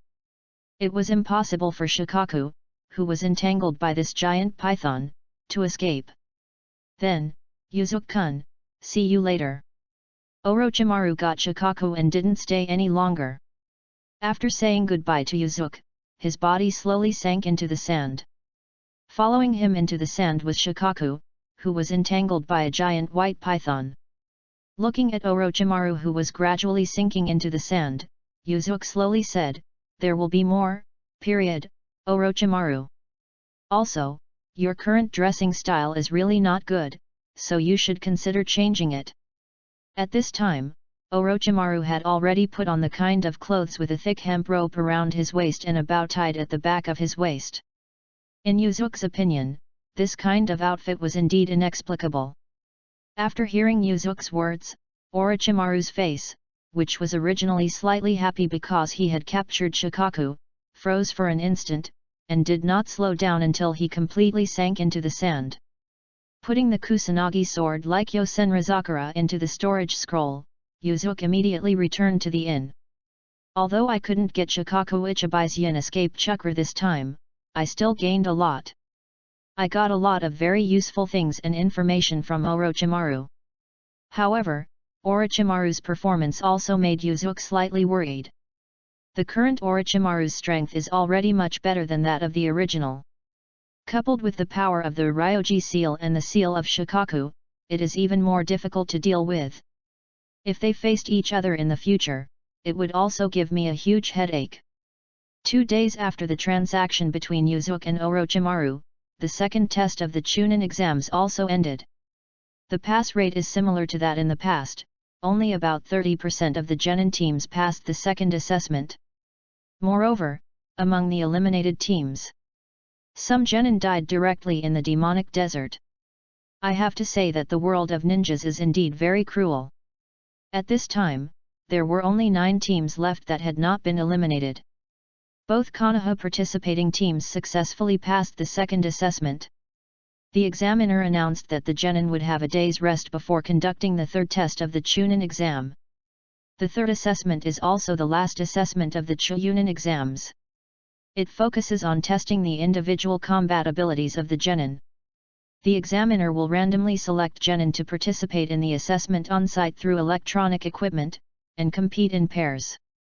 The winner of each round advances to the next round, and the loser is eliminated directly. Until the final winner is decided, the Chunin examination officially ends.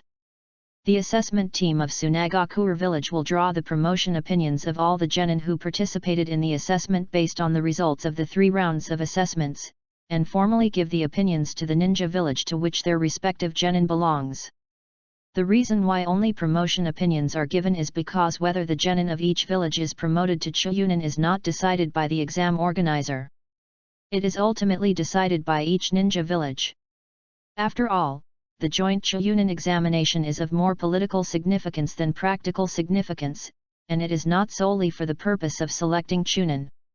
In the inn where the Konoha delegation was located, Anko was enduring the pain of the heavenly curse seal erupting on her shoulder. Looking at Hongdu, who was covered in cold sweat, everyone was very worried about her condition, but also admired her perseverance. Not long after the second assessment, the curse seal of the sky on Hongdu broke out. Although no one could understand Hongdu's feeling, when they saw her appearance, they knew that the pain must be unbearable for ordinary people. During this period, Itaki and Kurama Kyoko proposed many times to give up the exam and find a way to solve the problem of Anko's curse seal first, but Anko rejected them all. Under such circumstances, Anko managed to survive for 3 days. Even Itaki somewhat admired this carefree senior. Is this the curse mark left by Orochimaru? I'm really ashamed to say it. I really have no way to solve it. Looking at the red curse mark on Anko's shoulder, Bai Yunhaishan frowned. Although she felt very unwilling, Anko still forced a smile and said, "It's okay. Even if I withdraw at this time, it will not affect Itaki and Kyoko-chan's participation in the third round of assessment." Yuzuki gently touched her head and said with a smile, "Don't worry, I still want you to show off your skills in the third round of assessment. After all, this is all my negligence. If I had noticed your curse seal in the first place, I wouldn't have let you suffer these 3 days." After hearing Yuzuki's words, all the genin's eyes focused on Yuzuki. There was surprise, expectation, and even more admiration. From Yuzuki's words, everyone also heard that he had a way to deal with this curse seal. In the eyes of the genin, Yuzuki, a senior who is not much older than them, is already very powerful. Unexpectedly, he was proficient in the sealing technique and could solve the cursed seal that the veteran elite Jonin Bai Yunhaha was helpless to do. "Yuzuki, are you really sure? This is the cursed seal under Orochimaru. I'm afraid it's not that simple." Bai Yunhaishan asked Yuzuki. He fully recognized Yuzuki's strength, but if he said that the other party could even handle the curse seal placed by Orochimaru, one of the 3 ninjas, he would only remain skeptical. Yuzuki nodded. "It's not a problem just to suppress it temporarily, but to completely solve it, I have to think of another way." In fact, Yuzuki already has a way to eliminate the curse mark of the sky on Anko at this time, but this will expose a lot of his abilities, so he must wait for the right opportunity to help Anko solve this problem completely. Having said that, Yuzuki stopped wasting time and was ready to start sealing it immediately. Hongdu was already in great pain at this time, and every second of delay was torture for her. After setting up the sealing formation, Yuzuki began to form seals. Yin Mao Si Wu Wei Yu Yin Mao Si Wu Wei Yu Yin Mao Si Wu Wei Yu Su Zi. The seals formed by Yuzuki's hands are very complicated. It is exactly the sealing technique used by Kakashi to help Suzuki seal the curse seal of the sky in the original work. Seal the evil seal. After the seal was completed, several mantras exuding powerful chakra appeared on the fingertips of Yuzuki's right hand.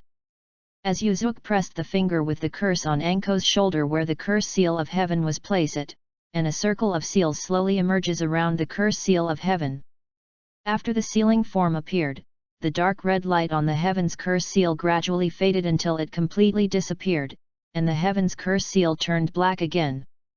Since Yuzuki is far more proficient in sealing than Kakashi, the process of casting the evil sealing seal is much simpler than Kakashi, but the effect is even better. Success. Seeing that the curse seal had obviously calmed down, Kurama Kyoko on the side hugged Anko and said happily. After these days of getting along, she and Hongdu have become very good friends. Seeing that Hongdu's cursed seal problem has been solved, she is relieved. Except for Kurama Kyoko, everyone else looked happy when they saw this. Thank you. Anko looked at Yuzuki a little touched and a little embarrassed. Yuzuki waved his hand and said with a smile, "You are my subordinate now. You must perform well in the assessment tomorrow." Yes. Anko nodded seriously, determined to let Yuzuki see her true strength. The next day, the third test of the Chunin examination was held. At this time, the auditorium was crowded with people. Not only were most of the senior officials of Tsunagakure village, including the 4th Kazekage Raza, but many officials from the Kingdom of Wind also came to observe. As representatives of Konoha, Yuzuki and Shirao Hayama sat in the guest seats not far from the 4th Kazekage, watching the game from a relatively good angle. After the presiding examiner announced a series of rules, the electronic screen above the square began to automatically select the genin for the first competition. Everyone's eyes were focused on the avatars flashing on the screen, guessing who the randomly selected opponent would be. The first competition, Matere Anko of Konoha Village vs Uchiha Itaki of Konoha Village. The examiner announced while looking at the information about the two genin fighting displayed on the screen. After solving the curse seal problem, Hongdu, who was full of energy and ready to show off his skills, was stunned for a moment. And then couldn't help but spit out the fragrance. "I'll just go. P.S. 1. The name of the Kusanagi sword like Yosen Razakura refers to the famous Japanese sword like Yosen Fuyu. 2. There is basically no distinction between swords and swords in Japan. For example, many samurai practice kendo, and most of them practice single-edged swords." Chapter 41. Tsunade returns to the village. Seeing that her first opponent turned out to be Itaki, Anko was very depressed, and her expression suddenly changed from eager to try to desperate. Originally, she wanted to perform well in the third assessment and let Yuzuki see her outstanding side, but now she had no chance at all. As expected, not long after the two of them fought, Anko was defeated by Itaki, which made Anko, who wanted to show off his skills, very frustrated. This was because Itaki gave the senior Anko some face and pretended to delay, otherwise the battle would have ended faster. Looking at Anko, who was dejected and exiting the competition, Yuzuki could only sigh inwardly that she was really unlucky. In this Chunin examination, except for Konoha, Yuzuki did not find anyone particularly outstanding. Although Itaki is young, he is already the strongest among them all. Regarding Itaki and Anko meeting in the first round, Yuzuki didn't think there was any shady story. Tsunagakure village, one of the top 5 ninja villages, would not use such a method in a Chunin exam. Moreover, the results of the Chunin examination are not entirely based on victory or defeat to determine whether a genin is suitable for promotion to Chunin, but rather based on his overall performance. For example, Shikamaru in the original Konoha Chunin examination was defeated by Temari in the battle, but he was the only genin among the 12 powerful Konoha to be promoted to Chunin. In the subsequent competition, several genin of Konoha village performed very well, among which Itaki, who was only just 7 years old, was the focus of everyone's eyes during the entire assessment. Itake's combat IQ is extremely high, and he can always easily discover his opponent's weaknesses in a fight. And he is very good in ninjutsu, illusion, and taijutsu, and can deal very targeted and effective blows to his opponents, defeating his opponent with the least consumption, which also greatly makes up for his weakness of not having much chakra. The fourth Kazekage looked deeply at Itake, who defeated the last opponent on the field and won the final victory. Subconsciously, he turned to look at the young Yuzuki not far away, and couldn't help but sigh in his heart. As expected of Konoha village, it is indeed full of talents.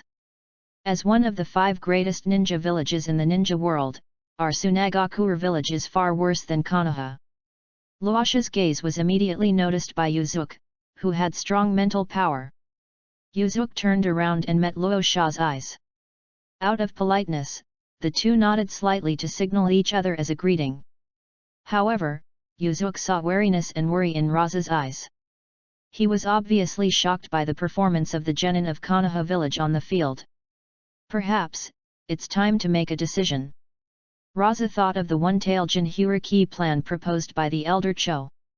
In Chiyo's plan, the candidate for the one-tail Jinhyuriki was Raza's son, who had just been born prematurely. Originally, Raza could not bear to make this decision, but Konoha's outstanding performance in this Chunin exam gave Raza a great sense of crisis.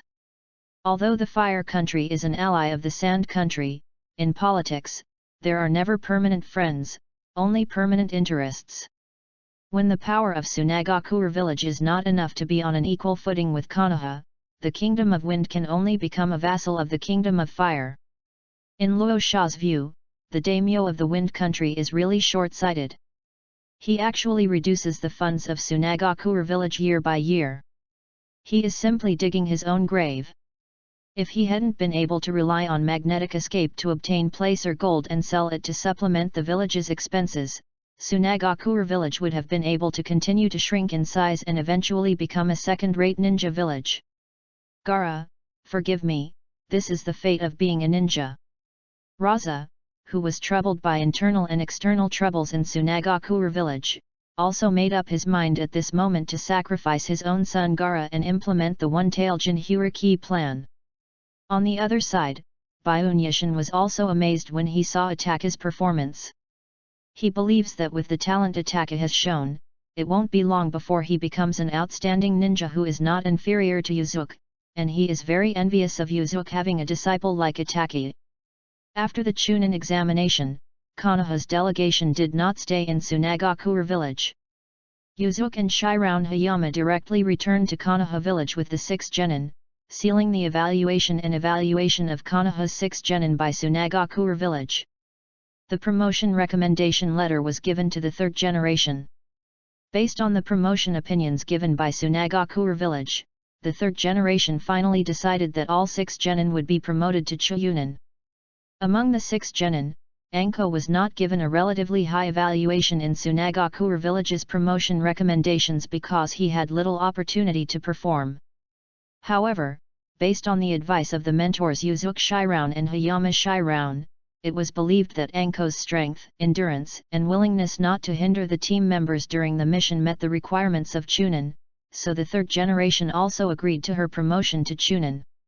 The 6 genin were very happy to learn that they had all been successfully promoted, and they met to celebrate together in the evening. Taking part in the Tsunagakure village Chunin exam together this time also established a good friendship between these genin. Especially Anko and Kurama Kyoko have become good friends who talk about everything.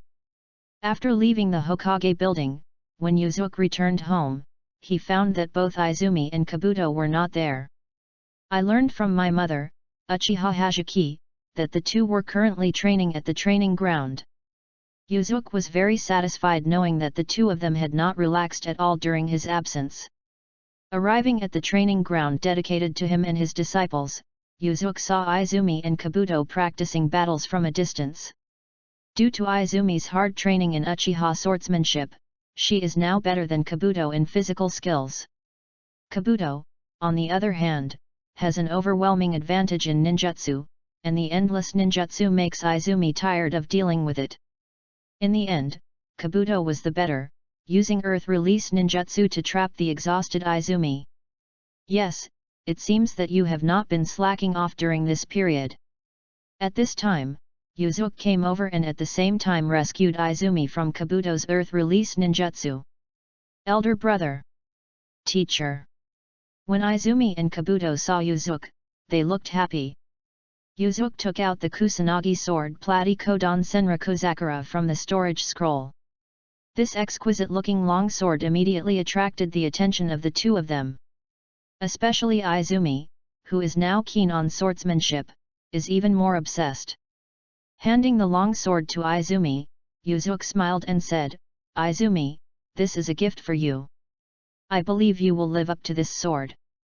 Izumi took the long knife solemnly and immediately looked at it carefully. This Plati Kodan Senro Sakura was specially made for female swordsmen, and Izumi couldn't put it down. Holding the Plati Kodan Sakura, Izumi was both happy and moved. Although she was not old, she could tell that this sword was of great value, and it must have been specially prepared for her by her brother. At this time, in Yuzuki's mind, he already had plans for the future of his three disciples. In Yuzuki's view, as long as Itaka grows up step by step, he can become a strong person at the shadow level or even beyond the shadow level. And Yuzuki's expectations for him didn't stop there. Kabuto is inferior to Itaka in terms of overall talent, but he is a ninja with the talent to practice senjutsu. This time, Yuzuki and his party from Tsunagakure village got information about Ryokai Cave from Orochimaru. In the original work, Kabuto successfully learned the Ryokai Cave senjutsu that Orochimaru had not mastered, and his use of senjutsu was definitely the first among Naruto. In Yuzuki's view, Kabuto with senjutsu and Kabuto without senjutsu are two completely different concepts. However, the water in Longdi Cave is too deep, and learning magic is also very risky. Yuzuki also needs to wait until he has the confidence to control these risks before he will implement this plan. As for his sister and disciple, Izumi, although her qualifications are not as good as those of the first two, she is still very good. She has shown great talent in swordsmanship, and combined with the powerful dynamic vision of the Sharingan, she will definitely become the top swordsman in the ninja world in the future. When the time comes, Yuzuki plans to use curse seals on all three disciples to make up for some of the innate deficiencies of the three. Of course, this shortcoming is only compared with the Kakabas in Naruto. At present, Yuzuki has only developed the Ryosei curse seal that can seal the Yin escape chakra. He is also determined to develop the reverse Rai escape curse seal that can seal the Yang escape chakra in the future. Regarding the materials used to form the reverse Lianji curse seal, he also had several choices in mind. Itaka is proficient in illusions, and Yuzuki plans to use the Ryoki curse seal for him, using the Yin escape chakra to strengthen his spiritual power, while Kabuto and Izumi, Yuzuki plans to use the inverse Ryuaki curse seal for them, using the Yang escape chakra. Chakra strengthens the vitality of both people. With the talents of these children, I believe it won't be long before they can truly help me. Yuzuki hoped in his heart. Shortly after the Chunin exams in Tsunagakure village ended, Tsunade, who was traveling abroad, received the news that Minato Namikaze, the fourth Hokage, was seriously injured and unconscious, and temporarily returned to the village. Although Tsunade is a more willful type in character, she always goes her own way. But she still cares about Minato, a junior. So even if you don't want to go back to the village, but still rushed back to see if he could help Minato recover. Konoha Hospital, in Minato's ward. The three generations, Tsunade and Kakashi, were standing in front of Minato's hospital bed, discussing Minato's injury. I didn't expect Minato's previous injuries to be so serious. If he were a normal person, he would have died long ago. Tsunade checked Minato's condition and said with a serious expression. So, do you have a way to wake up the teacher?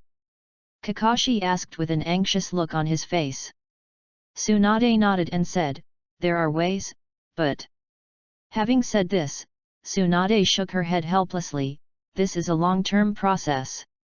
I don't know how long it will take, and it is impossible for me to stay in Konoha for so long.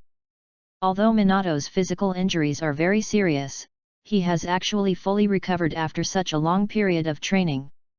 But because I suffered injuries far beyond what an ordinary person's body can withstand, my mind or my brain's judgment of my body is already in a state of death, so I have been unable to wake up. What we need to do now is to use mild medical chakra to stimulate Minato's brain for a long time, stimulate the activity of his brain, and restore his consciousness. After hearing Tsunade's words, the three generations present and Kakashi both understood her hidden meaning. Using medical chakra to stimulate the brain requires a very high level of chakra control ability of medical ninjas. A little carelessness may cause extremely serious consequences. Therefore, currently only Tsunade herself is capable of performing this treatment. It was very obvious that Tsunade didn't want to stay in Konoha village for too long. Being able to come back and see Minato's injury was already a big concession for her. Tsunade, both Minato and Konoha need you like this. The third generation frowned and tried to persuade Tsunade to stay in Konoha. However, before he finished speaking, Tsunade decisively rejected him. Sarutobi-sensei, I'm sorry, I have no intention of staying in the village right now. Even if I are forced to stay, I have no intention of carrying out this treatment for Minato day after day.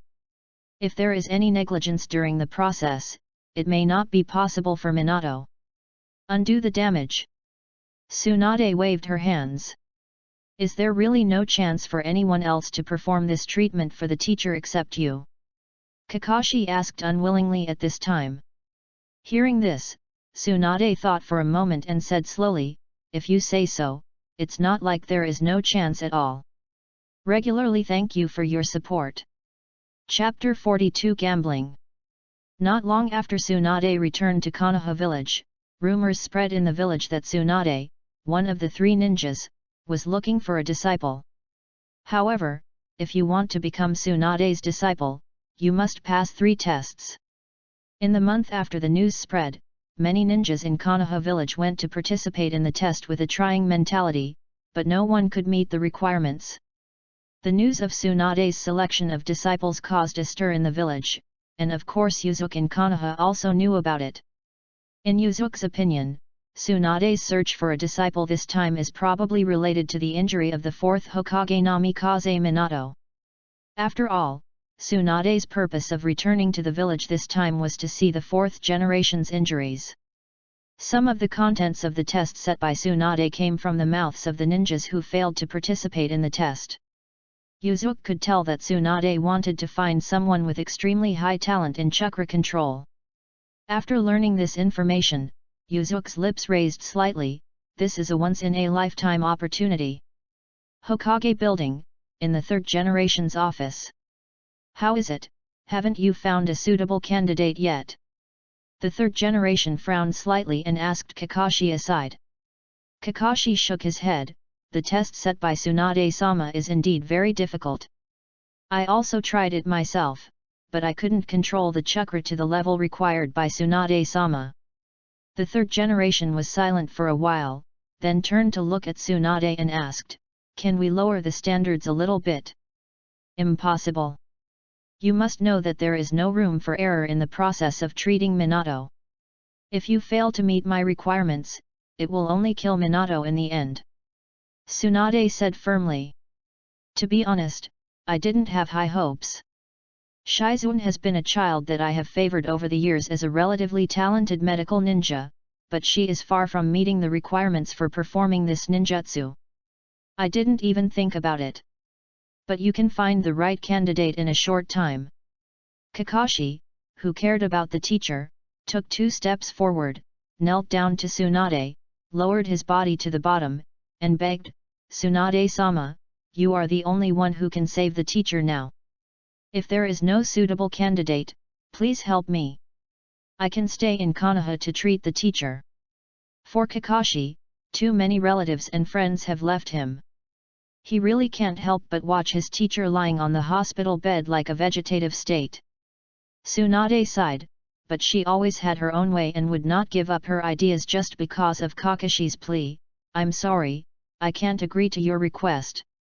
Since there is no suitable candidate, I am preparing to leave the village today. I have left you with the test method. If you find someone who can pass the test, you can contact me at any time. I will teach him the treatment method at that time." Just when Kakashi was despairing, a ninja who was responsible for delivering messages suddenly knocked on the door and said, "Sandaime-sama, there is good news. Please come in." Sandai ordered. The ninja who delivered the message pushed open the door and walked in, followed by a young man of about 8 or 9 years old with white hair and delicate features. "This the boy is Kabuto, Yuzuki's disciple. Sandaime-sama, this boy has just completed all the tests required by Tsunade-sama. I will bring him to see you and Tsunade-sama immediately," the messenger ninja said. "I heard that someone actually completed the test he set, and he was still a young boy." While Tsunade was surprised, she also became interested in the boy in front of her. After all, if the other party is really so talented, then it would be a good thing for him to accept such a disciple. Tsunade immediately called Kabuto to her and took a test in person. She found that Kabuto indeed had chakra control abilities far beyond those of ordinary people, even inferior to herself. This discovery made Tsunade very happy. Just as she was about to ask Kabuto if she was willing to become her disciple, Kakashi's words next to her made her feel like a bucket of cold water had been poured on her. "Kabuto, aren't you Yuzuki's disciple?" Kakashi, who had already stood up beside him, asked doubtfully. Kakashi was overjoyed at first when he heard that someone met Tsunade's requirements, but when he saw that it was Kabuto, he was very surprised. "Yes, the teacher asked me to try Tsunade-sama's test. He said it was to test my chakra control ability," Kabuto replied. When he first entered the office, he was slightly nervous when he saw the third Hokage and Tsunade, one of the legendary Sunin. However, he was very kind-hearted and quickly adjusted his mood, becoming neither humble nor overbearing. "Is this beautiful sister the legendary Sunin? I didn't expect to be so young." Kabuto couldn't help but think to himself as he looked at Tsunade, who looked like a girl. Apparently he was also confused by Tsunade's appearance. At this time, Tsunade was actually in her 40s, but because of the effect of her yin seal on her beauty and regulating body functions, she still maintained a girlish appearance. Hearing Kabuto's answer, Tsunade frowned. "So, you are already someone else's disciple?" "That's right. My teacher is Uchiha Yuzuki." Kabuto nodded. Hearing the words Uchiha, Tsunade frowned subconsciously. She was born into the Senju clan and had no favorable impression of the Uchiha clan. However, she does not have strong hostility towards the Uchiha clan like her uncle Senju Tobirama or Danzo. "Uchiha Yuzuki, this name seems familiar," Tsunade murmured. Uchiha Yuzuki is a jonin in the village, nicknamed Intaki, and is now known as the Uchiha's #1 master. He is a very powerful ninja, Kakashi explained. Tsunade nodded. "So it's him, then I'll go see him in person." Regarding Kabuto in front of her, Tsunade had already considered accepting him as her disciple. Knowing that Kabuto was Yuzuki's disciple, Tsunade decided to talk to Yuzuki to see if she could get him to give this disciple to her. "Tsunade-sama, if Kabuto cannot turn to you as his master." Before Kakashi finished speaking, Tsunade understood what he meant and interrupted, "Don't worry about this. No matter what, I can teach him how to treat Minato." Kakashi and Sandai were relieved after hearing this. Tsunade also belongs to the type of person who does things vigorously and resolutely, so she took Kabuto directly to the Uchiha clan's residence to find Yuzuki. Accompanying them were Kakashi, who was not at ease, and Tsunade's disciple Shizuan. At the residence of the Uchiha clan, Yuzuki was instructing Itaki in ninjutsu, while Izumi was watching. Ninjutsu, Fire Phantom Crojutsu. Itaki quickly formed a seal in his hand, and his body transformed into a crow clone with both fire and illusion attributes. Seeing Ataka mastering his signature ninjutsu so quickly, Yuzuki nodded with satisfaction. This ninjutsu was originally improved by him with reference to Ataka's Crow Clone Jutsu, so it was naturally very easy for Ataka to learn it. Izumi on the side also thought this ninjutsu was very cool. Unfortunately, she had no talent for illusions, so she still couldn't master it after trying it many times. At this moment, several people also saw Tsunade and others walking from a distance, and stopped practicing ninjutsu. "Are you Uchiha Yuzuki?" Tsunade asked, looking at the boy in front of him who was only 15 or 16 years old. On the way here just now, she also heard Kakashi tell some stories about Yuzuki. Especially when she learned about the battle between Yuzuki and Shisui. Tsunade was also shocked. Judging from the information revealed by Kakashi, this Uchiha genius ninja whom she had heard about for a long time was already a master who was not inferior to herself. Tsunade still trusts Kakashi's vision and naturally does not think that Kakashi will exaggerate Yuzuki's strength. Just as Tsunade was observing Yuzuki, Yuzuki was also observing Tsunade. Although this was not the first time he met Tsunade, the two had never crossed paths before. Tsunade is indeed the most vividly portrayed female character in the original Naruto novels. She is beautiful, powerful, and has a clear personality.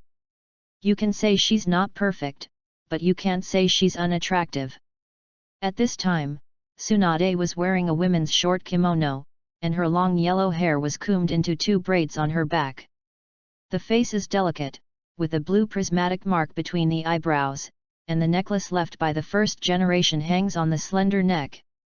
For Yuzuki, the first impression when seeing Tsunade was the atmosphere.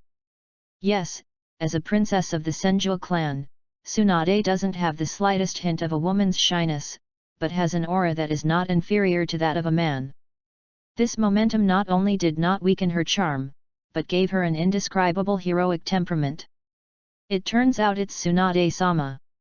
I don't know what advice you can give me when you visit the Uchiha clan, Yuzuki said with a smile. Although he was asking Tsunade, of course Yuzuki knew it was coming. Tsunade's purpose of coming here was the purpose of arranging Kabuto to participate in Tsunade's test. Kabuto is an outstanding kid. I intend to accept him as my disciple. Tsunade looked straight at Yuzuki and said straight to the point. Such is her character.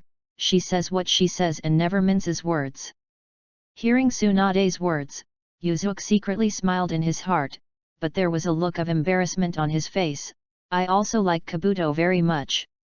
To be honest, Tsunade-sama, Kabuto has an extraordinary talent in ninjutsu. And he is also my right-hand man in developing ninjutsu. Tsunade frowned slightly and said, ninjutsu geniuses abound, but I have yet to see anyone who can inherit my medical ninjutsu. I don't like to impose things on others, but I really can't bear to give up on a talent like Kabuto. If you can let Kabuto become my disciple, you can put forward any conditions. As soon as Tsunade said this, Kabuto looked at Yuzuki very worriedly. If he was given a choice, he wouldn't want to leave Yuzuki and become someone else's disciple. Yuzuki thought for a moment as if he was in a dilemma, and finally he seemed to have made up his mind and said, Tsunade-sama, I understand your considerations, but from my standpoint, I don't want to lose such an outstanding disciple like Kabuto. How about this? Let's make a bet and leave the outcome to fate. If I lose, Kabuto will become your disciple, Tsunade-sama, but if Tsunade-sama loses, I also have a small request, which I hope Tsunade-sama can grant. Regularly thank you for your support. Chapter 43 Victory or Loss. A bet. After hearing that Yuzuki wanted to bet with her, Tsunade subconsciously prepared to agree. However, he was caught in time by Shizune beside him. Yuzuki nodded and said, yes. If I lose, Kabuto will naturally be Tsunade-sama's disciple. If Tsunade-sama loses, I hope to ask Tsunade-sama for a ninjutsu on Kabuto's behalf. Hearing this, Tsunade said curiously. Tell me what ninjutsu you want first. Yuzuki smiled and said, the art of psychic. The slugs that Master Tsunade channeled have very powerful healing abilities. Such psychic beasts are what all ninjas dream of. And Tsunade-sama, you don't have to worry about Kabuto passing on the psychic skills to others. After all, the scroll of the psychic contract should be in your hands, Tsunade-sama, and Kabuto just signed his name on it. After Yuzuki finished speaking, he quietly looked at Tsunade, who was deep in thought, waiting for the other party's reply. In Yuzuki's plan, spiritualism is actually secondary. What he really values is the magic of Shijulin. You have to tell me what you are betting on first. At this time, Shizun beside Tsunade asked. She always felt that the boy in front of her, who was not much older than herself, must be hiding a conspiracy and preparing to trick her, Tsunade-sama. Yuzuki smiled and said, how about we play dice? No. As soon as Yuzuki finished speaking, Shizun rejected it.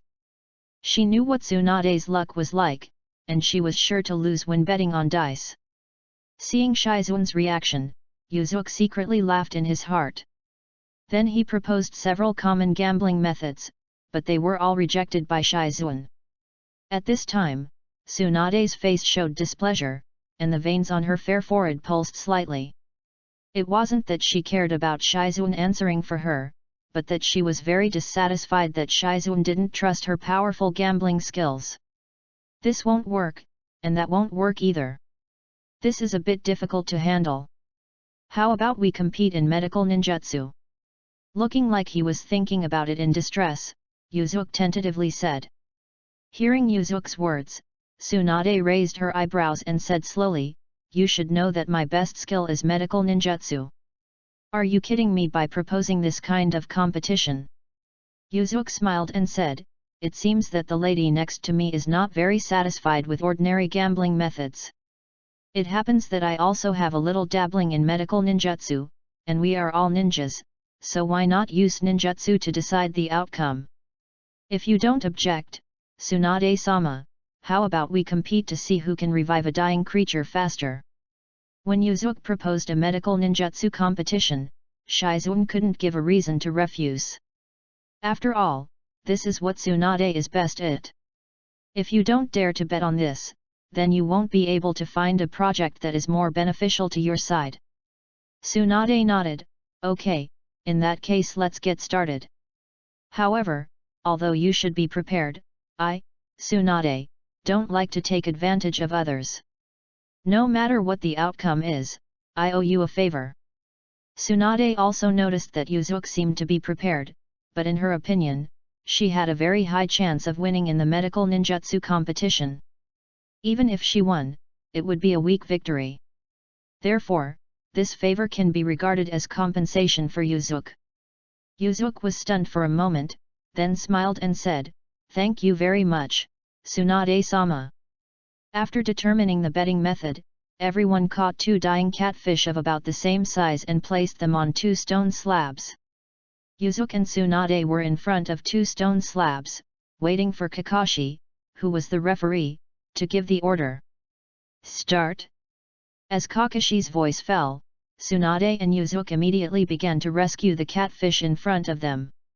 Several streaks of light blue needle-like chakra appeared in Tsunade's hand, and they were quickly inserted into key positions on the catfish's body, and the catfish immediately jumped to life. When Kakashi saw it, he asked Shizun at the side, has Tsunade-sama already won? Shizun shook her head and said, not yet. Now Tsunade-sama is just using chakra stimulation therapy to stimulate the catfish's vitality first to prevent it from dying before it can be treated. To truly recover to keep the fish alive, treatment must continue.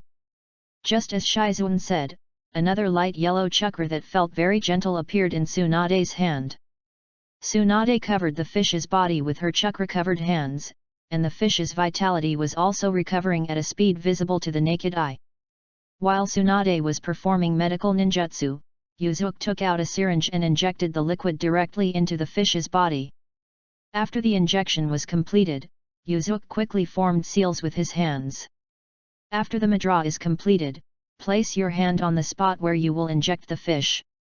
Ninjutsu, Seal of Life. What Yuzuki injected into the fish was Hashirama's cell fusion fluid, and the curse seal technique he used was also the seal of life that had been used to extend the lives of the fourth-generation couple during the Nine Tails Rebellion. This powerful seal technique can even temporarily relieve serious injuries like the Minato couple at that time, let alone the injuries suffered by a mere fish. Although a tube of intercolumn cell fusion fluid was consumed in vain, Yuzuki felt slightly distressed. However, thinking that Kabuto could learn Tsunade's slug's psychic skills, and further have the opportunity to learn the magic of Shigu Forest, Yuzuki felt that it was really worth the money. After the curse mark appeared on the fish immediately burst out with powerful vitality, twisting and jumping crazily on the stone slab, much more active than the fish in the water. At this time, the fish that Tsunade was treating was almost fully recovered, but it was still too late for Yuzuki. Looking at the fish that kept jumping on Yuzuki's stone board, Tsunade said in surprise, "I didn't expect you to be proficient in the curse seal technique. But the key to your curse seal lies in the tube of medicine that was just injected into the fish. I can feel it. It contains extremely powerful vitality." Yuzuki smiled and said, "I did pull a trick. That tube of medicine is a life-saving medicine that I secretly prepared. With this seal of life, as long as the injured person still has breath, his life can be temporarily extended." After hearing Yuzuki's explanation, Tsunade sighed and said slowly, "I lost. Although you borrowed the potion, there was no rule against its use before the competition." Looking at the angry Shizune beside her, Tsunade smiled and said, "Girl, why do you have such an expression on your face that others think you have lost?" Shizune said unwillingly, "He is too despicable to use potion. It doesn't matter if I really lose, but Tsunade-sama, you obviously have such strong medical ninjutsu." Smiling, she touched Shizune's head and comforted her. Tsunade took out a scroll from her chest without any delay and unfolded it on the ground. This scroll is the psychic contract scroll of the Wet Bone Forest Slug. In the unfolded part of the scroll, Yuzuki saw the names of Senju Hashirama and Tsunade. Tsunade waved to Kabuto, "Boy, come here." Kabuto didn't move, but looked at Yuzuki aside. Yuzuki smiled and nodded, indicating that he would just do as Tsunade said. "Write your name here, and then use your blood to press your thumbprint under the name." Tsunade pointed to the blank area next to her name on the scroll. Following Tsunade's instructions, Kabuto wrote his name on the scroll, then bit his thumb and pressed his fingerprints. The entire process of signing the contract is over. Tsunade put away the scroll and said to Kabuto, "Now follow me to form the seal."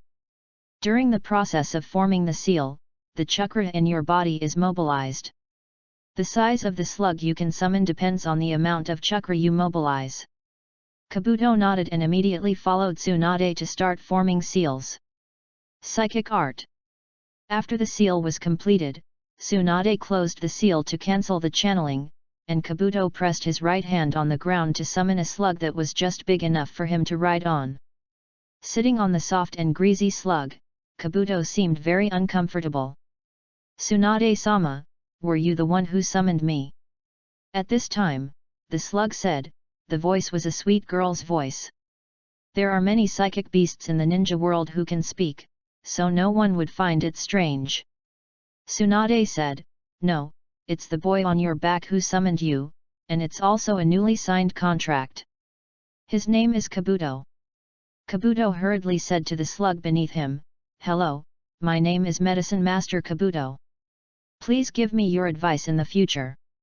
"Hello, Kabuto-sama. Please give me your advice in the future." Hearing Kabuto's voice, the slug also twisted its antennae to look at Kabuto on its back. After Kabuto learned the slug's psychic skills, he let the slug return to the Wet Bone Forest. Kakashi asked Tsunade on the side, "Tsunade-sama, how are you going to arrange Kabuto?" Tsunade said, "I am going to leave the village tomorrow. If Kabuto agrees to learn the medical ninjutsu to treat Minato with me, he will leave with me. With the talent he has shown now, I estimate that he can come back in about a year. Treatment for 4 generations." But Kabuto is not my disciple now. You have to ask him if he is willing to follow me out of the village to practice. After Kakashi told Yuzuki and Kabuto about the treatment of Yandere, he begged Yuzuki, I hope you can help me with this. I'm very grateful. Yuzuki patted Kabuto on the shoulder and said, as a member of the village, if you can help the Yandere-sama recover, it is your duty. Just practice with Tsunade-sama. While practicing, you can also see more of the outside world. Hearing Yuzuki's words, Kabuto nodded and agreed to Kakashi's request. Kakashi also breathed a sigh of relief, seeing the hope of his teacher's recovery, which also solved a long-standing concern of his. After the matter was over, Tsunade explained the departure time tomorrow and left with Shizuan. Although she failed to accept Kabuto as her disciple, Tsunade felt that it was a pity, but she didn't dwell on it and quickly put it behind her. What really made Tsunade sigh was the Yuzuki she saw today. This young Uchiha master is indeed a character. She admired Yuzuki's performance today very much. But at the same time of admiration, Tsunade couldn't help but think of the Thousand Hands clan with a declining population. And couldn't help but sigh in her heart. Early the next morning, as everyone was saying goodbye, Kabuto followed Tsunade and left Konoha. When saying goodbye, Izumi was reluctant to leave Kabuto, and at the same time she was very envious of him. After all, Izumi has not left the village yet, and is full of longing for the world outside Konoha. Looking at the backs of the three people drifting away, Yuzuki on the side was secretly planning Kabuto's future in his heart. Moist Bone Forest, Ryokai Cave, Miyamu Mountain. Kabuto, your future may be even more exciting than I imagined. Regularly thank you for your support. Chapter 44 Snakes and Scorpions, 1. In a dark room, 4 people wearing black and red cloud trench coats were talking. The 4 people talking were Obito, Zetsu, Konan, and Nagato. These 4 people are also the real core members of the Akatsuki organization. Since Yahiko's death, the Akatsuki organization has been completely reorganized.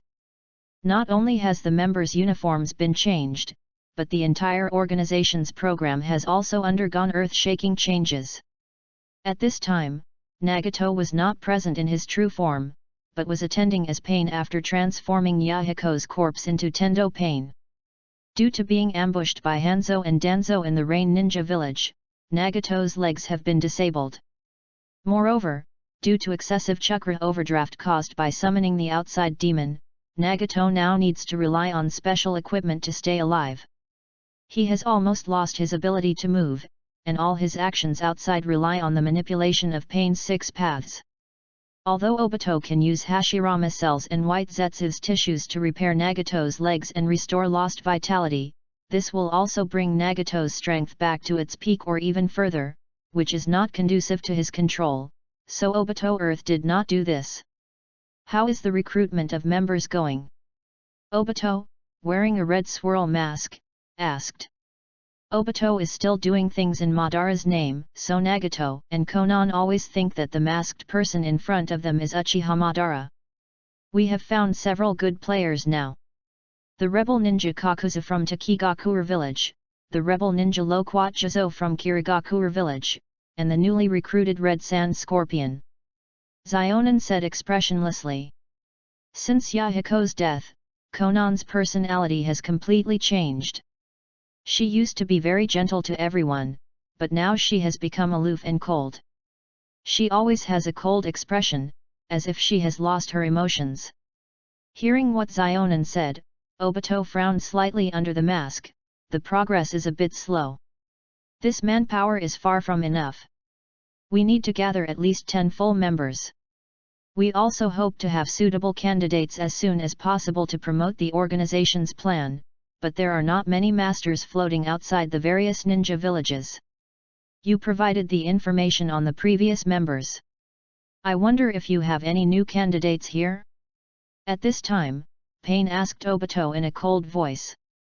In the Akatsuki organization's plan, in addition to collecting the 9-tailed beasts, it also needs to gather a large amount of funds before doing so, which requires sufficient manpower to prepare. Now Pain is arranging for members to accept high-value bounty tasks on the market to raise funds. Some time ago, Orochimaru, one of the Sunin of Konoha, defected, and recently we discovered his hiding place. Orochimaru is unpredictable, and we are worried that there will be some risks in finding him. But since you are the leader, it's up to you to decide whether to recruit him into the organization, said Heiju on the other side. Orochimaru is not an easy person to deal with. He should be the strongest among the three ninjas at the moment. Obito added. Pain disagreed with Zetsu and Obito's words and said coldly, under these eyes of Samsara, Orochimaru can't make any trouble. Give me the information about his location, and I will personally take Scorpion there. If Orochimaru agrees to join, I will arrange for him to be Scorpion's partner. If he doesn't agree, I will take care of him. A few days later, in a gloomy underground cave, Orochimaru had just sealed the one-tailed Shikaku Yindun chakra into the Ryoji seal in his body. It's perfect. At this moment, I feel more powerful than ever before. Orochimaru's pale face showed excitement. If there are people who are familiar with Orochimaru at this time, they will find that Orochimaru is a bit shorter than before. The reason for this phenomenon is that Orochimaru has successfully completed the first undead reincarnation. In order to seal Ichibai Shikaku's yin escape chakra in a new body after reincarnation, Orochimaru did not start the sealing immediately after getting Shikaku, but delayed until now to complete the sealing. Because of the existence of Yuzuki, an academic friend, Orochimaru's technical ability has been greatly improved compared to the original work. The Art of Undead Reincarnation that was supposed to come out a few years later was not only completed ahead of schedule, but also found the two ethnic curse seals that could temporarily make up for the huge flaw of weakened spiritual power after reincarnation. Looking at Shikaku, who had shrunk by half in size and only had Yang-era chakra left in front of him, Orochimaru became embarrassed. Currently, he does not have a suitable container that can seal Shikaku. If Shikaku is to be sealed in the bodies of other ninjas in the form of a Jinchuriki, not only does the physique of the ninja need to be suitable, but also the corresponding sealing technique is required.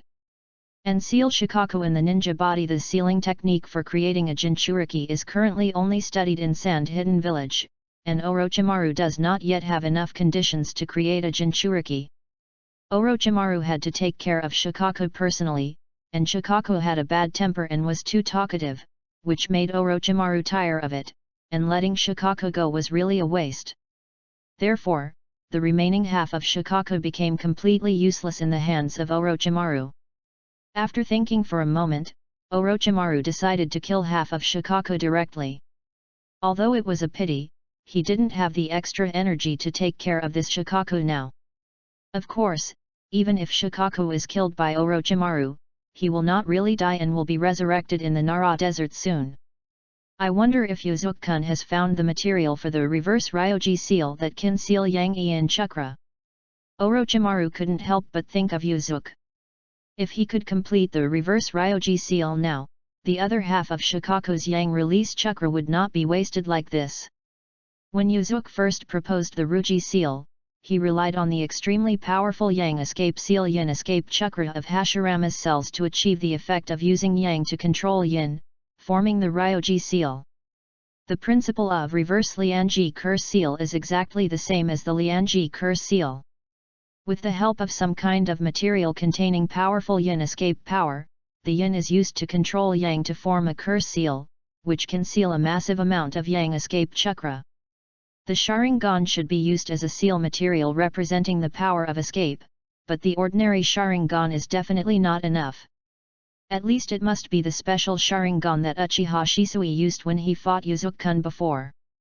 But it's such a pity that a pair of eyes like that are used as material for a curse seal. The gains outweigh the losses, the gains outweigh the losses. Temporarily putting aside the idea of reverse Ryoji curse seal, Orochimaru's eyes flashed with a cold murderous intent, and he slowly walked towards Shikaku. At this moment, two people wearing black and red cloud windbreakers were approaching the cave where Orochimaru was. It looks like this is it. Looking at the entrance-like cave in front of him, Xie said slowly. At this time, Xie was hidden in his puppet Fei Liuhu. The entire puppet's body was lying on the ground, and its voice had been specially processed to make it very hoarse. It seems so.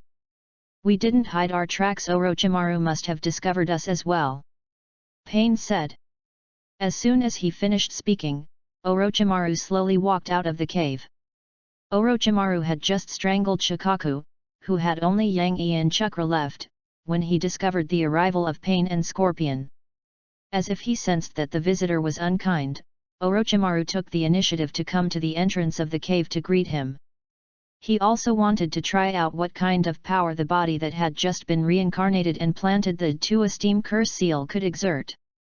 In the original work, Orochimaru joined the Akatsuki organization relatively late, and Kabuto was working as an undercover agent under Scorpion.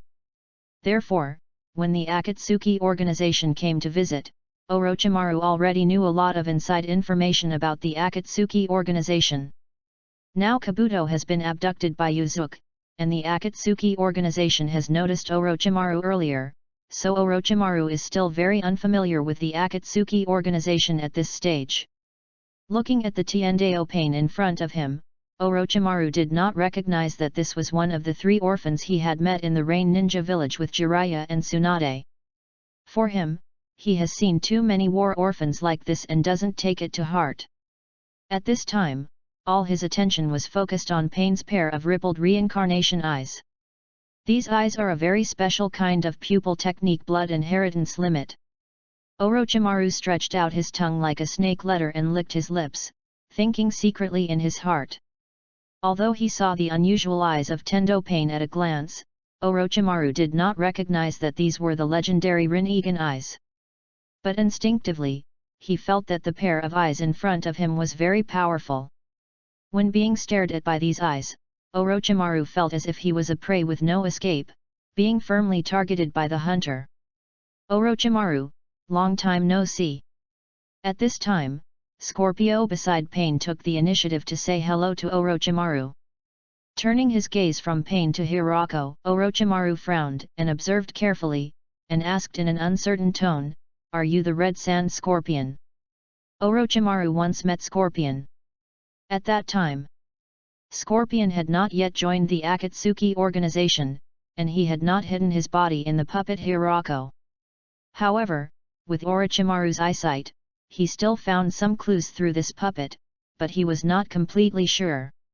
"Not bad," Scorpion replied. Orochimaru's signature sinister smile slowly emerged. "I don't know what the purpose of Scorpio is for you to come to visit me dressed so inexplicably." Xie snorted coldly. "To put it bluntly, it's inexplicable. You'd better take a good look at yourself. Jilian rope doesn't suit you at all." After hearing Scorpion's words, Orochimaru's smile froze, and he couldn't help but think of the night before when he and Uzuki traded Shikaku, and Uzuki had suggested that he change his clothes. Is this outfit really not good enough? Orochimaru couldn't help but start to doubt himself. At this time, Orochimaru was still wearing his signature clothes, with a hemp rope around his waist and a big bow tied behind his back. This hemp rope is called shurian rope in Japan. Pain snorted coldly. "That's enough, Scorpion, don't talk about these insignificant things, talk about business." He also didn't expect that Scorpion and Orochimaru's conversation would become more and more biased, and it would actually get involved in dressing style. For the powerful Pain, Xie still maintained a certain degree of awe. He said to Orochimaru, "Our organization is recruiting some powerful ninjas as members, and your strength is also the requirements are met. Now you have 2 choices before you, join or die." In the dark room, readers are asked to imagine Pain's BGM, ritual. In the gloomy cave, readers are asked to imagine Orochimaru's BGM, Orochimaru War. Chapter 45 Snakes and Scorpions, 2. After hearing Scorpion's words, Orochimaru's expression did not change, but there was a faint murderous intent in his eyes. As one of the Sunin of Konoha, he has a very high status in the ninja world. Although he admitted that Xie was a ninja of the same level as him, he spoke arrogantly like this, as if he had taken control of his life. This made Orochimaru very angry. "Oh? Then I also want to learn from you, Red Sand Scorpion, your clever tricks." Orochimaru licked his lips and said with a smile. Since Xie came to his door to practice his skills and try out the strength of his new body, this couldn't be better. But the man next to him with the unknown blood succession limit I technique still made Orochimaru very wary. Not only because the other person has the aura of a strong man, but more importantly because of the attitude Scorpio showed towards this person just now. "Are you going up together or one by one?" Orochimaru asked tentatively. Although he is sure to deal with Scorpion now, if his opponent has a ninja who is the same level as Scorpion or even better, Orochimaru will have no choice but to escape. Xie controlled Fei Liuhu to take a few steps forward and said slowly, "It's enough for me to take action." Before he finished speaking, Fei Liuhu's mechanical tail like a scorpion's tail suddenly stabbed Orochimaru in front of him. The front end of the tail shone with black luster, which was obviously poisoned. No one dares to despise the poison made by Scorpion, including Orochimaru. Quickly dodging the incoming scorpion tail, Orochimaru rushed towards Hirako in front. "Fei Liuhu Zhen Ba Bo." I saw Fei Liuhu's mouth opening, and countless poisonous needles were fired at the oncoming Orochimaru like rain. But Orochimaru put his hands together, and his body became as soft as a snake. Relying on the powerful snake skin to move around, Orochimaru snaked through the dense poisonous needles like a snake, and escaped all attacks without any damage. At this time, Scorpion was about to retreat, avoiding Orochimaru who was about to rush in front of him. Suddenly, 4 big brown snakes with thick thighs suddenly rushed out from the ground under Fei Liuhu, biting Fei Liuhu tightly, making Xie unable to move at all. Earth Release 2 Long Spear. Orochimaru formed a seal with both hands and completed an earth escape attack ninjutsu. Several sharp earth thorns suddenly protruded from the ground and completely pierced Hiryu Amber. Orochimaru did not show any joy when he saw the destruction of Fei Liuhu, because he found that what he had killed was just a sand clone of Scorpion. At that moment, Scorpio retracted Fei Liuhu into the storage scroll at an extremely fast speed, and at the same time created a sand clone to confuse Orochimaru, while he used his escape technique to escape. As expected of the red sand scorpion, it is indeed not that easy to kill. Orochimaru turned around and looked at the scorpion behind him who had revealed his true appearance. Although Scorpion is actually in his 30s, he has made himself into a human puppet since escaping from Sand Hidden Village. After the body becomes a puppet, it will not age again and still retains the appearance of a teenager. Looking at Orochimaru, Scorpion also knew that he had to show his true strength, otherwise he would not be able to defeat the opponent at all. Taking out a scroll with the word 3 written on it from the sleeve of the windbreaker, along with a puff of white smoke, a male puppet with blue hair and a grey cloak appeared next to Xie. "This is it." Orochimaru showed a look of reminiscence, and suddenly the snake eyes in his eyes shrank violently due to shock. "This is the third Kazekage. I never thought that the third ninja war would be caused by you, the Red Sand Scorpion."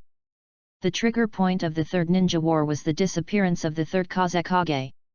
Until the end of the third war, no one knew what happened to the third Kazekage. But now seeing the third generation Kazekage puppet used by Xie, everything is self-evident. Orochimaru soon put away his surprised expression, and instead showed a very interested expression. He licked his lips and said, "I have always wanted to study the magnetic escape of the third Kazekage." Xie said expressionlessly, "Then now your chance has come." At this time, Xie's voice also changed into the voice of a young man. Latent Shadow Snake Hands. Thousand Hand Martial Arts. Dozens of brown poisonous snakes suddenly emerged from Orochimaru's right hand and rushed towards the position of Scorpion and the third-generation Kazekage puppet. The third-generation Kazekage puppet controlled by Scorpion also stretched out a large number of mechanical arms from his right hand. Two very similar moves collided. Orochimaru's poisonous snake was obviously far inferior in strength to the mechanical arm on the human puppet, and was torn to pieces by the opponent in an instant. Magnetic Release Sandite Shijir.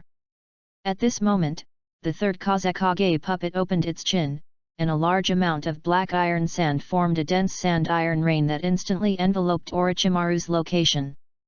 Magnetic release and sand-iron are the unique blood inheritance limits of the third Kazekage. The weight and destructive power of the sand-iron refined by the third Kazekage using highly condensed chakra far exceeds that of ordinary sand release ninjutsu. This is why the third Kazekage is called the strongest Kazekage. Once invaded by sand-iron, not only will the victim be extremely painful, but the third Kazekage can also use the sand-iron to affect the chakra in the victim's body, thereby making the victim lose combat effectiveness. Faced with the powerful magnetic escape ninjutsu of the third Kazekage, Orochimaru did not dare to neglect and immediately used his good defensive ninjutsu to resist the opponent's attack. Rashomon. A huge city gate with the face of an evil spirit engraved on it rose from the ground, blocking Orochimaru. With a loud noise, the mechanical arm of the third-generation Kazekage puppet and the rain of sand and iron hit Rashomon. Rashomon supported him for a while, then was overwhelmed by the powerful attack and fell to the ground. However, the time of this support was enough for Orochimaru to dodge Scorpion's offensive. After using Rashomon to block Scorpion's firepower, Orochimaru went around from behind Rashomon to the side of Scorpion, quickly formed seals with his hands, and transformed his body into dozens of long snakes that were all white and as thick as a human arm and attacked Scorpion. There's something wrong with this move. Pain on the side immediately discovered the hidden killer move of Orochimaru's technique through his Samsara eye. However, the Scorpion opposite Orochimaru did not have such a pupil technique, and did not discover the trap hidden in Orochimaru's technique. Magnetic Escape Sand-Iron Barrier. After the third-generation Kazekage puppet flew into the sky, a large amount of black sand-iron flew out from the body, forming countless long sand-iron spikes that continued to spread, covering the entire area. However, what surprised Scorpion was that the white snakes transformed by Orochimaru actually passed through the sand and iron barrier as if they had no entity. At this time, it was too late to dodge. Dozens of white snakes swarmed up and bit the Scorpion's body fiercely. The bitten part of the Scorpion actually began to freeze, until the entire body was completely covered with ice and snow, eventually forming a huge ice block. The ninjutsu used by Orochimaru is called Genra Snake Substitute. He and Uzuke jointly studied the clone technique that combines illusion and attribute chakra. However, the clone used by Uzuke is a crow, while Orochimaru uses a snake. This kind of clone technique is very weird because it has no entity. It can usually cause a big loss to the enemy you encounter for the first time. And if the enemy cannot discover the true principle of this technique, then he will be helpless in facing this technique. It turned out to be a genjutsu clone combined with ice escape. I have never heard that Orochimaru has the ability to escape from ice. Although Pain, who was watching the battle on the sidelines, was still expressionless, he was very confused in his heart, because he had never heard of it. I heard that Orochimaru has the blood inheritance limit of ice release. Pain would never have thought that Orochimaru was not using his original body, but using forbidden techniques to seize the body of a young ninja with the ice escape blood inheritance limit. At this time, Orochimaru's body walked out of the huge ice block that sealed the Scorpion. He was very sure that his ice escape had controlled the Scorpion's true body.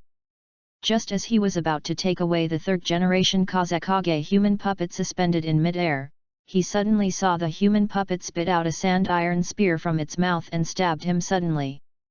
Orochimaru immediately dodged away, and at the same time his heart was full of doubts.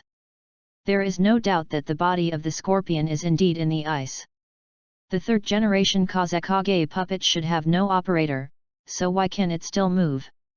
Orochimaru thought secretly in his heart, and at the same time carefully observed his surroundings. There.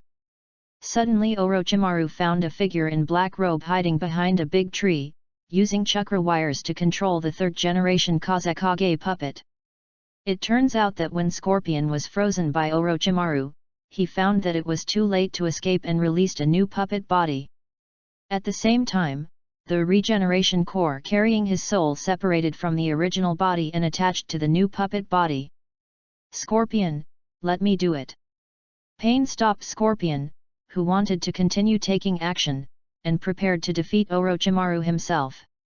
In this brief confrontation just now, Orochimaru still had the upper hand. In Pain's opinion, it is not possible for Scorpion to defeat Orochimaru alone. Cut. After hearing what Pain said, Xie curled his lips and said nothing more. Orochimaru turned to look at Pain. Suddenly, without any warning, Orochimaru's body quickly stretched and appeared in front of Pain in the blink of an eye. I will accept these eyes first. Although Orochimaru didn't know that Pain's eyes were samsara eyes at this time, he instinctively felt that these eyes that he had never seen before were not simple. Looking at Orochimaru, who looked excited, Pain still looked cold. Shenra Tianzheng. With a huge impact, Orochimaru was severely knocked away. However, since Orochimaru's body has been modified by software, this impact-type blow cannot cause too much damage. Looking at Orochimaru, who had fallen to pieces in the distance and still didn't understand the situation, Pain slowly stretched out his right hand. All things are guided by heaven. Affected by Pain's all-seeing tension ability, Orochimaru felt that his body was attracted by a strong gravitational force, and he flew back in the opposite direction from where he just flew out. But after all, Orochimaru had experienced many battles and his reaction was beyond ordinary people, so he immediately took countermeasures. With his hands quickly forming seals, Orochimaru used Genra Snake Substitute again, and his body turned into dozens of white long snakes biting Pain, who was approaching. Watching dozens of white snakes bite him ferociously, Pain remained calm and composed, and a slender black stick stretched out from his left sleeve. Die! The ferocious face of Orochimaru seemed to appear behind dozens of long white snakes. In the previous chapter, regarding the hemp rope tied around Orochimaru's waist, some book friends pointed out that it was a special Japanese costume. The author has made adjustments and additions to this part of the previous chapter. In addition, Orochimaru's reincarnated body is not Shiro, but an unknown ice escape ninja. Chapter 46 Death Mask, Final Chapter. Facing dozens of white snakes rushing towards him, Pain did not panic. The left hand holding the black stick stabbed forward quickly and continuously, each time stabbing the bodies of these big white snakes. Impossible! These big white snakes made the sound of Orochimaru from their mouths. After being hit by Pain, they curled up together and regrouped into Orochimaru. But at this time, Orochimaru looked very embarrassed. Not only was he held up in the air by Pain's right hand, but there were also several holes bleeding out of his body. These holes were obviously just dug out by Pain with a black stick. At this moment, Pain's hand holding Orochimaru began to freeze. Pain frowned and threw Orochimaru's body away. Orochimaru flipped several somersaults in the air, and finally stabilized his body and stopped.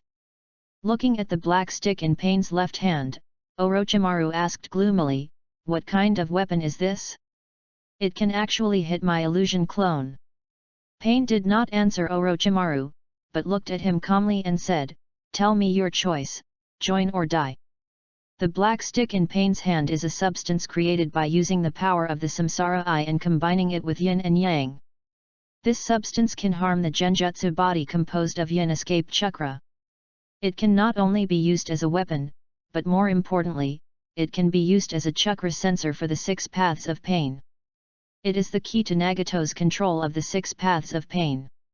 But naturally, Pain would not explain all this to Orochimaru. After hearing Pain's words, Orochimaru fell silent. Although he was very confident in his own strength, and the power in the curse seal had not yet been used, Orochimaru clearly felt that the enemy in front of him was completely different from his previous opponents. This man with extraordinary eye skills and blood inheritance seems to have reached a higher level among ninjas. After thinking for a moment, Orochimaru's expression changed from gloomy to playful. Licking his tongue, Orochimaru asked with interest. It's not impossible to join, but I have to know what the purpose of your organization is. Whether he joins this organization or looks for an opportunity to escape, Orochimaru must at least understand the purpose of the other organization first. Collect all the tailed beasts and rule the ninja world with absolute power. Pain said calmly. His tone was very normal, as if this was a very simple thing that could be done naturally. Interesting, interesting. Orochimaru laughed. After laughing for about 10 seconds, Orochimaru stopped, looked at Pain and said slowly, I'm joining. Hearing that Pain's purpose was to rule the ninja world by collecting all tailed beasts, Orochimaru felt that this was also a rare opportunity for him. His current Ryoji curse seal only seals Shikaku's yin escape chakra. He also wants to use the power of this organization to seize the power of more tailed beasts. For the one-tailed Shikaku who had just been strangled, Orochimaru not only did not feel pity at this time, but was actually very happy. If Shikaku is discovered by the opponent, not only will he be taken away by the opponent, but it will also be revealed that he is also collecting tailed beasts. To be on the safe side, Orochimaru also decided not to use the Ryoji seal easily in front of members of the Akatsuki organization, lest they discover any clues. Seeing that Orochimaru agreed to join the organization, Pain put away the black stick and threw something to Orochimaru. Orochimaru took it and opened his palm to see a ring with the word empty engraved on it. With this ring, you will become a formal member of the Akatsuki organization. From now on, your partner will be Scorpion. Yuzuki on the other side is still unaware that Orochimaru has joined the Akatsuki organization in advance and is preparing to use the power of the Akatsuki organization to collect tailed beasts. At this time, he was fighting Liubian Ruohuo in the spiritual world, cultivating his soul power in this way. Incarnated into a human form, Liubian Ruohuo is still very domineering. Each sword is opened and closed with amazing power, and the flames on the weapon make a sound with every slash. Facing the powerful offensive of Ryuran Wakahu, Yuzuki was still unable to parry, and the sound of Ryuran Wakahu continued to ring in his ears. To control the spiritual pressure, concentrate it on the weapon. Don't just focus on defense, you have to look for opportunities to attack. You are the worst class I have ever taught. With a clang, as Ryokan Ruohuo slashed horizontally, the weapon in Yuzuki's hand was broken, and he was also thrown away by the powerful impact. Feeling that Yuzuki didn't have much eye power left, Lu Ren Wakahu said calmly, "That's it for today." After several months of practice, Yuzuki could clearly feel the increase in his soul power. The most direct benefit is that his eye power has been improved. Originally, Yuzuki could only hold on for about 10 minutes when fighting in the spiritual world, but now he can almost hold on for 15 minutes. In addition, Yuzuki's energy has increased. Now Yuzuki spends less time sleeping than before, but he is less prone to fatigue and his mental concentration has also improved. In addition to soul power, another gain for Yuzuki is the improvement of his swordsmanship. The swordsmanship style used by Ryokan Wakahu is called Genryu, which was created by Yamamoto Motoyanagi Sai Shigakuni, the former master of Ryokan Wakahu. Under the guidance of Ryokan Wakawai, Yuzuki is also constantly learning the swordsmanship of Genryu. The most important thing in this school of swordsmanship is the control of spiritual pressure, which relies on spiritual pressure to enhance the power of sword moves. Glancing at the broken sword in his hand, Yuzuki asked Ryokan Wakawai, "When do you think I can learn swastika?" Lu Ren Ruohuo shook his head, "It's far from the time yet. The power of swastika is beyond the control of your current soul. However, when you can be in spirit after supporting the battle for half an hour in the world, you can almost try the first form of my swastika." After completing his training that day, Yuzuki secretly left Konoha village and came to an abandoned shrine. There is a swirl-shaped symbol on the roof beam of this abandoned shrine, which was the shrine of the Uzumaki clan.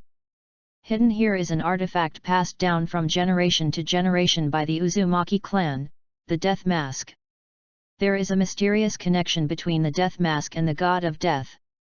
When a ninja puts on the Death Mask, he can summon the god of death even without using the corpse sealing technique. In the original work, Orochimaru used the mask of death to summon the god of death, then cut open the god of death and released the souls of the first to fourth generations of Hokage, and restored his hands. Slowly walking into the dilapidated shrine, Yuzuki found a wall covered with masks. Nearly 100 masks with weird and different expressions hung on the walls, which seemed to have been specially arranged to hide the real death mask. But for Yuzuki, who has strong mental power, the death mask that exudes the breath of soul is like a firefly in the darkness, which can be recognized at a glance. Is this the death mask? Yuzuki slowly took off the grimace mask with a ferocious smile on both corners of his head, and looked at it carefully.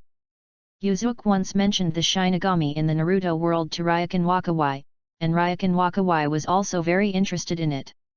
After all, it used to be a weapon belonging to the Shinigami in the Soul Society, and I was a little curious about the Shinigami in the Naruto world. However, after hearing Yuzuki's description, Ryokan Wakawai believes that the god of death in the Naruto world is not a god who really controls the life and death of the creatures in the Naruto world, but is more like a powerful monster that feeds on souls. Yuzuki's opinion about Lu Ren Ruohuo was very reasonable after thinking about it. After all, in the original work, when Orochimaru cut the god of death's belly, he only released the souls of several Hokage in Orochimaru's hands that were sealed by the ghoul sealing technique. This shows that this so-called god of death only controls the souls sealed by the corpse sealing technique. Analyzed from this perspective, the sealing of corpses is more like a psychic technique. The caster sacrifices his own soul to channel the god of death, and uses the god of death to harvest the souls of the enemy. In Yuzuki's plan, he thought of using the power of the god of death to complete the reverse Ryoji seal. The god of death itself is in the form of a pure soul and feeds on souls. It is composed of very pure yin escape chakra, which is very likely to meet the requirements of the curse seal for yin escape materials. Although I have confirmed with Ryokan Wakawai that as a Zanpakuto, it can kill spiritual monsters like death. However, the strength of death cannot be evaluated yet. If I am not a match after summoning it, then it's unclear why he died. Yuzuki thought for a while, and to be on the safe side, he put the death mask into the storage scroll. I decided not to rush to summon the god of death for the time being before I was too sure. The next day, Yuzuki came to the Koharu tea house that he often visited. This was also Yuzuki's favorite tea house in Konoha village. Hey! It's you! At this time, Yuji unexpectedly discovered the girl waiter he had met before. At this time, the girl was wearing a floral apron, and her light grey hair was still in 2 braids hanging on her shoulders. She looked cute and playful. When the girl saw Yuzuki, she also looked happy and ran up in small steps. Yuzuki-sama, long time no see. Yuzuki also smiled and said, "You have become a ninja, why don't you come back to be a waiter in a tea house?" After hearing Yuzuki's words, although the girl was still smiling, there was a hint of sadness in her eyes. "Ninja, you are really not suitable for me. When I was a child, I always admired the heroic ninjas when I saw them. I hoped that one day I could become a ninja that everyone admired. But after actually carrying out the mission, I discovered the cruelty of the ninja world." From the girl's mouth, Yuzuki learned that she was actually his disciple Ataka's former teammate, named Inari Shinko. During Ataka's mission to activate the Sharingan, Captain Minajiki Yuki and teammate Izumo Tenma died in battle, while Inari Shinko was also seriously injured and took several months to recover. Feeling the cruelty of the ninja world, Inari Shinko realized that he did not have the talent to become a ninja, so he gave up the path of ninja and returned to a tea house as a waiter. "I don't have the extraordinary talent of Ataki, and I can't accept the fact that my partner died in front of me. Maybe this tea house is the most suitable place for me." As they chatted, Inari Shinko seemed to have fallen into something bad. In memories, Inari Shinko came back to her senses and saw that Yuzuki was patiently listening to her words. She suddenly felt embarrassed, her cheeks were red and she hurriedly said, "I'm sorry, Yuzuki-sama, for wasting so much of your time listening to me, a little girl, complain." Yuzuki smiled and shook his head, indicating that she didn't need to worry. The two didn't chat for too long, and Inari Shinko continued to work as a waiter. Looking at the busy figure of the girl, Yuzuki picked up the little tea left in his hand and drank it all in one gulp, but there were so many thoughts in his heart.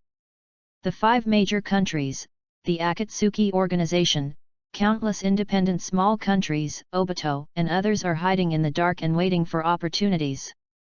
This world is really chaotic, yet extremely cruel. And since I came here with such a powerful power as the flowing blade Ruohuo, can I do something for this world?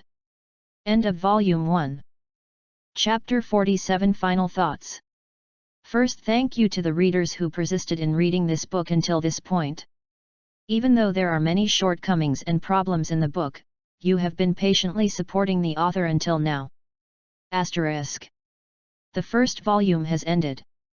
This volume is just a beginning and a foreshadowing, without too many twists and turns.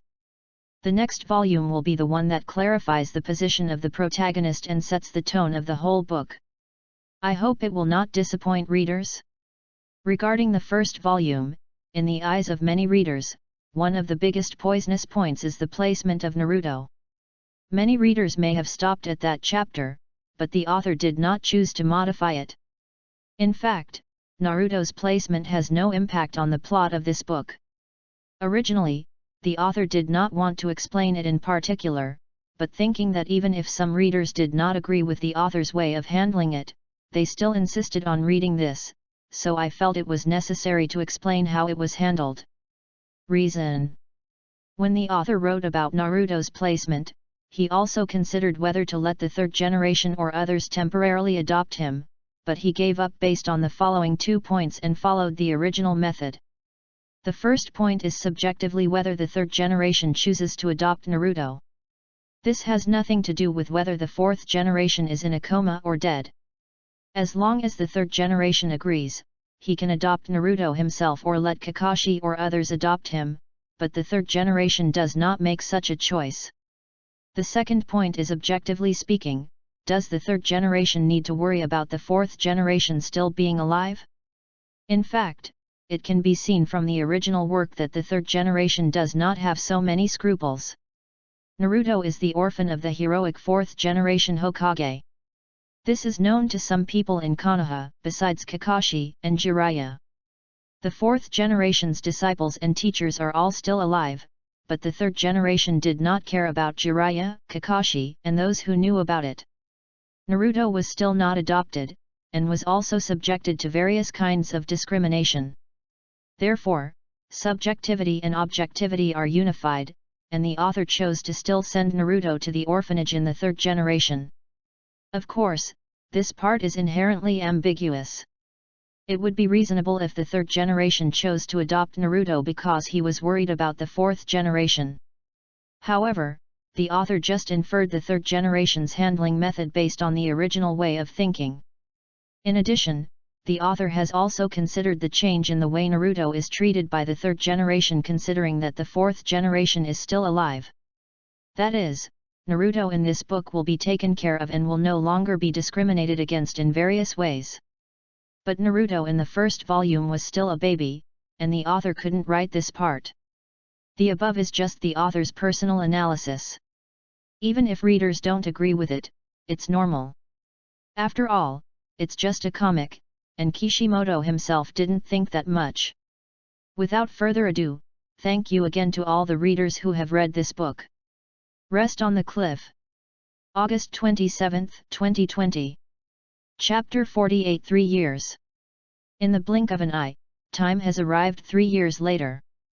3 years is not a long time, but many major events have happened in the ninja world. A local war broke out between Sand Hidden Village and Iwagakure Village. The hero ninja of Sand Hidden Village, Yakang, suddenly disappeared. The outside world speculated that he might have died in the battle with the ninjas of Iwagakure Village. The 4th Kazekage went to the Nara Desert to capture a Shikaku and sealed it in his own son Gaara. However, according to insiders, the Shikaku caught by the fourth Kazekage seemed to be much smaller than a normal tailed beast, and the reason is still unknown. Some experts analyzed that this may be because the tailed beasts have developed fertility during the evolution process. What the fourth Kazekage captured was not the real one-tailed Shikaku, but his son. An unknown mysterious organization has appeared in the ninja world. Its members specialize in accepting various high-stakes bounty tasks, and no matter what the task is, they can almost complete it 100%, which has attracted the attention of many forces.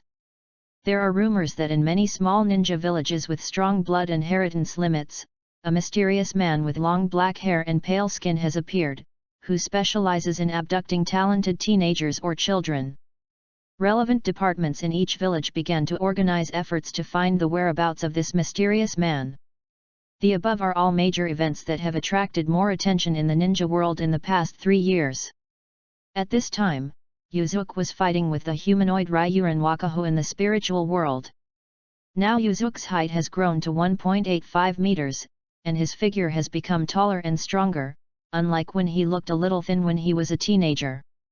The appearance of Ryuken Waka's incarnation is still exactly the same as Yuzuki's.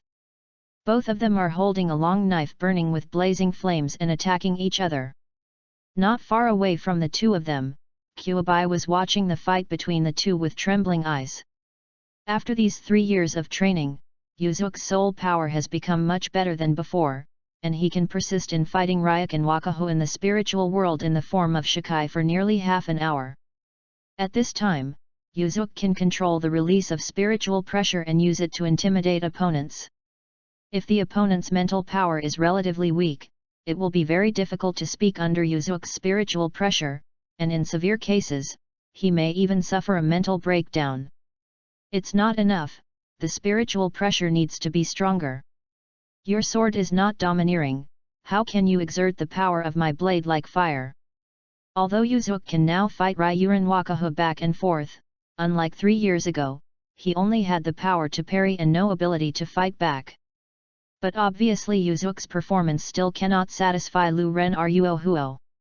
The fight between the two was as fast as lightning. As the sword flashed, the area was filled with red flames. After blocking Yuzuki's slash with his sword, Ryuken Wakawa used the force of the counter-shock to retreat and distance himself. You've almost finished practicing today, let's try the power of swastika. Ryuran Wakaho said to Yuzuki. Yuzuki nodded and followed the swastika method instructed by Ryuran Wakawa to control the spiritual pressure seals all the flames on the blade into the weapon in hand. I saw that all the flames originally wrapped around Yuzuki's body and the surface of the weapon quickly disappeared into the blade of the long sword in his hand. And the entire blade shone with a crimson luster. At this time, what Yuzuki used was the Sword of Great Fire, a swastika form of Ryuken Wakahara. This form of swastika was the Ryuken Waka Fire swastika ability that Yamamoto Genryon Agasai Shigakuni used before he mastered the swastika residual fire Tato. The ability of the Sword of Fire is to seal all the flames into the Zanpakuto. When it swings, it will erupt in violent flames and burn the object hit to ashes. Yuzuki's eyes flashed with fire, and the Sword of Fire in his hand slashed towards Ryuken Ruohuo. However, Ryuken Ruohuo frowned and thrust forward with the long knife in his hand. The tip of the knife accurately touched the blade of the Sword of Fire in Yuzuki's hand. When Ryuken Wakana used the tip of the sword just a little bit, the Sword of Fire in Yuzuki's hand suddenly became unstable in spiritual pressure, and the sealed flames instantly leaked out from the blade, changing into its original form again. Failed again. Yuzuki looked at the long knife in his hand and sighed.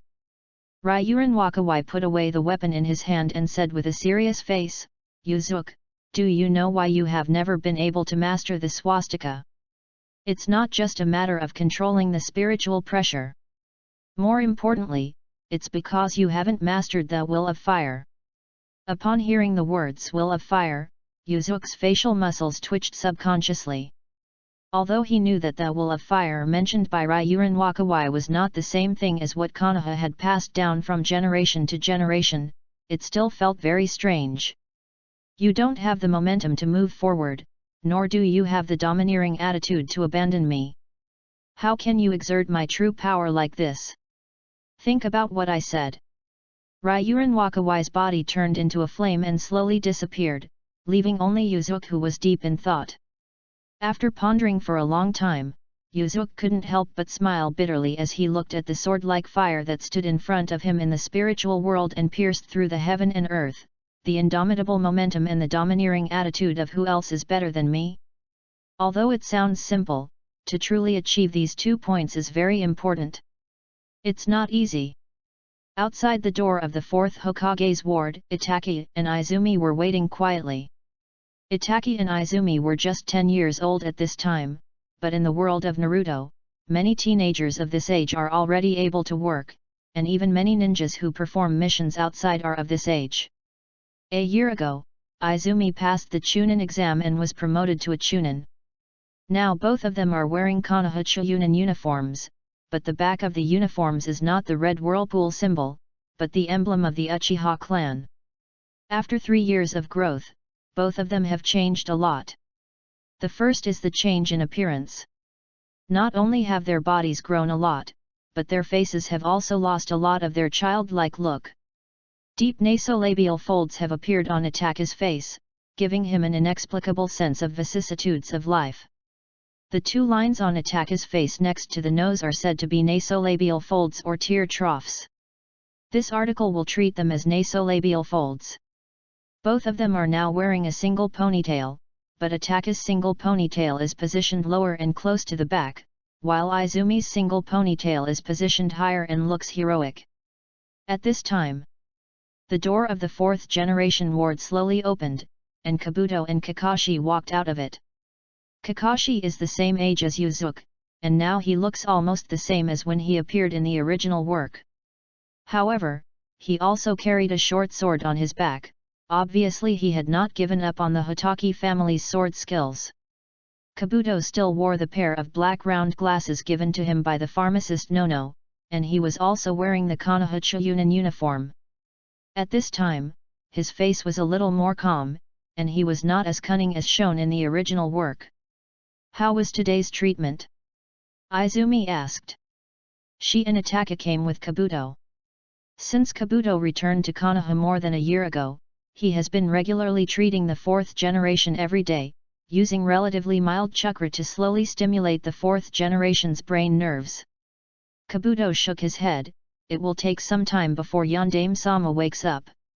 Yondaime-sama's brain nerves have gradually regained their vitality, but he should not be able to wake up in the short term. Furthermore, even if Yondaime-sama regains consciousness, his body has not been active for such a long time, and it will take a relatively long recovery period before he can regain his original strength. Kakashi said gratefully, "It doesn't matter if it takes longer. As long as the teacher can recover, that's enough. I'll ask you to pay more attention in the future." Kabuto quickly raised his hand and said, "Kakashi-senpai, you are too polite. This is what I should do." After Itaki, Izumi, and Kabuto said goodbye to Kakashi in the hospital, they went to the Hokage building together to receive the mission. Since the 3 of them became Chunin, they formed a team of 3 to perform tasks in Konoha village. The 3 of them are outstanding in strength and have performed very well in many tasks, and have gained quite a reputation among Konoha. After the 3 received the mission and left the Hokage's office, they happened to bump into Danzo heading to the Hokage's office, and the atmosphere immediately became subtle.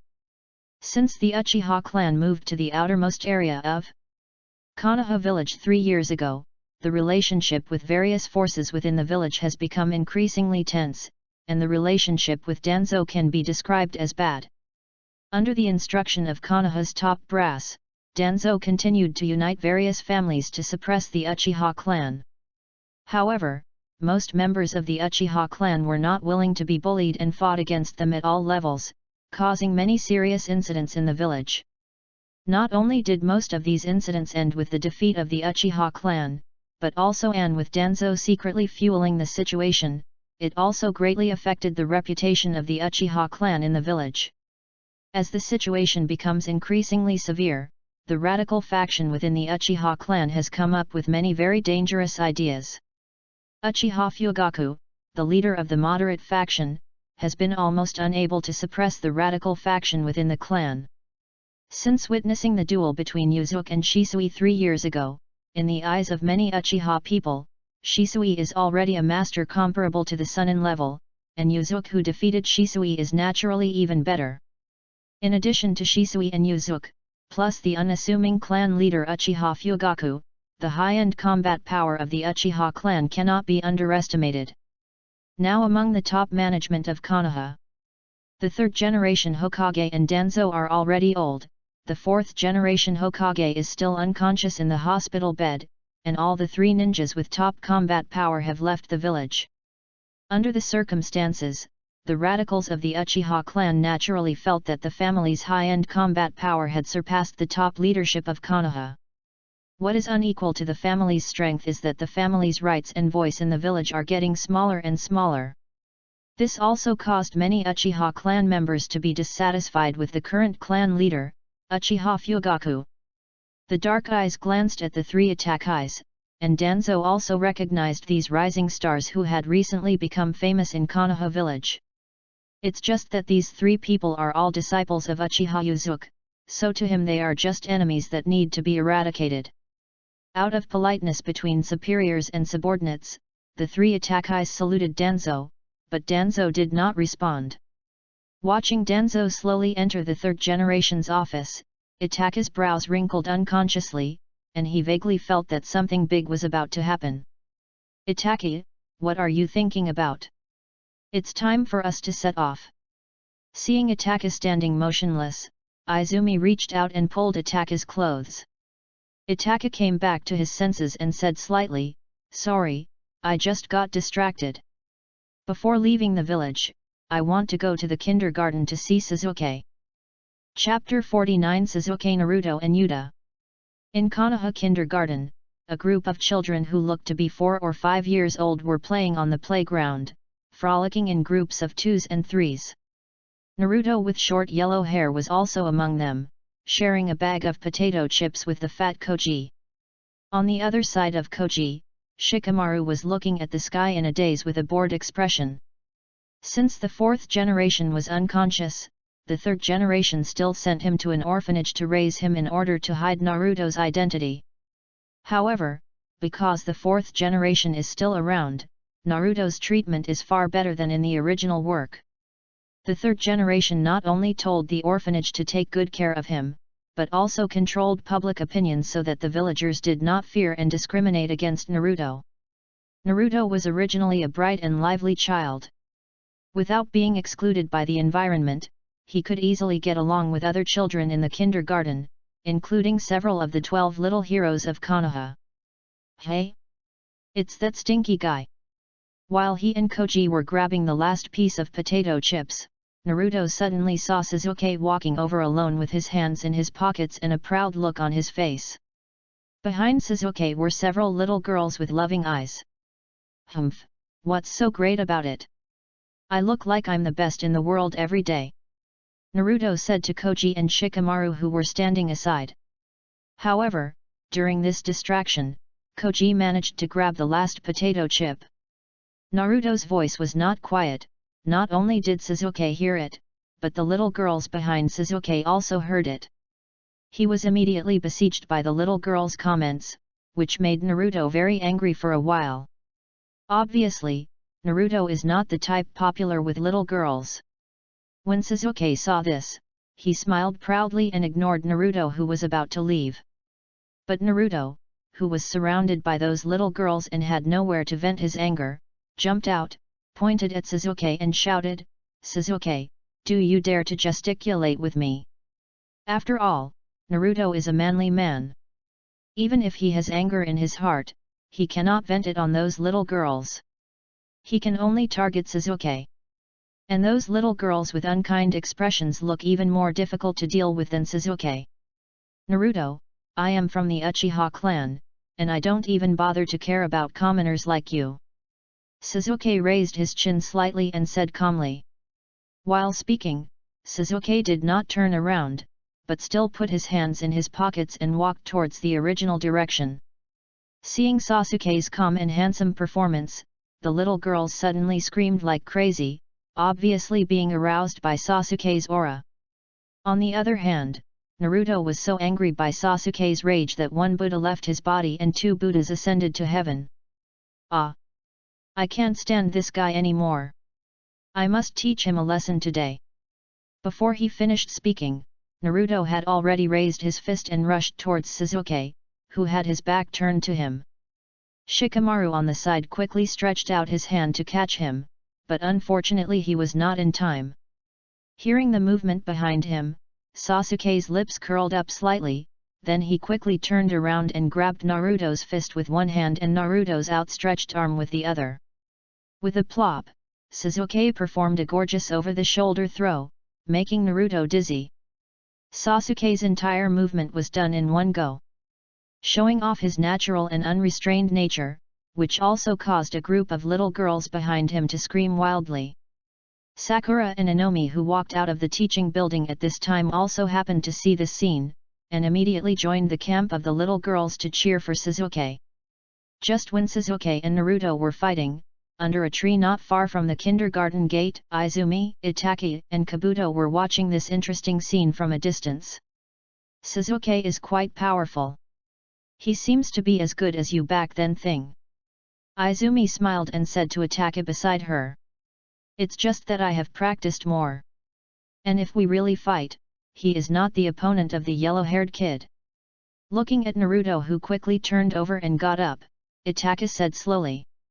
Itachi didn't know that Naruto was the nine-tailed Jinchuriki, but he was born with extremely keen senses and could detect the powerful life force in Naruto's body.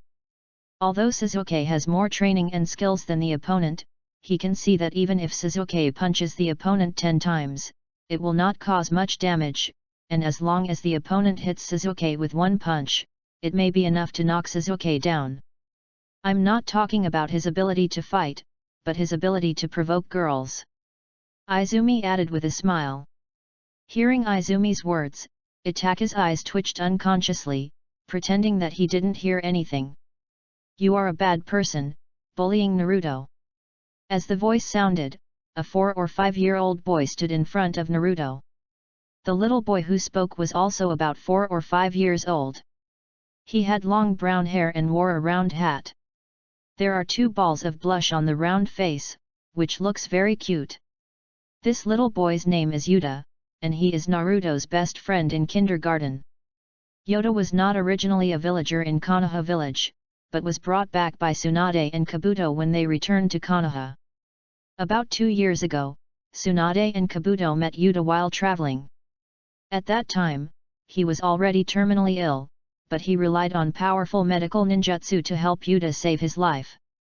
However, since Yuta suffers from a blood disease that is difficult to completely cure and may relapse, he must receive continuous treatment before he can truly recover. Therefore, Tsunade proposed that if Yuta wanted to continue to receive treatment, he must follow her.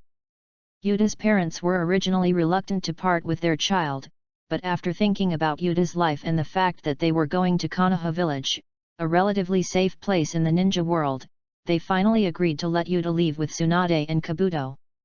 After Tsunade taught Kabuto how to treat Yuta, Kabuto became Yuta's doctor and nanny. Originally, it was not so easy for outsiders like Yuta, even children, to stay in Konoha for a long time. However, because it was brought back by Tsunade, the princess of Konoha and one of the 3 ninjas, after a simple review by the village inspectors, the official identity was registered in Konoha and successfully stayed in Konoha. Yuta, this is none of your business. I advise you not to mind your own business. Besides, it was Naruto who provoked him first. Sasuke snorted.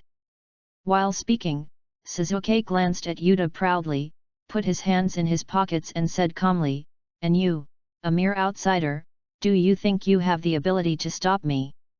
Sasuke's words were full of aura. All the children present were shocked by Sasuke's powerful aura. And the playground of Novo University was completely silent.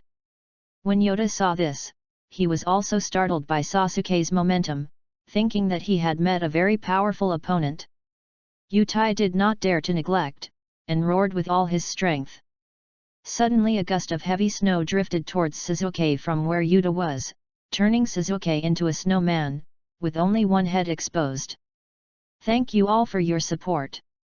In addition, in the original work, there is a kindergarten in Konoha. The third generation gave a speech in the kindergarten. Before entering the ninja school, someone said that so-and-so was his classmate. Boruto also appeared in Konoha kindergarten. Chapter 50 Planning Uchiha. At this time, the proud expression on Sasuke's face had not had time to switch, and his eyes were full of shock. Impossible!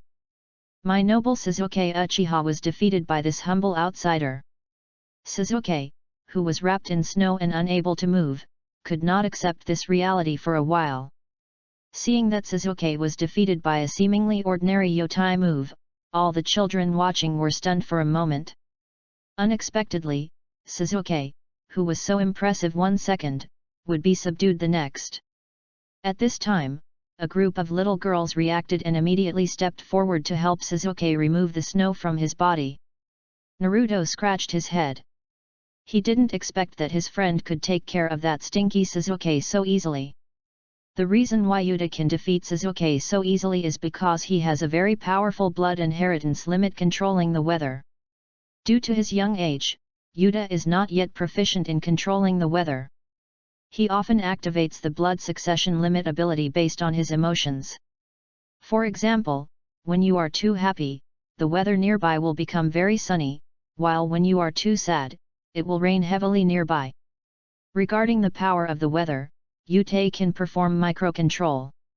For example, the rain is concentrated in a very small area to attack the enemy, so that the enemy will be directly overwhelmed by the huge amount of rain and unable to stand. And precisely because of Yuta's powerful talent, like Kimimaro, he also has a blood disease that is difficult to cure. If he had not met Tsunade and Kabuto, Yuta would have died at about the same age as in the original work, and was later resurrected by Orochimaru experimenting with the technique of dirty earth reincarnation. At this time, Itaki under the tree not far away slowly turned his head to look at Kabuto aside, but there seemed to be a trace of murderous intent hidden in Furui Muha's eyes. After all, Yuta, who had taught his precious brother a lesson, was now being cared for by Kabuto. Kabuto, who was being watched by Itaki, pretended not to notice and pushed up his glasses, but a drop of cold sweat slowly dripped down his forehead. When Quan Mei saw this, she covered her mouth with her hands to suppress her smile. At the same time, in Sandei's office. Sarutobi, I received news that the Uchiha clan is already planning a coup. Now this situation is urgent and we must respond immediately. Danzo sat opposite Sandei and said in a deep voice. At this time, the third generation also frowned and said slowly, I also heard from Shisui. The radicals within the Uchiha clan do have some ideas, but they have not yet reached the stage of a coup. It is not appropriate for us to take drastic measures now, as this will more easily intensify the conflict with the Uchiha clan. When Danzo heard this, he was furious and shouted, Humph, Sarutobi Hiruzen, it is your indecision that has caused this situation. What is meant by gradually weakening the Uchiha clan and disintegrating their power bit by bit? This approach simply won't work. Although I hate Uchiha very much, I have to admit that this family is indeed blessed with an endless supply of masters. Not to mention Uchiha Yuzuki, there are also masters among the younger generations of their family. Your plan to rely on Shisui to recruit Uchiha Itachi to ANBU has also failed. If something unexpected happens to Shisui and is out of your control, do you think we will still be the Uchiha clan's opponents now? When Danzo said this, he couldn't help but think of a conflict he had with Yuzuki a year ago. At that time, the root organization discovered a child with a powerful bloodline that could control the weather, and Danzo ordered people to bring the child to the root organization. It is a pity that the root organization personnel sent returned without success, because the child actually stayed with the Uchiha clan, and even temporarily lived in Yuzuki's home. After learning this information, Danzo was unwilling to give up the child, and even personally prepared to take him away by force. However, after arriving at the Uchiha clan and meeting Yuzuki, he discovered that Yuzuki at that time was no longer an opponent that the root organization could handle. When the two parties were confronting each other, the aura exuded by Uchiha Yuzuki made him and all the ninjas present unable to resist. The shock that seemed to come from the soul level made him completely lose the courage to rob people. In fact, at that stage, Yuzuki had already mastered the ability to release spiritual pressure. It was in this way that Yuzuki intimidated Danzo so that he did not dare to act rashly. The third generation also knew about this incident. Originally, he thought that if Danzo personally went to the Uchiha clan's headquarters, he would be able to succeed, but he didn't expect that Danzo would give up in the end. Later, when I asked Danzo what was going on, Danzo did not tell me the real reason. He was extremely scared at the time. He just gave a perfunctory explanation that he did not want to have a large-scale conflict with the Uchiha clan for the time being. After hearing Danzo's analysis of the strength of the Uchiha clan, the third generation adjusted his sitting posture, leaned back on the chair, closed his eyes and fell into deep thought. After a while, Sandai opened his eyes and said slowly, "Just use Shisui's eyes to control Fugaku." Although Fugaku's control over the family is no longer enough, he is still the clan leader after all, and his personal strength is also very strong. After we can control him, we can then use stronger means to focus on attacking the radical faction within the Uchiha clan. No. Danzo objected at this time. Shisui's so-called other god's ability has never been used.